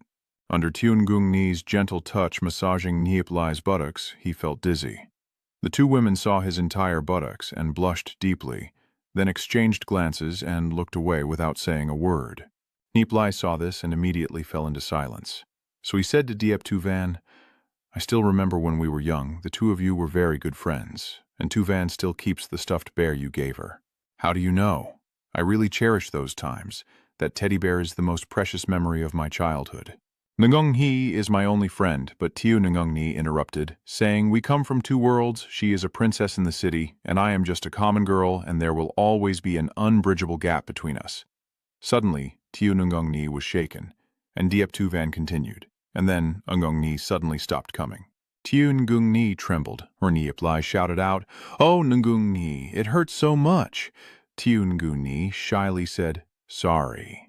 Nie Li forced a smile and said, It's okay. Haha, let's keep going. Over the next few days, Ni also frequently gifted various foods and trained together with Nie Li. Soon, Nie Li had set up another divine thunder death formation. He told Deep Tu, Everything is prepared. I have left the seals in your and Tuvan's spiritual powers, so both of you can activate these two death formations. Deep Tu reminded him, Nie Li, please hand over this seal to the city lord. Nie Li looked displeased. Give it to him. Do you know what he's done to me? Unless he comes to beg me, don't even think about it. I need to go cultivate," he said, and ran away. Deep Two sighed, thinking that it might be difficult for the city lord to reconcile with Nie Li, but at least the answer from Nie Li could be relayed back to Dip Tong. As night falls, a patrolman walks through the lord's mansion. The space is quite silent. Only a stray mouse scurries around, disturbing the atmosphere. The guard snorts coldly. Another quiet night. I doubt anyone foolish enough to break into the lord's mansion would come. Some figures appeared here, and one asked, "Have you found out yet what those pillar things are?" The boss suddenly spoke. "Right now, it's not clear. But there's some news that a young man urged the big pillar to defeat Diep Tong." The other side asked in surprise, "Defeat Diep Tong? How is that possible?" "Truly unbelievable, but I saw it with my own eyes." The man sighed. "No wonder Longsat wants us to investigate the city lord's mansion." One of them said, "Big brother, with our Dark Guild's strength and some destructive tricks, destroying Kwanghui City isn't difficult, so why doesn't the boss want us to act?" The big brother replied, "You all underestimate Kwanghui City too much. The noble families inside Kwanghui City have been passed down for many years, and there are many secrets." So he stood up and continued. "The 3 top clans and the 7 great noble families all have hidden strengths that cannot be underestimated. This time, the 7 of us attacking the Lord's mansion, you must be careful and absolutely not underestimate the enemy. We must capture that little brat alive." Another one suggested, "Big brother, you just need to watch. With our strength, how could a few black gold demon spirit masters in the city lord's mansion stop us?" So he immediately transformed. The foolish guy grinned mischievously. Then he turned into a mouse and disappeared. The scene shifts to the arena inside the city lord's mansion, where a group of people stand before a gem surrounded by strange formations. Light bursts from the gem as the members of the Dark Guild chant something, and a blue glow erupts. At this moment, the patrol team also noticed and asked each other in confusion, "Hey, why is there light coming from the arena? Let's go check it out." So the 3 of them hurried over and, upon arrival, saw those guys making a scene. The patrol shouted, "Who's there? What are you doing here?" But they rushed forward. Attacked from behind, one was pierced and killed instantly. The others turned around in shock. Then only screams echoed, and the Dark Guild continued their chaos. They chant their spells, and the light from the gem keeps flickering. The symbols on the ground glow, and the earth beneath cracks open with loud rumbling and explosions. Deep abyss beast. Then the ground cracked open with a loud boom as molten lava erupted, and a fierce demon suddenly appeared from underground. The members of the Dark Guild had just finished summoning the abyssal demon, which roared as it shot up from the ground, causing one of the Dark Guild members to burst into laughter. "Ha ha ha ha! Slaughter the deep abyssal demon." But that deep abyssal demon already found this guy irritating, so it knocked the Black Hall member out of the picture. Then it spewed out lava wildly in all directions. The others shouted, "They don't even know how to distinguish friend from foe. Run now," and the whole bunch fled in panic. Inside the city lord's mansion, everyone started panicking as someone broke in. "Make some noise, make some noise, go check it out."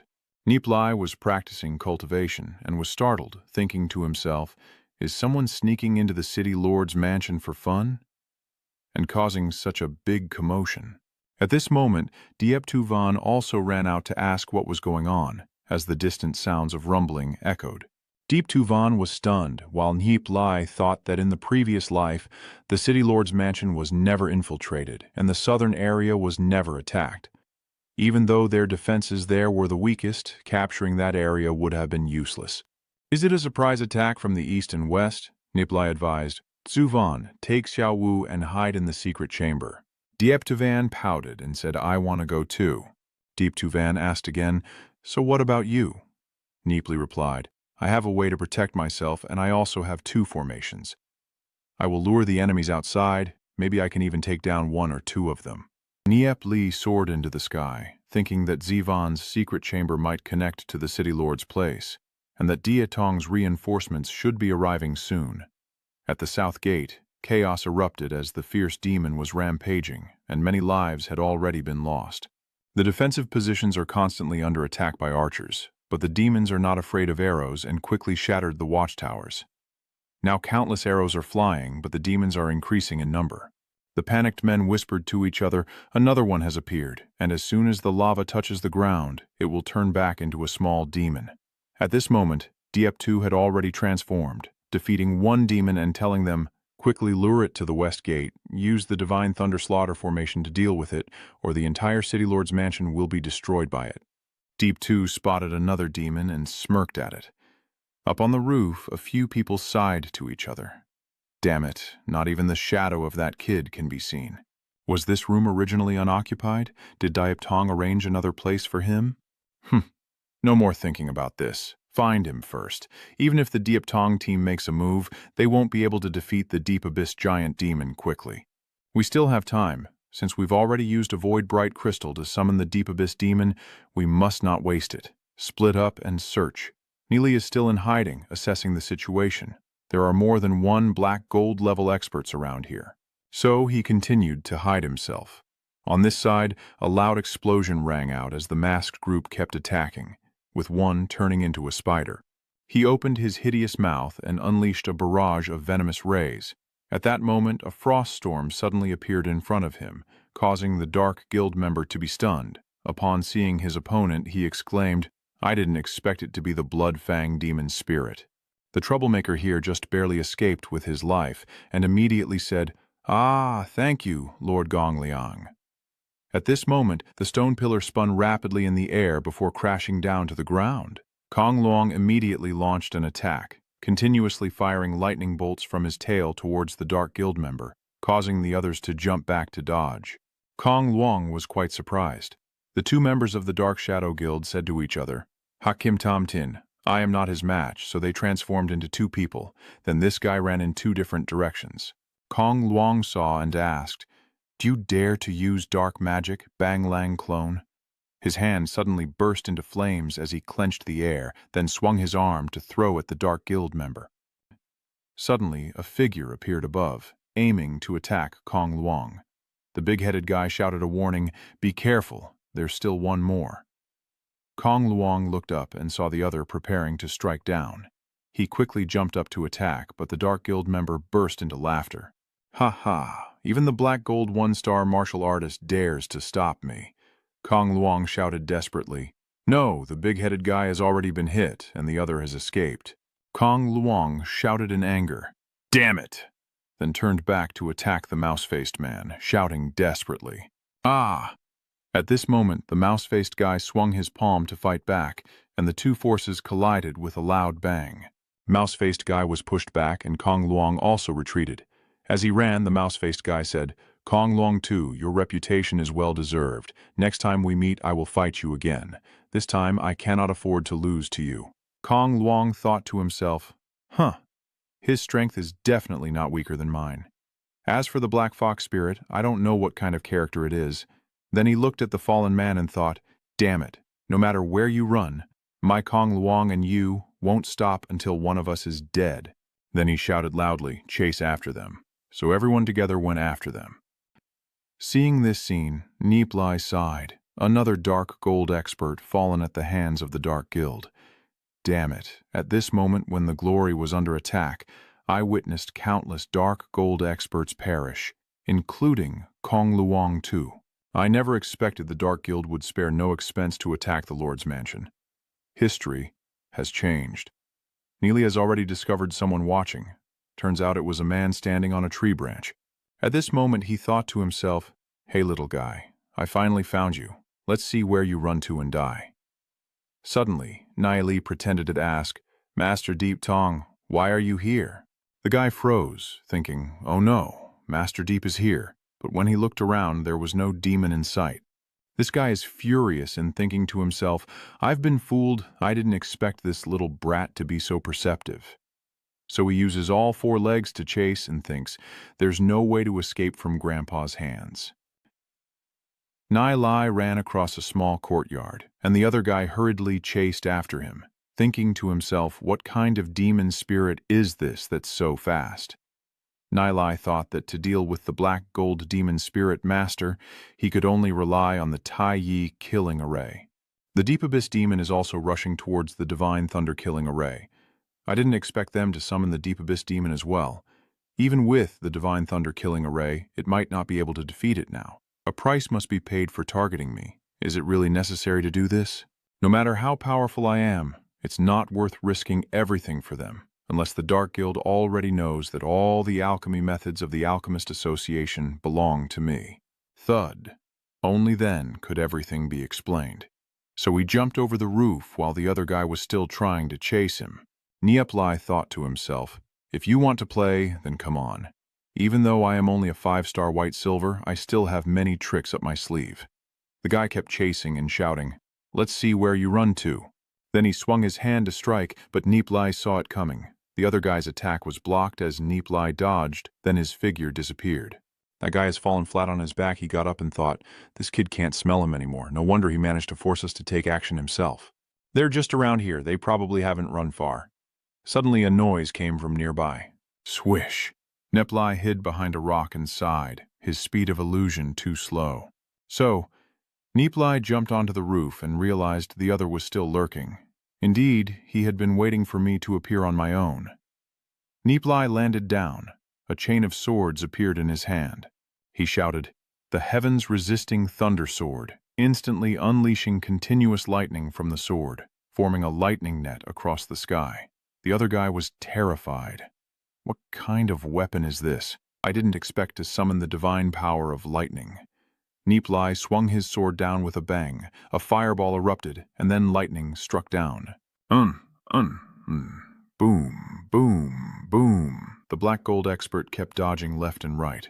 This guy shouted angrily, damn it! Do you think that's enough to escape? Nie Li said while running, my sword can't kill the black gold evil spirit master right now, but the Tai Yi death formation can. So he retracted his sword and began to perform hand seals. The pillars started to glow, and the other guy immediately stopped upon seeing this. Is this the Lion Diep sect that can also suppress the resistance? You little brat have no chance to get close to the stone pillar. So he threw off his cloak to reveal a horned crest on his back. This guy told Nie Li that if it weren't for Longsat's orders to capture you alive, you would be dead this time. First, I will break your arm to prevent you from forming seals, then I will use the Miao Yu dismissal technique. This guy smugly thought to himself that my poisonous thorns, even a black gold spirit master, would only have one way to die, and with his strength, he definitely couldn't escape. At this moment, Nie Li was still forming the seal when suddenly he reached out and grabbed the Heavenly Vulture Divine Thunder Sword. Nie Li pulls the hilt of the sword, blocking the poisonous spike, then jumps back and says, thanks for the gift. That guy shouted and cursed, do you have eyes on the back of your head? Meanwhile, Nie Li had already formed the seal. Then he jumped up, floating between the stone pillars, and he wondered silently, could it really be that even the Lian Ye sect can't suppress the formation? Without hesitation, Nie Li swung his arms forcefully, knocking the opponent to the ground. The man, just getting up, thought to himself in fear, too strong, I have to retreat. Seeing the enemy try to escape, Nie Li sneered inwardly, still wanting to run. Instantly, he formed a seal with both hands, and the flaming serpent appeared, rushing like an arrow, catching up and wrapping tightly around the target in just a moment. The man struggled to escape from the blazing body of the flame serpent and shouted, I was just planning this. What a joke. Seeing Nie Li not intending to let go, he shouted loudly, if I use that secret technique, ah. A desperate scream echoed as the fiery snake tightened its grip even more. This traitor in his mind was calculating. If he used that secret technique to destroy the fiery snake, he would also be exhausted by the side effects. He's just a silver 5-star bug, but the fiery snake has already wrapped him even tighter. Feeling the increasing restraint, he sighed helplessly and used his ultimate move with a violent heart, causing the flaming snake to be thrown out. The other man cackled wildly. I was just planning this. What a ridiculous thing. Seeing this, Nie Li silently assessed. The violent heart can boost strength, but will destroy your willpower. Now, you can't escape. He decisively summoned the demon spirit, Ming Hung. The giant bear charged into battle, but the crazed man easily knocked Min Hung away. Nie Li marveled, realizing that despite being only a second-tier black gold beast, he could unleash such formidable power. Fortunately, Minhung is an extremely powerful black gold beast with strong defenses. Mewdu wants to escape, and Minhung probably can't catch up. But he has lost his reason.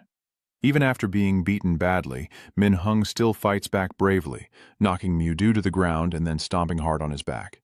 At this moment, Nie Li notices someone approaching and immediately recognizes the identity, shouting out, "Senior Kong Luong Thu."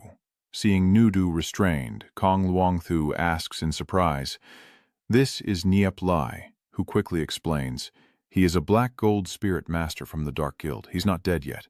Please help escort him to the prison of the City Lord's mansion." Hearing about the black gold spirit summoner, Gong Liangshu was stunned, captured the black gold spirit summoner, and immediately ordered his subordinates to escort him away. When those people all shouted in unison, Nie Li respectfully said, "Thank you very much." Kong Luong Thu looked around curiously and asked about this formation. Suddenly Nie Li widened his eyes and looked up, and when Kong Luong Thu turned back, he saw the city lord of Diet Tong observing. He looked at the two people in front of him and pondered, having captured the Hak Kim expert. That little brat Nie Li. Seeing Diep Tong's gaze, Nie Li threw out an object. Diep Tong caught it and heard Nie Li say, "This is the two seals that help control the Tai Yi and Divine Thunder battle formations. Mastering these two stone talismans allows you to control the two great arrays. You're willing to hand over control of these two deadly formations to me." Seeing the attitude of the future master, Nie Li added, "Well, if it weren't for the special situation, I wouldn't say this to you. Here I leave it to everyone. I will go check the Divine Thunder killing array." Diep Tong watched his figure, sneered twice, then asked Kong Luong Thu, "Master City Lord, what about this kid?" Diep Tong explains, "A young man not bad. The waves keep coming and us old folks are probably about to give up our position." On Deep Two's side, he is struggling to withstand the attack of a giant abyssal demon. Everywhere is chaos of battle. The Feng Tuyet clan is fighting desperately. Lightning bolts constantly strike the monster, but seem to have little effect. Deep Two thought to himself that the Divine Thunder battle array can only barely control it, and other places are still very dangerous. Some people here have already fallen. In the face of danger, the little flame demon keeps appearing, causing heavy injuries to the guard of the thorns. At that moment, bolts of lightning split the sky as a voice transmission using soul power rang out. "Master, they are attacking the City Lord's mansion. What should we do?" Tran Chin Long of the Kong Min clan declared firmly, "No matter what, our Min clan will always be a strong support for the Feng Tuyet clan." Tran Fi led 3 black gold spirit masters to assist. Diep Tuan observed the situation and thought that the other clans had probably already acted. A soldier runs in to report, "Master, they are attacking the City Lord's mansion. What should we do?" Tam Hong speaks, "Longsat has separated from us, acting alone to avoid involving us. It's best to stand by and watch. But the other clans have already sent people to support the City Lord's mansion. You also take 2 black gold demon spirit masters there. Just pretend to fight. No need to actually attack." Damn it! That demon flame roared and then charged forward with its companions. But this one has already been cut in half. It turns out Tran Min was the one who intervened. He declared that the Noming clan had arrived to support. Next, the Duok Long clan, the Heavenly Soul clan, and the Alchemy Association also arrived one after another, their momentum soaring. Dip Phi noticed the little demon blocking the path, causing the battle situation to turn upside down. At this moment, the Divine Thunder Death formation focused its firepower on us. Diep Tu thought to himself, "This is great. All the major clans have come to support. Now if we can just eliminate this guy, our mission will truly be complete." However, the strength of the Transcendent Abyss Demon is too powerful. Nie Li arrived and said, "Let me handle this." Deep Two cheerfully exclaimed, "Nie Li, you're here." Nie Li clasped his hands together and offered, "Let me join in." Deep Two agrees, but warns, "All right, but the Thunder God killing array has concentrated all the lightning power from the Demon Spirit lightning system and can only hurt it a little." Nie Li confidently replies, "I have a way." He drew out the heavenly vision divine thunder sword, attracting the surging lightning around the blade to boost the power of the lightning spirits, greatly increasing the lethality of the killing formation. Diep-Tu was stunned by this lightning. Nie Li aimed directly at the abyssal giant and struck down with a massive lightning pillar. The monster roared in pain, a piece of flesh falling from its body. Diep-Tu sighed. It's injured. Suddenly, the giant demon jumps up and swings its huge sword at Nie Li's head. Nie Li quickly controls the lightning to block it, but the monster keeps attacking, making him worried. Its power is immense, and with a few more hits, the divine lightning killing formation might be destroyed. In this critical moment, Diep-Tu shouts for everyone to rush forward and seize its sword. After a series of lightning strikes are shattered, the abyssal demon swings its sword wildly. Nie Li shouts, "Senior Diep-Tuan, quickly seize that sword."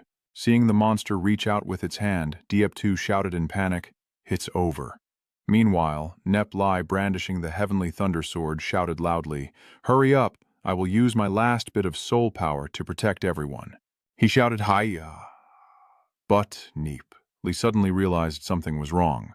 The sword was rapidly absorbing his soul power, but he only had silver 5-star soul energy, which was not enough for it to absorb. The book on his body glowed brightly. Nie Li was terrified. Damn it, I can't fall into a coma now. He clenched his sword tightly as Diep-Tu and everyone charged in to attack. Grabbing the giant sword, Diep-Tu shouted, "Nie Li! Naip liko gang kim mo don kuai kung. Kot loi dien kong lodo suong kien tuan thang kong kwai vat sang rux roi dong kung lai. Naip li sao ku dan do kungat siu, roi tang suong dat, kon tum uen ku madoharam mot gai, ket tuk tran chien." The members of the noble families outside looked at each other in confusion, one explaining, "He's a super genius from the Heavenly Silver Clan." At this moment, a large hole appeared in the chest of the Deep Abyss Demon, and someone shouted, "The Deep Abyss Demon has fallen, let's go support them from the south." Everyone cheered, demanding they be killed. Tronfai sighed, saying they just need to use a sealing formation to close the storm passage and then destroy the formation. He places the stone to block the path, causing the little monsters to panic and flee. On this side, Diep-Tu approaches, lifts Nie Li, and flies away swiftly. A person hiding in the corner muttered, "The prey has appeared," but he suddenly trembled when he heard the laughter. "Ha ha, just joking. I would never attack, I know you've become wary of me." Then the figure disappeared, and Diep-Tong also stopped to think. That aura was gone. It seems he has no intention of attacking. Suddenly, a burly man ran in to report. "Lord Diep-Tong, it's not good news. The 3 black gold demon spirit masters we caught earlier have all died." Diep-Tong asked in surprise about the cause. That person was confirmed to have been killed using methods like soul dispersal by members of the Dark Guild. Diep-Tong lamented their cruel tactics and then listened to the damage report. Diep-Tong, angry, smashed the jade pendant in his hand upon hearing the report of the losses and then ordered a retreat. In Nie Li's room, Diep-Tu was crying loudly. "Sob, sob, sob, Diep. Li, big brother, please wake up quickly." "Father," Diep-Tong told Diep-Tu to get some 2 has grass for Nie Li. Diep-Tu hesitated because of its value, but Diep-Tong shouted, "Hurry and go get it. Saving the person is more urgent." Diep-Tu obeyed, while Diep-Tu Van sobbed softly. Diep-Tong sighed. "My eldest daughter is not kept at home." A while later, the medicine was brought over, and Diep-Tu Van helped Nie Li sit up and gave him the medicine. Diep-Tong fell silent before telling everyone to leave so Nie Li could rest. Nie Li was still unconscious, memories from his past life flooding back, and he was panicked, screaming in the darkness. In the silent night, Ning Ni and Tu Van stand there watching Nie Li, Tu Van frozen, filled with questions in his heart. She whispered to herself, "Why does Nie Li dream of me? And why does he treat me so well that tears fill my face?" Then she suddenly realized what it meant. Does he like me? Diep-Tu Van? Tu Van seems to sense that something is wrong. She turns away and tries to hold back the person facing her. It's clear that Nguyen He likes Nie Li that way. Nguyen He's words catch in her throat. Nguyen He is now tucking Nie Li into bed, her face showing sadness and a hint of confusion. She quickly wipes away her tears. After a moment of silence, she straightened up, her gaze becoming resolute. "Diep-Tu Van, Honestly, I have admired you since I was a child. Ngung Ni continued confidently and proudly, as the daughter of the city lord, no one dares to lay a hand on her no matter what.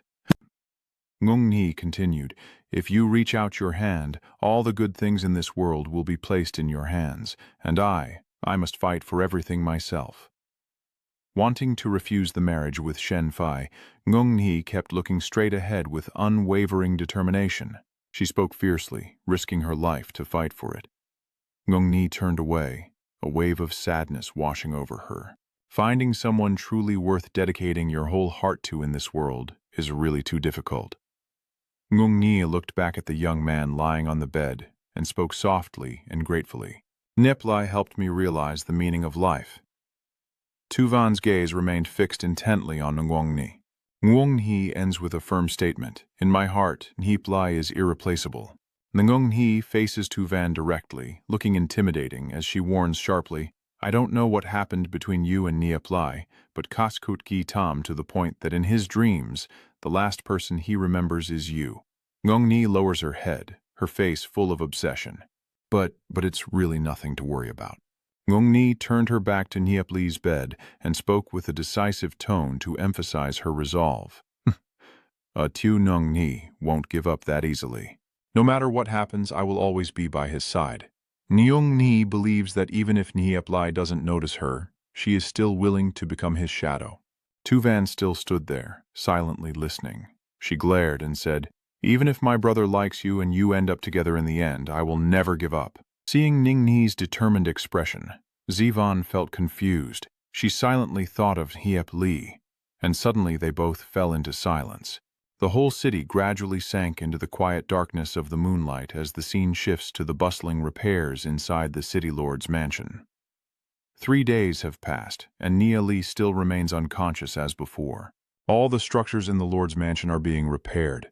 Diep Tuvan is constantly urging people to restore the Manhwa demon spirit array. Deep Tong is organizing the work for everyone, pointing out the situation and making suggestions. This battle caused heavy casualties, and the city lord's mansion also needs repairs. Suddenly, someone reported that Prince Deep Han requests an audience. Deep Tong immediately turned back to observe, appearing excited and asking, did Xiao Han return? Quickly tell him to come in. Yes. The door slowly opens as Ye Han strides in with a dignified presence, a confident expression, and calls for tea. Deep Tong chuckled and asked proudly, ha ha, little Han, you're back. Where is Elder Deep Min? Why didn't he come back with you? Diep Han folded his hands in front of him and explained that Elder Deep Min had discovered a secret realm, but it was too dangerous for him, so he told him to return to Kwanghui City first. He then patted his shoulder and laughed loudly, then said with a hearty voice, so that's how it is. Ha ha, returning is good. Little Han has grown taller and now looks even more spirited than before. Recently, haven't you been saying that training is more important than words? Deep Han replied calmly. My child has already cultivated to the level of the golden crystal star. He looked pleased and replied, the golden crystal. 3 stars, not bad, not bad. This has exceeded my expectations. Deep Tong then turned to all the ladies and said, today I will host a banquet at the Lord's residence of Tiexfong Taitran for you. Deep Han smiled gently and said, thank you, father. He suddenly looked around, scanning from left to right, and Diep Han appeared worried as he asked, do you know where Sister Tuvan is? Diep Tong replied in a commanding tone, Tuvan is caring for a wounded friend. I will send someone to call her later. He listened and felt relieved. Deep Han lowered his head slightly and smiled. He looked cheerful and said, I prepared a few small gifts to give to her on this trip. He turned and walked away with his back to Diep Han, smiling and replying, it's not too late to give them tonight. He continued speaking, and then stepped outside, saying, I still need to check your cultivation first, or you'll face punishment and press your face against the wall. Deep Han pondered something in his mind, but outside he only responded briefly to his father. Outside the city walls, the subordinates are gathered around 3 tables discussing something. Do you know? The young master of the city lord has returned, and tonight the city lord is hosting a banquet to celebrate him. I heard that this young master has been outside for 2 years and has now advanced to the golden 3 grade. Another person then looked cautious and said, the golden 3 grade is truly impressive. That guy suddenly interrupted, saying, With such rapid cultivation, he's definitely the #1 genius of this shining city. The one who poked his head in chimed in. #1 genius, that's not certain. He's just showing off. Nie Li killed Tom Uyen Kuma, he is truly the #1 genius. One guy turned to look at the lively crowd around and said, "That's true. Lately many young talents have appeared. Tonight the Lord's mansion will be very lively." There at another city's fort, a voice suddenly raised, "Why do I have to go to this boring banquet, Dad?" Lan Ruo sighed coldly, complaining again about the dull social activities. Her father is the head of the Hodien family, Hodien Hung. He looked at her and replied, "Lanuok, it's not that I want to make things difficult for you, but you're at the age where you should have been married long ago, yet you still haven't agreed to anyone." Dien Hung glanced and said, "This time the young master of the city lord's residence has returned. He's handsome beyond compare, talented and exceptional, a very good person, perfect in every way. Isn't he exactly what you're looking for?" Lan Huok pouted and said, "Can standards change or not?" Then Nie Li's image appeared in Lan Huok's mind, causing her to pause and fall into thought. "I heard that Nie Li has always been in the city lord's mansion. I wonder if he will attend this banquet. I might as well go and see." After finishing her thoughts, Lan Huok said, "Okay, I'll go, but even if Dad goes, he can't control me." Dien Hung agreed when he heard this, then opened his eyes wide in surprise. "Huh," he shouted loudly. "Girl, are you planning to cause trouble? Don't get too excited or we won't go anymore." Lan Huok rolled her eyes, huffing, and said, "Causing trouble? Do you think I'm the kind of rebellious girl?" Her father scratched his head, "Huh? No, that doesn't seem right." Then Lan Huok ran up, took her father's arm. "Mom, how could you say that about me? I'm a beautiful young lady and I have a sweetheart." Father silently watched her jump up and down before sighing. Lan Huok declared that she would definitely dress beautifully tonight. "Good morning, even though it's almost evening." Nie Li sat up suddenly and exclaimed, "Ha! I feel so refreshed waking up this time. My strength has recovered about 80%, and my soul power has also been refined more. Could it be because of the time I spent loving Lin Chi Thu?" "Huh?" He laughed loudly. "I am alive again." Tuvan said, "Nie Li, today my brother Deep Han has returned. I have to go to the cleansing ceremony for him." Tuvan looked at Nie Li and said, "It seems you're fine now. Just leave Ngung Ni here with you." Then she turned and left. He thought to himself that in the previous life, Tuvan never mentioned anything about him, and he didn't seem to have appeared in the final battle at Kwanghui City. Nie Li crossed his arms, pondering that he was indeed a mysterious person. When Tuvan and Ngung Ni left, Nie Li was startled, let out a cry, and ran after them. He wrapped his arms around Tuvan and Ngung Ni, causing both of them to be surprised. Nie Li said, "The more you cause trouble, the less fun it is for me." Tuvan angrily said, "Let go of my hand now, or I'll risk it with you." Nie Li laughed. "Yeah, you're really petty." Then he exclaimed, "Ouch," as Tuvan suddenly pulled his hand away. At this moment, the banquet hall is filled with the sounds of laughter and chatter, with abundant food on the lavish tables. The city lords are talking with each other, all enjoying a lively conversation. At another table, Lord Tu and Lord Ho Dien greeted each other warmly. Seeing someone enter, Lam Kim confidently crossed his arms and asked, "Young Master Diep Han, long time no see." "Yes, it's been 2 years. You've grown up." Jen Linji.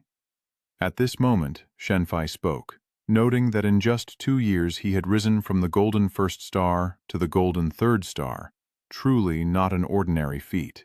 Deepan laughed and said, "Tam Tiu is too kind. It's just a small improvement." Then Diepan looked around and a sarcastic purple-haired person appeared. "Hey, why don't you come and flatter me?" Tumfai said, avoiding eye contact. Then both of them turned around to see a pair of legs running over, and everyone, including Deepan, was amazed. A shadowy figure in pink appears, instantly captivating the men who see her. It's none other than Lan Yu. She walks with a captivating and beautiful grace. Lan Yu gently passes by the gossiping crowd behind. The brown-haired guy was talking. "Even though Hodien Lan Yuok is a fierce tiger mother, I really want her to eat me." The guy with the half-shaved head said, "Huh?" Then he immediately realized and agreed. "That's right, even if I have to become as fearsome as Hodien Hung, it's worth it." Lan Huok approached Deepan to greet him. Deep Hanka, it's been a long time. Hanka replied, it's been a while. When I left, you were just a young girl. Big brother Diapan keeps praising her. I didn't expect that in just 2 years apart, you would have become such a captivating beauty. Lan Nuix replied, that's too much praise from you, big brother Diapan. Suddenly, Lan Nuox's eyes shifted away, and Diapan noticed, thinking she seemed to be searching for something. Tam Phi interjected, I still remember that when she was young, Lan Huoc always wanted to marry Diapan, and she still hasn't found her true love. It probably isn't Diapan who interrupted. On who? Ha ha. What children say can't be taken seriously. Ha ha ha ha. Lan Huoc Feng pouts in anger. This is an old story from many years ago and they still bring it up to talk about. Then she boldly declared to the face of the meddlesome Tam Phi that she had been annoyed with him for a long time, and if he dared to bring up these matters to mock her again, she would definitely kick him away. After speaking, Tam Phi's face swelled up in pain. The men who had been joking and laughing earlier now dared not make a sound. Everyone, please don't bring this up again. What's past is past. Just let it go. Ha ha. Tam Phi forced a laugh to hide his embarrassment. Ha ha ha. Lan Huoc speaks up to question. Tam Phi, I heard that you and Nie Li are not on good terms. Tam Phi opened his mouth in surprise. Since when did Lan Huoc get involved with Nie Li? Deepan wondered, and Nie Li, a young man, quickly approached to explain the current situation to Deepan. Big brother Deepan, Nie Li is a genius who recently appeared in our city of Kwanghui. Deepan replied, oh, this is really interesting. Tam Phi, Than Min, Lan Huoc, this can't be blamed on anyone, it's just that little Nie Li is too flirtatious. He took my fiancée. Although little Ning has not yet gotten married, any man would probably be unable to endure this kind of situation. Lan Ruo questioned, you don't care about those things. You're sure Nie Li stole your fiancée. Isn't she the one clinging to Nie Li for dear life? Those guys are stunned, and Tam Phi's eyes nearly pop out of their sockets. Then he snorted coldly, glaring fiercely, and said, besides little Ning Ning, I heard that Niece is also constantly lingering with Diep Tu Van. He has repeatedly expressed his feelings to Diep Tu Van and even moved into the city lord's residence. Diep Han remained silent. Lan Nuoc, feeling annoyed, said, so what? I don't care how many women Nie Li has. Lan Huoc warned, if you dare to lay a finger on Nie Li, I will ruin you. Over on the other side, after witnessing everything, Diep Tong smiled and told his third brother, your daughter is really quite spirited, quite like her father. Dien Hung's face turned pale as he thought, what do you mean like me? It's obviously just like her mother. Tam Hong added, it really looks like her father, domineering, always wanting to ruin the heir of our family at the slightest provocation. Yen Hung glared and shouted, Tam Hong, don't talk nonsense here. How can you say Ruoc should be crippled? Tam Phi spends all day harming other people's daughters. He should have been crippled long ago. If you're brave, try fighting me. Tam Hong fumed, and seeing the tense situation, Diep Tong quickly spoke up to mediate. Everyone, calm down a bit. Duong Han just chuckled softly. Hoo-hoo. Lord Duong Han asked, it seems these people really want to meet Nie Li, so why haven't they let Nie Li come out yet? Deep Tong explained, Nie Li was injured and fainted earlier, so he probably can't come out. At this moment, Duong Han was worried, saying, isn't the soul-distracting spell just caused by exhausting all your spiritual power? It's okay, right? At this moment, the guards were startled to see Nie Li entering with two beautiful girls, as he walked around looking confused like a country bumpkin in the city. Nie Li awkwardly greeted them. Tam Phi glared at him in frustration. Ho Dien Lan Huoc blushed when she saw Nie Li and secretly thought about his pocketed pants. Ho Dien Hung also looked at him with a tender gaze that made the young masters of noble families envious to the point of popping their eyes. Diepan stepped forward to greet him. Nie Li looked at him and then smiled insincerely. It's been 2 years since I last saw Sister Tu Van, right? Nie Li secretly thought angrily. Who is your Sister Tu Van? Deep Tu Van responded politely. Deep Han congratulated him on advancing to the third spirit golden rank. Deep Han Vivakamon, Nung Trong Long Han Kekukithen Hip Liquatan Matvo Tu Van. Ten Deep Han, Lera Mochiek Vongenok Tang Tu Van. Kui Kuang Ven Gongoch Vakong Dung Kuano. Nie Li secretly thinks the bracelet is a good item, but Diep Tu Van refuses, causing Diep Han to stand frozen in disappointment and the young masters to grimace. Seeing the situation getting tense, Nie Li laughs loudly and snatches the bracelet, saying, "This item is too precious. I'm sorry, I'll accept it on her behalf." "Thank you, Brother Diapon. When did you start calling him that?" He turned to ask Diep Tuvan, but she only called him by his name, feeling resentful that Nie Li dared to call him Diep Han Seo. Diep Tuvan introduces, "This is my friend. Nie Li, what are you doing?" Tron Lam Kiem praised him. "Well done, kid." Nie Li recognized that murderous look and thought to himself, "This doesn't look good." This guy definitely has feelings for Tuvan. That's right, he's an adopted son, so the Fong Tuyet family probably won't let an adopted child inherit. But if he gets Tuvan, then Diapon truly has extraordinary talent, is very courteous, and is absolutely perfect, as if he was prepped to become the city lord. Tam Phi then sneered, "Nie Li, is this also a place you can reach? Does the city lord invite your small family? Look at you, you're just like a country bumpkin who came up in the world. And you, Xiaoningshi, do you still dare? Was last time not enough? Do you want to keep playing some more?" Tam Phi lost his temper, and Nie Li retorted directly to his face, "Huh, you also dare to come here and join in after doing those despicable things everyone knows about? If you still dare to bother Ngung Ni, I will strike you down." Then he drew the Heaven's Vengeance Divine Thunder Sword, frightening everyone into panic. Diep Han remained silent with a grim expression, while Tam Phi was bitter but powerless to do anything. When it comes to Ho Dien Lan Nuok, her eyes are like heart-shaped gems, incredibly charming. Diep Han forces a smile, but harbors deep resentment inside. Chungung Ni blushed shyly. Diep Han forced a smile in reply.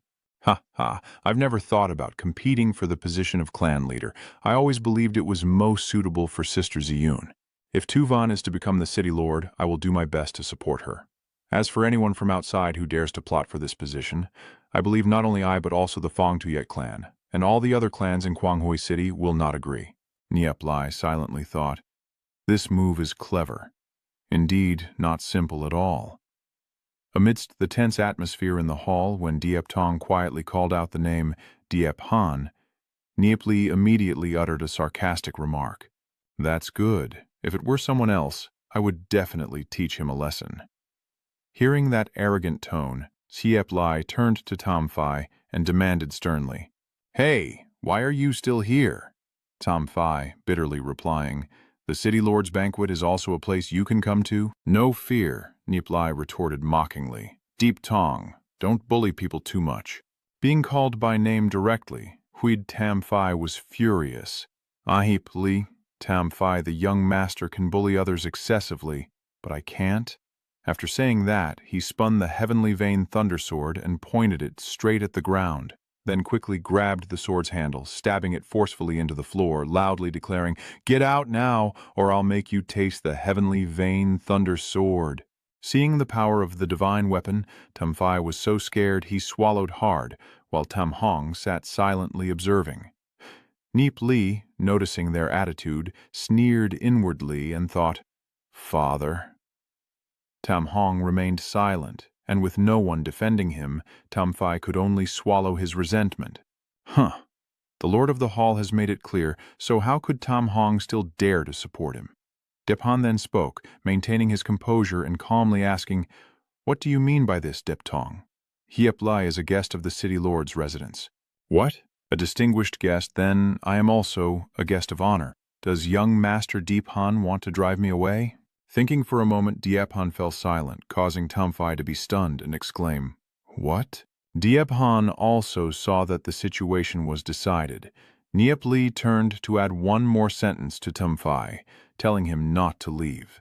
Tam Phi was so angry he was trembling, and before leaving he tried to save face with a threat. "Remember this, I will settle the score with you for today." As the defeated figure walks away dejectedly, the other young masters stare in shock. What, Tam Phi really left? Nie Li quietly assessed her opponent. This Diep Han is cunning and strategic, truly a difficult adversary. In her previous life, Ziyun preferred not to mention him, perhaps because he had taken her father's affection away. But strangely, Diep Han has now reached the level of the 3 gold flames. So why was he not present in the final battle years ago? He is truly a mysterious figure. I must uncover his true identity. Tom Hong then stood up, cleared his throat, and said, "Well then, if the city lord's residence doesn't welcome our divine family, I guess I have no choice but to leave." Deep Tong politely replied, "Brother Tam, why would you say that? It's just some kids causing trouble. There's no need to take it so seriously. But if Brother Tam wants to leave, I wouldn't dare hold him back like Brother Deep too." Tom Hong immediately refused and left. Seeing him go, the two family head also concluded that Tom Hong was angry and left, yet the city lord still maintained this attitude. It seems the relationship between the Feng Shui clan and the Divine Saint clan is a bit unstable. It's best to clarify the connection with the Divine Saint clan. Nie Li here pulls out the heavenly vein divine thunder sword and sighs in frustration. Ah, it seems this party isn't very interesting. Tu Van Ngung Ni, let's go home too. Diep Tu Van also agreed after hearing that. Tunangu Ni, of course, followed orders, so the three of them all headed back together. "Ho Dien Lone," Nuok shouted. "Hey, Neep. Lai, are you just going to leave like that?" Neep Lai was startled when she saw her and quickly ran away. Tunangung Ni and Diep Tu Van also looked stunned, while Ho Dien Lan Huok glared and said, "Hey, annoying. Isn't this outfit really uncomfortable? Standing there angrily after a few others gossip and cause trouble, they just shrug and leave? This is really boring." Tran Lam Kim also wondered silently, why is Nie Li so reckless? Could it be intentional for Tam Hong to see? Everyone thought it was truly unintentional. The banquet continued on, with Diep Tong talking to the senior members of the family about many matters, and it wasn't until midnight that the event finally concluded. The scene shifts to the Divine Family, where Shen Fei is slapped and falls to the ground, touching his face and asking his father.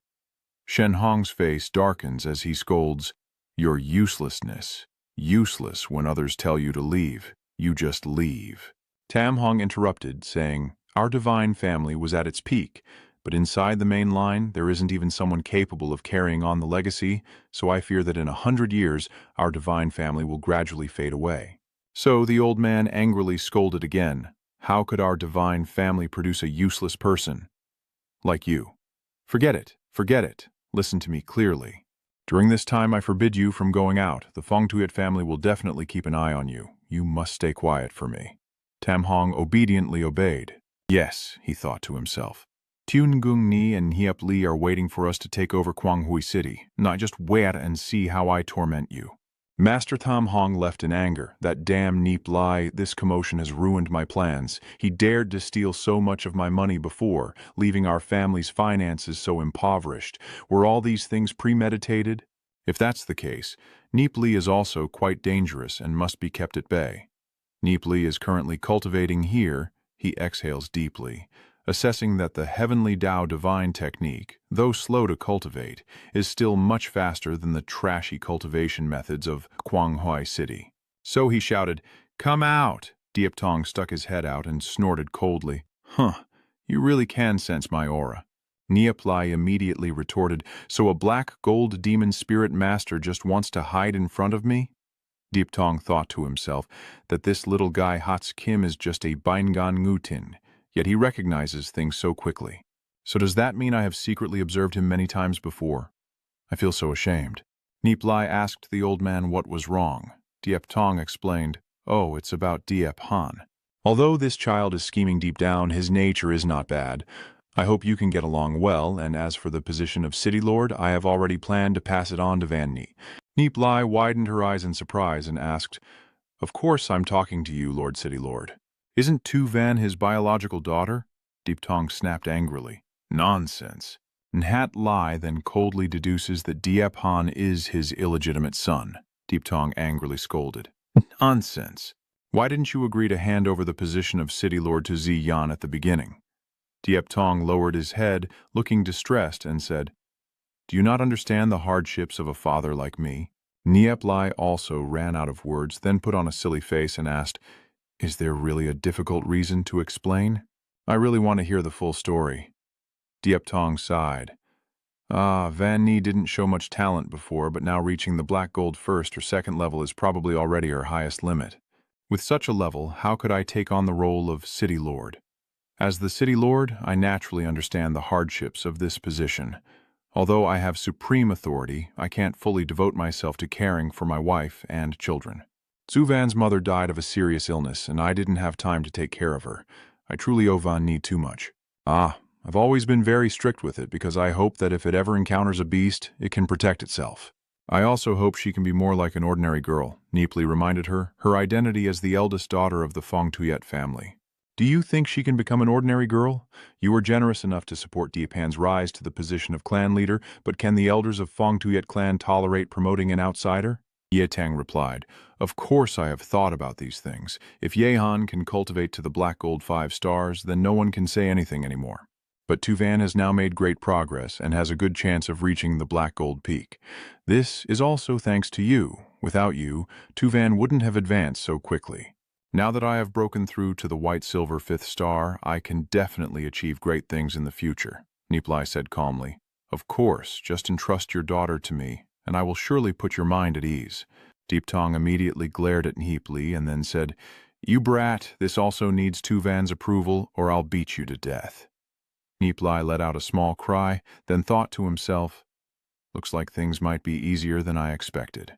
Deep Tong reminded him, You've probably stirred up a hornet's nest with this move. The divine family can see how alert we are to them now. You're not that reckless, are you? So, do you have a plan now? Nie Li explained.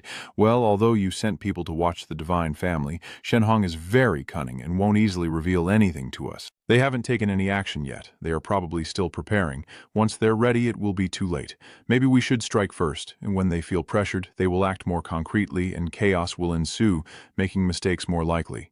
Deep Tong snorted coldly. Your words are like taking advantage of me, but since it's already done, there's no other way. Chairman Gu VM has given me quite a few leads, so it's really time to push them now. Kid, if we really have to go to war with the divine family in the future, I have one more thing to ask of you. Nie Li asked again. What is it? If we really have to go to war, then take Yun Ni away from the battlefield. Nie Li affirmed immediately. Don't worry, even if I have to endure, I won't let her get hurt, Deep Tong replied. Hoping you can do that. Deep Tong and Nie Li discussed strategies to deal with the enemy before leaving the villa. Deep Tong sighed. The enemies within and outside the country truly keep them busy. Suddenly, someone appeared behind Deep Tong, and he turned around and asked, Why are you here, Han Ni? Deep Han stepped forward and said, Father, I have a few things I want to say. Deep Tong felt awkward and hesitated, saying, Deep Han, Father, you have always been very good to me, like a father to his son. If you weren't my father, I would have died long ago. I don't know how to repay this kindness. Even if I had to give my life in exchange, I would be willing. Deep Tong hesitated. Han Ni. But Deep Han shook his head and said, I understand everything. I have no intention of vying for the position of City Lord. Although I have always liked Tuvan, I know my humble status makes me unworthy of her.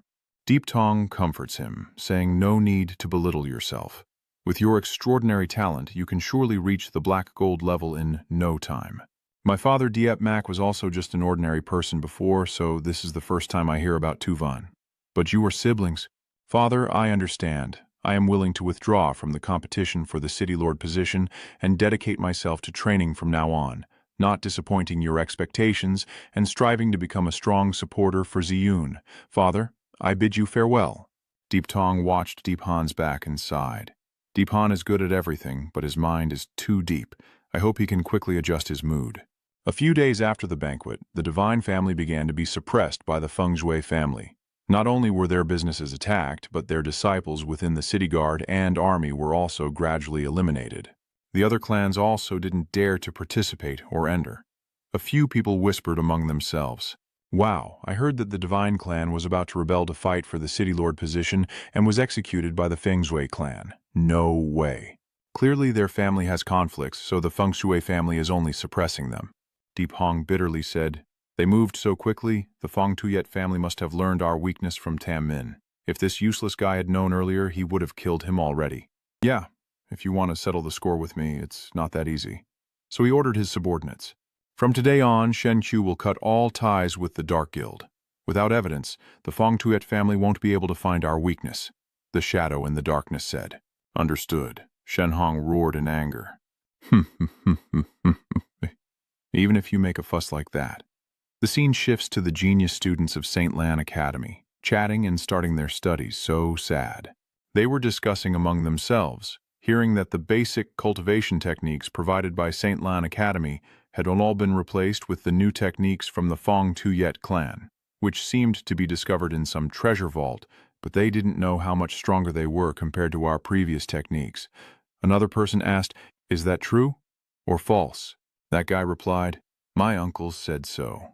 Nie Li sat quietly, smirking because all of this was his masterpiece. Heh. Suddenly someone poked his head in and asked, "Hey, little brother, are you also part of the genius group?"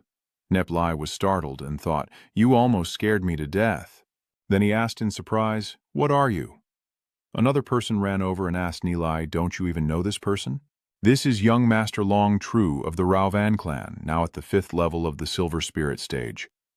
Among the geniuses, he is also an exceptional talent ranked number 1. Nie Li thought to himself, "Oh, a disciple of the 7 great noble clans, with quite impressive talent." Long Tru puffed up his chest and asked, "Do you want to join me?" Nie Li looked blankly, then asked, "Do you are from the Ngao Van family and still don't recognize me?" Long Tru thought again, hearing about my status. Not only did he not fear, but his aura grew even stronger. Could it be that his background is also very powerful? Nie Li asked again, "Why aren't you attending the City Lord's banquet?" Long Tru was startled and asked, "What noble family are you from?" Nie Li replied, "You are not worthy of knowing." Long Tru was stunned and thought to himself, how dare he directly reveal the identities of those 3 young masters? So he said, "I am actually someone from Tranlam Kiem, the boss." Nie Li pats his shoulder and praises him. Not bad, promising. "Next time you meet young Master Tran, I'll mention you a few words."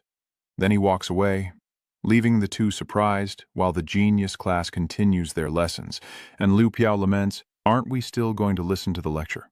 I'm so bored, even the teacher isn't as strong as me." Detrak also nodded in agreement. Nie Li thought to himself, if it weren't for the threat from the divine noble family, he could have gone to many more places.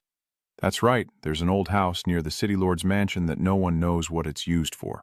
But a year later, Lord Diep Mak will discover that it is the legacy of a super-powerful expert. Afterwards, the Dark Guild repeatedly sends people to investigate, but they are all killed by Diep Mak. This place must hold some secret. Nie Li happily told her friend, "I know where to go now. Let's go together later." Detrak also chimed in. "All right, with our strength, we can already join the exploration team outside the city." Adstas. Suddenly, the noise of chatter spread through the classroom and everyone looked toward the door. They exclaimed, "It's Tiungung Ni, wow! I was hoping she would come to our class someday and I didn't expect her to actually arrive." The young woman was truly admired by many. Tiungung Ni looked around and Nie Li waved to the beautiful girl. "Ah, Ningi, why are you here?"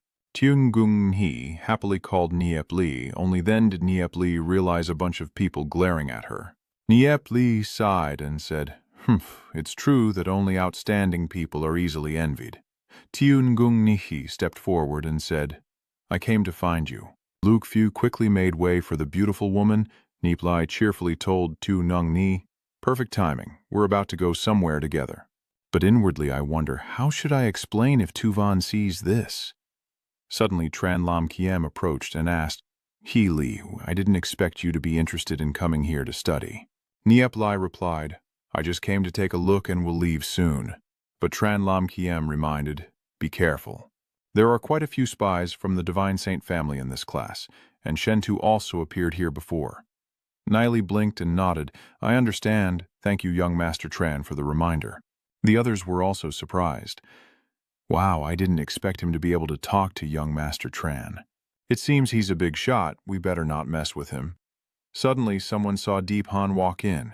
Why did he come here?" Tran Lam Kiem asked. "Why are you all training so happily?" Nie Li explained, "The Academy has recently introduced a new cultivation technique. Young Master Tran might want to give it a try." Tran Lam Kiem asked in surprise, "So it's even more powerful than my cultivation method?" "So I have to try it out?" Nie Li suddenly asked. "What is this guy here for?" Tran Lam Kiem turned back and let out a surprised sound, so it was Diep Han who had come here. Diep Han stared coldly at the kids in the class, each of them trembling and scared out of their minds. Tran Lam Kiem guessed it was probably aimed at him. Do you want me to step in and help you? Nie Li refuses. No need, thank you, young Master Tran. If I have to hide even from Diep Han, how can I still call myself a cultivator? Nie Li looked up. Diep Han slowly raised his hand, pointing at Nie Li and saying, Come out. Nie Li, Dutrak suggested. He's very strong. If you need help, just say so. Nie Li led the team outside and replied, Don't worry. Face the gods and kill the gods. Face the Buddha and kill the Buddha. The schoolyard erupted in noise. Fighting has started. Fighting has started. There's a good show to watch. How is it? How is it? Nie Li was standing opposite Diep Han when he asked, What does senior brother Diep Han want with me? Diep Han replied grimly, Since you've called me senior brother, today I will teach you a lesson carefully. There are always higher mountains, so you'd better not be too arrogant. I wasn't holding back before because I was afraid of you. This time I'm here to warn you to stay away from Tuvan from now on. Nie Li sneered contemptuously after hearing that. Ha ha, and Diep Han glared at Nie Li while the others outside muttered, Well, well, it turns out everything is for a woman. Maybe this is what it means to be a man. Diep Han grabbed his cloak and said, All right. I also want to see what kind of skills you have to be so arrogant. Then a golden armored earth dragon spirit appeared behind him. Nie Li sighed and said, It's true that Diep Tong is very loyal to the earth dragon, using a black fur earth dragon himself, but raising a pet with a golden armor earth dragon. It really shows his sincerity. The golden armor earth dragon is even stronger than the black fur one, ranking only behind the true earth dragon in the fierce combat system. On this side, Diep Han has finished transforming, and a dazzling golden armor appears on him. Nie Li remarks coolly, but whether the spirit beast is strong or not depends on the one who wields it. Go ahead and do it, then it transforms into a giant panda. This made the others jump in surprise, and the atmosphere grew silent. The two opponents silently looked at each other, while the people around watched the two types of spirit beasts on the field, judging the panda bear. It is far inferior to the level of the gold-armored earth dragon. The gold-armored earth dragon is a top-tier existence among black-gold demon beasts. Another person objects, No, I have seen the battle of geniuses. He can defeat the genius of the divine family. The other side retorts, Oh, this is probably thanks to Nie Li's high skill. This tiger and panda may have their own traits, but can they really defeat the golden-armored earth dragon?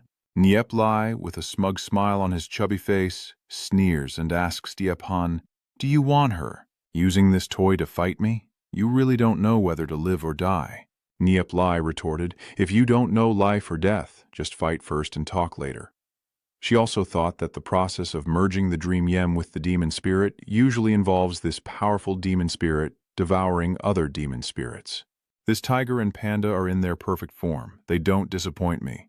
Diep Han rushed to Nie Li and said, You haven't seen the coffin yet, and you're already crying. Let me see how much skill you really have. A loud bang echoed, and the rocks beneath their feet shattered. Diep Han momat kin ngach, tuong dat han kong, nong nhipli dalan dituluk nao.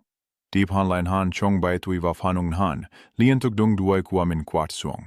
But no matter how he strikes, Nie Li keeps retreating. Nie Li dodges while thinking, Diep Han truly lives up to being the successor of the city lord, with precise and relentless attacks, and his real combat ability far surpasses that of his peers among the demon spirit masters. Diep Han kept swinging his tail down, but none of them hit. He angrily thought to himself, Damn it, he's only a white-silver 5-star. But I still couldn't hit him. Maybe I was a bit too hasty? So Diep Han braced himself, unleashed his soul power, and said, I guess I've already tested you. Now I'll show you my true strength. The others stared in amazement and praised this battle truly extraordinary. But Nie Li advised them, Don't look anymore, run quickly. The others were startled and shouted, Ah, run now! At this moment, Nie Li opened his mouth wide, tilted his head back, and let out a long howl, clasped his hands together, while Diep Han had already unleashed a powerful earth dragon attack, and Nie Li also expelled 2 streams of yin-yang dark primordial energy in a violent burst. A loud bang sounded, and a fireball erupted. The others screamed in terror as the fireball blazed, its power truly terrifying. Run now, run now. The fireball is burning more fiercely each moment, and Diephan was knocked back by the shock, his armor also scorched. Then he stood there, panting heavily. Nie Li had already appeared. He also sighed and thought that he had retreated 10 meters earlier, yet he still got shaken. The Kwangam Yuanqi explosion shouldn't have such great power, but during the fight with Tam Tio it produced an explosive force beyond imagination. It seems that after it meets Ho Diem, its power will increase even more. At this moment, the students watching from the sidelines are all sprawled out on the ground, shouting. Aha, just how terrifying is this power? I can only see a huge pit in front of us. Diephan was panting like a dog, unable to believe his eyes. How could this be? I am clearly the #1 genius of Kwanghui City, only 20 years old, already at the Golden King 3 stars. So why does this 13 or 14-year-old kid have power equal to mine? No wonder even his adoptive father is so tolerant of him. With his talent, if he continues to develop, he will surely become another legendary demon spirit master of the City of Glory. By then, even if he asks his adoptive father to personally hand over the position of City Lord to Nie Li, he will agree. Even the Fang Tuyet family will support his marriage to Tuvan. My efforts will all be in vain. What have I ever been considered? Since I was a child, Diephan has had a dream. He wants to become the lord of the City Lord's estate and marry Tuvan. Driven by this ambition, he has risked everything to study and train, enduring all contempt for being an outsider. But all his hopes shattered now because of the dead panda in front of him. Diephan became even angrier and thought he would not let anyone take what belongs to him. So he stomped his foot, then opened his mouth and shouted loudly. Nie Li sneered and was angry, but anger was useless, and the other began to change the state of his battle armor, growing more sharp spikes from his back and claws lengthening at the same time. Nie Li thought to himself, I didn't expect that even in this situation he could still undergo mutation, which, to explain briefly, means that during the process, the spiritual power in the soul of the demon master merges with the demon spirit, transforming and helping the demon spirit evolve in a different direction.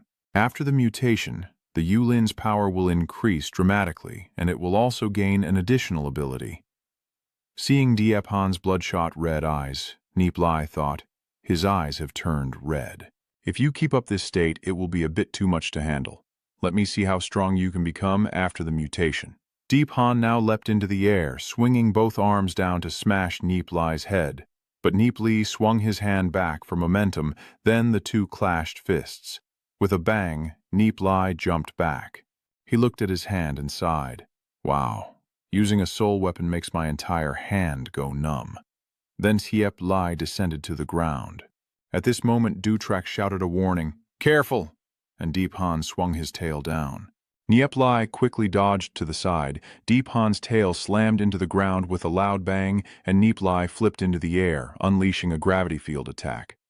Diephan was immediately pressed down by the gravity, and with a loud crash, his body was forced onto the ground. He struggled to get up, his eyes still bloodshot. Nie Li raised his paw to look again, then unleashed a thunderstorm attack. Lightning seemed to crackle along Nie Li's arm as he struck Diephan in the left side of the ribs, causing him to gasp in pain. Nie Li continued to increase his strength, pressing his paw-shaped arm into this guy's stomach before throwing Diephan far away, causing him to crash to the ground in shock among his classmates. Nie Li assessed that the armored ribs of the gold armor Earth Dragon are unprotected armor. As expected, the weakness remains the same after transforming. Nie Li coldly said to Diephan, You are no match for me. Surrender. The onlookers also start to panic. What is going on? At first it was clear that Diephan was in an overwhelming position. How could he be knocked down by a counterattack? Diephan slowly got up, clutching his side, while Wei Nam observed that Nie Li's greatest skill was executing martial techniques that left opponents no time to react. Zhengming also added, even if you know the moves, you still can't defend against them, not to mention that Diephan is a complete stranger. My strength is clearly several times greater than Nie Li's. I have always been the #1 genius of the Shining City, so why did I lose? Nie Li, don't get too cocky too soon. If I don't settle this score, I, Diephan, swear I won't be a man.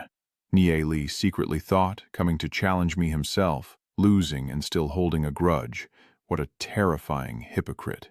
In the end, I finally understand why Diep Tuvan didn't want to mention Diep Han before. So, one Niep. Li changed his appearance, stepped forward, and thought that people like this wouldn't be able to sit on the throne of the city lord even if I didn't show up. His spiritual aura is simply not enough for the elders of the Feng Shui clan to accept him. Nep Lai coldly said to the other, Dipan, I don't care what you're thinking right now, but you'd better be honest with me. If you keep seeking your own death, I won't mind sending you on your way. Don't think of me as an opponent because you have no right. After hearing that, Dipan coldly turned and walked away, panting like a dog. Nipli watched his figure and thought, with his personality, he probably won't accept this easily. If he still refuses to stop, Min can only continue to fight him. Someone watching Deepan said, Deepan is the strongest student in the academy. He's already 20 years old this year, yet he was defeated by a 14-year-old student.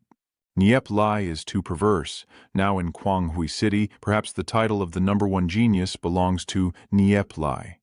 Niep Lai said to his companions, Let's go.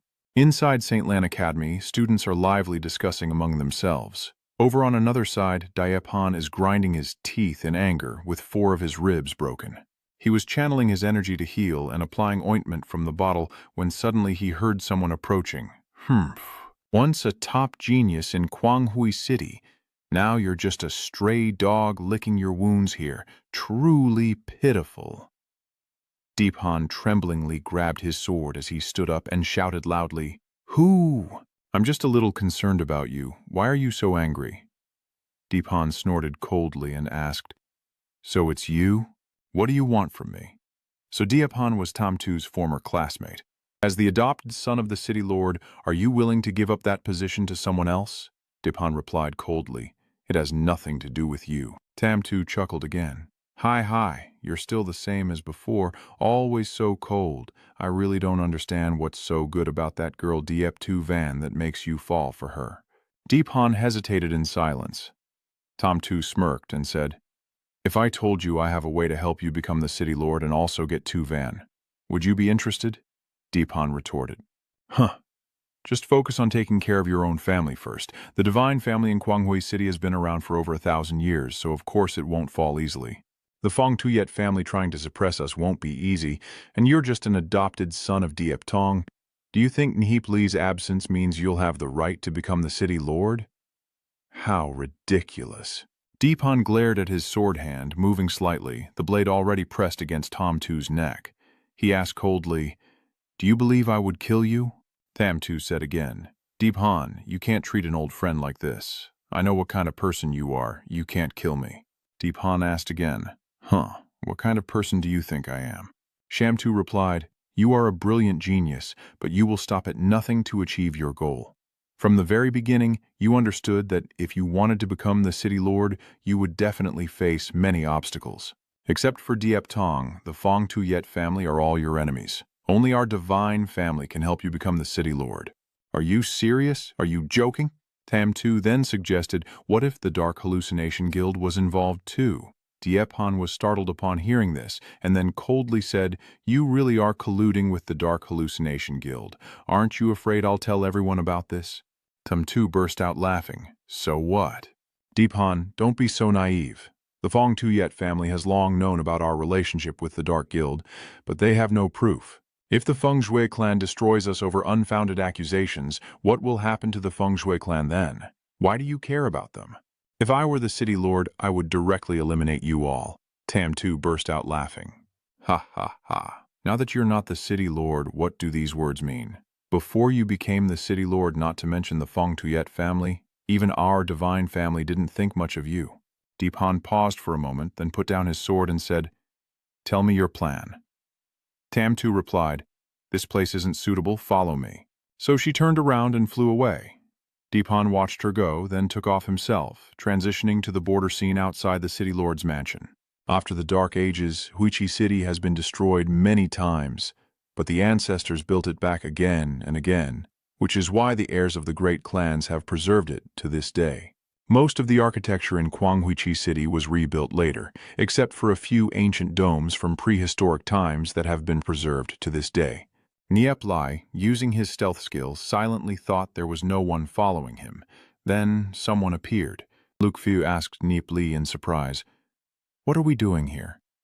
I used to come here to play when I was young. Actually, there's a barrier at the center of this building, so you can't enter." Nie Li replied, "You'll see soon enough." Dujai also chimed in, "Unless you have a way to break the barrier, I've heard everyone say even Lord Dipe Mac can't destroy it." Nie Li cheerfully told his friends, "Follow me." He thought to himself, before the destruction of the Guanghui fort in his previous life, Diep Mac had already broken the barrier, and after hearing Tu Van's description, he roughly understood the method. Luke Fu cheerfully said, "Let's go quickly." Suddenly someone called out loudly to Luke Fu. Lu Piao immediately ran off after hearing that and said, "I'm leaving first." Nie Li was confused and didn't understand what was happening. So he reached out and pulled his friend back, saying, Luke Fu is being held back and slipped, falling on his back and groaning. "Ah, Nie Li, what are you doing?" Nie Li looked surprised and replied, "I didn't do anything. I just want to ask, where are you going?" Luke Fu quickly got up and said, "Don't ask anymore. I am fleeing. If not, I will lose my life." But after only a few steps, Luke Fu was thrown off balance. He shouted, "Huh," then was pressed down by gravity, face down on the ground. Luke Fu shouted, "Are we still friends or not?" Nie Li pretended to be naive and asked, "You really are so careless. You should have told us what you wanted to do first, so we could be at ease." Lu Piao gritted his teeth and said, "I will tell you later. I won't allow you to pull me again." Nie Li asked in confusion, "I didn't pull you, so why are you running away?" Nie Li raised both hands and said, "I won't pull you anymore, go ahead." So Lu Piao ran off, but after a few steps, someone called him back. "Luke Fu, if you dare to run again, don't ever look at me for the rest of your life." Nie Li saw Luke Fu smirk and look clueless, while Tiu Tuyet suddenly appeared and said, "What a joke." Nie Li looked at his friend and thought, when they were young, Luke Fu and Tiu Tuyet were childhood sweethearts, but due to the gap in talent and cultivation, ultimately, by the family's arrangement, Tiu Tuyet had to marry someone else. The lovers were finally separated again, with Luke Fu living in sorrow, and only when Guanghui City was destroyed did he find Tiu Tuyet, who sacrificed herself to protect it. If Luke Fu had been less self-deprecating and cowardly, daring to fight back and steal her away, perhaps Tiu Tuyet would have fought with all her might too. However, Luke Fu didn't react at all, which only made Tiu Tuyet feel discouraged. At this moment, Lu Piao was scratching his head and looking at Xiao Yue, while Nie Li silently thought, "Brother, I can only help you this much now." Du Track and the others have no idea what's really going on. Yes, you are all friends of Luke Fu, Du Track confirms. That's right. Hearing this, Lu Piao looked blank, while Xiao Yue glared at Lu Piao. Lu Piao just humbly spoke to Du Jia, who would answer, "Like you." Nie Li saw this and quickly intervened. "All right, welcome the new member to our team. Let's set off," Tiu Tuyet asked in surprise. "Where are we heading?" Nie Li replied, "Just follow us and you'll find out." Nie Li finally reached the barrier of this structure. He speculated that the original inhabitants of Guanghui City must have already mastered the Van Tuong spatial array. In her previous life within the space of the demonic spirit tree book, she only read descriptions of the 10,000 images space array. Now entering the array, sensing the faint fluctuations of the fallen leaf demonic spirit tree book, Nie Li vaguely guessed that the barrier was ahead. Seeing Nie Li trembling as he touched the invisible barrier, Luke Fu couldn't help but become curious and approached to comment. "Yes, it's smooth and slippery." As soon as Nie Li's arm extended, Luke Fu looked up and said, "Oh, this is the barrier layer. I remember I came here as a child to break this barrier layer, and I did it." He swung his battle axe forcefully at the energy barrier. Zhuo Zhan, standing beside him, asked, "So what happened next?" Luke Fu's face twisted in pain as he recalled the tragic past. When his spear was knocked away by a young boy who was so scared, he peed himself and ran to tell his elders, saying, "My father beat me up because of this." After hearing the embarrassing story, Xiao Wei couldn't help but pinch his back and scold, "You can even talk about such embarrassing things." As he rubbed the sore spot, Lu Piao grimaced. "Nie Li, don't use weapons to cut it. If you want to use weapons to attack, you must have strength beyond the legendary level. Hearing this, the male guards and Zhang couldn't help but burst out laughing. Ha ha ha ha! Luke Fu snapped angrily. Wasn't I still young back then? If you know what it is, don't laugh. Seeing Tiu Nungni also covering her mouth and giggling, Luke Fu turned to ask Nie Li. Nie Li, is there any way you can break this barrier? After a moment of thoughtful contemplation, Nie Li replied, There is a way, but I need to study it first. Everyone, take a rest for a while. While the group dispersed to rest, ignoring Lu Piao teasing Wei Nan, Tiu Nungungni's gaze was always fixed on Nie Li's back, full of admiration. Noticing this, Tiu Tuyet approached gently and asked curiously, You're Nungung Ni, right? Tiu Nungni was surprised and confirmed, yes. Tiu Tuyet smiled and praised her. She's truly beautiful. I heard about her when St. Lan Academy held classes too. A famous beauty praised throughout the school. Ningni shyly replied, That's too much praise. Tiu Tuyet, still surprised, said, I'm a bit surprised you can be with them. Because everyone says she is a cold beauty who doesn't care about others. Tiu Nungni silently thought to herself, That's right, I have also changed. Everything changed from that day at the trial grounds when my resilient yet fragile life was altered by the appearance of someone. A figure appeared in my mind that I could never erase, giving me dignity, confidence, and freedom, and also bringing me many friends. Seeing her so absorbed in watching Nie Li, Tiu Tuyet was momentarily stunned before coughing. Ngung Ni was only then startled and apologized. I wasn't paying attention. Tiu Tuyet smiled happily. It's okay. He. Tiu Nyunghi gently comments that Lu Piao is actually a very interesting person. The words surprised Tiu Tuyet. Well, Ngung Ni continued, even if a bit unserious, she is a very good person and very loyal. After speaking, she turned to express her admiration for Zhao Yue. I really admire her courage. At least she dares to say who she likes. Then she looked towards Nie Li, whispering his name, before turning back to say to Tiu Tuyet, Hi, welcome to join us. Tiu Tuyet happily agreed, while secretly pondering the change in her family's attitude towards Luke Fu. Realizing that his unexpected power was linked to the mysterious Nie Li, he observed the 16 towering spires surrounding the ancient magic array, and thought to himself that without the knowledge from his previous life, he would probably be helpless. He looked up at the mysterious inscriptions on the stone pillar, realizing the connection between them and starting to panic, climbing up and asking in surprise, Loi, transfer the soul power. As soon as Nie Li transmitted the soul power, the inscriptions on the pillar lit up and radiated a glow, startling Tiu Tuyet. The barrier started to shake, and Taiyungu He asked in surprise, What is going on with this light? Nie Li then jumped down to the ground and explained, Well, it's that simple. Then he moved to each pillar, activating all the inscriptions and shining light directly into the barrier. Lu Piao looked confused and asked what was happening. It's done. Let's go. We should head inside. Luke Fu opened her eyes and looked around, then let out a sound of surprise and asked, What's going on? Where are we now? Nie Li calmly observes and reassures them. Don't panic. This is a space created by a powerful expert, similar to the celestial illusion sacred realm. This formation has many grooves on top, probably with corresponding barriers using luminous crystal stones to open teleportation arrays. Suddenly strange noises roar from the rain as a bunch of small creatures with bulging eyes crawl out. Nie Li looked surprised and shouted at the red demons, Run! The friends running behind asked, What are red demons? Nie Li explained while running, It is a type of white silver-grayed demon beast, not very strong, but it gathers and leads hundreds of thousands of others.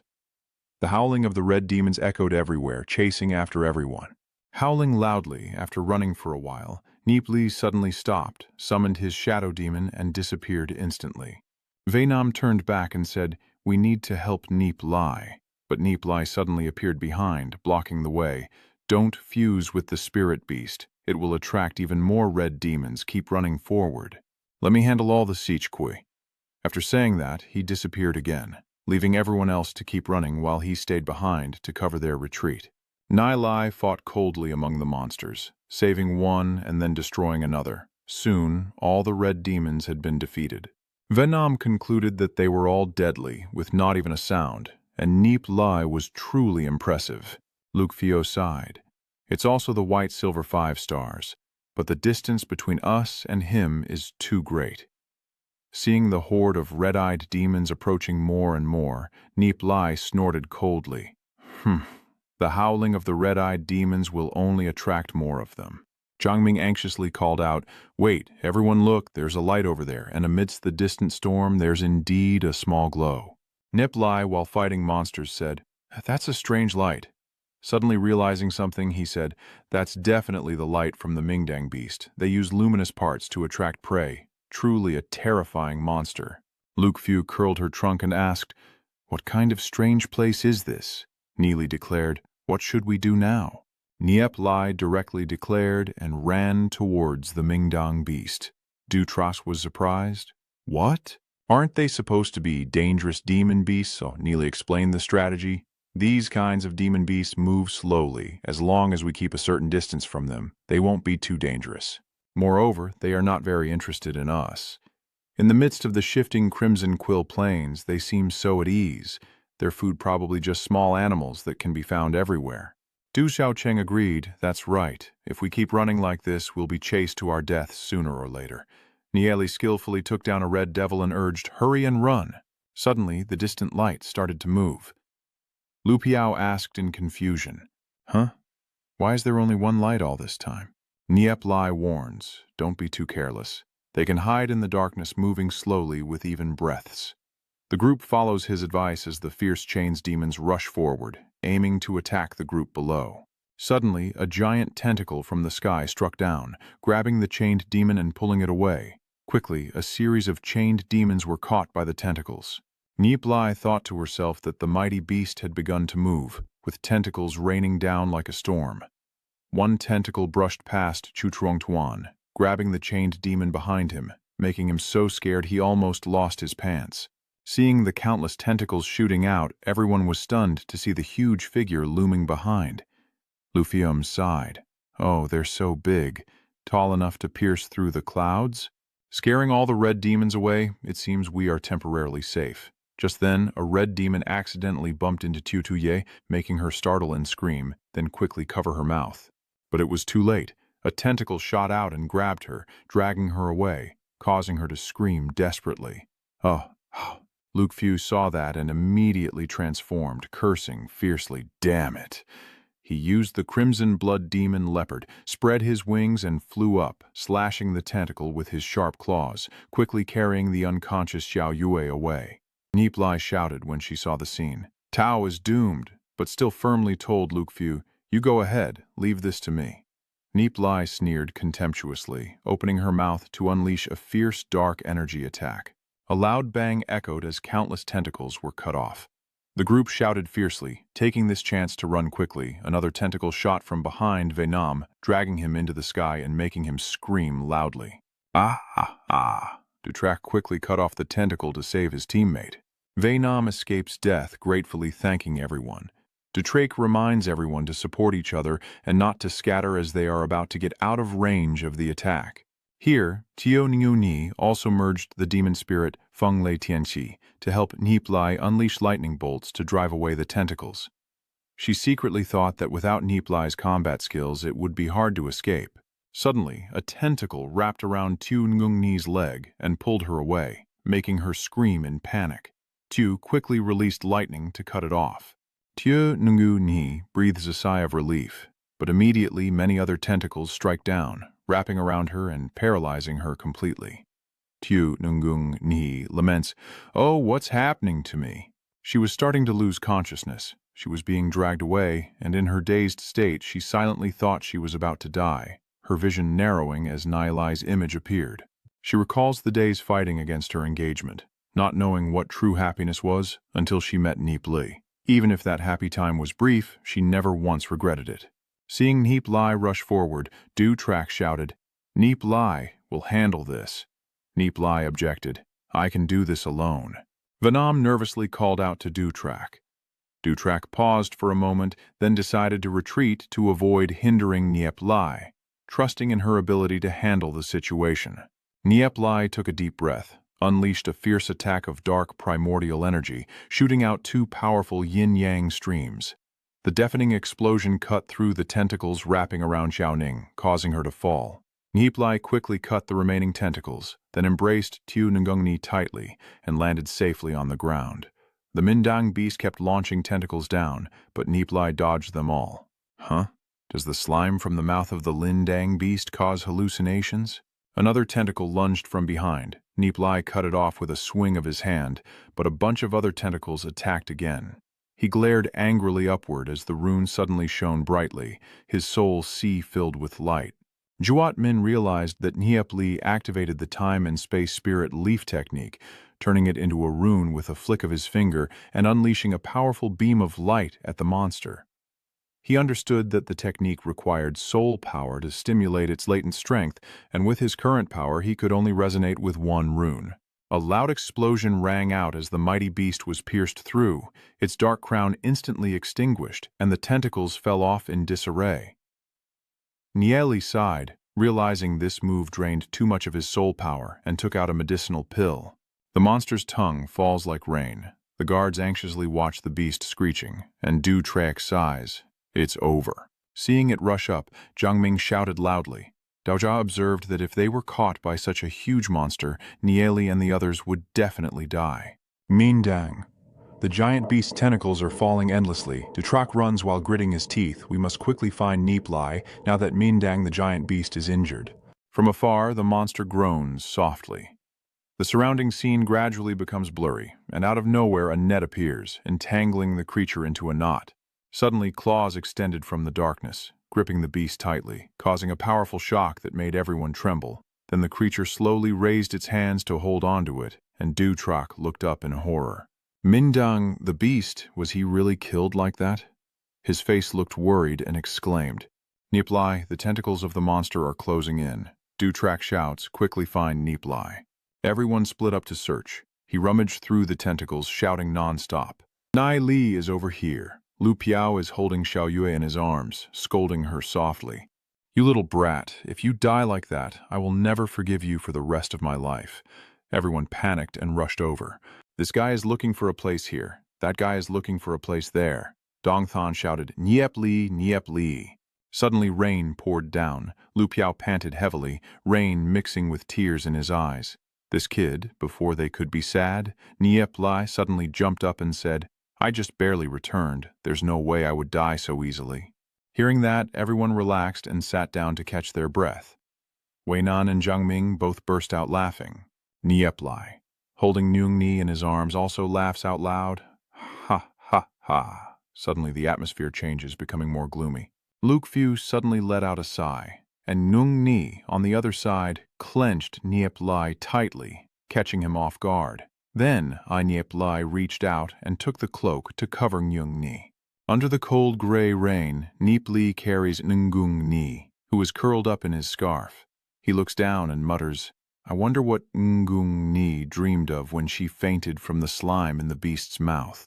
Now I can't even separate her from me. Next to Zhuozhan, he hurriedly turned away and said, I didn't see anything. Wei, Nam, and Truong Min are the same. I didn't see anything either. Ha, ha, ha. Everyone looked at each other and sighed, not knowing when they would wake up. After a while, a faint sound was heard. Xiao Tuyet opened her eyes softly, then suddenly sat up from the embrace of the person holding her, startling him and making him cry out. Ah, going back to the scene, Xiaozhu opened her eyes and saw Lu Piao, rubbed her eyes several times before suddenly shouting loudly, hitting Lu Piao hard because she thought he was taking advantage of her. Lu Piao held his head and sighed. Xiaozhui was stunned, and when she saw the group of Zhuozha looking at her with strange eyes, she immediately pulled Liu Piao's hand to hug him again, changing her tone to gently thank him. Luke Fiu stammered a refusal, and Tiu Tuyet asked about the monster. She froze when she saw Tiu Ngung Ni clutching tightly to Nie Li. At this moment, Tiu Ngung Ni gradually regains consciousness. Blushing and flustered after seeing her position, she quickly thanks and jumps down.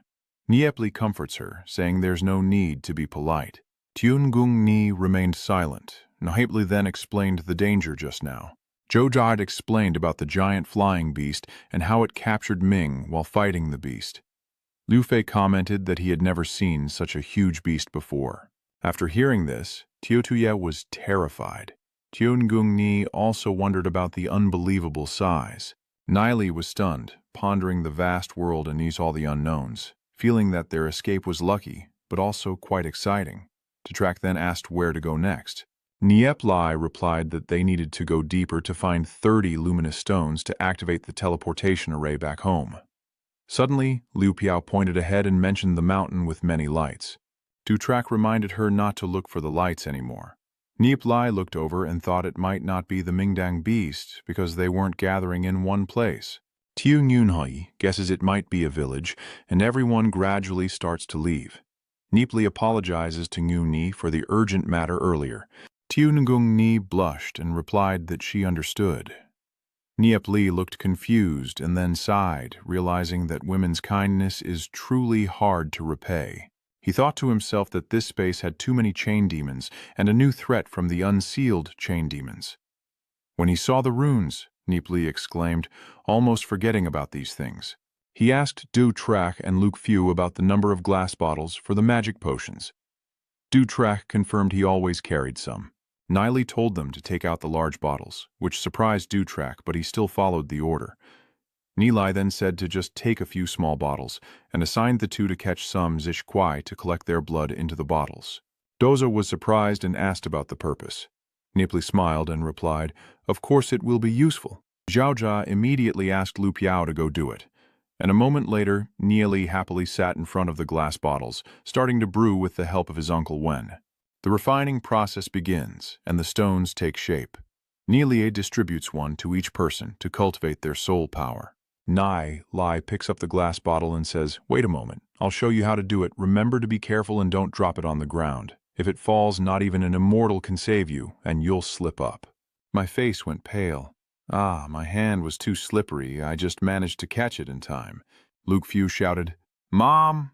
Luke Few sighed, and the group continued to move deeper into Huang Guyen. "The monsters are gathering here again," Nie Li said. "Of course, Huang Guyen is their hunting ground. If we stay here, they'll be able to sense us."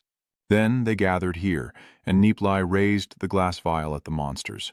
The creatures squeaked, and one grabbed the vial, causing an explosion around them that created a blinding flash so intense that Lu Piao shouted, "Wow, is this really so powerful?"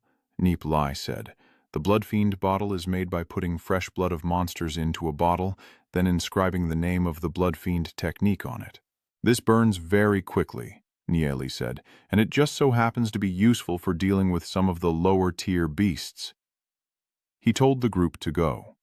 Lu Piao hugged the jar and sighed in relief, saying luckily everything was fine. Dujo ran over and said he just discovered something, holding out the red stone for Nie Li to see.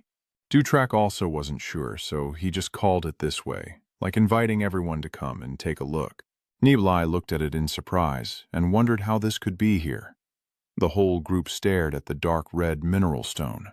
Nie Li examined it carefully and was startled. "This is the crimson blood crystal." He explained immediately that it is an extremely strange mineral. After being swallowed by the beast and undergoing alchemy, it gives birth to a tremendous power that can even help the beast level up to a certain extent. In addition, the Shich Huyet Tin also has another effect, which is to help the demon beasts seal it in the lowest part of their bodies, allowing them to develop more quickly. However, those that develop rapidly in this way tend to become extremely brutal. Nie Li continued, "No wonder these demons are so aggressive, rushing at strangers right away. Their courage is usually very small. Do you think all the chain demons here are sealed with the blood chain spirit seal? I've only found one so far. I think the person who set up this space has only captured some of the chained demons sealed with the blood essence. There are probably some types of chains of demons that haven't been sealed, and they are likely their descendants." Dutrege's eyes widened as if he suddenly understood something. Wow, so only the first generation of crimson demons could have the crimson blood pearl, right? No wonder the rain is getting heavier. I didn't expect to find something like the blood crystal this powerful. This is definitely something even a legendary spirit master would find hard to see. It seems the opponent must be extremely powerful, also very wealthy to allow those little monsters to use the blood essence. He explained further, turning to the group with a serious tone, saying that besides the previous uses after undergoing a special refining process, removing all impurities from the blood crystal can produce materials that are very beneficial, capable of rapidly increasing spiritual power, even effective for legendary-level demon spirit masters. Lord Deep Mac, in his previous life, probably created many blood essence here. In the humid and tense atmosphere, Nie Li clenched his fists as if he had just made a decision. Then let's think of a way to create some sich huyetina. Lu Fao immediately stepped forward, raising his hand as if to signal the group to pay attention. I have a way to see myself here. The wind blows up dust and dead leaves at my feet, then suddenly roars with strange echoes from the dark crack in the rocks. Then a squeaking cry echoed out. A small chain demon, no bigger than a child, crawled out with glowing blue eyes reflecting lightning, followed by a horde whose dark red bodies trembled violently. Screaming loudly, suddenly behind, a chained demon with thick ropes was forcefully pulled. It desperately screams in despair and anxiety. Squeak, squeak, chitter, chitter, squeak, squeak. At that moment, Luciu was dragging the chained demon, lifting it up like a trophy. Nie Li stood silently behind him, watching, while Dutrek stared with wide eyes at the scene before him. Look over there, far away. We've successfully attracted many of them. The chained demon thrashes and squeals, while the horde of chained demons roars and growls. Then a fierce burst of light erupts, blasting the ground around them. Dutrock and everyone else looked on with admiration. Lu Biao chuckled softly, and wherever the explosion occurred, the chained demons fled there. They couldn't hide their joy and burst into big smiles.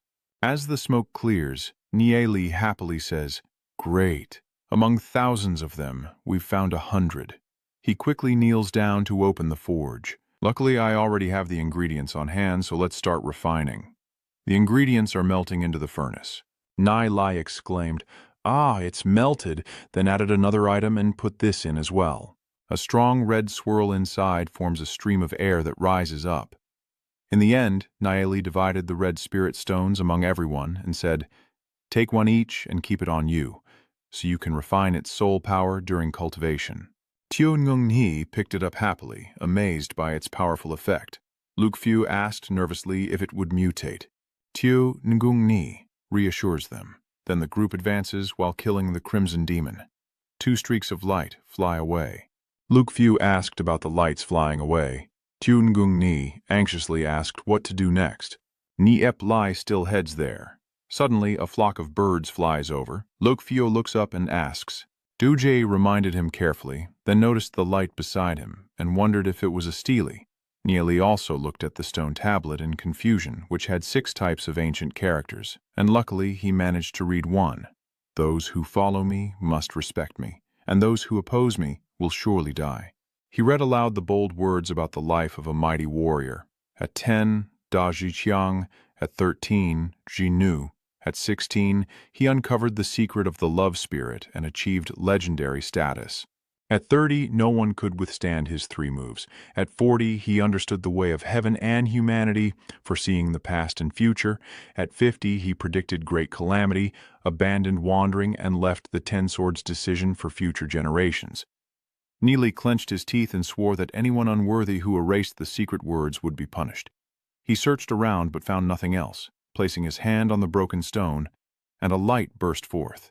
Nie Li gazed in confusion, questioning who he was and where he came from, contemplating the existence of the invisible bright emperor, life, and reincarnation. He replied to Du Troc about the meaning of the Tao, and then thought that the emperor of nothingness must be here, and had truly understood the meaning of the Tao, recorded on the tombstone, but not mentioned in the history books. Suddenly, a burst of light erupted from Nie Li. He silently thought that his soul power and demon spirits had both strengthened in an instant, and only then did he realize how impressive the surface effect was. He guessed that Emperor Kong Ming, at that time, had only reached a legendary level, but already possessed such knowledge, truly extraordinary. He ponders the vast world and the things he has yet to learn, guessing that the 5 heirs of the cross-footprint technique will slaughter each other to determine the last survivor. Today is the day he realizes he is also part of Emperor Kong Ming's plan. He wonders about the other 4. At another time, someone else also came here, reading the inscriptions and muttering about the dullness of the mantra words, then gleefully using a knife to erase them out of envy that the demon lord couldn't comprehend them. He burst into laughter and then walked away. The other man remained silent for a moment before muttering about the profound meaning of the cross footwork he had erased, believing that Emperor Kongming's insight was truly deep. Nie Li suddenly woke up, realizing that someone had been here before. He looked around and concluded that everything the demon lord had done was recorded on the stele. He wondered about the identity of that demon lord. He realized that after that guy erased the 10 cross-true technique, he had no memory of it at all. The realm of consciousness of Emperor Kongming is truly profound. Nie Li speculates that the object deep within his soul, the mysterious seed born after mastering the cross-true technique, is ultimately what it truly is. Then, Nie Li returns to his companions. Dutrak asked if he found anything. Nie Li replied that he discovered some things but couldn't piece them together and suggested continuing to search for the bright light crystal. Everyone agreed. Liu Piao was eager to leave for fear of encountering dangerous monsters again. Tiu Tuyet asked nervously if it's really true. Nie Li suggested Venom use Yu Lin to check the nearby area for any more ancient steles. Venom agrees and transforms into a wind spirit beast before rushing away. Nie Li orders everyone to continue forward as they gradually reach the foot of the mountain. Venom returned to report that there was nothing around. Nie Li nodded in agreement as he looked at the scene before him, and Venom confirmed that this time it was indeed a village. Nie Li responded to warn him to be careful and observe ahead. Venom suggested going alone was unsafe, but before he could finish speaking, he had already vanished. Over there, a bird with glowing feathers is perched somewhere. Nie Li marvels that those lights are actually emitted from this bird's feathers. Observing the colors of the lightning bird soaring in the gray sky, Nie Li couldn't help but be surprised to see that below was a large settlement. The lights emanating from the mountain slopes signaled the presence of thousands of living beings, not just a small village. As he descended lower to investigate, the sight of soldiers brutally torturing slaves shocked him and made him furious, while surprise struck him upon hearing them shouting in Olan language to threaten the slow and the suffering. As blood splattered on the muddy ground, the brutal soldier continued whipping, ordering the bodies to be dragged away as if they were mere trash. Seeing the stones on the cart, Nie Li secretly realized they were valuable blood crystal ore and decided to approach for a closer look. But immediately he sensed killing intent and quickly summoned the heavenly vulture divine thunder sword to defend himself in the heavy rain. In the rain, a woman with silver wings suddenly appeared to question his identity, and Nie Li immediately recognized her as a member of the Silver Wing tribe from Olan country, a hybrid lineage of humans and the ancient Duok Loa Dieu. Only those of noble blood possess such silver wings and green eyes. Nie Li quickly drew his sword and bowed respectfully, claiming to be from the Nganhui family who fled during the Dark Era to build trust, while also fabricating a false identity named Loi Traich to deceive the enemy. The girl called Tu Kong Hong Nguyet, daughter of the clan leader, believed Nie Li's lie because of their similar family names and took him to meet her father, where he witnesses a brutal scene of a prisoner chained and beaten savagely. The person Hong Nguyet calls a mongrel with mixed blood from Ngan Ruch and the ancient Hak Long enemy. They advanced into the main hall where Nie Li faced Tu Kongdich, a legendary powerhouse now weakened and frail, initially suspicious and intent on killing Nie Li, believing the Nganhui family had been wiped out.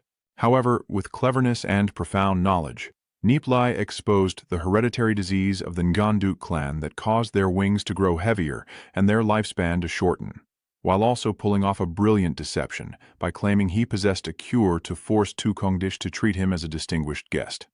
After testing his trust with a potion made from Tianfuang Thao that temporarily eased Tu Kongdish's condition, Nie Li succeeded brilliantly in legitimizing his identity and was allowed to bring his close friends up to Dontu Mountain. Luke Fu and Dutrak, though surprised by Nie Li's new identity, quickly played along. Meanwhile, Tiun Gungni and the others remained silent to avoid revealing anything. A moment later, they were all inside the Great Power 10 Palace. Tu Kongdich's lips curled into a smile as he said, "Good boy, let me toast you." But Nie Li immediately refused, saying, "We're still kids, maybe just tea for us?" Hearing that, he burst out laughing and replied, "Of course, that's fine." My dear, my Loi Trak is a distinguished guest in the territory of the Nganduk clan. Everyone must remember that if he wants to go anywhere, no one is allowed to stop him, and if he wants to do something, it must be done accordingly. The people at the neighboring table were a bit surprised when they heard the name Tu Kong Deech just mentioned. Loi Trak? What kind of deity is he? Why does the clan leader hold him in such high regard? He didn't answer everyone's questions and continued, "You are all good friends of Loi Trak, so just feel at home and don't hold back." Hearing that, De Trak and Truong Min froze for a moment and didn't dare to make a move. But then they all simultaneously spoke. "Thank you, Chief. Thank you, Chief." And at that moment, Nie Li turned to see Ngung Ni's face showing a strange expression. So he gently placed his hand on hers to comfort her. Ning Ni was a bit surprised by Nie Li's actions, but before she could speak he quickly reassured her, "Don't be afraid." At that moment a whip crack sounded and it struck forward. The cold whip sliced through the air towards the hanging sword team on the post. Ngung Ni asked curiously, "Who is he?" He immediately replied, "He is from the Nganduok family." Then Nie Li leaned close to Ngung Ni's ear and recounted a series of stories. After hearing the story about the sword squad, Ngung Ni's eyes flickered with sadness. His father has passed away, and he is constantly tormented. That's so sad. He's just a sacrificial pawn in the feud between the two clans. Then Nie Li turned to Tu Kong Dish and calmly said, "I want that person." His expression suddenly darkened as he frowned and asked, "What do you want that person for?" "I know this person is a thorn in your side, a traitor of the Yanshu clan, and you've always wanted to eliminate him quickly, but you keep chaining him to a post and whipping him, just to warn the other clans. Actually, I've come up with a better plan." Kindik's sharp gaze grew even more intense, as if a single wrong word from Nie Li could cost him his life. But he still kept his composure and asked in a stern voice about the method. Facing that attitude, Nie Li remained very calm and replied, "Testing the medicine. Please explain further. Although I know how to cure my grandfather's illness, the medicinal herbs I have are limited. If any mistakes happen during the preparation, you won't be able to bear the consequences. Letting him try the medicine is also considered his final contribution to the Nanduok family." Kongdich paused for a moment as if considering what Nie Li just said, then calmly picked up his wine and took a sip, waiting for his response. A moment later, Buodich made his decision. "Fine, let him help my good grandson test the medicine. But secretly, I calculated that Loi Trak's cultivation isn't high, and his friends are all here, so they probably won't dare to cause trouble." At this moment, Nie Li made another request to him, another matter that he wanted to ask his grandfather for. "There are many Sich Huitin in the territory of the Ngandu clan. Could you give me some?" Hearing that, Buongdich waved his hand and said, "It's just some blood essence. There's plenty here. Take as much as you want." However, he remained firm about the treatment, then slammed his hand on the table and said, "If you can't formulate the prescription within 2 months. Of course I can't do that, but I can prepare some medicine to help alleviate your grandfather's condition and even assist in restoring his cultivation." I didn't doubt in my heart. Restore his cultivation? As my condition worsened, the others from the noble families began to develop their desires. My strength is the support of the clan. Waiting a little longer is okay, so I won't translate it immediately and just reply, "All right, then you'll be tired, kid." At this moment, Nie Li's mind was also full of calculations. "Do you want me to hand over the entire prescription?" "Forget it. I have to find a way to deal with them." Then I told Kuangdish that if we want to formulate the full cure, we probably need to leave this space-time dimension and go out into the world beyond. "Outside?" Then Nie Li explained further, "You don't need the whole family to go pick herbs. Just a few people will do." "So how do we get outside then?" he asked seriously, his eyes a bit confused. "We've never left this place since our ancestors came here." Nie Li suggested to him that outside the wilderness there is a teleportation array, but to activate it, you need 30 light-high stones. As long as we find the Kwang Hui Thach, we can go outside. But Tudich still hesitated, thinking about the teleportation array. Even if it's activated, we can destroy it at any time. Then he nodded in agreement. "All right, leave this matter to me. Once everything is settled, Tudik will give instructions to everyone. I've arranged a villa, everyone stay there. The knights will protect your safety, so you can focus on researching the medicine." Nie Li replied, "Thank you." That night, everyone in Nie Li's group was already inside the prepared villa. Jungming sat in a corner of the room, suspiciously saying, "I feel like we're being locked in." Nie Li, standing outside on the balcony and looking up at the starry sky, replied, "If there's a way out, we will find it." Then he joked, "Just focus on cultivating. We have many experts protecting us. Sure enough, just below the villa there are several guards on strict patrol." However, he remained very calm, as if he had everything under control. "Since they helped us find the bright jade, and with danger lurking everywhere here, everyone should seize the opportunity to reach the gold level." Ning Ni responded softly, "Yes, sir." At the same time, Du Trek Nu sensed something and looked toward the neighboring house, then said, "It seems someone has arrived." Just as Du Trek predicted, a few soldiers were escorting the sword squad somewhere and kept urging them to move faster. Those soldiers roughly pushed the sword squad into an empty room inside the villa and then turned to Nie Li, saying, "Young Master Loi, we have brought this traitor here." Hearing that, Nie Li also slowly stepped out to sea. Before his eyes, the chaotic image of the sword procession gradually appeared. He was forced to kneel on the ground by two soldiers. At that moment, Nie Li had to politely say to the soldiers, "Thank you for your trouble," then took out some pills to appease them. "This is a small premium pill, you don't need to be so polite." One of them picked up the pill bottle, took a sniff, and a satisfied smile appeared on his face. Then he happily replied, "Young Master Loi, you're too kind. Be careful, this traitor has the strength of the complete Gold 3 stage." Nie Li answered, sealed and bound, "Don't worry." Hearing that, the soldier also immediately bowed and saluted. "Well then, we'll take our leave now." After the soldiers had gone far, Nie Li softly asked the sword wielder, "What is your name?" He was a bit cautious and didn't answer immediately, but in the end he still revealed his name as Don Kim. Nie Li nodded and then moved to the chair beside him. He sat down and asked, "If I give you a chance to take revenge, what would you do?" De Quan Kiem was a bit surprised by the straightforward question, and seeing his reaction, Nie Li said, "I am not part of the Nyanhui family, and I don't have any good feelings towards the Nyanduok family either." De Quan Kiem firmly replied, "If such an opportunity really arose, I would take the head of that Tukong old thief." Hearing that confident answer, Nie Li said, "I will help you." He added, "Of course I won't run to fight Tukong.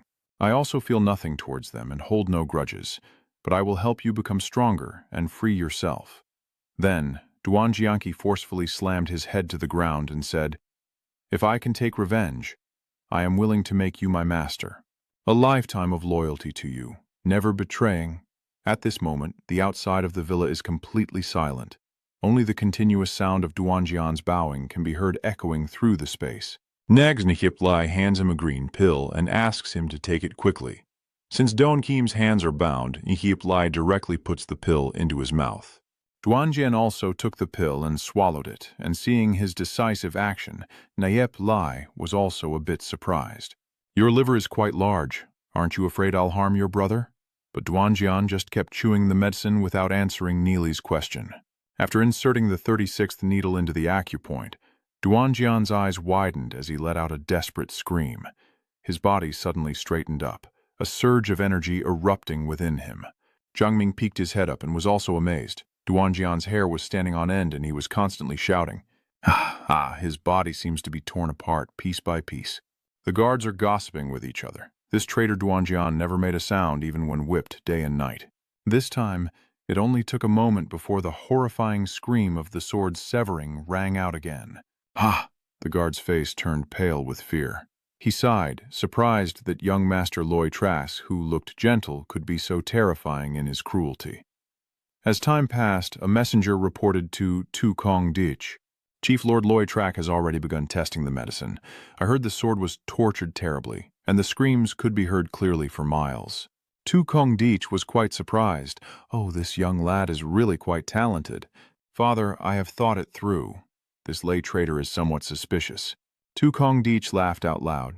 "Well, that's not a problem. As long as he can cure our family's illness, he's useful. At least we'll wait until we hear the full cure from him, then kill him afterward." Tukong Hong Nguyet also agreed. The screams of agony still echo here. Duanjian is now suffering immensely. Duja asked in surprise. You won't actually take the test drug, right? Nipli Ni looked at the sword lying on the ground and said, probably not. Nip Li explained to everyone. I gave him a chance. How far he gets depends on his own luck. We won't bother with him anymore. Let's go down to the training hall. Then they all went down to the training basement, while Duanjian kept shouting. Everyone returned to their rooms to cultivate, and Tin Tam also sent people to bring a large amount of blood essence. On the third day, Xiaoning Ni reached the gold level in the Fenglei Yaolong technique. A few days later, the others also gradually advanced, leaving only Nie Li behind. Training the Heavenly Tao Divine technique is much more difficult than for others, but with so many Zich Huiyet Tin, it's not impossible. Once the soul power is enough to fill the soul sea, it will be compressed again with a red dot on it. Nie Li collected a blood crystal, compressing his soul sea. He used one crystal after another, 2, 3, compressing them into 7 units of soul power.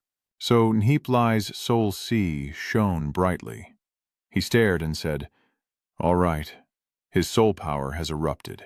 From the soul sea, the small tree began to grow rapidly, sprouting 2 branches, each connecting to a spirit beast, a panda, and a shadow spirit. This is like a placenta. I see now that the soul power within the soul sea can actually manifest into such a real form. It seems my understanding of soul power is still quite limited. Next, I will adjust my soul power and keep it at the level of white silver to prevent Tukong Dich from causing any trouble. While Nyep Li was adjusting his aura, exactly 10 days had passed. Duanjian no longer cried out in pain because he had fainted completely.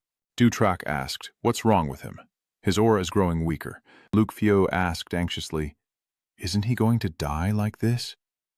Everyone stared nervously at Don Kim's suffering face, while Nyep Li thought, if Don Kim can hold on, there might still be a chance for him to become a peerless powerhouse. In contrast, Duanjian showed no reaction. Nie Li frowned and looked at him for a long time before turning away in disappointment. Suddenly Nyep Li stopped, noticing something. Dutrak sighed, no longer breathing, and suddenly he also froze. The pounding of the heart echoed loudly in the quiet room. Thump, thump, thump. Everyone was stunned. Nyep Li gently smiled, while the others, Tio Ningong Ni, were pushed back by the aura.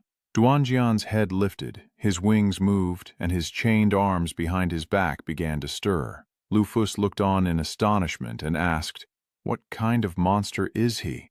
The creaking sounds echoed as Duanjian spread his wings and stood tall before everyone, chains falling at his feet, his expression intoxicated. He gently trembled his wings, then opened his eyes wide and looked up, slowly moving forward.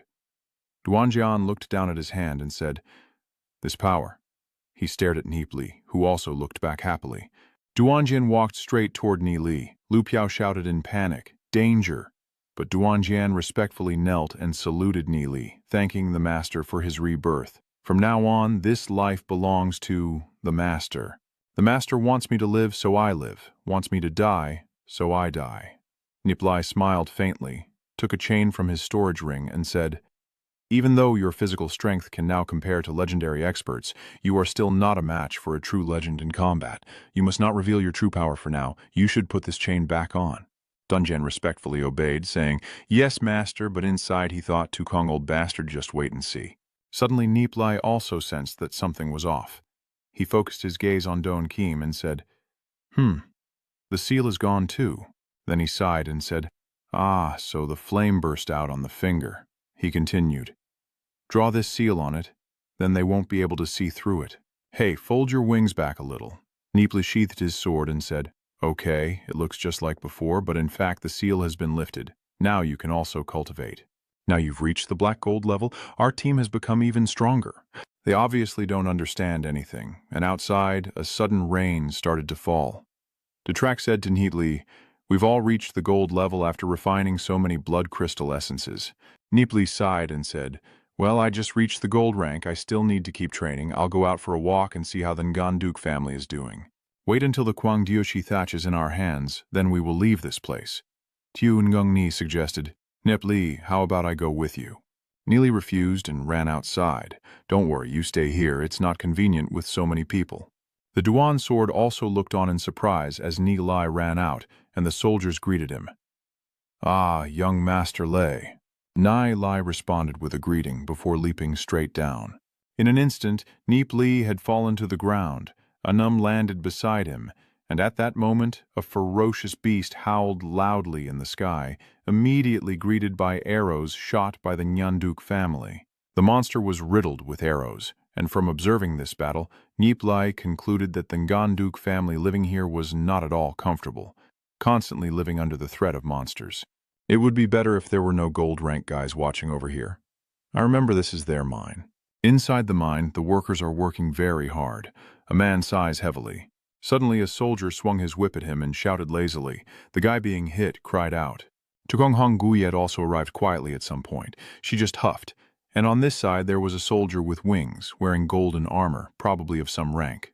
He glared at Tukong Hong Guyet, the poor man being beaten and falling to the ground, constantly groaning. Huh.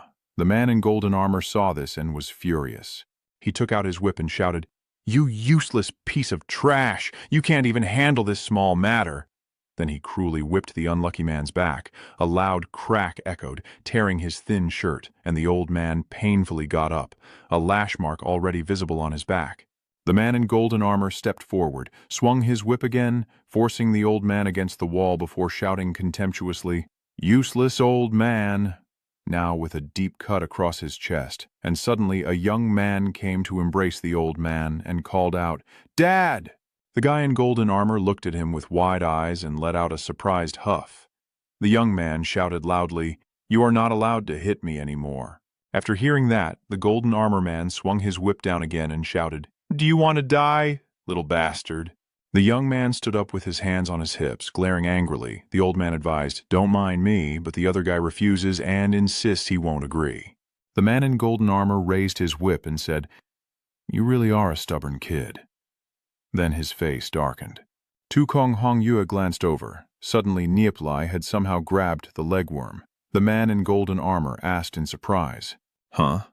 Then he snorted and pulled back the whip, but what kind of kid dares to compete with Nie Li? The man in the golden armor asked again, "Who are you? Let go of me." "I am Loi Trak," Nie Li replied firmly, and the other man asked in surprise. Loi Trak at this moment, Tukong Hong Guyet flew over, and the other man turned to look at the golden armor and said to Nie Li, "Loi Kong Tu, I am Tukong Tho's subordinate from the Nganduk clan. It's best that Loi Kong Tu not get involved." Tukong Tho obediently obeyed. Yes. Tukong Hong Nguyet reminded Nie Li that the blood spirit mine is a vital area for the Nganduk clan, and interfering here could cause problems, plus those people are just lowly slaves, so Lord Loi doesn't need to get involved. Nie Li thought to himself, "This woman truly has no humanity. I didn't realize it before." Then he said to her, "Miss Hong Nguyet, may I take this young man away?"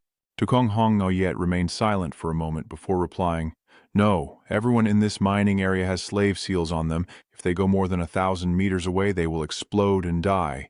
These people belong to an opposing family, so the Nyanduk family must be cautious." Nie Li broke out in a sweat, thinking of the blood mark. "I didn't expect the Nganduk clan to use such cruel methods. When bearing the blood mark, unless your cultivation breaks through to the gold level, it can never be removed." So he looked at the boy and thought, "I'm afraid I can't save you." Tukong Hong Nguyet gave a gentle smile, while Nie Li kindly asked the boy, "What is your name?" The kid glared at Nie Li, dressed finely, probably from the same kind of background, so he snorted coldly, showing his anger. Nie Li sighed, "I have no way to save you anymore." So he touched the forehead of the boy. Suddenly Min Van's voice entered this boy's mind. Nie Li whispered to him that he must rely on himself. "I hope that after all these hardships you can grow up." Then he gazed absent-mindedly at Nie Li's back. Tukong Tho and Tukong Hong Guyet also don't understand what's going on. Nie Li turned to Tukong Tho and said, "I hope my brother will forgive us for what happened. These pills are a gift for you. I hope you won't cause trouble for those two old men and their grandson anymore." Tukong Tho muttered to himself, "Are you crazy?" Then he took the pill and inhaled deeply, suddenly stunned by how good it was. This guy's attitude changed instantly. What did young Master Loi say? "If you have said so, I naturally won't make things difficult for them." Nie Li bowed respectfully and said, "I will take my leave now." Then he turned away in disappointment and sighed. "There are so many injustices in the world that I alone cannot handle them all." And so he flew away. That guy brushed his hair to the side and remembered Nie Li's expression. "What's your name?" Nie Li moved to the forest, angrily punched a tree, then silently watched, thinking to himself, I should stay neutral while harboring resentment towards other clans. But I am so angry, so he came up with an idea. Nie Li pressed his face against the tree, then dipped his finger into a jar and drew trembling snake-like patterns on the trunk. After finishing the drawing, Nie Li moved to another tree and muttered darkly, "Leaving a gift for you," then casually drew on a different tree. Whenever he wandered around the territory of the Nganduk clan and reached a place without people, he would leave another mark on the branches. For more than 10 days, traces of Nie Li have been found on every branch. At Nie Li's friend's dorm, Ngung Ni encounters a bottleneck during her cultivation. She channeled her energy and turned to ask, how should I interpret the poison dragon wound after reaching this level of practice in the Thunderwing Dragon technique? Hearing that, Nie Li then explained in detail. The long chant wound. The long chant wound refers to 6 hidden points in the body that are concealed beneath normal acupuncture points and are very difficult to detect. The 6 hidden acupoints are located somewhere within those 6 specific points. He let out a gentle sigh and continued. 2. Even if I tell you it's still very hard to find, I will help you point it out. Then Nie Li condensed his soul power into his fingertip and gently pressed it to Ngung Ni's forehead, saying, Lin Din is about 1 chi below the Shenting acupoint of the body. Feeling the spreading energy throughout her body, Nguni blushed and asked again, Nie Li's soul power is moving inside me. Seeing her reaction, Nie Li continued to guide her. In that case, this is how it will be. Ngung Ni sighs softly, thinking how perfect it would be if things stayed like this. Hearing Nie Li continue, he points to the sensitive spot on her body, about a finger's breadth from the Tianfu acupoint, causing her to swallow nervously. Ngung Ni shyly asked, where exactly is it? Nie Li calmly replied, it's the place where I used the guiding technique to massage you before, but a bit lower. Ngung Ni shyly and somewhat playfully replied, Then memories of that night in the forest flooded back, causing both of them to fall silent, their eyes filled with hesitation. Ngung Ni and Nie Li were both confused, unsure whether to move closer, when suddenly Luke Fio rushed in at full speed to break the tension. Nie Li saw the scene in front of her, her eyes wide with surprise as she exclaimed, then chuckled bitterly and teased, so sorry, you're planning to slip away, but she managed to stop him. Wait a moment, what's going on? Luke Fu replied with a mischievous smile. He. Tukong Deech sent someone to deliver the message that he has found the luminous winestone. He turned to look at Ngung Ni and wondered silently, why is Ngung Ni's face so red? Did Nie Li do something bad again? Seeing Nie Li happily exclaim, oh, with the Quang Ruo thatch, we can leave here any time. I'll go find Tukong Deech. Loud and cheerful laughter echoes from the main hall. Ha ha, young master, I found the bright light stones to help you, and I even found more than 60 of them. Master Nape secretly calculated that he had more than 60 stones himself, but on the surface he still said, my father-in-law has worked hard. With the luminous crystal stones, we can go to the outside world. As long as we find the remaining herbs, we can prepare the antidote for my father-in-law. Tukong Deech replied, well then, tell me what kind of herb you need to find, and I will send someone to look for it. After you heal my wounds, I will send you on your way. Is that okay? Anyway, our clan is also refugees from the outside world, so we know how dangerous it is and can't let Hindian be in danger. Moreover, it's also very good for Hindian to stay at the Yenduk family. My daughter Hong Nguyet, though 3 years older than you, is more beautiful, gentle, and graceful, and she has a good talent. Marrying her to you would also ease my burden. After hearing this, Nie Li's eyes widened in surprise, images of Hong Nguyet's fierce side flashing in his mind despite her gentle and graceful appearance, and he silently wondered how she could be so playful. Then he respectfully said to Tukong Deech, the old master is joking, how could I be worthy of Miss Hong Nguyet? He thought to himself, this old man still won't give up, huh? Nie Li had to change the subject.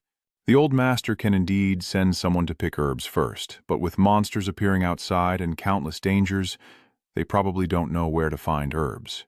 If that's the case, they might go and never return. Tu Kong Ditch came up with an idea. Why not have Hien Tiet go pick herbs with my people? If the outside world is so full of dangers, I will send more experts to accompany you, and your friends can stay here. Is that okay? Nie Li agreed immediately. All right. I don't know who you plan to send to escort me, but are you thinking of making them all hostages? That's really cruel. Tu Kong Ditch replied to Nie Li, in my territory only I have reached the legendary level, and there are 2 black gold level elders, but they are busy and cannot leave. I am sending 5 golden level guards to escort you. Is that enough? Nie Li laughed and thought to himself, it seems he's very afraid of the outside world, then replied, Old master, you're overthinking it. 2 golden core experts are enough. The outside world isn't as dangerous as you imagine. If there are only 2 people, I won't be at ease. Just send 5 to escort the young master. Nie Li glanced over and said, Well, that's fine, but I have one request. Tu Kong Ditch asked in surprise, What is your request, young master? Just say it. Nie Li replied, Many herbs have complex medicinal properties. I want to take the sword along to test the medicine. Tu Kong Ditch wondered to himself but still agreed. The fragment of sword is only the golden 3 talents. It can't do much. All right, take the sword fragment with you. Can we set off tomorrow? Nie Li agrees. All right, I will step back now. Tu Kong Ditch politely said a few words. Young master, you've worked hard. But secretly, he thought to himself, your friends are all in my hands. I don't believe you won't come back. Then, watching Nie Li's shadow leave and asking his daughter, Hong Yue, what tricks the Loi Trak family might play, Tu Kong Hong Yue cheerfully replied, Loi Trak will definitely cause trouble, but as long as we lock his friend up here, I'm not worried he won't come back. This person is definitely the most compassionate and will not abandon his friends. Tu Kong Ditch happily said, if the illness of the Nganduk family can be cured, then those other families will no longer be frightening. Wait for me to gather all the clans here before heading out to the outside world. On this side, Nie Li told his friends that they would strike in 10 days, then pointed at the map and continued, When I make my move, everyone follow this route. Basically, that's the situation. Nie Li stroked his chin and declared, This time, the Nganduk family will be thrown into chaos for everyone to see. Kiem sat silently with only hatred burning in his eyes. After a while, the people from the Golden Wing family arrived, and one of them said to Nie Li, Prince Loi, we have to go now. Then he glanced at Duan Jian, who was tied up and sitting silently in the corner, sneered disdainfully, and introduced himself to Nie Li.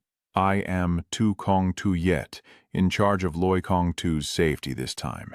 Nie Li immediately asked, Do you have the luminous stones? Tu Kong Tu Yet took out a gem and said, Yes, please, Lord Loi, take a look. The other side had already retrieved the gem, causing Nie Li to miss his chance. Tu Kong Tu Yet then suggested, Young Master Lei, shall we go? Nie Li exhaled and said, Let's go. Luke Fu and Du Troc both advised, Nie Li, be careful on the road. Tu Ngung Ni only looked at Nie Li with concern and reassured him, Don't worry. Tu Kong Tu Yet shouted loudly, Little bastard, get up for me. Then he kicked repeatedly into Duan Jian's mouth, glaring at Tu Kong Tu Yet with anger and asking, Little bastard, do you dare to look at me? The man trembled with rage, then kicked straight into Duan Jian's face. He kicked the sword's head to the ground while cursing, Your mother is just a slut who has no shame and seduced foreigners to give birth to a little bastard like you, and you're still alive. Consider yourself lucky. He kept tapping his toe on Duan Jian's face, but Duan Jian just looked at him calmly, which puzzled Tu Kong Tu Yet. Nie Li also looked worried and said to Tu Kong Tu Yet, You don't need to get so angry over a slave. It's unnecessary. I still want to use him for testing medicine. Brother, if you hurt him, I will have to give him medicinal pills to heal. So I take out a few pills and show them to Tu Kong Tu Yet. This guy is threatening Duan Jian. It's best to be honest on the way, or I'll strip you apart. Then Tu Kong Tu Yet spat on Duan Jian and turned back to tell everyone to set off. Nie Li silently thought that as long as he could cross the threshold of the Silver Eagle clan, the future of Duan Jian would be limitless. Time passed, and the group had left the city, with the rain pouring down endlessly on the city walls. Tu Kong Ditch looked down and said, This time, after Lei Zhan brings back the antidote, I will immediately kill Duan Jian. Until Duan Jian is eliminated, I cannot find peace of mind. Tu Kong Hong Manguyet reassured himself. Father, rest assured. But he secretly thought, my father is a legendary expert, yet he's wary of someone who has only reached the Golden Core stage. Meanwhile, the Red demons had attacked Nie Li's group, and the Golden Core guards fought fiercely. Tukong Tuyet looked displeased and said, these demons are truly disgusting. One of them shouted, if we don't find a way to eliminate them all, they'll keep coming in greater numbers. Tukong Tuo quietly sighed. Such a troublesome task. So he told his companions, let's move forward together. Two guards drew their swords and shouted in unison. One drew his sword and charged straight at the Zhiquai, slashing repeatedly as dust and smoke billowed up. A few hours later, the last Zhiquai was finally cut in half. Tukong Tuyet sheathed his sword and panted like a dog. He glared angrily at Nie Li playing the blood flute. Yeah, this guy really is at ease. Nie Li cheerfully said to his companions, all right, now it's your turn. Tukong Tuyet asked blankly. Huh? Just then, Duanjian stepped forward, shook his body, and the chains snapped clean off, glaring at Tukong Tuyet with such intensity that he screamed in horror. Kill him now. So three men rushed to attack Duanjian directly. One slashed at his neck, the other two at his ribs, but only a clanging sound like hitting metal was heard. The men looked at each other in confusion and asked, what just happened? Their bodies, they couldn't draw their swords again. Duanjian glared at them, then counterattacked, casually punching one in the stomach. This guy let out a cry and shot up into the sky. Tukong Tuyet saw his subordinate being knocked far away, and Hoang Han shouted, Aloy, young master, what does this mean? Why ask me? Right now Duanjian is looking for you to take revenge, so you should pay more attention to him. Over here, Duanjian has grabbed one guy by the collar and is holding him still for the other to cut. He continues to send another flying into the sky, giving him a free trip up high before reincarnating for free. Duanjian looks at the remaining ones and says, the three of Tukong Tuyet ordered his men to attack together. The other two shout in unison, three directions converging on Duanjian. Taking advantage of the two brothers preparing to fight Duanjian, Tukong Tuyet suddenly turned and ran away. He thought to himself, good, run quickly. On this side, Duanjian is beating the two guys mercilessly. Tukong Tuyet is running away thinking, damn it, why is this happening? Nie Li suddenly appears and blocks the way, asking where you're rushing off to just as the sound of someone being knocked away reaches us. Tukong Tuyet asked Nie Li in a tense voice, do you want to die, Loi Trak? Nie Li, seeing him draw his sword, sighed and then leaned back, throwing a sword to cut into Tukong Tuyet's head. Nie Li sighed and said, I don't want to fight you either. I just want to settle the score and ask you to leave now. After saying that, he released two streams of yin and yang energy. Tukong Tuyet widened his eyes in shock and shouted, Spirit Beast Tamer? Then he was knocked back by Nie Li, thinking to himself that this Loi Trak seemed to be at the white-silver level on the surface, but his true strength was actually at the gold level. It was indeed his original plan. Then Tukong Tuyet's body kept bouncing up and down 3 or 4 times before falling down, unable to stand up anymore. At this moment, Duanjian stepped forward coldly, and Tukong Tuyet saw it and was so scared he almost peed himself. Duanjian stomped his foot on the ground and coldly said, you should not insult my mother. Tukong Tuyet's hand started to tremble as he stammered, I am sorry, forgive me. But Duanjian coldly asked again, do you think I will let you go? His hand clenched into a fist. Tukong Tuyet saw the situation was not good and immediately roared angrily, little bastard, I will risk my life with you. He stood up suddenly, threw the 6 blood crystal stones away, and shouted loudly, ah. Nie Li assessed that the 6 pieces of blood crystal had not been refined. Meanwhile, Tukong Tuyet opened his mouth to bite down on several of the blood crystals.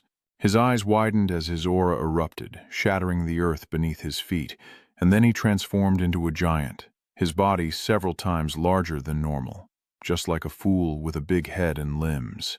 Nie Li here marvels, surprised that Nganduk's clothing has such good quality. Tukong Tuyet grits his teeth and says, die. Then he swung his fist to strike the sword segment, just as his fist was about to hit his own head.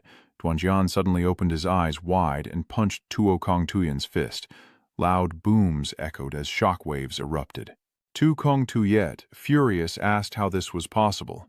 Meanwhile, Doan Kim retracted his fist, leapt high, and delivered a punch that hit Tu Kong Tuyet's mouth, then kicked out, sending the large figure of Tu Kong Tuyet flying like a ball.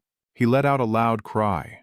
Duanjian flapped his wings and soared up, catching Tu Kong Tuyet's fall and rushing forward, throwing another punch that sent Tu Kong Tuyet flying away. The process repeated 4 times, with Tu Kong Tuyet being knocked from place to place. Duanjin leapt into the air, forming a hammer with both hands and smashing it down on Tu Kong Tuyet's head. The other man was knocked into the ground, causing the earth to explode with a loud bang, as dust and smoke billowed from beneath. Duanjin stared for a moment, then suddenly charged into the dust cloud. Unexpectedly, Tu Kong Tuyet burst out from the rubble and launched an attack, injuring Duanjian. A loud bang echoed, causing Duanjian to stumble and fall.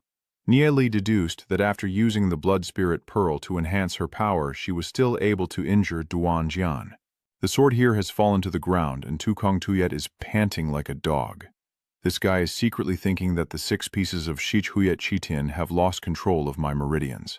So his body made cracking sounds before shrinking back. He turned and ran, saying, "If I don't leave now, I won't make it." But after running a few steps, the pain hit him again. He coughed violently, damn it. Over here, Duanjian stood up angrily and shouted, "Don't even think about running." Then flames erupted from his body. He shouted angrily, "Ah! Ah!"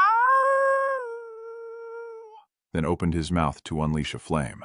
Tu Kong Tuyet kept running headlong, and when he turned back to see what was chasing him, he saw a black dragon with a mouth blazing red with fire. Then there was nothing else. The black fire dragon had swallowed Tu Kong Tuyet. Nie Li sighed. The fire dragon's fury is truly fierce. Tuo Kong Tuyen's face was so deformed from the beating that it looked funny, but unexpectedly in this situation, he also comprehended a combat technique of the Dragon Clan, even more powerful than the violent, dark energy. The front of him had now turned into a deep pit. Duanjian looked at the pit and fell silent for a moment, then suddenly knelt down, tears streaming down his face as images of his parents appeared. And he silently called out, "Sob, sob, parents." Nie Li also slowly stepped forward, not knowing what to say, but Duanjian had already stood up, knelt down, and saluted Nie Li, ready to follow the master's orders. Nie Li sighed and then said to Duanjian, "Wait a moment. I need to find something." So he rummaged through the pile of trash and finally saw the ring, then said, "I found it. Tu Kong Tuyet's ring. Inside is the light liquor crystal. 50 pieces of light liquor, crystal along with weapons, battle armor, herbs, and golden experts are really wealthy. All the other spaces are food. Go find the others with Duanjian." Nie Li collected some scrap and said, "Well, they are not as rich as Tu Kong Tuyet. All right, in 10 days we attack the Ngandu clan and then rescue the group of people trapped inside. You already know how the clans inside the mountain are doing, right?" Duanjian respectfully said, "The mountain contains a total of 13 clans, with a chaotic situation, alliances, and deep enmities among them, and the 3 strongest clans are the most powerful. In order, the Silver Eagle clan, the Divine Flame clan, and the Shangling clan all have transcendent powerhouses stationed. As for the others, although they only have black gold experts, their ability to stand firm here suggests they have some tricks up their sleeves. Is there anything else?"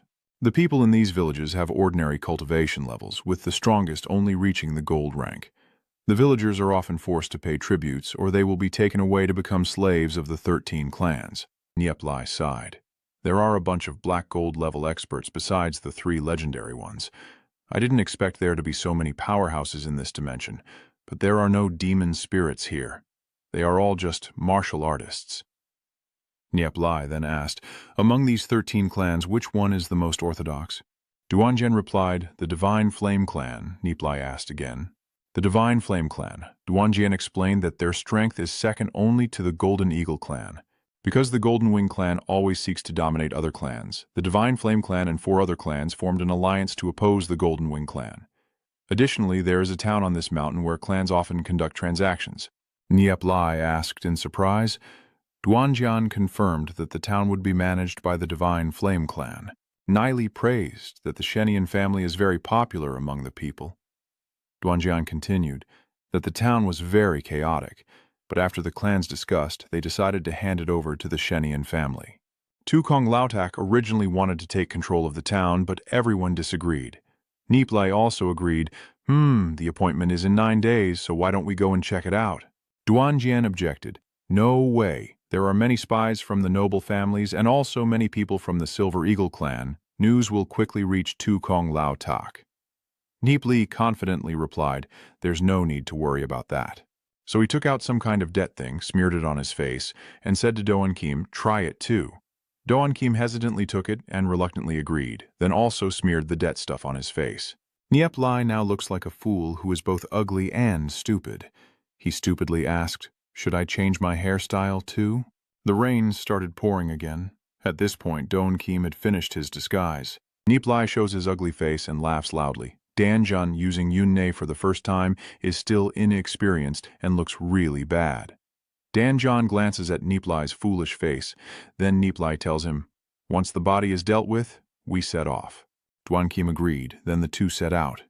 Nie Li handed him a robe and said, put this on, it's perfect. Haha, Duanjian asked again, how do I look now? Nie Li replied, handsome. Duanjian asked further, how do I compare to the master? Then, I am still more handsome. Over time, those two ugly dogs have come to the town. Nie Li marveled as he looked around where all kinds of goods could be found. He sighed in amazement that such a prosperous town could exist amidst these monster-infested mountains. Yet everyone looked so thin and weak. Jandu explains that food here is extremely scarce. Almost all of the monster meat is inedible. There isn't much arable land, and most of it is controlled by noble families whose descendants only eat enough to survive. Grain is the main currency here. Nie Li sighed heavily. So that's how it is? The land inside Kwanghui City is still very fertile, and there is plenty of meat. There are a few interesting items on the market stalls. So he curiously went to check it out. A vendor greeted him enthusiastically. Does this young master need anything? Nie Li looked at the items on the ground and thought, the ground is full of Sich Huyet chitin that haven't been tested, yet I still have to waste effort hunting. So he put on a stupid face and asked, how much for this blood spirit? The other replied, hey, not expensive, just 1 piece of meat to trade for it. Then he raised his finger to estimate the length, and Nie Li glanced to the side and asked, what about this one? The thing he's looking at is a dragon soul crystal embedded in a weapon that can double its power. The salesman grinned mischievously. Hey, this is very rare, it takes a bag of grain. Nie Li looked blankly. Duanjian explained that there are many minerals in this mountain, and this type of mineral stone is very common. Nie Li asked in confusion. Common? Then she asked, what is this type of mineral used for? The sword responded, after the trial, this type of mineral can be used to make arrowheads. The names of the clans are all made from this mineral. These arrowheads immediately melt when they pierce a beast companion, so it takes a lot of effort. Nie Li sighed and asked, so isn't it only usable once? This really is a waste of this resource. This is a space ring. Buy all the mineral stones for me. Duanjian respectfully listened, and Nie Li continued speaking. All right, let's keep watching. I have the same. Nie Li walked while observing his surroundings, then looked at a stall and asked, this ball seems to be a spirit koi. The old man responded, hello. Nie Li picked up the ball and said, this is what he was examining. Suddenly, the ball opened and a transformation occurred inside. The old man announced, this young master. This is my family heirloom that has been passed down for over 500 years. If it weren't for the decline of my clan, I wouldn't want to sell it at all. Nie Li immediately recognized the legendary Ice Snow Spirit Pearl, one of the 9 types of spirit pearls, a divine artifact of the Feng Shui Spirit Master. Nie Li quickly asked, so how much do you sell this for? The old man replied, 5 sacks of grain. Nie Li was shocked and exclaimed, 5 sacks of grain! He thought to himself, this is a magic treasure that can multiply the wind and snow spirit power several times over. Old man, how about 5 bags of grain? Then how about 3 bags? I cough a little. He thought to himself that after the Dark Age, the way many treasures were used had been completely lost. He probably didn't know what this spirit pearl was for, so he could only exchange it for some food. Seeing that Nie Li did not respond, the old man lowered the price, so 2 bags of food cannot be less than this. Nie Li told the old man 2 bags wouldn't be enough to exchange. The old man sighed in disappointment, but Nie Li had already thrown out a pile of goods and said, 20 bags of rice, 5 caddies of meat, all belonging to him. The crowd watched in amazement, mouths agape. The old man, still unable to believe his eyes, was moved to tears, and then ran after Nie Li, kneeling down and saying, "Thank you, thank you." Nie Li kept walking, thinking that with the Shen Diem family watching over, his supplies would be safe. On this side, Duan Jian has thrown down a pile of large sacks. Nie Li marvels. "Wow." Duan Jian sighed. "You used so much food just to exchange for 2,000 spirit stones." Nie Li told his subordinate, "Put all these spirit dragon shards into the space ring. It will be very beneficial for you. It can help you increase the range of your soul power training, and then I will help you find a spirit beast from the dragon clan so you can become a spirit beast master." Didion asked in surprise. "Summoner, thank you, master," Nie Li urged. "Hurry and store them away. You don't need to be so polite. Have you experienced this before?" "Of course not yet." Then the two of them headed to a building with the words Shen Yan hanging on the flag. Nie Li looked up and thought this tall building might be the shop of the Shen Yan family, so he decided to go see. Duan Jian obediently followed, and Nie Li pushed aside the curtain to enter. He surveyed the place and concluded that the first floor was filled with ordinary items. Probably the valuable goods were upstairs. So the two of them went upstairs together. Nie Li looked at the sword above and marveled at its astonishing aura. At this moment, a steward approached Nie Li and began to boast about the black flame iron, which is incredibly sharp, able to cut through iron like mud, embedded with the fiery essence of the blazing flame, and a single slash can cause burns. "You truly have a keen eye." Nie Li gets straight to the point. "What is it worth?" The other responds, "We only accept exchanges of goods." Nie Li thought to himself, "I have plenty of supplies, but they probably won't be worth anything to him." The other side then said, "It depends on what you are willing to trade for me." So Nie Li stretched out his hand and said, "Look at this." The other guy was startled when he saw a pill in his hand, and Nie Li, judging by his expression, thought, "I've met a fellow professional." The other side immediately said, "The Dark Age, alchemists suffer heavy casualties and few remain. Alchemists who can produce soul-stabilizing pills, also phoenix feather deer horns, but one pill is not enough to exchange for the black flame sword. At least 200 pills are needed." Nie Li asked again. 200 pills? Thinking to himself, "That way I still come out ahead quite a bit." Nie Li immediately handed over the 2 bottles of pills and said, "So you think you can bargain without a discount?" Then he said, "Wait a moment, young master, but when did Nie Li disappear?" Making this guy look confused, he asked, "Where is the person?" In the Dark Age, those who fled into the Black Abyss territory almost all carried many space rings, treasures beyond count, but medicinal pills do have expiration dates. Compared to elixirs, weapons and magic tools are just ordinary objects. Nie Li threw the sword to Doan Kiem and said, "Take it and give it to that person." Doan Jian held the sword in his hand, overwhelmed with emotions and speechless. The steward, feeling disappointed, put away the medicinal pills and hurried over to Nie Li, asking, "May I ask if you are an alchemist?" This guy secretly thought, "Not bad. He's putting on a friendly merchant's face to invite me. I am Li Fux. I don't know what your name is or which clan you belong to." Nie Li replied, "I don't belong to any family, and you don't need to know my name either." Li Fux thought to himself, as expected of an alchemist, very impressive. Then he said to Nie Li, the alchemy master, "Our Thon Diem family has always wanted an alchemist. If you agree to join us, I will report your decision to the head." Nie Li replied with boredom, "Joining. Your family is out of the question. I don't want to be restricted, but I can consider cooperating with you." Li Fux asked again, "I wonder how you wish to cooperate. We can provide you with a large amount of materials for alchemy."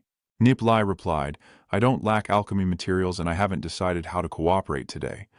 I just came to buy a few items and then left, leaving Li Fux to sigh." Nie Li and his companions went upstairs, and everywhere they saw strict guards. Nie Li marveled at the number of guards, then thought to himself, "Li Fux has left." Then he stepped onto the next floor and said, "This 7th floor I must examine carefully. This floor has few visitors. It seems they won't let anyone go up." "Impressive." Li surveyed everything and said, "Each item is a treasure from ancient times, all guarded carefully." Li thought to himself, since he's already here, he definitely has to buy something to take home. Suddenly, Li caught a whiff of something. Huh? These are spell scrolls, 7 of them are legendary forbidden spells. At this moment, a voice asked, "Do you brothers find these scrolls interesting?" Li looked back in surprise, only to see a young man approaching. Li shrugged and said, "Yeah, a little." He thought to himself that this young man was probably sent by Li Fuk. The young man told Nie Li that these scrolls were indeed good, but they were all from the Dark Age, and their contents had become very vague. Some had even tried to use them, but none could succeed. So these scrolls are a burden if left behind, a crime if taken by the king, like tendons, hard to swallow. Li thought, the blood of legendary beast isn't so easily erased. With a little processing, it will shine again. So he said to the young man, "If it's like tendon and bone, then let me take it back and study it a bit." He. Seeing Li's ugly face, the young man swallowed hard and thought to himself how disgusting it looked, and said, "If you like it, sir, then I'll give it to you." This guy's actually thinking he even understands Manhwa. He's truly a rare person. Li also understood what he meant. Does he want to exchange for a favor?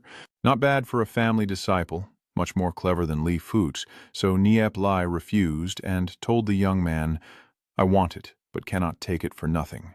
Then he activated his ring, and a small bottle appeared in his hand. Li put it down and asked, "Is it okay if I trade this pill bottle for you?" The young man looked a bit disappointed after hearing this, thinking to himself once again, "It's another pill. What I want is the affection of an alchemist. No matter what kind of pill is offered, I will refuse. Then I can get what I want." He looked at the small bottle in surprise and asked, "Isn't the lid on?" Then he smelled the fragrant aroma, and it was likely that cunning fox Nie Li intentionally left the lid off. The young man was stunned, clearly realizing this is high-quality goods at a real price, so he chuckled and thought it's better to accept the order than to be respectful. Nie Li straightforwardly said, "From now on, if I like something, bring me an elixir to exchange. The Thondium family won't refuse, right? Of course, feel free to choose any treasure you like from here." He secretly thought that this kind of pill could basically make anyone unable to refuse.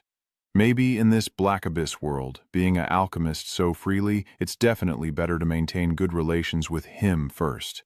So this guy chuckled flatteringly. Ha ha.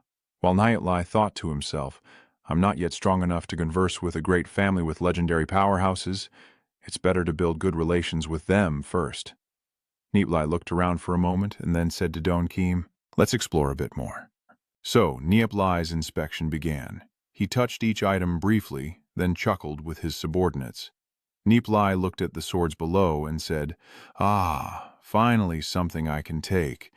An unattribute item." He secretly thought that these flying swords were probably crafted from the celestial first divine star, an attributeless item with immense destructive power that can easily break through an opponent's defenses. This type of material can only be activated by non-attribute soul power. Once infused with soul power, it will become invisible, making it perfect for use as a dart. However, I can't quite understand the runes on it, and each one is different. Nie Li asked the young man, "How much are these 3 throwing knives worth?" The young man was startled and replied, "These 3 throwing knives are passed down from ancient times, incredibly powerful, but unfortunately no one can activate them now, and our Shenyang clan does not intend to sell them freely." Nie Li thought to himself, "They are not willing to sell, probably just waiting for the right price." He immediately asked, "How about 10 bottles of my soul pills?" That guy skillfully declined, afraid to disappoint his brothers. Nie Li was quite surprised. "Oh, you're not interested in the 10 bottles of my soul pills either, so the Shen Diem family probably has no intention of selling them, right?" Nie Li then said to him, "Honestly, are these 3 flying swords forged from Tianya spirit stone? Possibly relics from the ancient era?" "Then I don't know. The Heavenly One Divine Star can only be jointly activated by talented individuals without attributes. The inscription on these 3 flying swords is extremely complex. Only those familiar with the inscription can activate the swords. Among 1,000 people without attributes, only 1 exists. Understanding that inscription means 10,000 people still haven't found one. If you keep it, it might be useless even after hundreds of years. Better to give it to the right owner. That person also realized it was Tian Yi Shenxing. This material truly has that characteristic. Nie Li continued. The world of the Black Abyss is full of dangers. Even the Divine Flame clan can face unimaginable threats at any moment, having a weapon that cannot be used. So, which is more useful, having my soul pills or that one? The other person also started to waver, he said. That makes sense. But I don't have enough of my soul pills. Niep. Li thought to himself. Of course it's not enough. The materials to make a single flying dagger are enough to buy 100 bottles of my soul pills. But in this world, you can't think like that. So Nie Li asked, how many do your Divine Flame clan need? The other man cleared his throat and said, how could I possibly have 100 bottles of my soul pills? Nie Li looked surprised and asked, oh, 100 bottles? It's going to be difficult. I don't have that much on hand, the other guy thought silently. So not that much, huh? The entire Black Abyss world doesn't have that much either. So we asked Nie Li, how many of my soul pills can you offer? Nie Li offers half the price, at most only 50 bottles. The other man sighs. 50 bottles is too little. Nie Li firmly said, that's all I have. The other guy suggested, well, I could exchange them for other pills, but it would have to be worth at least 80 bottles of my soul pills. Nie Li also nodded in agreement. Well then, the other guy secretly pleased. It seems you really want this, so don't blame me for killing you. Nie Li added, I have a type of pill here called Crimson Flame Body Pill. 2 Crimson Flame Body Pills are equivalent to 1 soul pill. Is that okay? The other guy thought to himself, Crimson Flame Body Pill is very beneficial for warriors seeking to increase their cultivation, but 2 body pills for 1 soul pill is still far from equal. So he held up 3 fingers and said, at least 3 myodan are needed to equal 1 soldan. Nie Li nodded and said, oh, then 3 myodan are equivalent to 1 soldan. Who said I was satisfied with these 3 flying swords? 50 bottles of soul pills and 90 bottles of Siech VMI the Dan. Take it. The guy happily hands over the item to Nie Li and gives instructions. These are 3 flying daggers. Make sure to keep them safe. In his mind, he thought he had made a great deal. With these pills, my status in the family will rise significantly. The heir of the family clan besides me, who else could it be? Nie Li also happily thought, with that many elixirs, I've already made a profit from trading for the flying daggers made from the Heavenly One Star Sword. So he respectfully said, thank you. The one who introduced me is named Li Hong. I don't know how to address you, but if you need to buy anything in the future, you can come here to see Li Fu and ask him to notify me. Nie Li replied, just call me Nie Li, Brother Li Hong. Li Hong asked Nie Li in surprise. Inwardly, he thought he had never heard the name Nie Li before and wondered whether it was his real name or an alias. Nie Li continued, I will come again. I will take my leave for today. Li Hong saw Nie Li off and said, all right, take care, I will see you down. He thought to himself that he still remained very cautious about us. Well, this time the relationship isn't too bad, and there will be chances in the future. He watched the figures of Nie Li and the other 2 leave, feeling the need to be more cautious, and muttered to himself while observing their backs, thinking that doing business should involve long-term planning. Turning to Don Kiem, Nie Li saw him wondering why his master kept exchanging precious elixirs for ordinary items. Don't worry, take this ring. Inside are 1,000 different pills. Use them as you need, and when they're gone, I'll give you more. Hearing that, Don Kiem also had nothing to say about his master's wealth and didn't investigate further. Later, Nie Li found a guest house near the town and paid for 8 days' stay with 6 bags of supplies. Once settled, he began inspecting the spoils, spreading out his belongings on the long table and deciding to examine the scrolls. As he first unrolled one, a wave of shock radiated out, causing Nie Li to exclaim in awe. The power of the energy was truly formidable. Furrowing his chin in thought for a moment, he suddenly realized this was the long-lost Ming Wen Yao blood, and was stunned to learn it was used to summon creatures from other worlds. He understood that the Black Abyss world was just one of many subordinate worlds depending on the main world, housing powerful and dangerous beings. Standing confidently, Nie Li said, I can still repair this level. Luckily, I brought the materials. Stay back a bit to avoid the mess.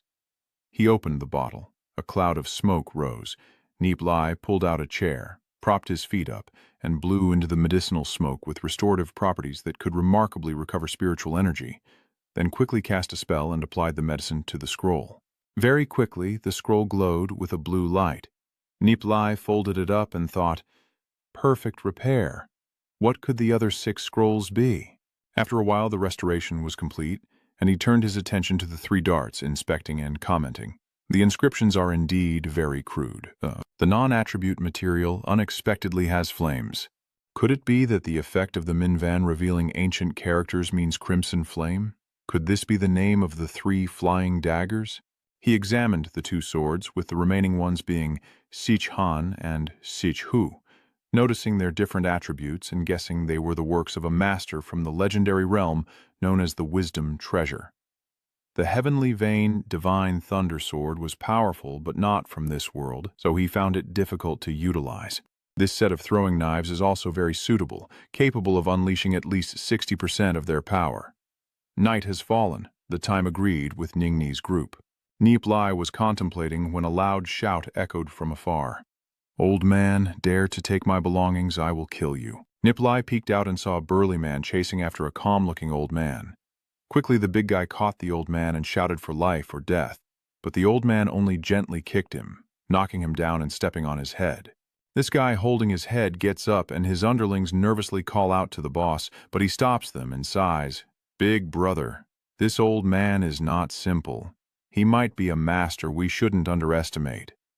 The thug, feeling bitter but forced to hold back, says, unlucky. Wherever the old man goes, everyone has to glance at him. Nie Li secretly thought, it's over now. As the old man passed by, Nie Li was startled by the intense killing intent, wondering how many lives had to be taken to produce such aura. The old man also noticed Nie Li's gaze, turning sharply to look back, causing him to jump in fear, worried that if the old man attacked, he would surely die. But the old man just turned away, muttering, infinite origin, infinite beginning, endless horizon, joyful moon, ha ha ha. After hearing that, Nie Li was startled and then said a word. Let's go. His face grew grim. Duanjian asked curiously, Master, did you discover something? Nie Li explains that the old man was a master, much stronger than Tu Kong Dich. Duanqian also agrees, and Nie Li adds that this world is dangerous. Then he and his group moved to the Nganduk family's place, hiding in the trees to watch carefully. Nie Li tells his subordinates, the show is starting. Meanwhile, Tu Kong Dich is angrily saying, when will Loi Trak return? A young maid accidentally drops a teacup, startling Tu Kong Dich. She pleads in fear, but he coldly orders her to be taken out and beheaded. Tu Kong Hong Guyet saw this scene and said, Father, you're not in a good mood. Tu Kong Dich asked about Loi Trak, and Hong Guyet confirmed he would bring back the antidote. Suddenly, the entire palace trembled. Tu Kong Dich jumped up to ask what was happening when a deafening roar sounded, and he shouted an alarm that the enemy was attacking. Amidst the smoke and fire covering the sky on the trees, a few soldiers looked at each other in confusion, wondering about the situation of the Nganduk family. Tu Kong Dich married his daughter to that Loi Trak guy, and the explosion sent the soldiers flying and screaming. One fell into the water cursing loudly, the surface churning violently, then it exploded, throwing the people underwater onto the shore. Nie Li grinned mischievously. The violent divine rune cannot explode underwater. I use a different fiery explosion inscription, which can cause an explosion effect once activated, even if carved into an object. He signaled his companions to go, so why did Duanjian just walk in like that? Nie Li replied calmly. Of course. A soldier blocking the way shouted, but was immediately blown away by the explosion. The Luke Few group sneered and said, the soldier tried to scare them to death, and Dutrak Duke quickly left. Meanwhile, the father and son Tu Kong Dich, flying and talking about the violent divine talisman, were suddenly engulfed by an explosion. Luckily, Tu Kong Dich created a barrier and was safe. Tu Kong Hong Nguyet asked in surprise, what exactly happened, father? Tu Kong Dich mentioned the name Loi Trak. Tu Kong Hong Nguyet wondered, how could he have Loi Trak? Tu Kong Dich snorted coldly. I guess I underestimated this young man. Tu Kong Hong Nguyet suddenly remembered, that's right, His friend is still in our hands, but Tu Kongdich has already reacted. That place was destroyed by fire and explosion. They and Loi Trak have surely entered Huang Nguyen. I will lead the others to pursue them. You gather the remaining elders to defend the territory and have other clans take the opportunity to attack. Whether we find them or not, in 3 hours, I will return. Tio Ngunghi asked Nie Li anxiously, should we keep hiding in the forest like this? Nie Li explained that Tu Kongdich would definitely think we've escaped and send someone to chase us in Huan Nguyen. Huan Nguyen is flat and open, making it easy to be chased down. Today, the Yinyu clan suffered heavy losses, and rival clans will definitely not wait for the Yinyu clan to recover slowly. The primordial energy will definitely act, and by then, the Yandui clan won't be free, so we might as well go now. Duja laughed heartily, and Tu Kongdich's teasing was indeed unlucky for him. Tion Gunghi praised that Nie Li was always so calm no matter where he was. Suddenly, Nie Li turned to look at Tion Gunghi, and she blushed and lowered her head in embarrassment. Nie Li suddenly remembered and then jumped out of the tree. Xiaonghi Ni asked anxiously, "Where are you going, Nie Li?" Nie Li reassured him, "Don't worry, I'll be back soon. Everyone must be careful and not let others see." Duanjian remained silent while Nie Li used her demon spirit to vanish quickly, ensuring the mine wouldn't be affected by the explosion. Tu Kongtho ordered here that anyone who dares to cause trouble will be killed on the spot. The crowd panicked and fled to the Nganduk the Jia, their lives over. "Quickly, let us go."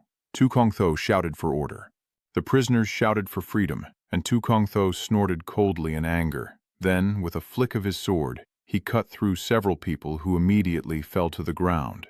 This guy coldly asked, "Do the servants also want freedom?" The guards started shouting, "Get back for me." Tu Kongtho snorted coldly, then his face darkened as he looked outside, smoke and flames still rising. The entire palace is destroyed. The enemy is truly formidable. If our clan is defeated, then it's truly dangerous. Meanwhile, Nie Li was hiding while assessing the situation, with about a dozen gold-ranked individuals present. Bac Nan has more than 200 people in total, and on the other side there is a tower, probably the central area of the mine where everyone has been marked as slaves, and the mage is likely a runesmith. Tukonghong Nguyet said that if the miners go too far from the mine, they will die in a violent explosion. So the mage's magic could very well be used by the guards to deal with him, and then the slaves will be freed. So Nie Li quickly slipped into the midst of the guards. Tu Kongtho also noticed someone approaching. He immediately drew his sword and asked who it was. But this sword strike missed into the air with no one there. Perhaps I was mistaken after the domain was attacked. I was too nervous. Nie Li, hiding in a corner, sighed as his movement slowed after the illusion. But a golden core expert still sensed that the door inside the tower had opened and a soldier peeked out. Wow, inside is a spiral staircase. 3 people are sitting together at the top of the tower. One calls out to Big Brother Nie Lin, assessing them as Golden Kim-level Minerva Masters, and they ask each other, "What should we do about the Nanduk family?" The other replies, "What are you afraid of?" Min Van Su goes wherever he pleases without worry. If there's no food, the Nganduk family fails, and we will find another master. Nie Li peeked up, thinking this was a protective talisman of the 3 golden-ranked martial artists, very cautious, guarding this tower like a turtle shell. Luckily, I sneaked in here. Outside, killing people would be detected by the talisman's sensing. They had to close the entrance. Only then could the protective talisman defend this entire tower. Even a powerful black gold expert wouldn't be able to enter alone, and the spell inscriptions on so many miners and slaves are truly heinous. If you mess with me, you'll regret it. Nie Li then began to sketch shaky runes on the wall, drawing here and there until he was satisfied. Do you understand? Relying on just dozens of luminous runes isn't enough to break this electric corpse. It only causes some internal tremors. Over here, 3 Min Van Su also realized someone had closed the tower door, but 2 streams of yin and yang energy shot straight up, causing those guys to stare blankly at the screen as the tower trembled and a tragic scream echoed out. Are the guards outside blocked? Because of the Min Van Su's talismans, is someone worried and saying the door can't be opened? Nhip Lai Hu Lan, she muttered to herself. It's been broken by me. Next, the flaming burst seal begins. The guards, sensing danger, immediately run away, and then a loud bang echoes, knocking the guard's face down on the ground. The guard looked up in confusion, then stared in amazement as the tower shot up like a missile, soaring into the sky before exploding like fireworks. Those three definitely got killed, and the other guards must be stunned. Tu Kong Tho nervously asked what was happening with the guards above. At this moment, the slaves suddenly looked stunned, sensing that my cultivation level was indeed correct. The seal had been broken. Tu Kong Tho is terrified and asking, "What joke is this?" Those inside have quite a bit of white silver, even gold-ranked warriors, and after releasing the seal, they've been exposed to red blood star for years, so their combat ability is uncertain. How could something happen to the cursed Min Van Su? But I won't let this guy worry anymore. The crowd is shouting to kill. Tu Kong Tho swung his sword and shouted, "Get out of here," but was quickly seized by the crowd after slaughtering him. The slave group rose up and started attacking those guards who, scared shitless, shouted and ran back to that place. Nie Li slipped into the chaotic crowd and sighed, thinking that perhaps the old man and his grandson had already escaped. The slaves have been freed. I should head back now. Suddenly a scream rang out. Ah! Nie Li turned back, wide-eyed in amazement as he saw the people rushing forward had been cut down, with a pair of wings fluttering and a blood-stained sword appearing. Tu Kong Hong Nguyet glared and said, "A bunch of petty slaves dares to block on my Silver Wing clan's territory." Tu Kong Hong Nguyet snorted coldly. How could this kid be so strong, and how did he get so close to me so quickly? Nie Li landed and immediately attacked mercilessly. So how could she get married? Nie Li sensed someone approaching and thought, "Oh, this aura indeed means he has arrived."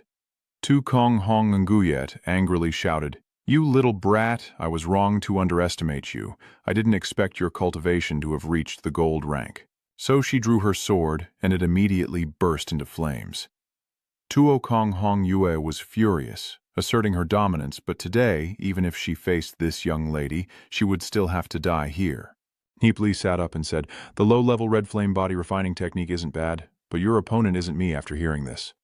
Tu Kong Hong Yuyet looked surprised. What? Something from the sky suddenly plunged down with a loud bang. Tu Kong Hong Nguyet had to retreat, while Nie Li looked extremely proud, noticing the figure in front of him with black wings. Tu Kong Hong Nguyet drew her sword, confidently advancing with the black flame sword, declaring that I am your opponent. Her face darkened as she secretly thought his aura was terrifyingly strong, then turned to scold Nie Li, saying, "We shouldn't have trusted your treacherous family back then. We trusted you, and this is how you repay us?" Nie Li asked in surprise. "What gratitude do you have with me? You just want to deceive the medicine from my hands. If you trust me, why are you still holding my friends captive?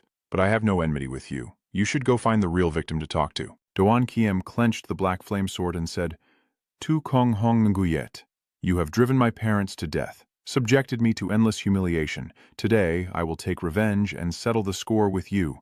After that, I will hunt down Tu Kong, the old scoundrel."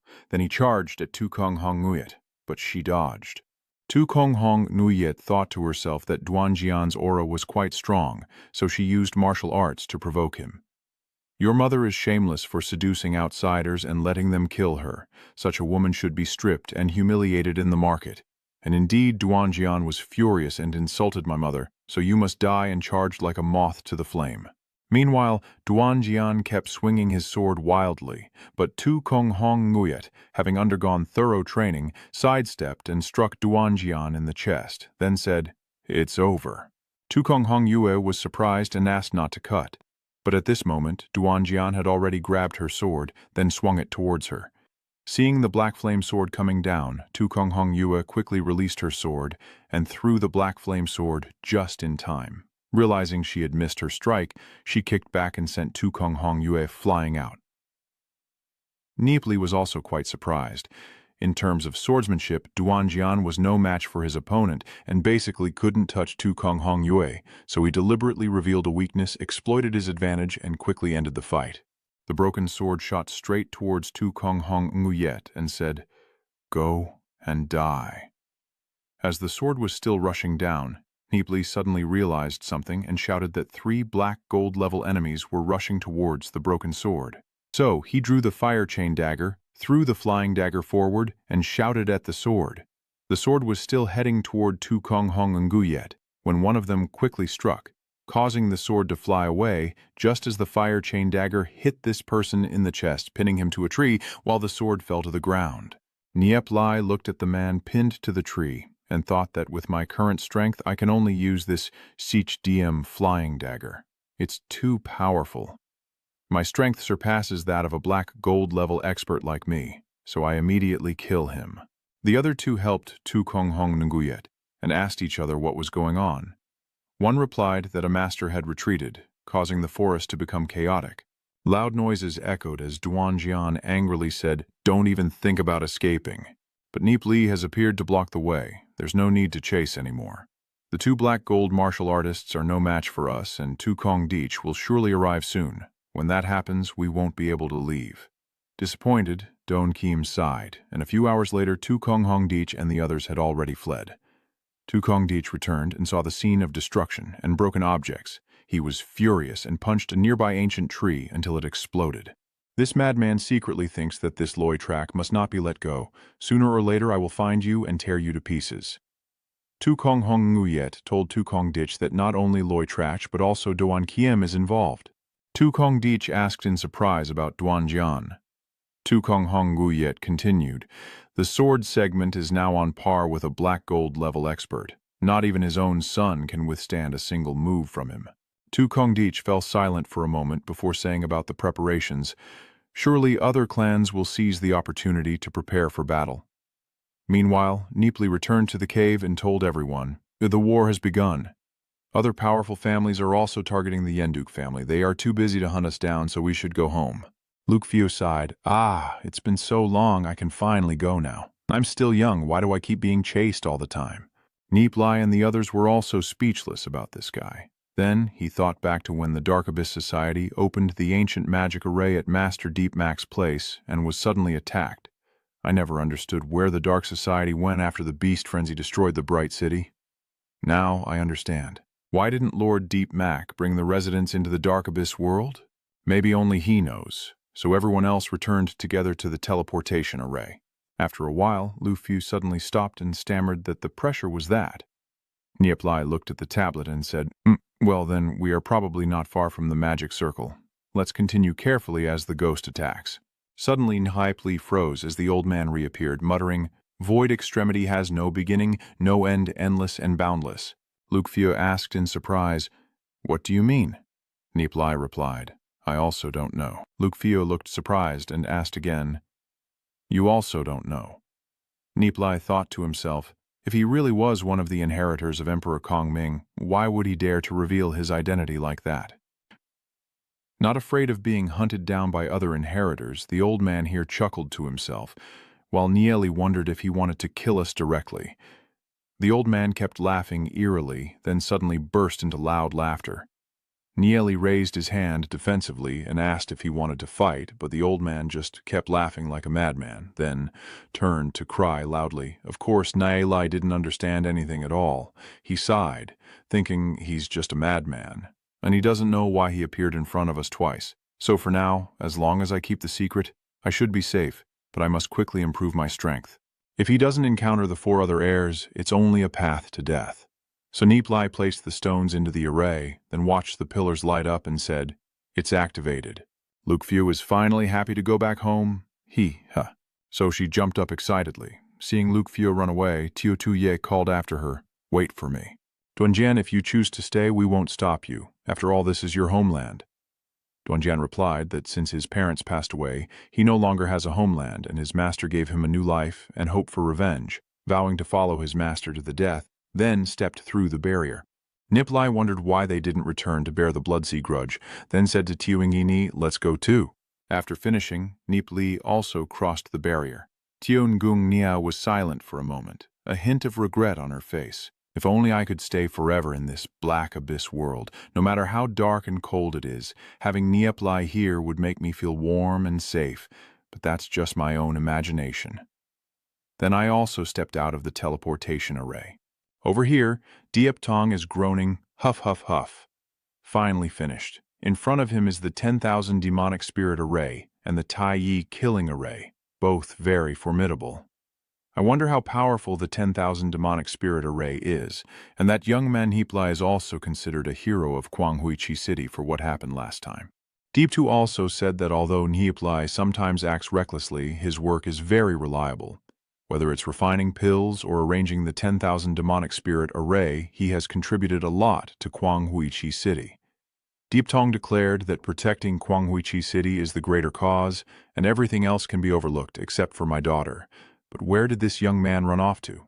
Earlier he was at the academy and even fought your son, but then suddenly disappeared. I sent people to search everywhere, but there's no trace of him. Deep Tong looked worried and asked, is it possible that a guard suddenly came in to report that Lord City Lord Diep Tu is here? Lord Nie Li is waiting in the City Lord's hall? This statement stunned the two old men into silence, just like when Cao Cao was mentioned and he arrived. On this side, Diep Tu Van saw Nie Li and blushed as he called out to her. Nie Li happily called out to Tu Van, secretly thinking that rushing here must mean she's worried about me. Then Diep Tu Van looked at Tio Ngung He with wide eyes, both feeling a bit shy. Suddenly, Diep Tu Van turned and walked away. Nie Li quickly stepped in front to stop her and asked, you haven't even said goodbye and you're already leaving? Diep Tu Van just made an excuse, but then she started to wonder if her unhappiness was because he suddenly left or because of Ngung He. But Nie Li had already grasped her hand, making her blush and feel embarrassed again. Nie Li places something on Diep Tu Van's hand and says, take this ice snow spirit pearl, then pull her by the hand and lead her away. My friends are all here. Let me introduce them to you. The group stares blankly at the two holding hands. Diep Tu Van shyly pulls her hand back, a bit sad while Luke Fio widens her eyes in surprise, but before she can finish looking, she gets punched in the face.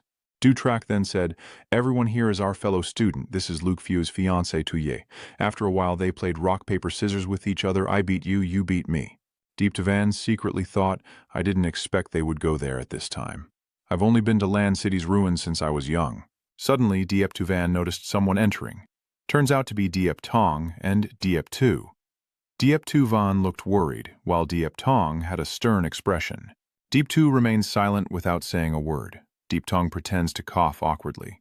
Luke Fio hurriedly greeted Lord Chung. Duja also respectfully said, I humbly greet Lord Cheng.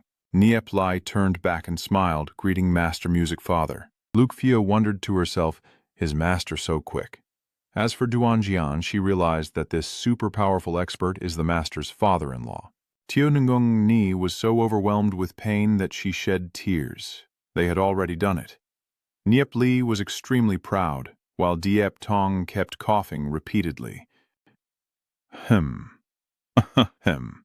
Nie Li told Diep Tong that on the way back he saw the Great Formation had been completed and handed over the control seal to him.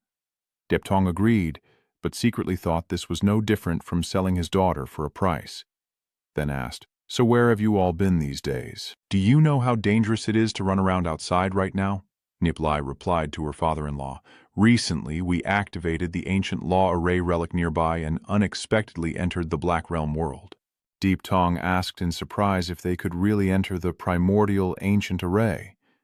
Nie Li grinned widely, holding up the crimson blood spirit stone and said, yes, I also brought back many good things, like this crimson blood spirit stone that has been refined so many times to show my respect to you. Diep Tong, with wide eyes, asked if this was the Shich Huyet Chitin. Nie Li handed a handful to Diep Tu and said, Master Diep Tu, I give this to you. And if Diep Tong thinks I've accepted it, isn't that admitting I'm his father-in-law? Diep Tu happily said, ha ha ha, thank you. So Nie Li told you that family doesn't need to be polite. Diep Tu Van secretly thought Nie Li really doesn't know his place. But why is the character of the great master so kind? Luke Fio also looked surprised. Didn't expect Nie Li to be so close to the city lord. Far beyond imagination, it seems that pursuing women must start by learning from the old master. Actually, opening the ancient formation this time, we also made a major discovery. Nie Li replied that no one had ever entered this barrier before, but Master Nak Fu still considered her an outsider and refused to accept her. Diep Tong snorted angrily and asked what was inside the formation. That formation is connected to a completely different world from ours, an ancient formation that links to another realm. With the Black Abyss world, there are many monsters and 13 established clans that have been passed down for thousands of years, plus 3 legendary-level powerhouses. Dieptong was surprised and asked, "Aren't the 3 legendary-level powerhouses in the Black Abyss world even stronger than us?" Dieptong thought it was even better. That means the place we advance to can attack and retreat, can defend, and only we know how. Nie Li asked again. "That's right, Master Music. Do you know the Demon Lord?" Diep too was surprised to ask about the Demon Lord. Dieptong also asked, "Where did you find the Demon Lord?" Nie Li replied, "I've never seen him, I've only heard of him." Dieptong replied, "I do know the Love Master, but I don't know if it's the person you heard about. The last time the Love Master appeared was hundreds of years ago, when an old man took in an orphan who was starving and ragged. At that time, the city of Quanghoi had a major family, second only to the Fong Tuyet family, which was the Hong Gauch family with dozens of members. The strongest black gold level demon spirit master, who was even close to breaking through to the legendary realm, was this old man who worked for the Hong Gauch family, and the child grew up in this family until he was 17 years old." Nie Li asked again what had happened, and Dieptong recounted that Quanghoi was still quite chaotic at that time. People of the Hong Gauch family were also used to being arrogant and domineering, until one day that old man was beaten to death for failing his mission, and the young man disappeared. From then on, everyone thought he had been wiped out along with the Hong Gauch family, but it was not so. 10 years later, that young man reappeared, claiming to be the Demon Lord and attacking the Hong Yuan clan alone, starting a frenzied slaughter. Lu Fei felt admiration. A single person taking down an entire clan was truly impressive. Dieptong continued, "The Hong Nuo clan has been completely destroyed with no survivors, and the other clans couldn't help in time. Nie Li guessed it was at least a legendary level. But the Demon Lord was also seriously wounded and then hunted down by the entire city of Guangwei. That was the great battle of chaos and darkness, after which the hero fled into the Saint Ancestor mountain range." Nie Li asked again, "So what happened then?" Secretly thinking she had no idea about these things before, Dieptong glanced at Diep Tu and continued, "The Demon Lord who founded the Dark Guild is said by some to have died shortly after its establishment, while others claim he lived for 100 more years as the Dark Guild's power grew, and the leader of the Dark Guild is called the Demon Lord." Nie Li widened her eyes in surprise at the Demon Lord, then remembered that the person she saw before was the leader of the Dark Guild. Although he was a master, she didn't see any leadership aura on him. Could that look be from when he was young, around the time he disappeared, when he entered the Dark Abyss world? Maybe when I reach the legendary level in cultivation, I might meet him again. Dieptong sighed, thinking that such a genius had become an enemy of all mankind, which was truly maddening. Vanam was stunned and said if it was like that, upon seeing the sword fragment over there, Dieptong secretly thought that the young man was from that side. Then he asked if this person was Nie Li, who replied that he was Doan Kim. Janjin respectfully said, "I am the servant of Lord Lei Zuo." Nie Li replied, "Just call me Nie Li Hears." Diep too was stunned, secretly thinking that his servant's aura was deep and unpredictable. Dieptong, meanwhile, thought he had trained for many years to reach the black gold level, but he was still young and couldn't see through his true strength. "This servant's also quite impressive. Luckily he's one of us." Dieptong told Nie Li, "Nipam Lai, he's yours, so you arrange him." Nie Li immediately obeyed. "Yes, sir." Then he turned to his subordinates and said, "Duanjian, feel free to roam around the city lord's mansion as if it were your own." Dieptong thought to himself, "This is my home." Then the city lord turned to advise Nie Li's friends. "All right, you all go home and train. I have something to discuss with Nie Li's." The children obediently listened. Yes. Diep Tu Van looked worried, but Nie Li remained calm and reassured her. After the children left, Nie Li raised her head and asked, "Dieptong, esteemed father-in-law, is there something you want to say?" Dieptong immediately shouted, "Nie Li, don't think I don't know you have bad intentions. From now on, don't call me father-in-law in front of so many people or I won't spare you." Nie Li was not afraid at all and retorted, "Hey, father-in-law, I just gave you a lot of treasures and information and you're already changing your attitude?" Dieptong angrily scolded, "You!" Diep Tu saw the situation was tense and stepped in to intervene. "Nie Li, Dieptong is still the city lord, so please give him some face. Your matter with Tu Van, rest assured, As long as Tuvan nods, the both of us and the city lord will not interfere.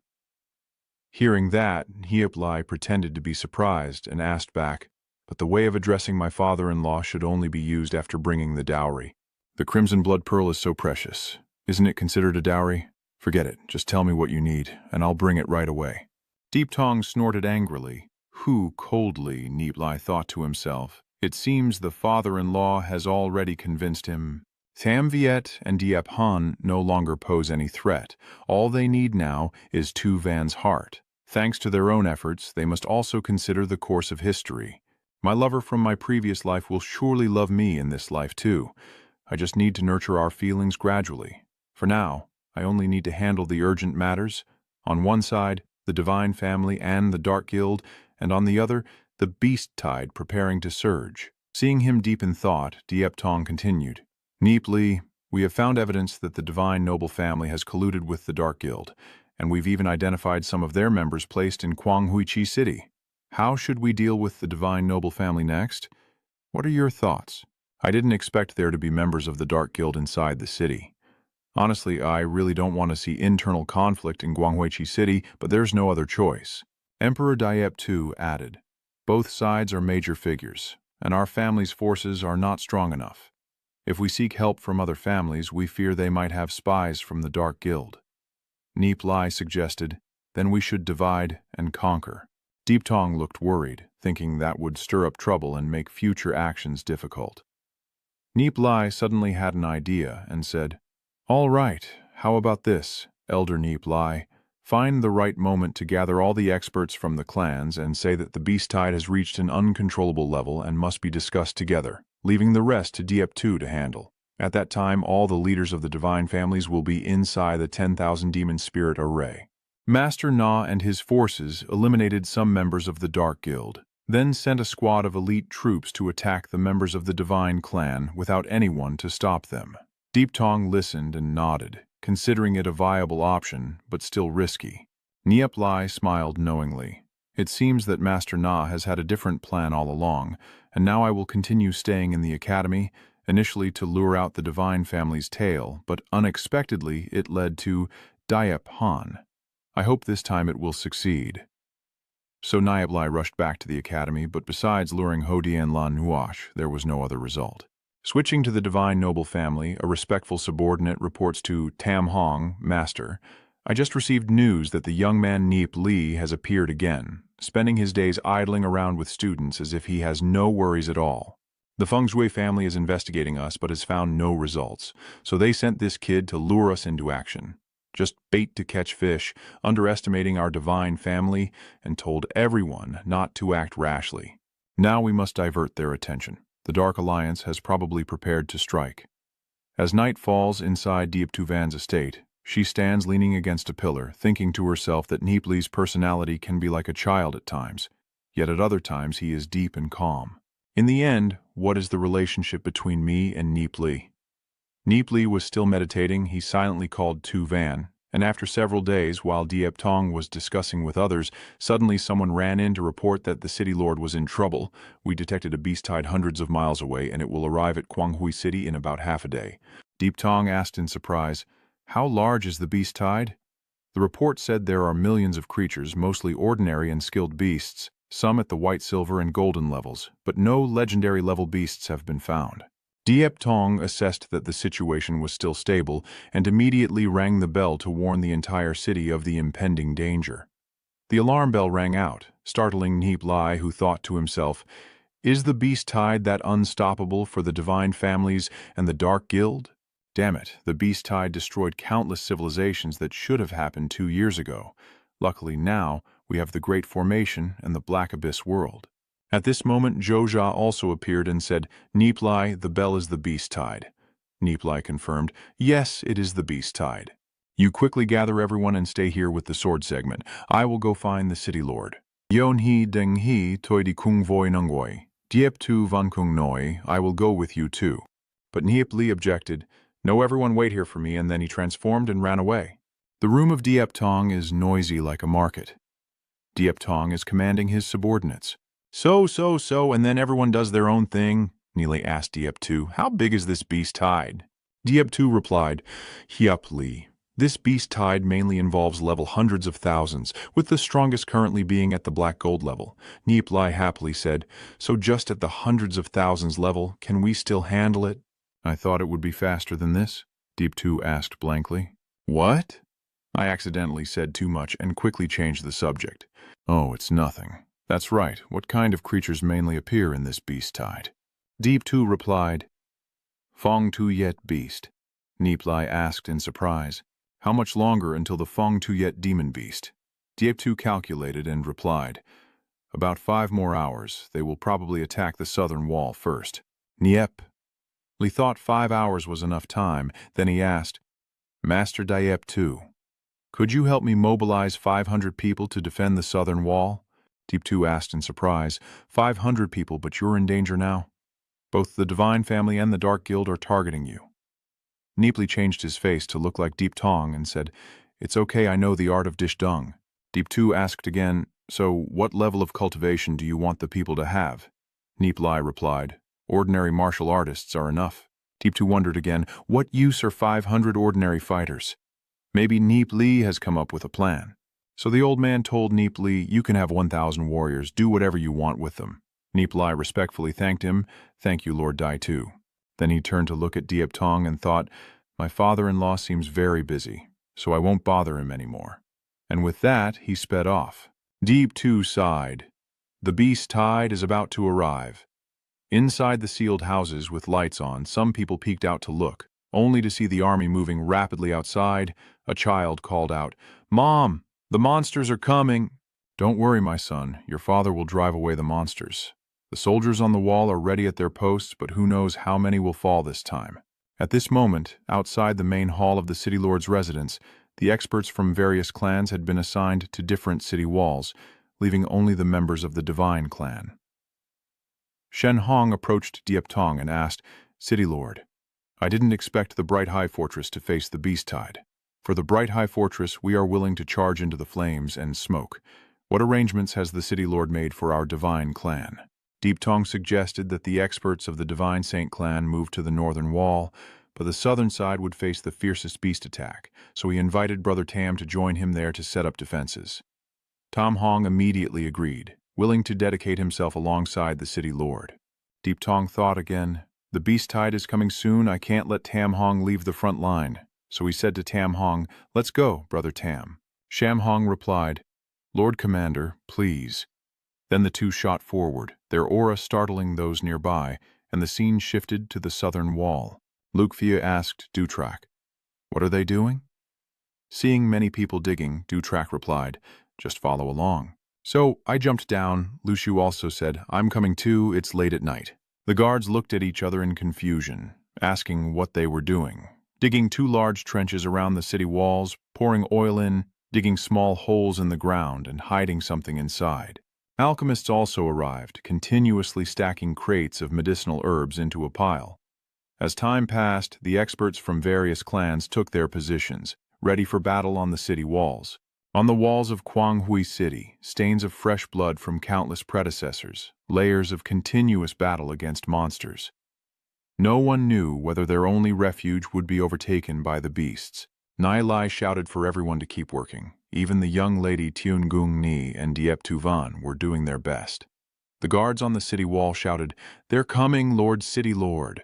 What are you doing? Diep Tu glanced at Tam Hong before answering Diep Tong. My subordinates are also unsure, Diep Tong thought.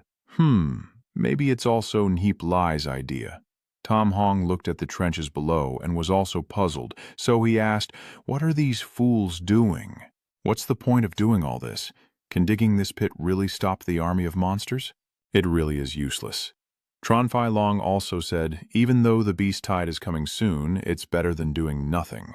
Tam Hong sneered and said, doing nothing is the same as doing something. To defeat the beast tide, you still need strength. Fists are the truth.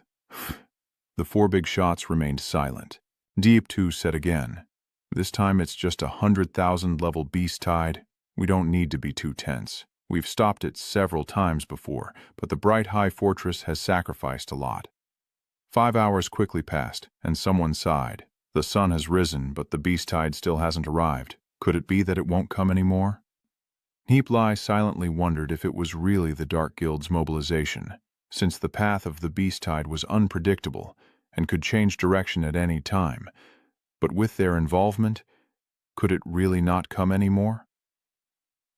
As the dawn appeared, countless shadows of monsters emerged in the distance. Everyone froze in place, and the shouts from the city walls rang out. The beast tide was here. Everyone reinforced defenses and retreat to the city walls quickly. So the group outside quickly ran into the city as the gates closed one after another. The soldiers looked serious, and one asked a companion, "Are you afraid?" The other nodded, and an older soldier reassured him, "It's nothing. After a fight for a while, the fear will pass." When the sword turned red, there was no more time to be afraid. The monsters on this side had already launched their attack. "Yeah, the Dieptong group has begun to prepare." Ho Yan-hung snorted coldly, and Fai Long's leg remained silent. Nie Li ran over and said, "Wait," Deep Tu asked, surprised. Nie Li told Deep Tu to tell their father-in-law's men not to act yet. Wait until the monsters attack the wall city before making a move. Dieptong said nothing, but Deep Tu agreed. "All right," he thought to himself. "It seems Nie Li has another plan up his sleeve." A soldier announced, "They're coming, they're close, only 3 miles away. The monsters over there are still howling wildly." Ho Yan-hung asked anxiously, "Still no counterattack?" Dieptong gave the order. "Wait a moment. During previous beast tides, the experts would go ahead to block the first wave, then rest when exhausted before taking turns with the guards to defend." Tam Hong urged, "Lord City Lord, what are you still waiting for?" Inside this cunning fox's heart, he thought that as long as Dieptong made a move, he would have a chance to deal with him. Dieptong smiled and replied, "Don't worry, I have my ways. Actually, he's just lying." Tran Fai Long also couldn't understand what was happening. Meanwhile, the monsters kept rushing forward, and the guards shouted, "They're getting close to the city wall." The horde of monsters continued rushing forward, the city wall shaking constantly, and Lu Piao shouted, Oh, I don't want to become the dung of the ice snow beast. I'm still a kid." Xiao Shui angrily kicked Lu Piao in the butt and scolded, "No future." Duja said to everyone, "Stop talking and get ready to fight." Lu Piao still groaned, and Dia Yuen thought, as the daughter of the city lord, "I will never back down." Tio Ngung He still stared at Nie Li, secretly thinking that in the world of dark hell she had experienced life and death moments. "If we truly fail, let me and Nie Li die together." Nie Li announced that they are about to reach the first line of defense. The swarm of monsters jumped onto the place where the gunpowder was buried, and as their feet stepped on the ground, flames erupted around them, leaving the monsters stunned. Then the explosions erupted loudly. Boom, boom, boom! The horde of monsters was pushed back, staring at the blazing flames before them, as some on the wall looked at each other in confusion and asked, "What's going on?" Nie Li thought to herself, "Feng Tuyet's monsters are afraid of fire, but normal flames would be extinguished by the cold air on their bodies. I poured a lot of red oil and added ingredients like sulfur stones. When it touches Feng Tuyet's fur or skin, the monsters will ignite on their own. The front line burns first, while the ones behind survive." The horde of monsters kept howling in the flames, some turning back but being trampled by others. The scene was chaotic, with burning corpses piled up before the city walls. This was the first line of defense. Deep Tu sighed in admiration, having eliminated 1,000 in just a moment. "This kid is really clever, saving us a lot of effort." Dieptong just snorted. Tam Hong remained silent, secretly thinking that the beast tide had been stopped so quickly, and that Dieptong had such tricks up his sleeve. The soldiers on the wall happily congratulated each other, saying, "That's great, hey, well done." But one of them said, "Wait.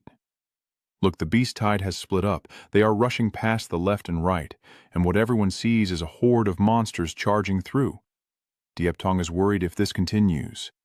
The eastern and western walls will be attacked, and the forces there are very weak." Suddenly he froze, only to see several rockets fired. Dieptong asked in confusion, "Rockets?" The missile volleys started raining down. Deep pits filled with oil ignited, and a wall of fire erupted as the soldiers began to discuss among themselves. That ravine is now filled with the screams of the beastly creatures, and they all scatter in panic. The guards shouted and changed direction again, rushing southward. Deep Tong silently thought that Nie Li seemed to have figured out the route of the Icewind demons, and instinctively they would avoid the fire trap and rush forward.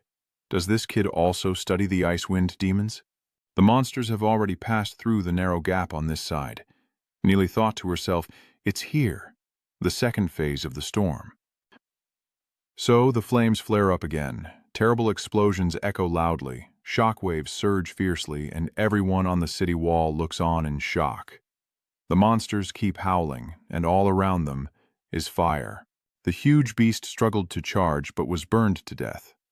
Diep Tong sighed, never expecting to burn two black gold Kai snow wolves to death. In the end, how did that kid do it? Shen Hong wondered silently. What kind of firework is that? If you are not careful and fall into their trap, even the divine families could be wiped out. Nie Li instructed the Alchemy Guild to coordinate the black-tinted thunderstones and over 20 types of minerals and herbs into a liquid explosive, but this explosive is unstable and will explode dangerously when exposed to fire. Loud explosions echoed as Nie Li sighed. If we eliminate 10,000 of the vanguard first, it can reduce the casualties for Guanghui City, but it can only temporarily halt their advance. The entire defensive line was filled with booming sounds, and more monsters fell. Boom, boom, boom. Nie Li began to plan, 3 miles, 2 miles, until he used the third line of defense. So he went to his subordinates and said, attack now. The bamboo on the city wall shoots out and loud explosions echo. The monsters roar loudly. They immediately destroyed the bamboo sticks upon seeing them, and smoke billowed from the bamboo, their eyes glowing red with fury. Roaring and exploding. The green bamboo contains a powerful poison that can drive the feng shui demon beast into madness. Just inhaling it makes them attack indiscriminately. Unfortunately, in the rush, the Alchemy Guild only managed to gather a few materials and made just over 5,000 sticks. Nie Li and his companions kept throwing the sticks down, each capable of killing 10 monsters. The people on the city wall cheered. Whew, ah. The beast tide hadn't even reached the city wall yet, and hundreds of thousands had already been killed. Those bamboo sticks are really powerful. I want to try attacking them with bamboo too. In the past, it took about 15 of us to kill a snow wind beast, but now just one bamboo stick can take it down. Who came up with this idea? It really opens people's eyes. I have fought monsters for many years, but I've never heard of destroying them with those methods, especially the potions. Tran Fai Long also agrees that you are the hero of our Guanghui Chi city. If it weren't for him, we wouldn't know how many soldiers we had to sacrifice. The others also agreed. That's right, if we're talking about merits, he is the one with the greatest contribution. Shen Hong sneered coldly. The battle is only just beginning. It's far from over. Diep Tu immediately said, this still has to be thanks to Nie Li. Ho Dien Hung asked in surprise. Nie Li? A surprised young master asked, is that the genius Nie Li? I didn't expect this young man to have not only extraordinary talent, but also such clever ideas. Ho Dien Hung retorted, this is not just clever thinking, but extremely smart. Ho Dien Hung, I truly admire the most intelligent person. Diep Tong, after hearing this, could only scoff coldly. Huh. For years, the City of Glory has been in a constant state of crisis, vulnerable to beast-tide attacks at any moment. If Nie Li can save the city, marrying Van Nie to him wouldn't be a bad idea, and then he could take over as the city lord of the City of Glory. I just hope Han Nie can see through this a little. Although Han Nie has decent talent, she is far behind Nie Li and Van Nie. When comparing their contributions to the destruction of the city, Nie Li's achievements are truly overwhelming, and even if Han Nie wants to compete, she has no chance. Deep Han secretly thought, finally, I understand why Father is increasingly valuing Nie Li. I heard that the formation of the City Lord's residence was also arranged by Nie Li. How can I compare myself to him? He then remembered Tom Tu's words, you can't go before the City Lord, you're nothing. So he angrily said, it's your fault for forcing me. Luke Fio seems more confident now, and declares that this beast attack isn't anything to fear. Tio Tuyet scoffs. You were crying and calling for your parents just now. Don't get too cocky too soon. This is a beast tide at the 100,000 level, and they've only managed to kill a little over 100,000 of them. The beast tide has surpassed 3 defenses. Will Nie Li still have a final trump card left? The guards on the wall shouted, "The monsters are about to storm the wall." "The monsters over here have charged up, howling loudly." The soldiers stick their heads out of the arrow slits, shouting to each other, "Quickly pour the red oil down." So the monsters were doused in oil, the order was given, and the torches were thrown down, burning the monsters below the city wall, yet they still kept charging up. "Don't look anymore, get ready. After they cross the sea of fire, it'll be close combat." The snowstorm demonic beasts below the wall kept howling. They howled as they charged straight up the wall as if walking on solid ground. The guards shouted in horror, "The golden level beasts are charging. We must support the city garrison." The golden level experts from the noble families have also gathered, and a golden level beast has leapt onto the wall. The frightened guard shouted, "Ah!" and was immediately smashed to pieces by the beast. A master with a sword ran over and said, "There have been casualties," and then he swung his sword to cut down the gold-level demon beast. Booming sounds of continuous explosions, the monsters were knocked down below. The nearby soldiers shouted, "Whoa!" Nie Li ordered to keep pouring oil and setting fires, preventing too many monsters from attacking the city walls. So everyone grabbed 1 or 2 barrels of oil, focusing their efforts on the fortifications. "Hurry up, where is the fire?" Below the city wall, smoke and flames still fill the sky. Nie Li quietly thought that most of the ordinary snowstorm monsters had already been burned to death. As long as Defender Ha was still burning, only a few golden-ranked monsters could rush to the city walls, and they couldn't withstand the high temperatures, so their strength would be greatly reduced, making it less of a threat. Everywhere was a scene of battle. Nie Li looked at the alchemists and thought, using all the red oil left and the blood-fiend pill, but it could only hold out for a few hours. Then we'd have to rely on the clan masters to fight. Ho Dien Hung told everyone, "Bring out all the red oil from the clan. Today I will burn these beasts to death." The people on the city wall shouted to each other, "Hurry back to get the oil, we're going too." Deep Tong still looked worried as he observed the situation. Although 2 black gold beasts have been killed, there are still more than a dozen left. These monsters keep howling and advancing. Howling. Deptong believes the new black gold demon beasts are the most dangerous. A few hours passed, and the battle continued fiercely with more and more monsters charging in, and smoke and flames rising into the sky everywhere. Nie Li warns, "Be careful, the Martial Artist Association is helping the city guards protect the alchemists, using fire to shield and evacuate the wounded." The number of merchants has already exceeded 1,000, and suddenly Nie Li's soul sea has absorbed deadly aura, all focusing on his soul sea. Nie Li suddenly froze in place as he was directing the battle, his mind blanking out while streams of soul power continuously entered his body, increasing in number and pouring directly into his soul sea. He still stood there like a statue when a guard shouted. Another golden beast charged forward, and Duan Jian also sensed that his master was in trouble, so he grabbed the Black Cloud sword and rushed out. Luke Fu shouted, "The sword is rising again."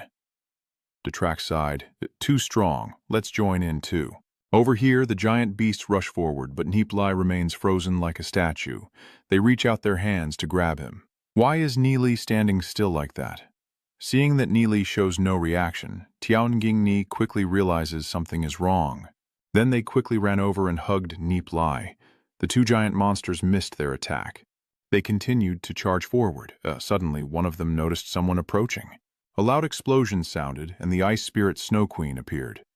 Dizi Yuan unleashed a wall of ice, instantly turning an entire section of the city into ice. The monsters kept hitting the ice wall, then being pushed back, the ice shattered and reformed again. Diep Tuvan was shaken, coughing up blood. "All right, Nie Li is injured, you shouldn't push him away." Diep Tuvan immediately suggested, "Nung Ni, you take Nie Li away first, I will deal with them. Over here the monsters are pounding loudly on the ice wall." Diep Tuvan was shaken, and Tianjing Ni warned her carefully. Inside, she thought to herself, "Tuvan and I used to be the best friends when we were young, but I had no idea she was the daughter of the city lord and was forced to marry Tam Fie.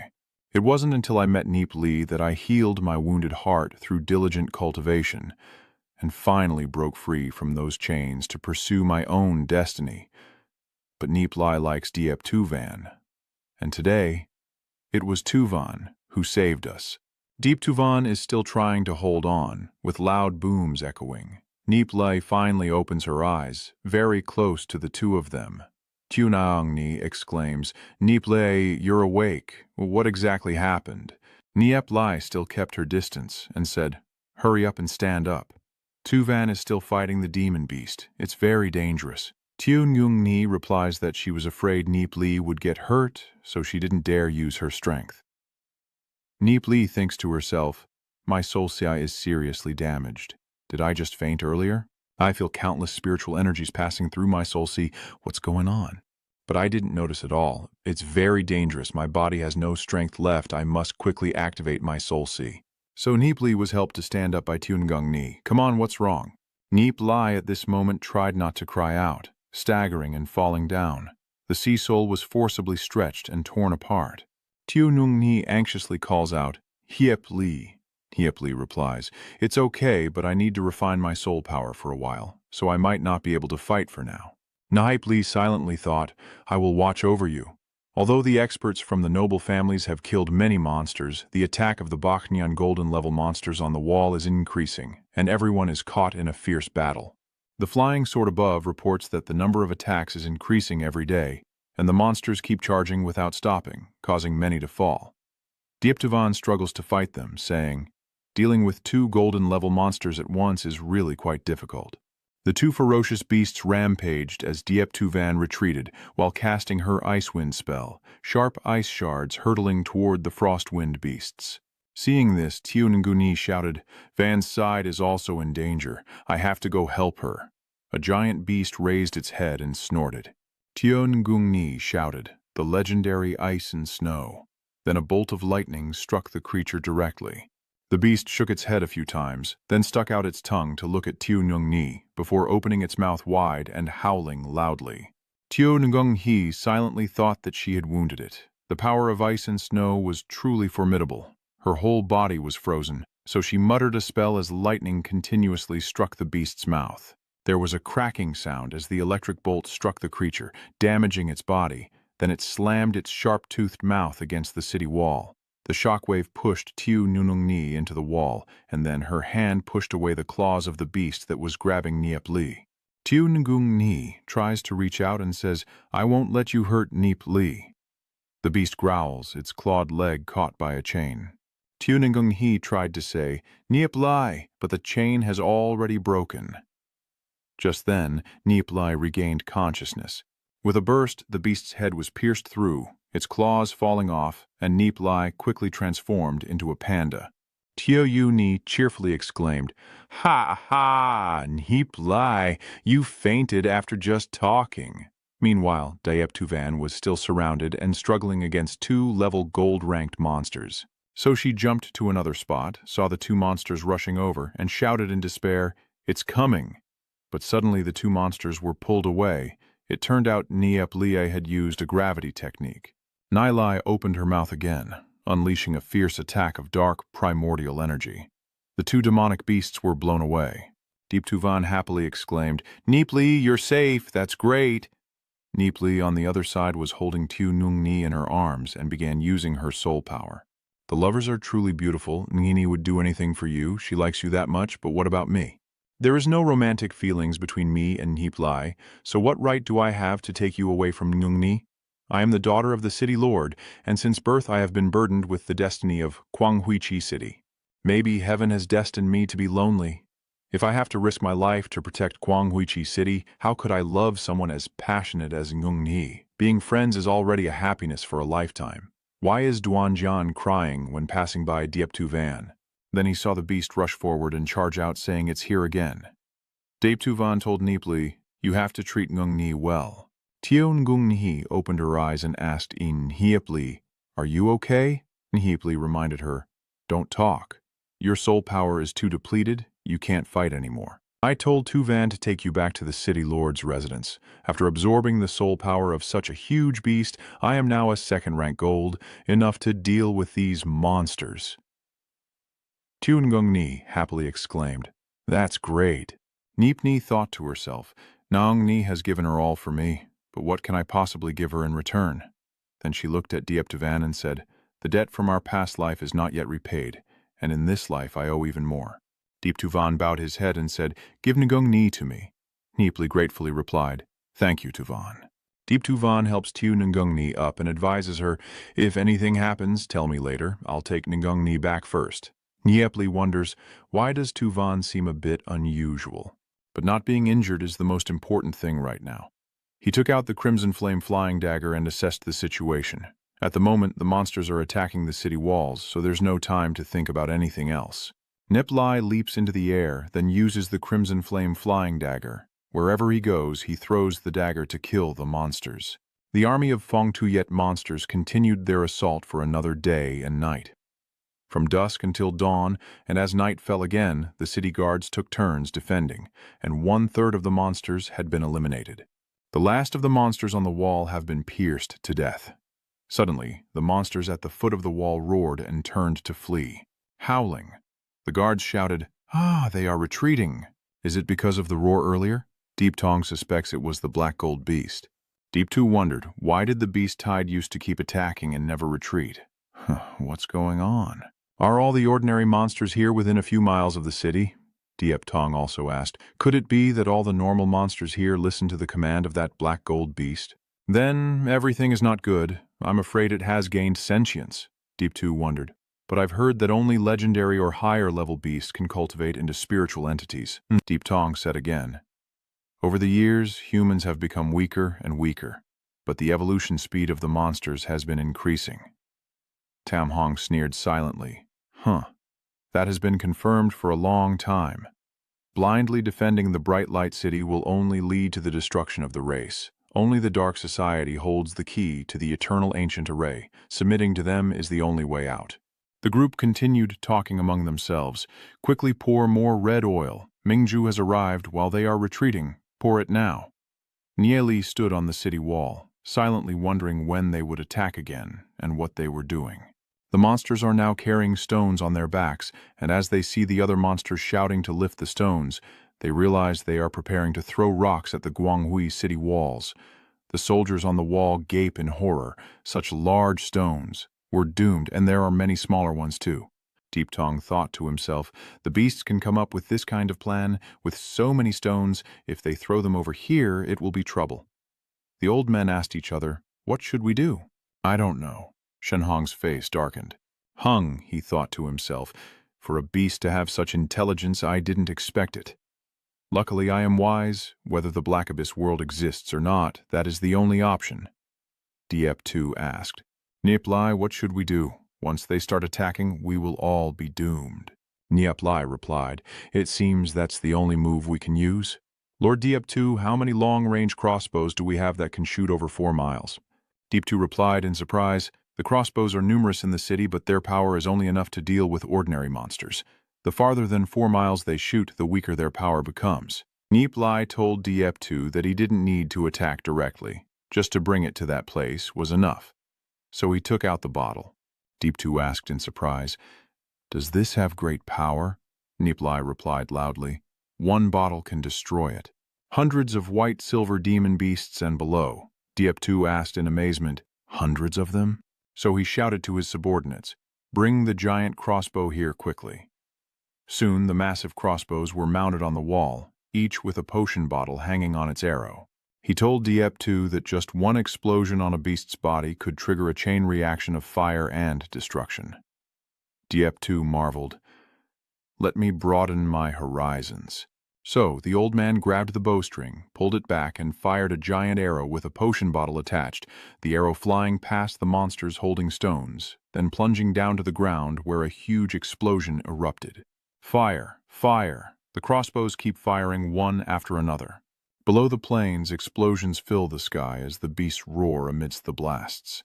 Then Hung still has some beasts carrying stones rushing forward.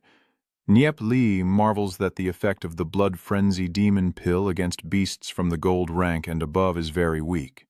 They keep coming. On this side, the gold-level monsters started throwing huge rocks at the city wall. The people up there screamed desperately, ah! When the large stones hit the city wall, their impact was almost as effective as cannon fire. The tremors knocked down the soldiers here, and a big stone was about to crush a soldier, but someone cut it in half with a sword, saving the soldier's life. That was Dian Jian. He swung his sword, blocking the stones. The other experts rushed forward, one shouting loudly, "Quickly, stop all the stones." Nie Li also punched and shattered the flying rocks. He sighed in relief. Luckily, not many rocks came flying his way. If it weren't for the blood-rage demon pillar, the city walls would probably be covered in rocks by now. Even the golden-ranked beasts couldn't keep fighting these stones head-on forever.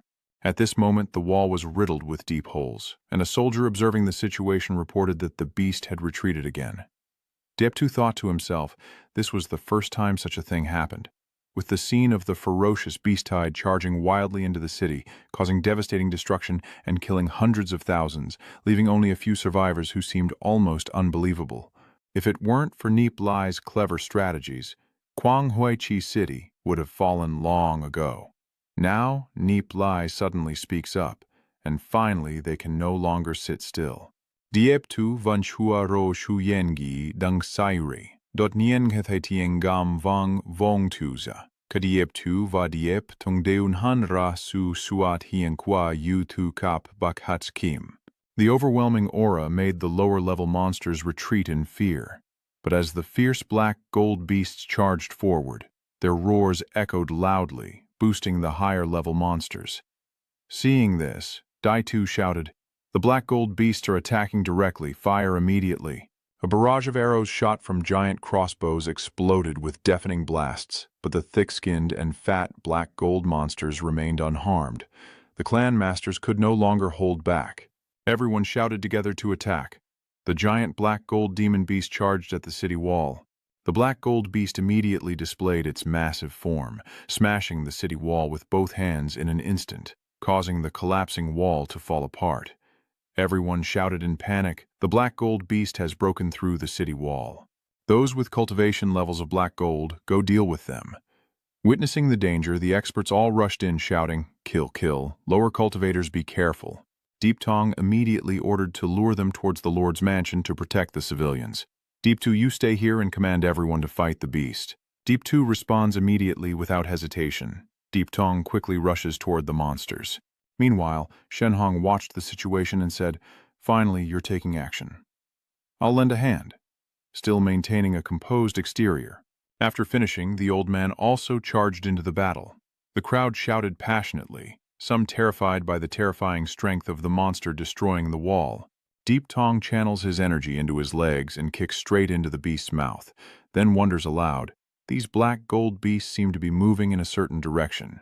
Nie Li quickly assesses, they're all following a snow wind beast, and immediately tells his companions, "Stay here and protect the wall, stay safe." The group of friends immediately nodded. "Don't worry." Nie Li's figure disappeared in another scene. 3 black gold experts were knocked away by the beast, and a scream of panic echoed out. Ah, ha, ha. Nie Li witnessed the scene and sighed, realizing that the 3 black gold experts had been knocked back. This beast was probably just one step away from reaching legend. Deep Tong swiftly passed by the beast, transforming midair. Even the monster was stunned. He swung a punch straight ahead but was caught and blocked by its crossed arms. The onlookers outside gasped in amazement. "So powerful, let's go help." Tom Hong remains silent, observing and secretly plotting, hoping that if Diep Tong isn't careful and gets knocked away by the Fong Loi beast, it would be perfect for her to step in and help. The demon beast swung its hand to retaliate, hitting Diep Tong so hard he had to raise both hands to block, thinking to himself, "I must not let it destroy everything casually, lure it to my place." Tom Hong saw this and shouted along, "Die." The old man swung his sword, but it was really just like scratching an itch for the monster. It turned around and looked surprised. Tom Hong finished his slash but didn't even scratch a single hair, then pretended to sigh. "Ah, my attack has no effect." Nie Li angrily saw through the old man's cunning heart. "This Tam Hong is definitely looking for an opportunity to harm the city lord. I can't let him do that." Deep Tong is still trying to attack, but the beast, struck, roars wildly and keeps smashing the surrounding buildings. He's badly wounded, coughing harshly. Fighting this beast directly is too difficult, and I dare not reveal my trump card in front of Tam Hong. The beast kept rampaging wildly. Diep Tong shouted to everyone, "Don't resist! Everyone chase it to the Lord's mansion." The crowd obeyed, panicking and fleeing in all directions. The alarm calls echoed everywhere. The monster is coming. Run quickly. Deep Tong, fighting and retreating, was chased fiercely by the beast, which suddenly halted upon noticing the distant killing array. Surprised, Diep Tong exclaimed, "Stop! Is it over?" Suddenly the beast roared loudly, causing the other black gold creatures to turn and flee. Diep Tong was stunned, thinking, "Could this beast see through my plan and change its course? Sir, what should we do?" Deep Tong firmly believed it wouldn't chase, so we should take the initiative to attack and fight it all the way to the Lord's mansion, trying to cause chaos. He charged forward and struck, causing the beast to stumble and its face to be injured, but it quickly covered its face with its hand and retreated, opening its mouth to roar. Deep Tong frantically attacked, but sensing danger, he became hesitant. What? He charged forward to meet the attack. Soon, Diep Tong was thrown back by the beast, and a powerful blow, collapsing several walls, his body returning to its original form. Master Tam Hong Sach Kim approached to inquire, "Are you all right, Lord City Lord?" Inside, he secretly rejoiced, waiting for a chance to strike Deep Tong, but Deep Tong's sharp gaze made him hesitate. Seeing him swallow hard, Tam Hong thought to himself, "Diep Tong's wound doesn't seem serious. I'm not his match yet." The beast charged again. Tam Hong shouted, "Here they come again!" He flew up and snorted coldly as Nie Li assessed the situation. The Lord's condition isn't good. Seeing Tam Hong's aggressive move, Nie Li knew what the elder was about to do, so he bit his finger to draw blood onto the scroll, activating a secret technique, a legendary forbidden spell, the Blazing Fierce Flame. A giant fireball appears, heading straight for the demon beast, causing Diep Tong to worry and fly away to dodge. The fireball? The beast also quickly leapt away to avoid it. Nie Li secretly admired, despite its size, it's quite agile. By the time the fireball flew away, the beast had already jumped down. But the fireball suddenly spun back, leaving the beast no time to dodge. It opened its mouth and roared. Ice pillars appeared, but were pierced through by the fireball, rushing straight into the ice in front of it. The deafening explosion knocked the beast out of commission, sending shockwaves that blew back those nearby, including the panicked Tam Hong group. The terrible explosion knocked the demon beast's body to the ground, its face blackened and charred. Tam Hong landed in shock at this power. The black gold demon beast was completely unable to withstand it. Could it be that Diep Mak has returned? Luckily, I didn't attack Diep Tong. Deep Tong secretly guessed who it was. Only a legendary expert could cause such massive destruction. My father, the Great, practices a wind and snow cultivation technique. This definitely isn't his magic. Quang Hui Chi City only has that legendary spirit master. Could there really be someone else capable of casting such a legendary forbidden spell level? He suddenly remembered the master behind Nie Li, and if it truly was that powerful expert taking action, then Quang Hui Chi City would have an additional divine protector. Even though he is not a resident here, given Nie Li and Van Nie's close relationship, that person, he will surely help. Nie Li is running and calculating. I won't show myself. Tam Hong definitely won't dare to act rashly. I must quickly go over there to help him deal with the other black gold beast. This scroll can be considered a gift. Over in the distance, amidst the rubble, the beast crawled up and growled, and a few soldiers sighed in relief, surprised it was still alive. Deep Tong angrily shouted, "Beast, you attacked my city and killed my people." Tam Hong pretended to care. "City Lord, are your wounds serious?" Deep Tong replied politely, "Thank you for your concern, Brother Tam. I am fine."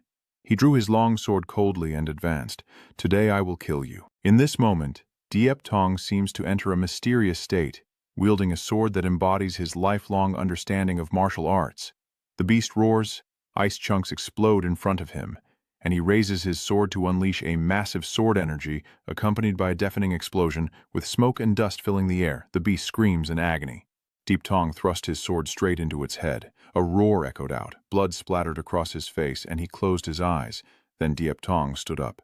Tam Hong stood silently, thinking to himself that Diep Tong's sword seemed to have made progress in his cultivation realm.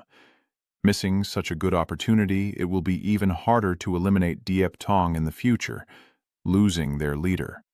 The black gold demon beasts in the city would be like fish in a barrel, and their defeat was certain. The remaining black gold demon beasts are being besieged and howling loudly. Nie Li silently counts. There are 7 scrolls. One has already been used. Legendary scrolls are not everywhere. Maybe I will need to use it later. The Heaven Vein, Divine Thundersword. Forget it. I dare not read it out loud. I can only use flying daggers. Although my cultivation level isn't high, I took the opportunity while they were fighting to strike without defenses. Nie Li jumped onto the roof and shot a flying dagger. Deep Tong ordered us to move to another prison and not let those black gold demon beasts escape. Everyone obeyed, but suddenly Deep Tong noticed something, turned back, and slowly approached the demon beast's corpse. A golden light appeared and flames burst from Deep Tong's hand. Tam Hong was stunned, realizing that the black gold demon spirit of the dark gold demon beast had once again unlocked its spiritual intelligence. Meanwhile, Nie Li has retracted her spirit beast. Tam Hong looks resentful because normally only 1 in 10,000 spirit beasts has a spirit line. I've never heard of such a type of awakening before. Neither my own spirit beast nor Diet Tong's can compare. At this moment, Tam Hong flattered and congratulated, wishing the Great Lord success in awakening the black gold spirit beast. Deep Tong politely replied, "Thank you, Brother Tam, but I am also contemplating the mysterious person who helped us." Tam Hong was furious. "So why are you hiding it so quickly?" Deep Tong continued, "It still has to be handed over to that great person to handle." Tam Hong was surprised. "Do you know who that person is?" Deep Tong shook his head. "I don't know that person." This made Tam Hong furious. Nie Li's flying dagger pierced through the beast's chest. Seeing this, Tran Fai Long shouted for his companions to attack. The beast quickly fell to the ground. The crowd cheered, having taken care of it. Nie Li silently decided to send out another team. The black gold experts are increasingly arriving to support, and without their leader, these monsters have been scattered and defeated. More than an hour later, the last black gold beast was finally defeated. The monsters outside the city, after continuous attacks, had fled far away, running chaotically back from the direction they came. Nie Li stepped onto the city wall, exhausted as he looked at the wreckage around him, smoke billowing into the sky, and the corpses of demonic beasts scattered everywhere. He sighed. Only 100,000 level beast tide? What if it reaches the 100 million level? It will come sooner or later. The Liu Piao group hurried over worriedly, calling out, "Nie Li, are you okay?" Dao Trak also spoke up, suddenly missing from sight. Nie Li scratched his head and chuckled, "I'm fine." Deep down, he thought that after a life of loneliness, he truly understood how good it feels to have friends who care, and he would never let anyone's clothes be taken away again. He firmly told everyone that we are still too weak, and need to retreat for seclusion and intense training. Dando Trak Vanam and Truong Min immediately agreed, but Luke Fai objected, begging for mercy out of laziness. Tiu Tuyet's cold, sarcastic tone made Liu Piao's face pale and tremble. Then the soldiers cheered for victory, and the wounded and fallen were carried away. Nie Li gazed at the ruined scene, memories flooding back. In his previous life, it was just a desolate ruin. Nie Li sighed. Guanghui Tree City. Duja pulls him back to reality. Nie Li, what's wrong? Nie Li replied, "Oh, it's nothing. Just recalling some old memories. Let's head back to the Lord's mansion quickly." Night falls over the Lord's mansion. Deep Tong praises Nie Li. "Nie Li, you have made great contributions in this battle. I represent all the people of Guanghui City to thank you." Nie Li chuckled softly and said, "Father-in-law, we are all family. No need to be so formal. I would feel a bit guilty otherwise." Diep Tong sighed in frustration at his shamelessness, but also acknowledged his great contribution. Nie Li reminds him that the method of preparing the medicine must never be leaked to avoid falling into the hands of the Dark Guild. Deep Tong confirms he is fully aware of this and has made proper arrangements. Nie Li praised him and sat down. Diep Tong recounted how he was saved by a top-tier expert using a legendary forbidden technique, suspecting it might be Nie Li's master. Nie Li was stunned, then excitedly confirmed that it was him. Diep Tong thanked him and wanted to give the item obtained from the beast, which was the spirit of the Frost Peak behemoth. Nie Li confirms that this is the spiritual spirit on the frost giant's body, not only a powerful beast but also possessing a rare and precious intelligence. He happily accepts it on behalf of his master. Master Deep was surprised because his master didn't need it. Nie Li smiled and replied, "Coincidentally, he didn't know what gift to give to the esteemed father-in-law, so this spiritual beast is the only offering." Deep Tong looked puzzled and asked again, "The gift? This wasn't your idea, was it?" Nie Li, the mischievous one, replied, "For a day I am your master. For a lifetime I am your father. If I wasn't allowed, how dare I present such a precious gift on behalf of the old master?" Deep Tong was caught in the middle, knowing it was truly a betrothal gift. Refusing might offend the powerful figure, but accepting meant marrying off his daughter. Although he had already received many gifts from Nie Li, now he was forced to accept the additional relic of the fierce spirit, and he agreed only on the condition that he could enter the legendary realm with it. Even when facing 100,000 level beasts charging, he wouldn't be in such danger. Nie Li thought to himself, noticing the change in his expression. As long as you don't oppose, that's all I need. As for Zi Yun, he will not let her suffer any injustice. Nie Li stood up, took his leave, and respectfully bowed as he left. "Damn you!" Deep Tong watched his figure and decided to begin merging with the demon spirit. Although the Black Lan Earth Dragon demon spirit has some noble bloodline of the Dragon clan, it still cannot compare to the Frost Mountain giant rock demon spirit, which is more suitable for his cultivation method. Meanwhile, Shenhong smashed his teacup in frustration over not having the good fate like Deep Tong, envying him since childhood, with lower cultivation because Deep Tong is the eldest son of the Fong Tuet clan. The old man swore that one day he would take everything, kill Deep Tong just like he did when he poisoned and killed his woman at the beginning. Since Nie Li appeared, the divine family has not been smooth sailing, and only after attracting the attention of the Fong Tuet family did they fall into the current predicament. Now, the Divine Holy Clan is under strict surveillance and cannot act freely. Deep Tong, do you think our Divine Holy Clan will easily surrender? Soon you will taste the bitter fruit. At this moment, a man rushes in to report that the Feng Shui family has summoned the top experts to discuss how to deal with the beast tide 10 days from now. Shenhong suspects it might be a trap, but still decides to go and change the scene to the residence of the district lord and Diep Tuvan's boudoir. She is applying medicine to Tu Ngung Ni. After a long time without talking, Tu Ngung Ni confirms.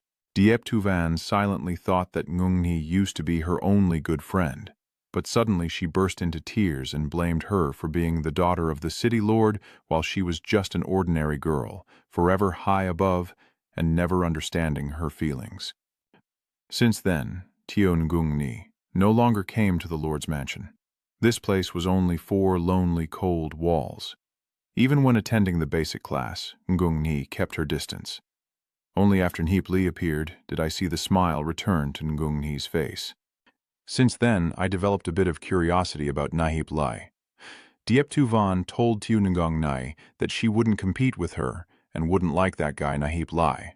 Tio Ngun He startled and pushed away, not wanting to discuss this now. First, she needed to clean the blood off her body.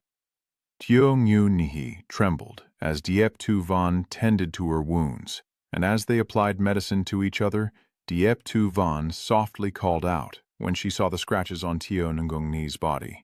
Suddenly a shadow appeared in the room.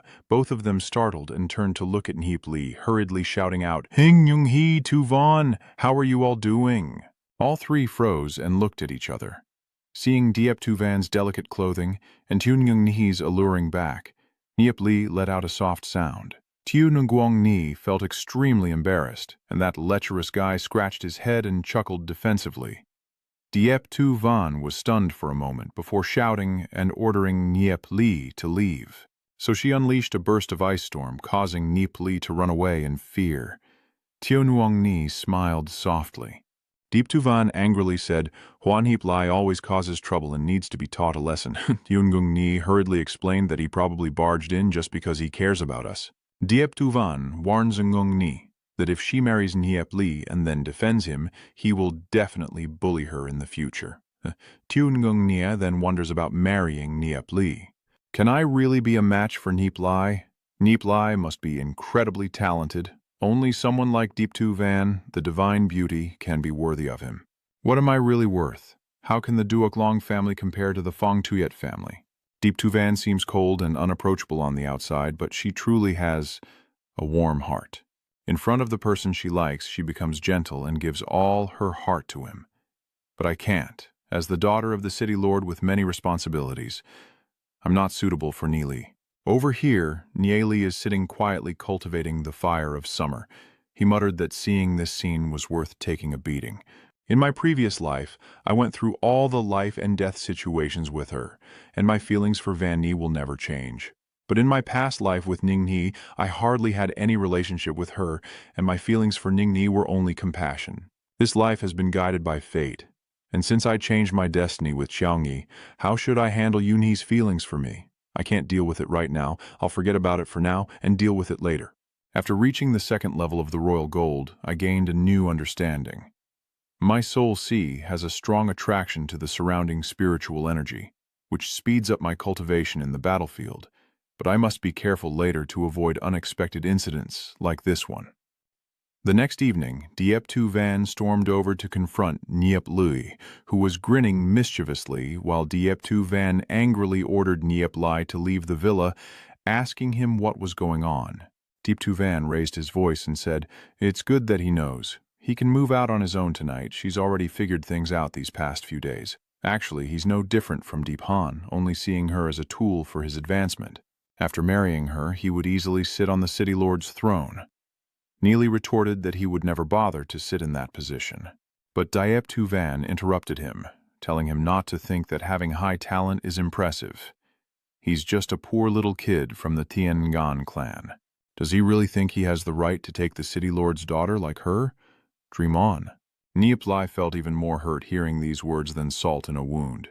Diep Tu Van asked again, "Does he still have the nerve to stay here?" Nie Li raised his hand, then turned around and said, "No need to say more. He's just leaving." Diep Tu Van asked again, "Isn't he taking his belongings with him?" Nie Li replied with disappointment that he had nothing of his own. Then Diep Tu Van silently watched Nie Li leave. Inside the room, Tiangung Ni had tied up her hair and, seeing Diep Tu Van, she immediately asked where Nie Li was. Tiangung Ni agreed, then thought that Tu Van looked a bit strange, and also wondered why Nie Li suddenly went home. Forget it, that's their business. I won't easily give Nie Li to Tu Van. Nie Li returned to his clan, saw that the members were all safe and sound, and felt relieved. Then he handed Xiao Wu over to his parents and left Duanjian to stay and protect the clan members. "Why are you free today and coming to see me like this?" Nie Li sighed and said, "I still need a lot of herbs for this battle, so please prepare more. Ideally several 100,000 caddies today." Duong Han asked in surprise. "So much? Even with this 100,000 level beast tide, you only need a few thousand pounds, so what do you need so much for? Could it be that your intention is that in this year, the Guanghui city will face an even larger beast tide?" Nie Li asked again if the beast tide would be larger. "Not sure, but it's very likely." Duong Han immediately agreed to arrange it. Nie Li stood up to thank him and was about to leave. Duong Han asked in surprise if there was something urgent. Nie Li replied that there was nothing urgent at all. So Duong Han insisted on staying for a drink, and Nie Li looked surprised. Duong Han asked again, "Are you worried that sister might eat you?" Nie Li finally agreed to have a few drinks. As night falls, the two of them are still drinking. Duong Han asks that guy what the outside world really looks like. Nie Li was momentarily stunned before replying that the outer area is a vast mountain range, stretching thousands of miles, where two human tribes live. To the east is an endless desert, to the west a larger wasteland, and there are also the sacred forest of Vinh Lin and other deadly regions, all inhabited by people. The Holy Spirit continent has also been invaded by demon beasts, and there are dozens of other continents outside of the Holy Spirit. These continents all belong to one world, and the main world is the same dimension we live in. But the main world also contains many other dimensions. After crossing the main world, you enter a different realm. Duonghan was stunned when she heard this. She silently thought that the world Nie Li spoke of must be incredibly vast, so large that she might never see it in her lifetime. So she raised her glass to this vast world. Nie Li happily smiles as she toasts, while Duonghan is now completely drunk. Relying on what she said about being an orphan who endured constant teasing and provocation since childhood, she slowly but surely climbed her way to her current position. What did I rely on to do that? Both my appearance and my status are based on my strength. All the men who once competed with me are now no longer able to challenge me. Even Nie Li raises her glass in respect for Sister Duong's strength. So he gulped down the drink in one go and, looking at the cup, silently called out Tu Van's name. Duong Han continued pouring wine and said, "So many people are eyeing this position, but I still sit firmly here. But so what? Knowing everyone in the world but no one understanding your heart. Spending a lifetime fighting but wondering if it means anything." Nie Li then said, "Isn't it true that Sister Duong still has me by her side?" Duong Han burst out laughing and said, "I am already satisfied with that. Just one thing I ask of you. If the beast tamers manage to destroy the Bright Haze City, I want you to end my life and burn my body so the beast won't eat me." Nie Li replied firmly, "No, as long as I am here, Bright Haze City will not be destroyed by the beasts." Duong Han agreed. "I believe in you," Nie Li also replied. "I want to become the strongest powerhouse in this world so that no one can bully my loved ones and friends anymore." Then Nie Li was carried onto the bed. Duong Han quietly looked at Nie Li and sighed. "When I was born, you weren't born yet. By the time you were born, I was already old. If my older sister were 10 years younger, she would probably be like little Tung Yung Ni, selflessly pursuing you. Nie Li treats everyone with warmth and sincerity. He will definitely be a good man. It's just a pity that our fate is not meant to be, and Sister Duong can only leave her beauty behind as it fades. The little brother Nie Li is finally the divine dragon roaming 9 heavens, but knowing him is enough for me to have no regrets, so I place a kiss on his cheek." Duong Han slowly stands up, turns around, and leaves, the door closing behind her. Nie Li still sleeps soundly, as if dead, with Duong Han's bright red lipstick still on his face. Duong Han steps outside and sighs, the moon in the sky still shining brightly. The scene shifts to Diep Tong's study, where he reads through numerous reports about the beastly creatures, then recalls testing Nie Li's patience, a satisfied smile spreading across his face. At this moment, footsteps are heard approaching, and Diep Tong also notices the knocking on the door. He calls out for them to come in. The door opens. Diep Tong squints and asks, "What brings you here?" "Han He, Deep Han has something important to ask for your father's advice," Diep Tong replied. "Lately, I've noticed many people without proper duties in Tu Van's villa, and I wonder if I should say something. But still, that is Tu Van's villa. Is it appropriate to do this?" Diep Han continues, "I know that my father raised me and taught me to take over as city lord, but my strength is not enough to meet his expectations. I was wandering on the streets before my father brought me back to the city lord's mansion. I only want to repay his kindness. I never had any hopes for this position." Diep Tong was stunned and said, "Han Ni, I understand your extraordinary talent and that your cultivation will surpass mine in your lifetime, but there are many things I cannot decide. I hope you can give up that idea." Diep Han replied, "I understand. Tu Van's cultivation has suddenly surged recently, and her talent has far surpassed mine. Tu Van becoming the leader is only natural." But when Diep Han reached this point, his tone changed and no longer sounded respectful. "You always told me that becoming the clan leader required hard training, so I worked tirelessly and never dared to slack off. I tried to meet your expectations, but now you say you can't decide anymore. Have you ever thought about how I feel? The feeling of losing purpose and making mistakes."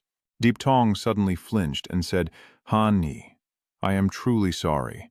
Diep Han continued, "You still haven't accepted me, and deep down, you look down on me, right? Is it because you are angry that I ruined your dream?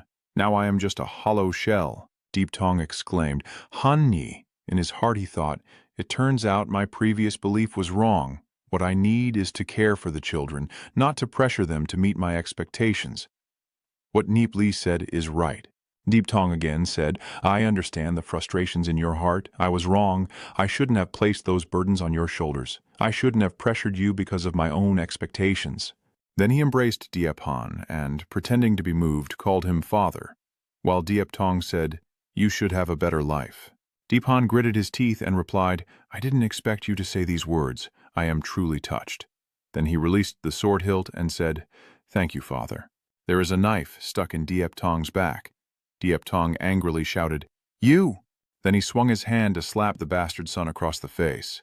Diep Han fell to the ground, gasping for breath, while Diep Tong was now completely out of breath.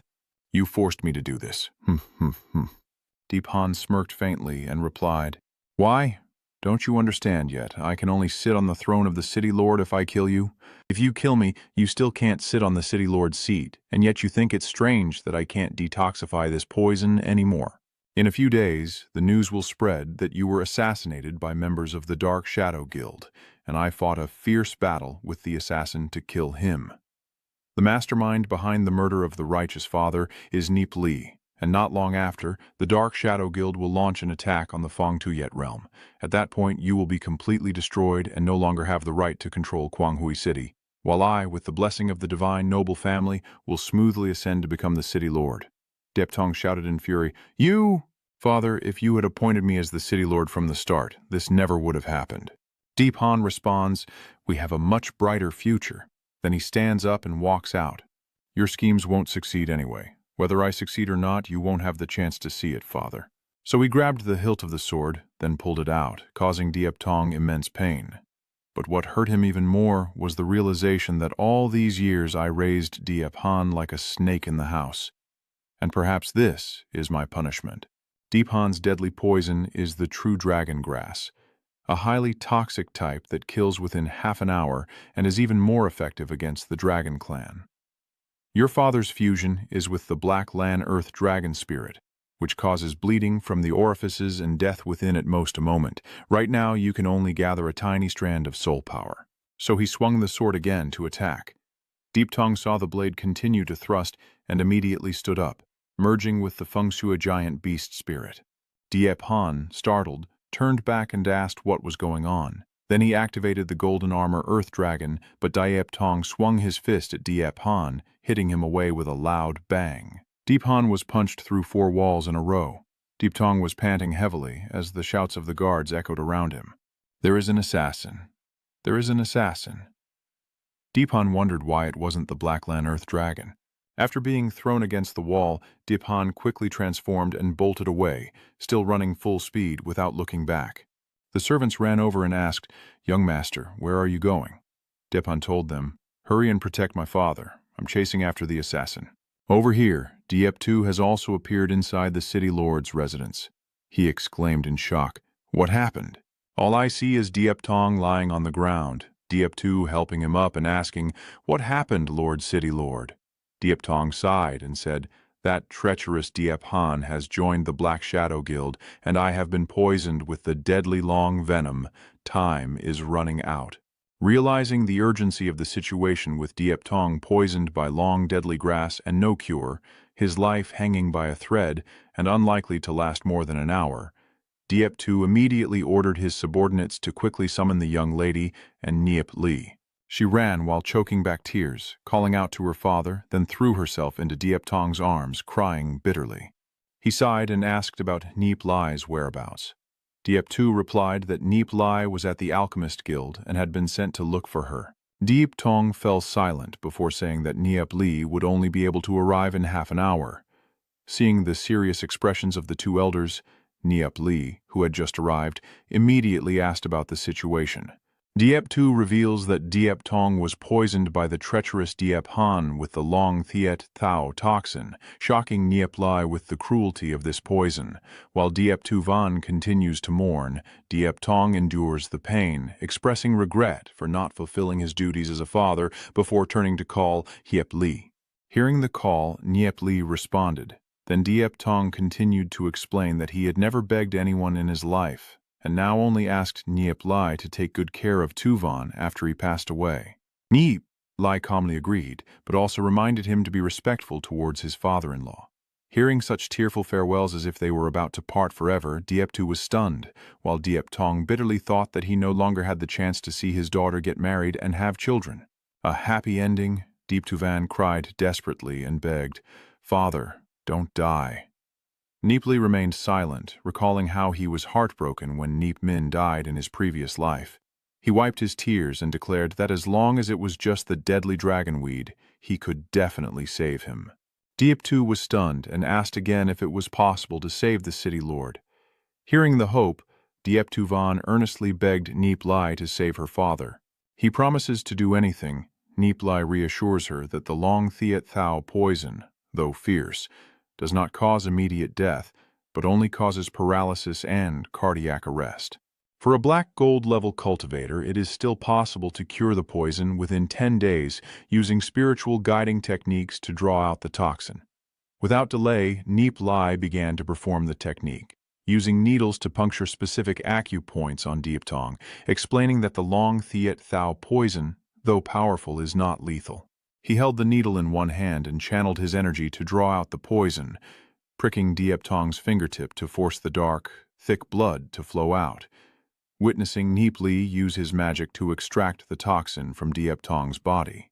Diep2 and Diep2 Van couldn't help but be amazed as Nie Li focused intensely, gradually drawing out the toxin until Dieptong regained his breath, coughing up pools of poison blood. After a while of effort, Nie Li, exhausted, sat down heavily on the ground, panting. Confirming the toxin has been completely removed, Diep2 Van hurriedly wipes the sweat from him. Diep2 understood immediately that although his subordinate went to find Diep Han for revenge, there was no private space for the young couple. The next morning, Dieptong's breathing was much more regular than before. Phew. Nie Li tiredly sat down on the ground, exhaling and saying, "All right, phew." Then he stared in surprise at Diep2 Van, who was looking at him in shock.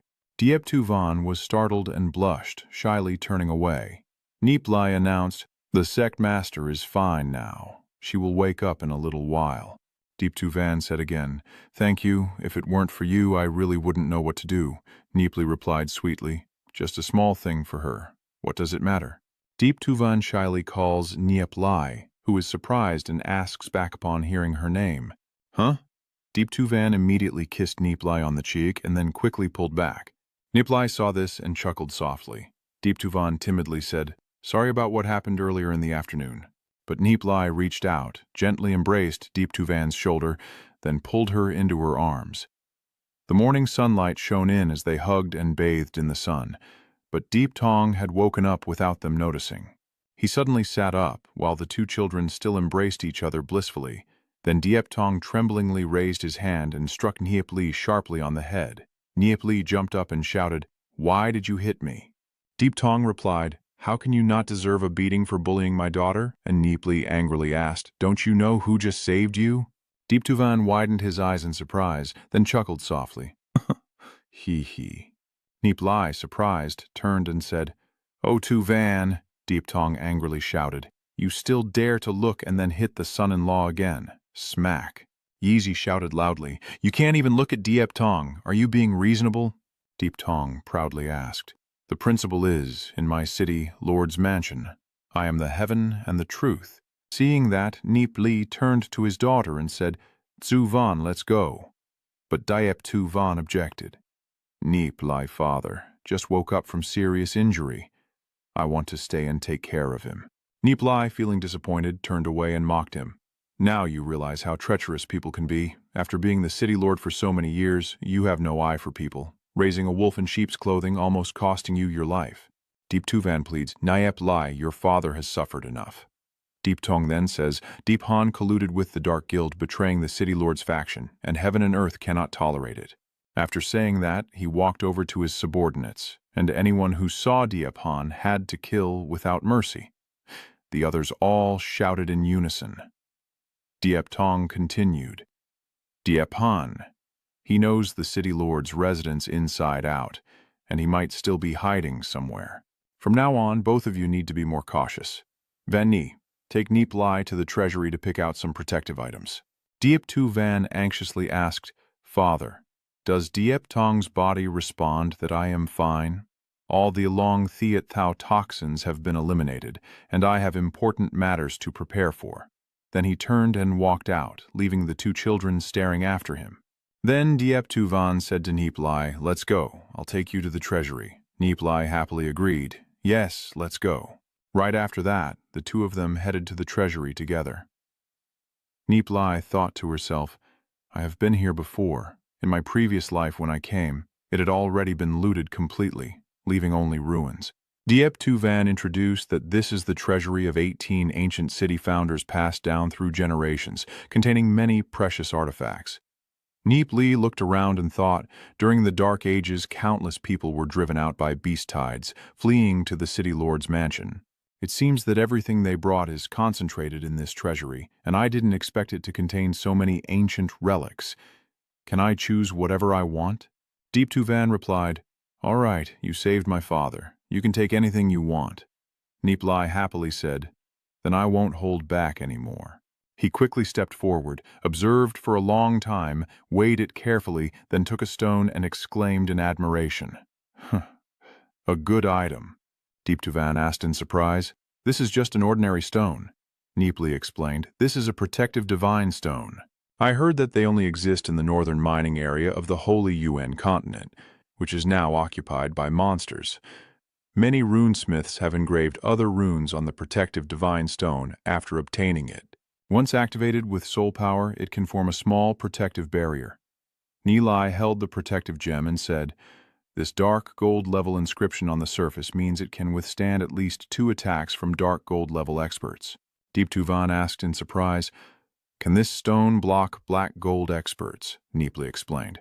However, the inscriptions on it have been worn down and need to be restored with demon blood.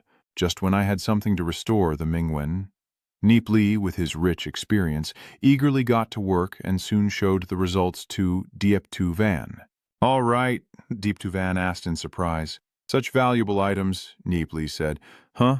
They all belong to you anyway. Why are you being so polite? Everyone take half each, if you please.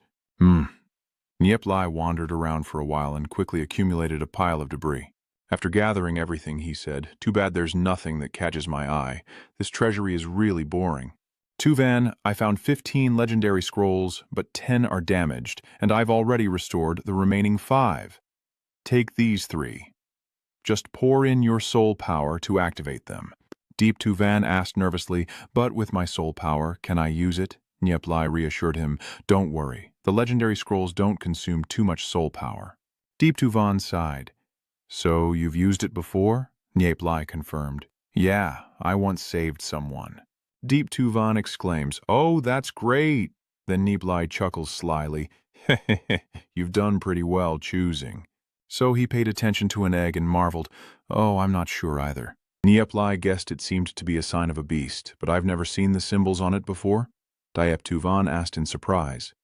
So what do you plan to do with it?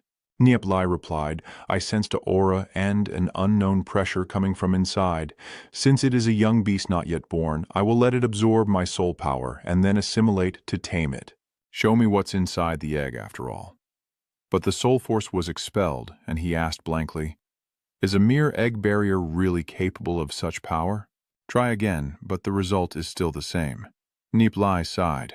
Well, still no effect. Maybe I should give up. It's just a beast egg, but Nie Li's chest suddenly lit up and Nie Li was surprised. Huh? The Time-Space Love Spirit book is reacting. Then he reached into his shirt, pulling out the fragment of the Time Void Spirit Seal book. It floated up on its own, hovering in front of the egg and shining light downward. Nie Li saw the Time-Space Spirit book and thought, Could this egg have activated the relic of the Time-Space Spirit book? The Time-Space Spirit book. The beast, the Time-Space Spirit. Could this be the time-space type of beast? The time-space beast is the most mysterious creature. I have never seen it myself. Only some ancient texts mention its existence. In the ancient era, some people discovered traces of the time-space love beasts, most of which were of a type called the time-space blessing love beasts. When someone approached, space automatically devoured the beasts, causing them to vanish, sometimes appearing here, then suddenly elsewhere, or disappearing without a trace. Except for the time-space lock, ancient historical records only mention the time-space celestial wolf and the time-space demon sorcerer, but none of these 3 types of time-space beasts are sealed in eggs.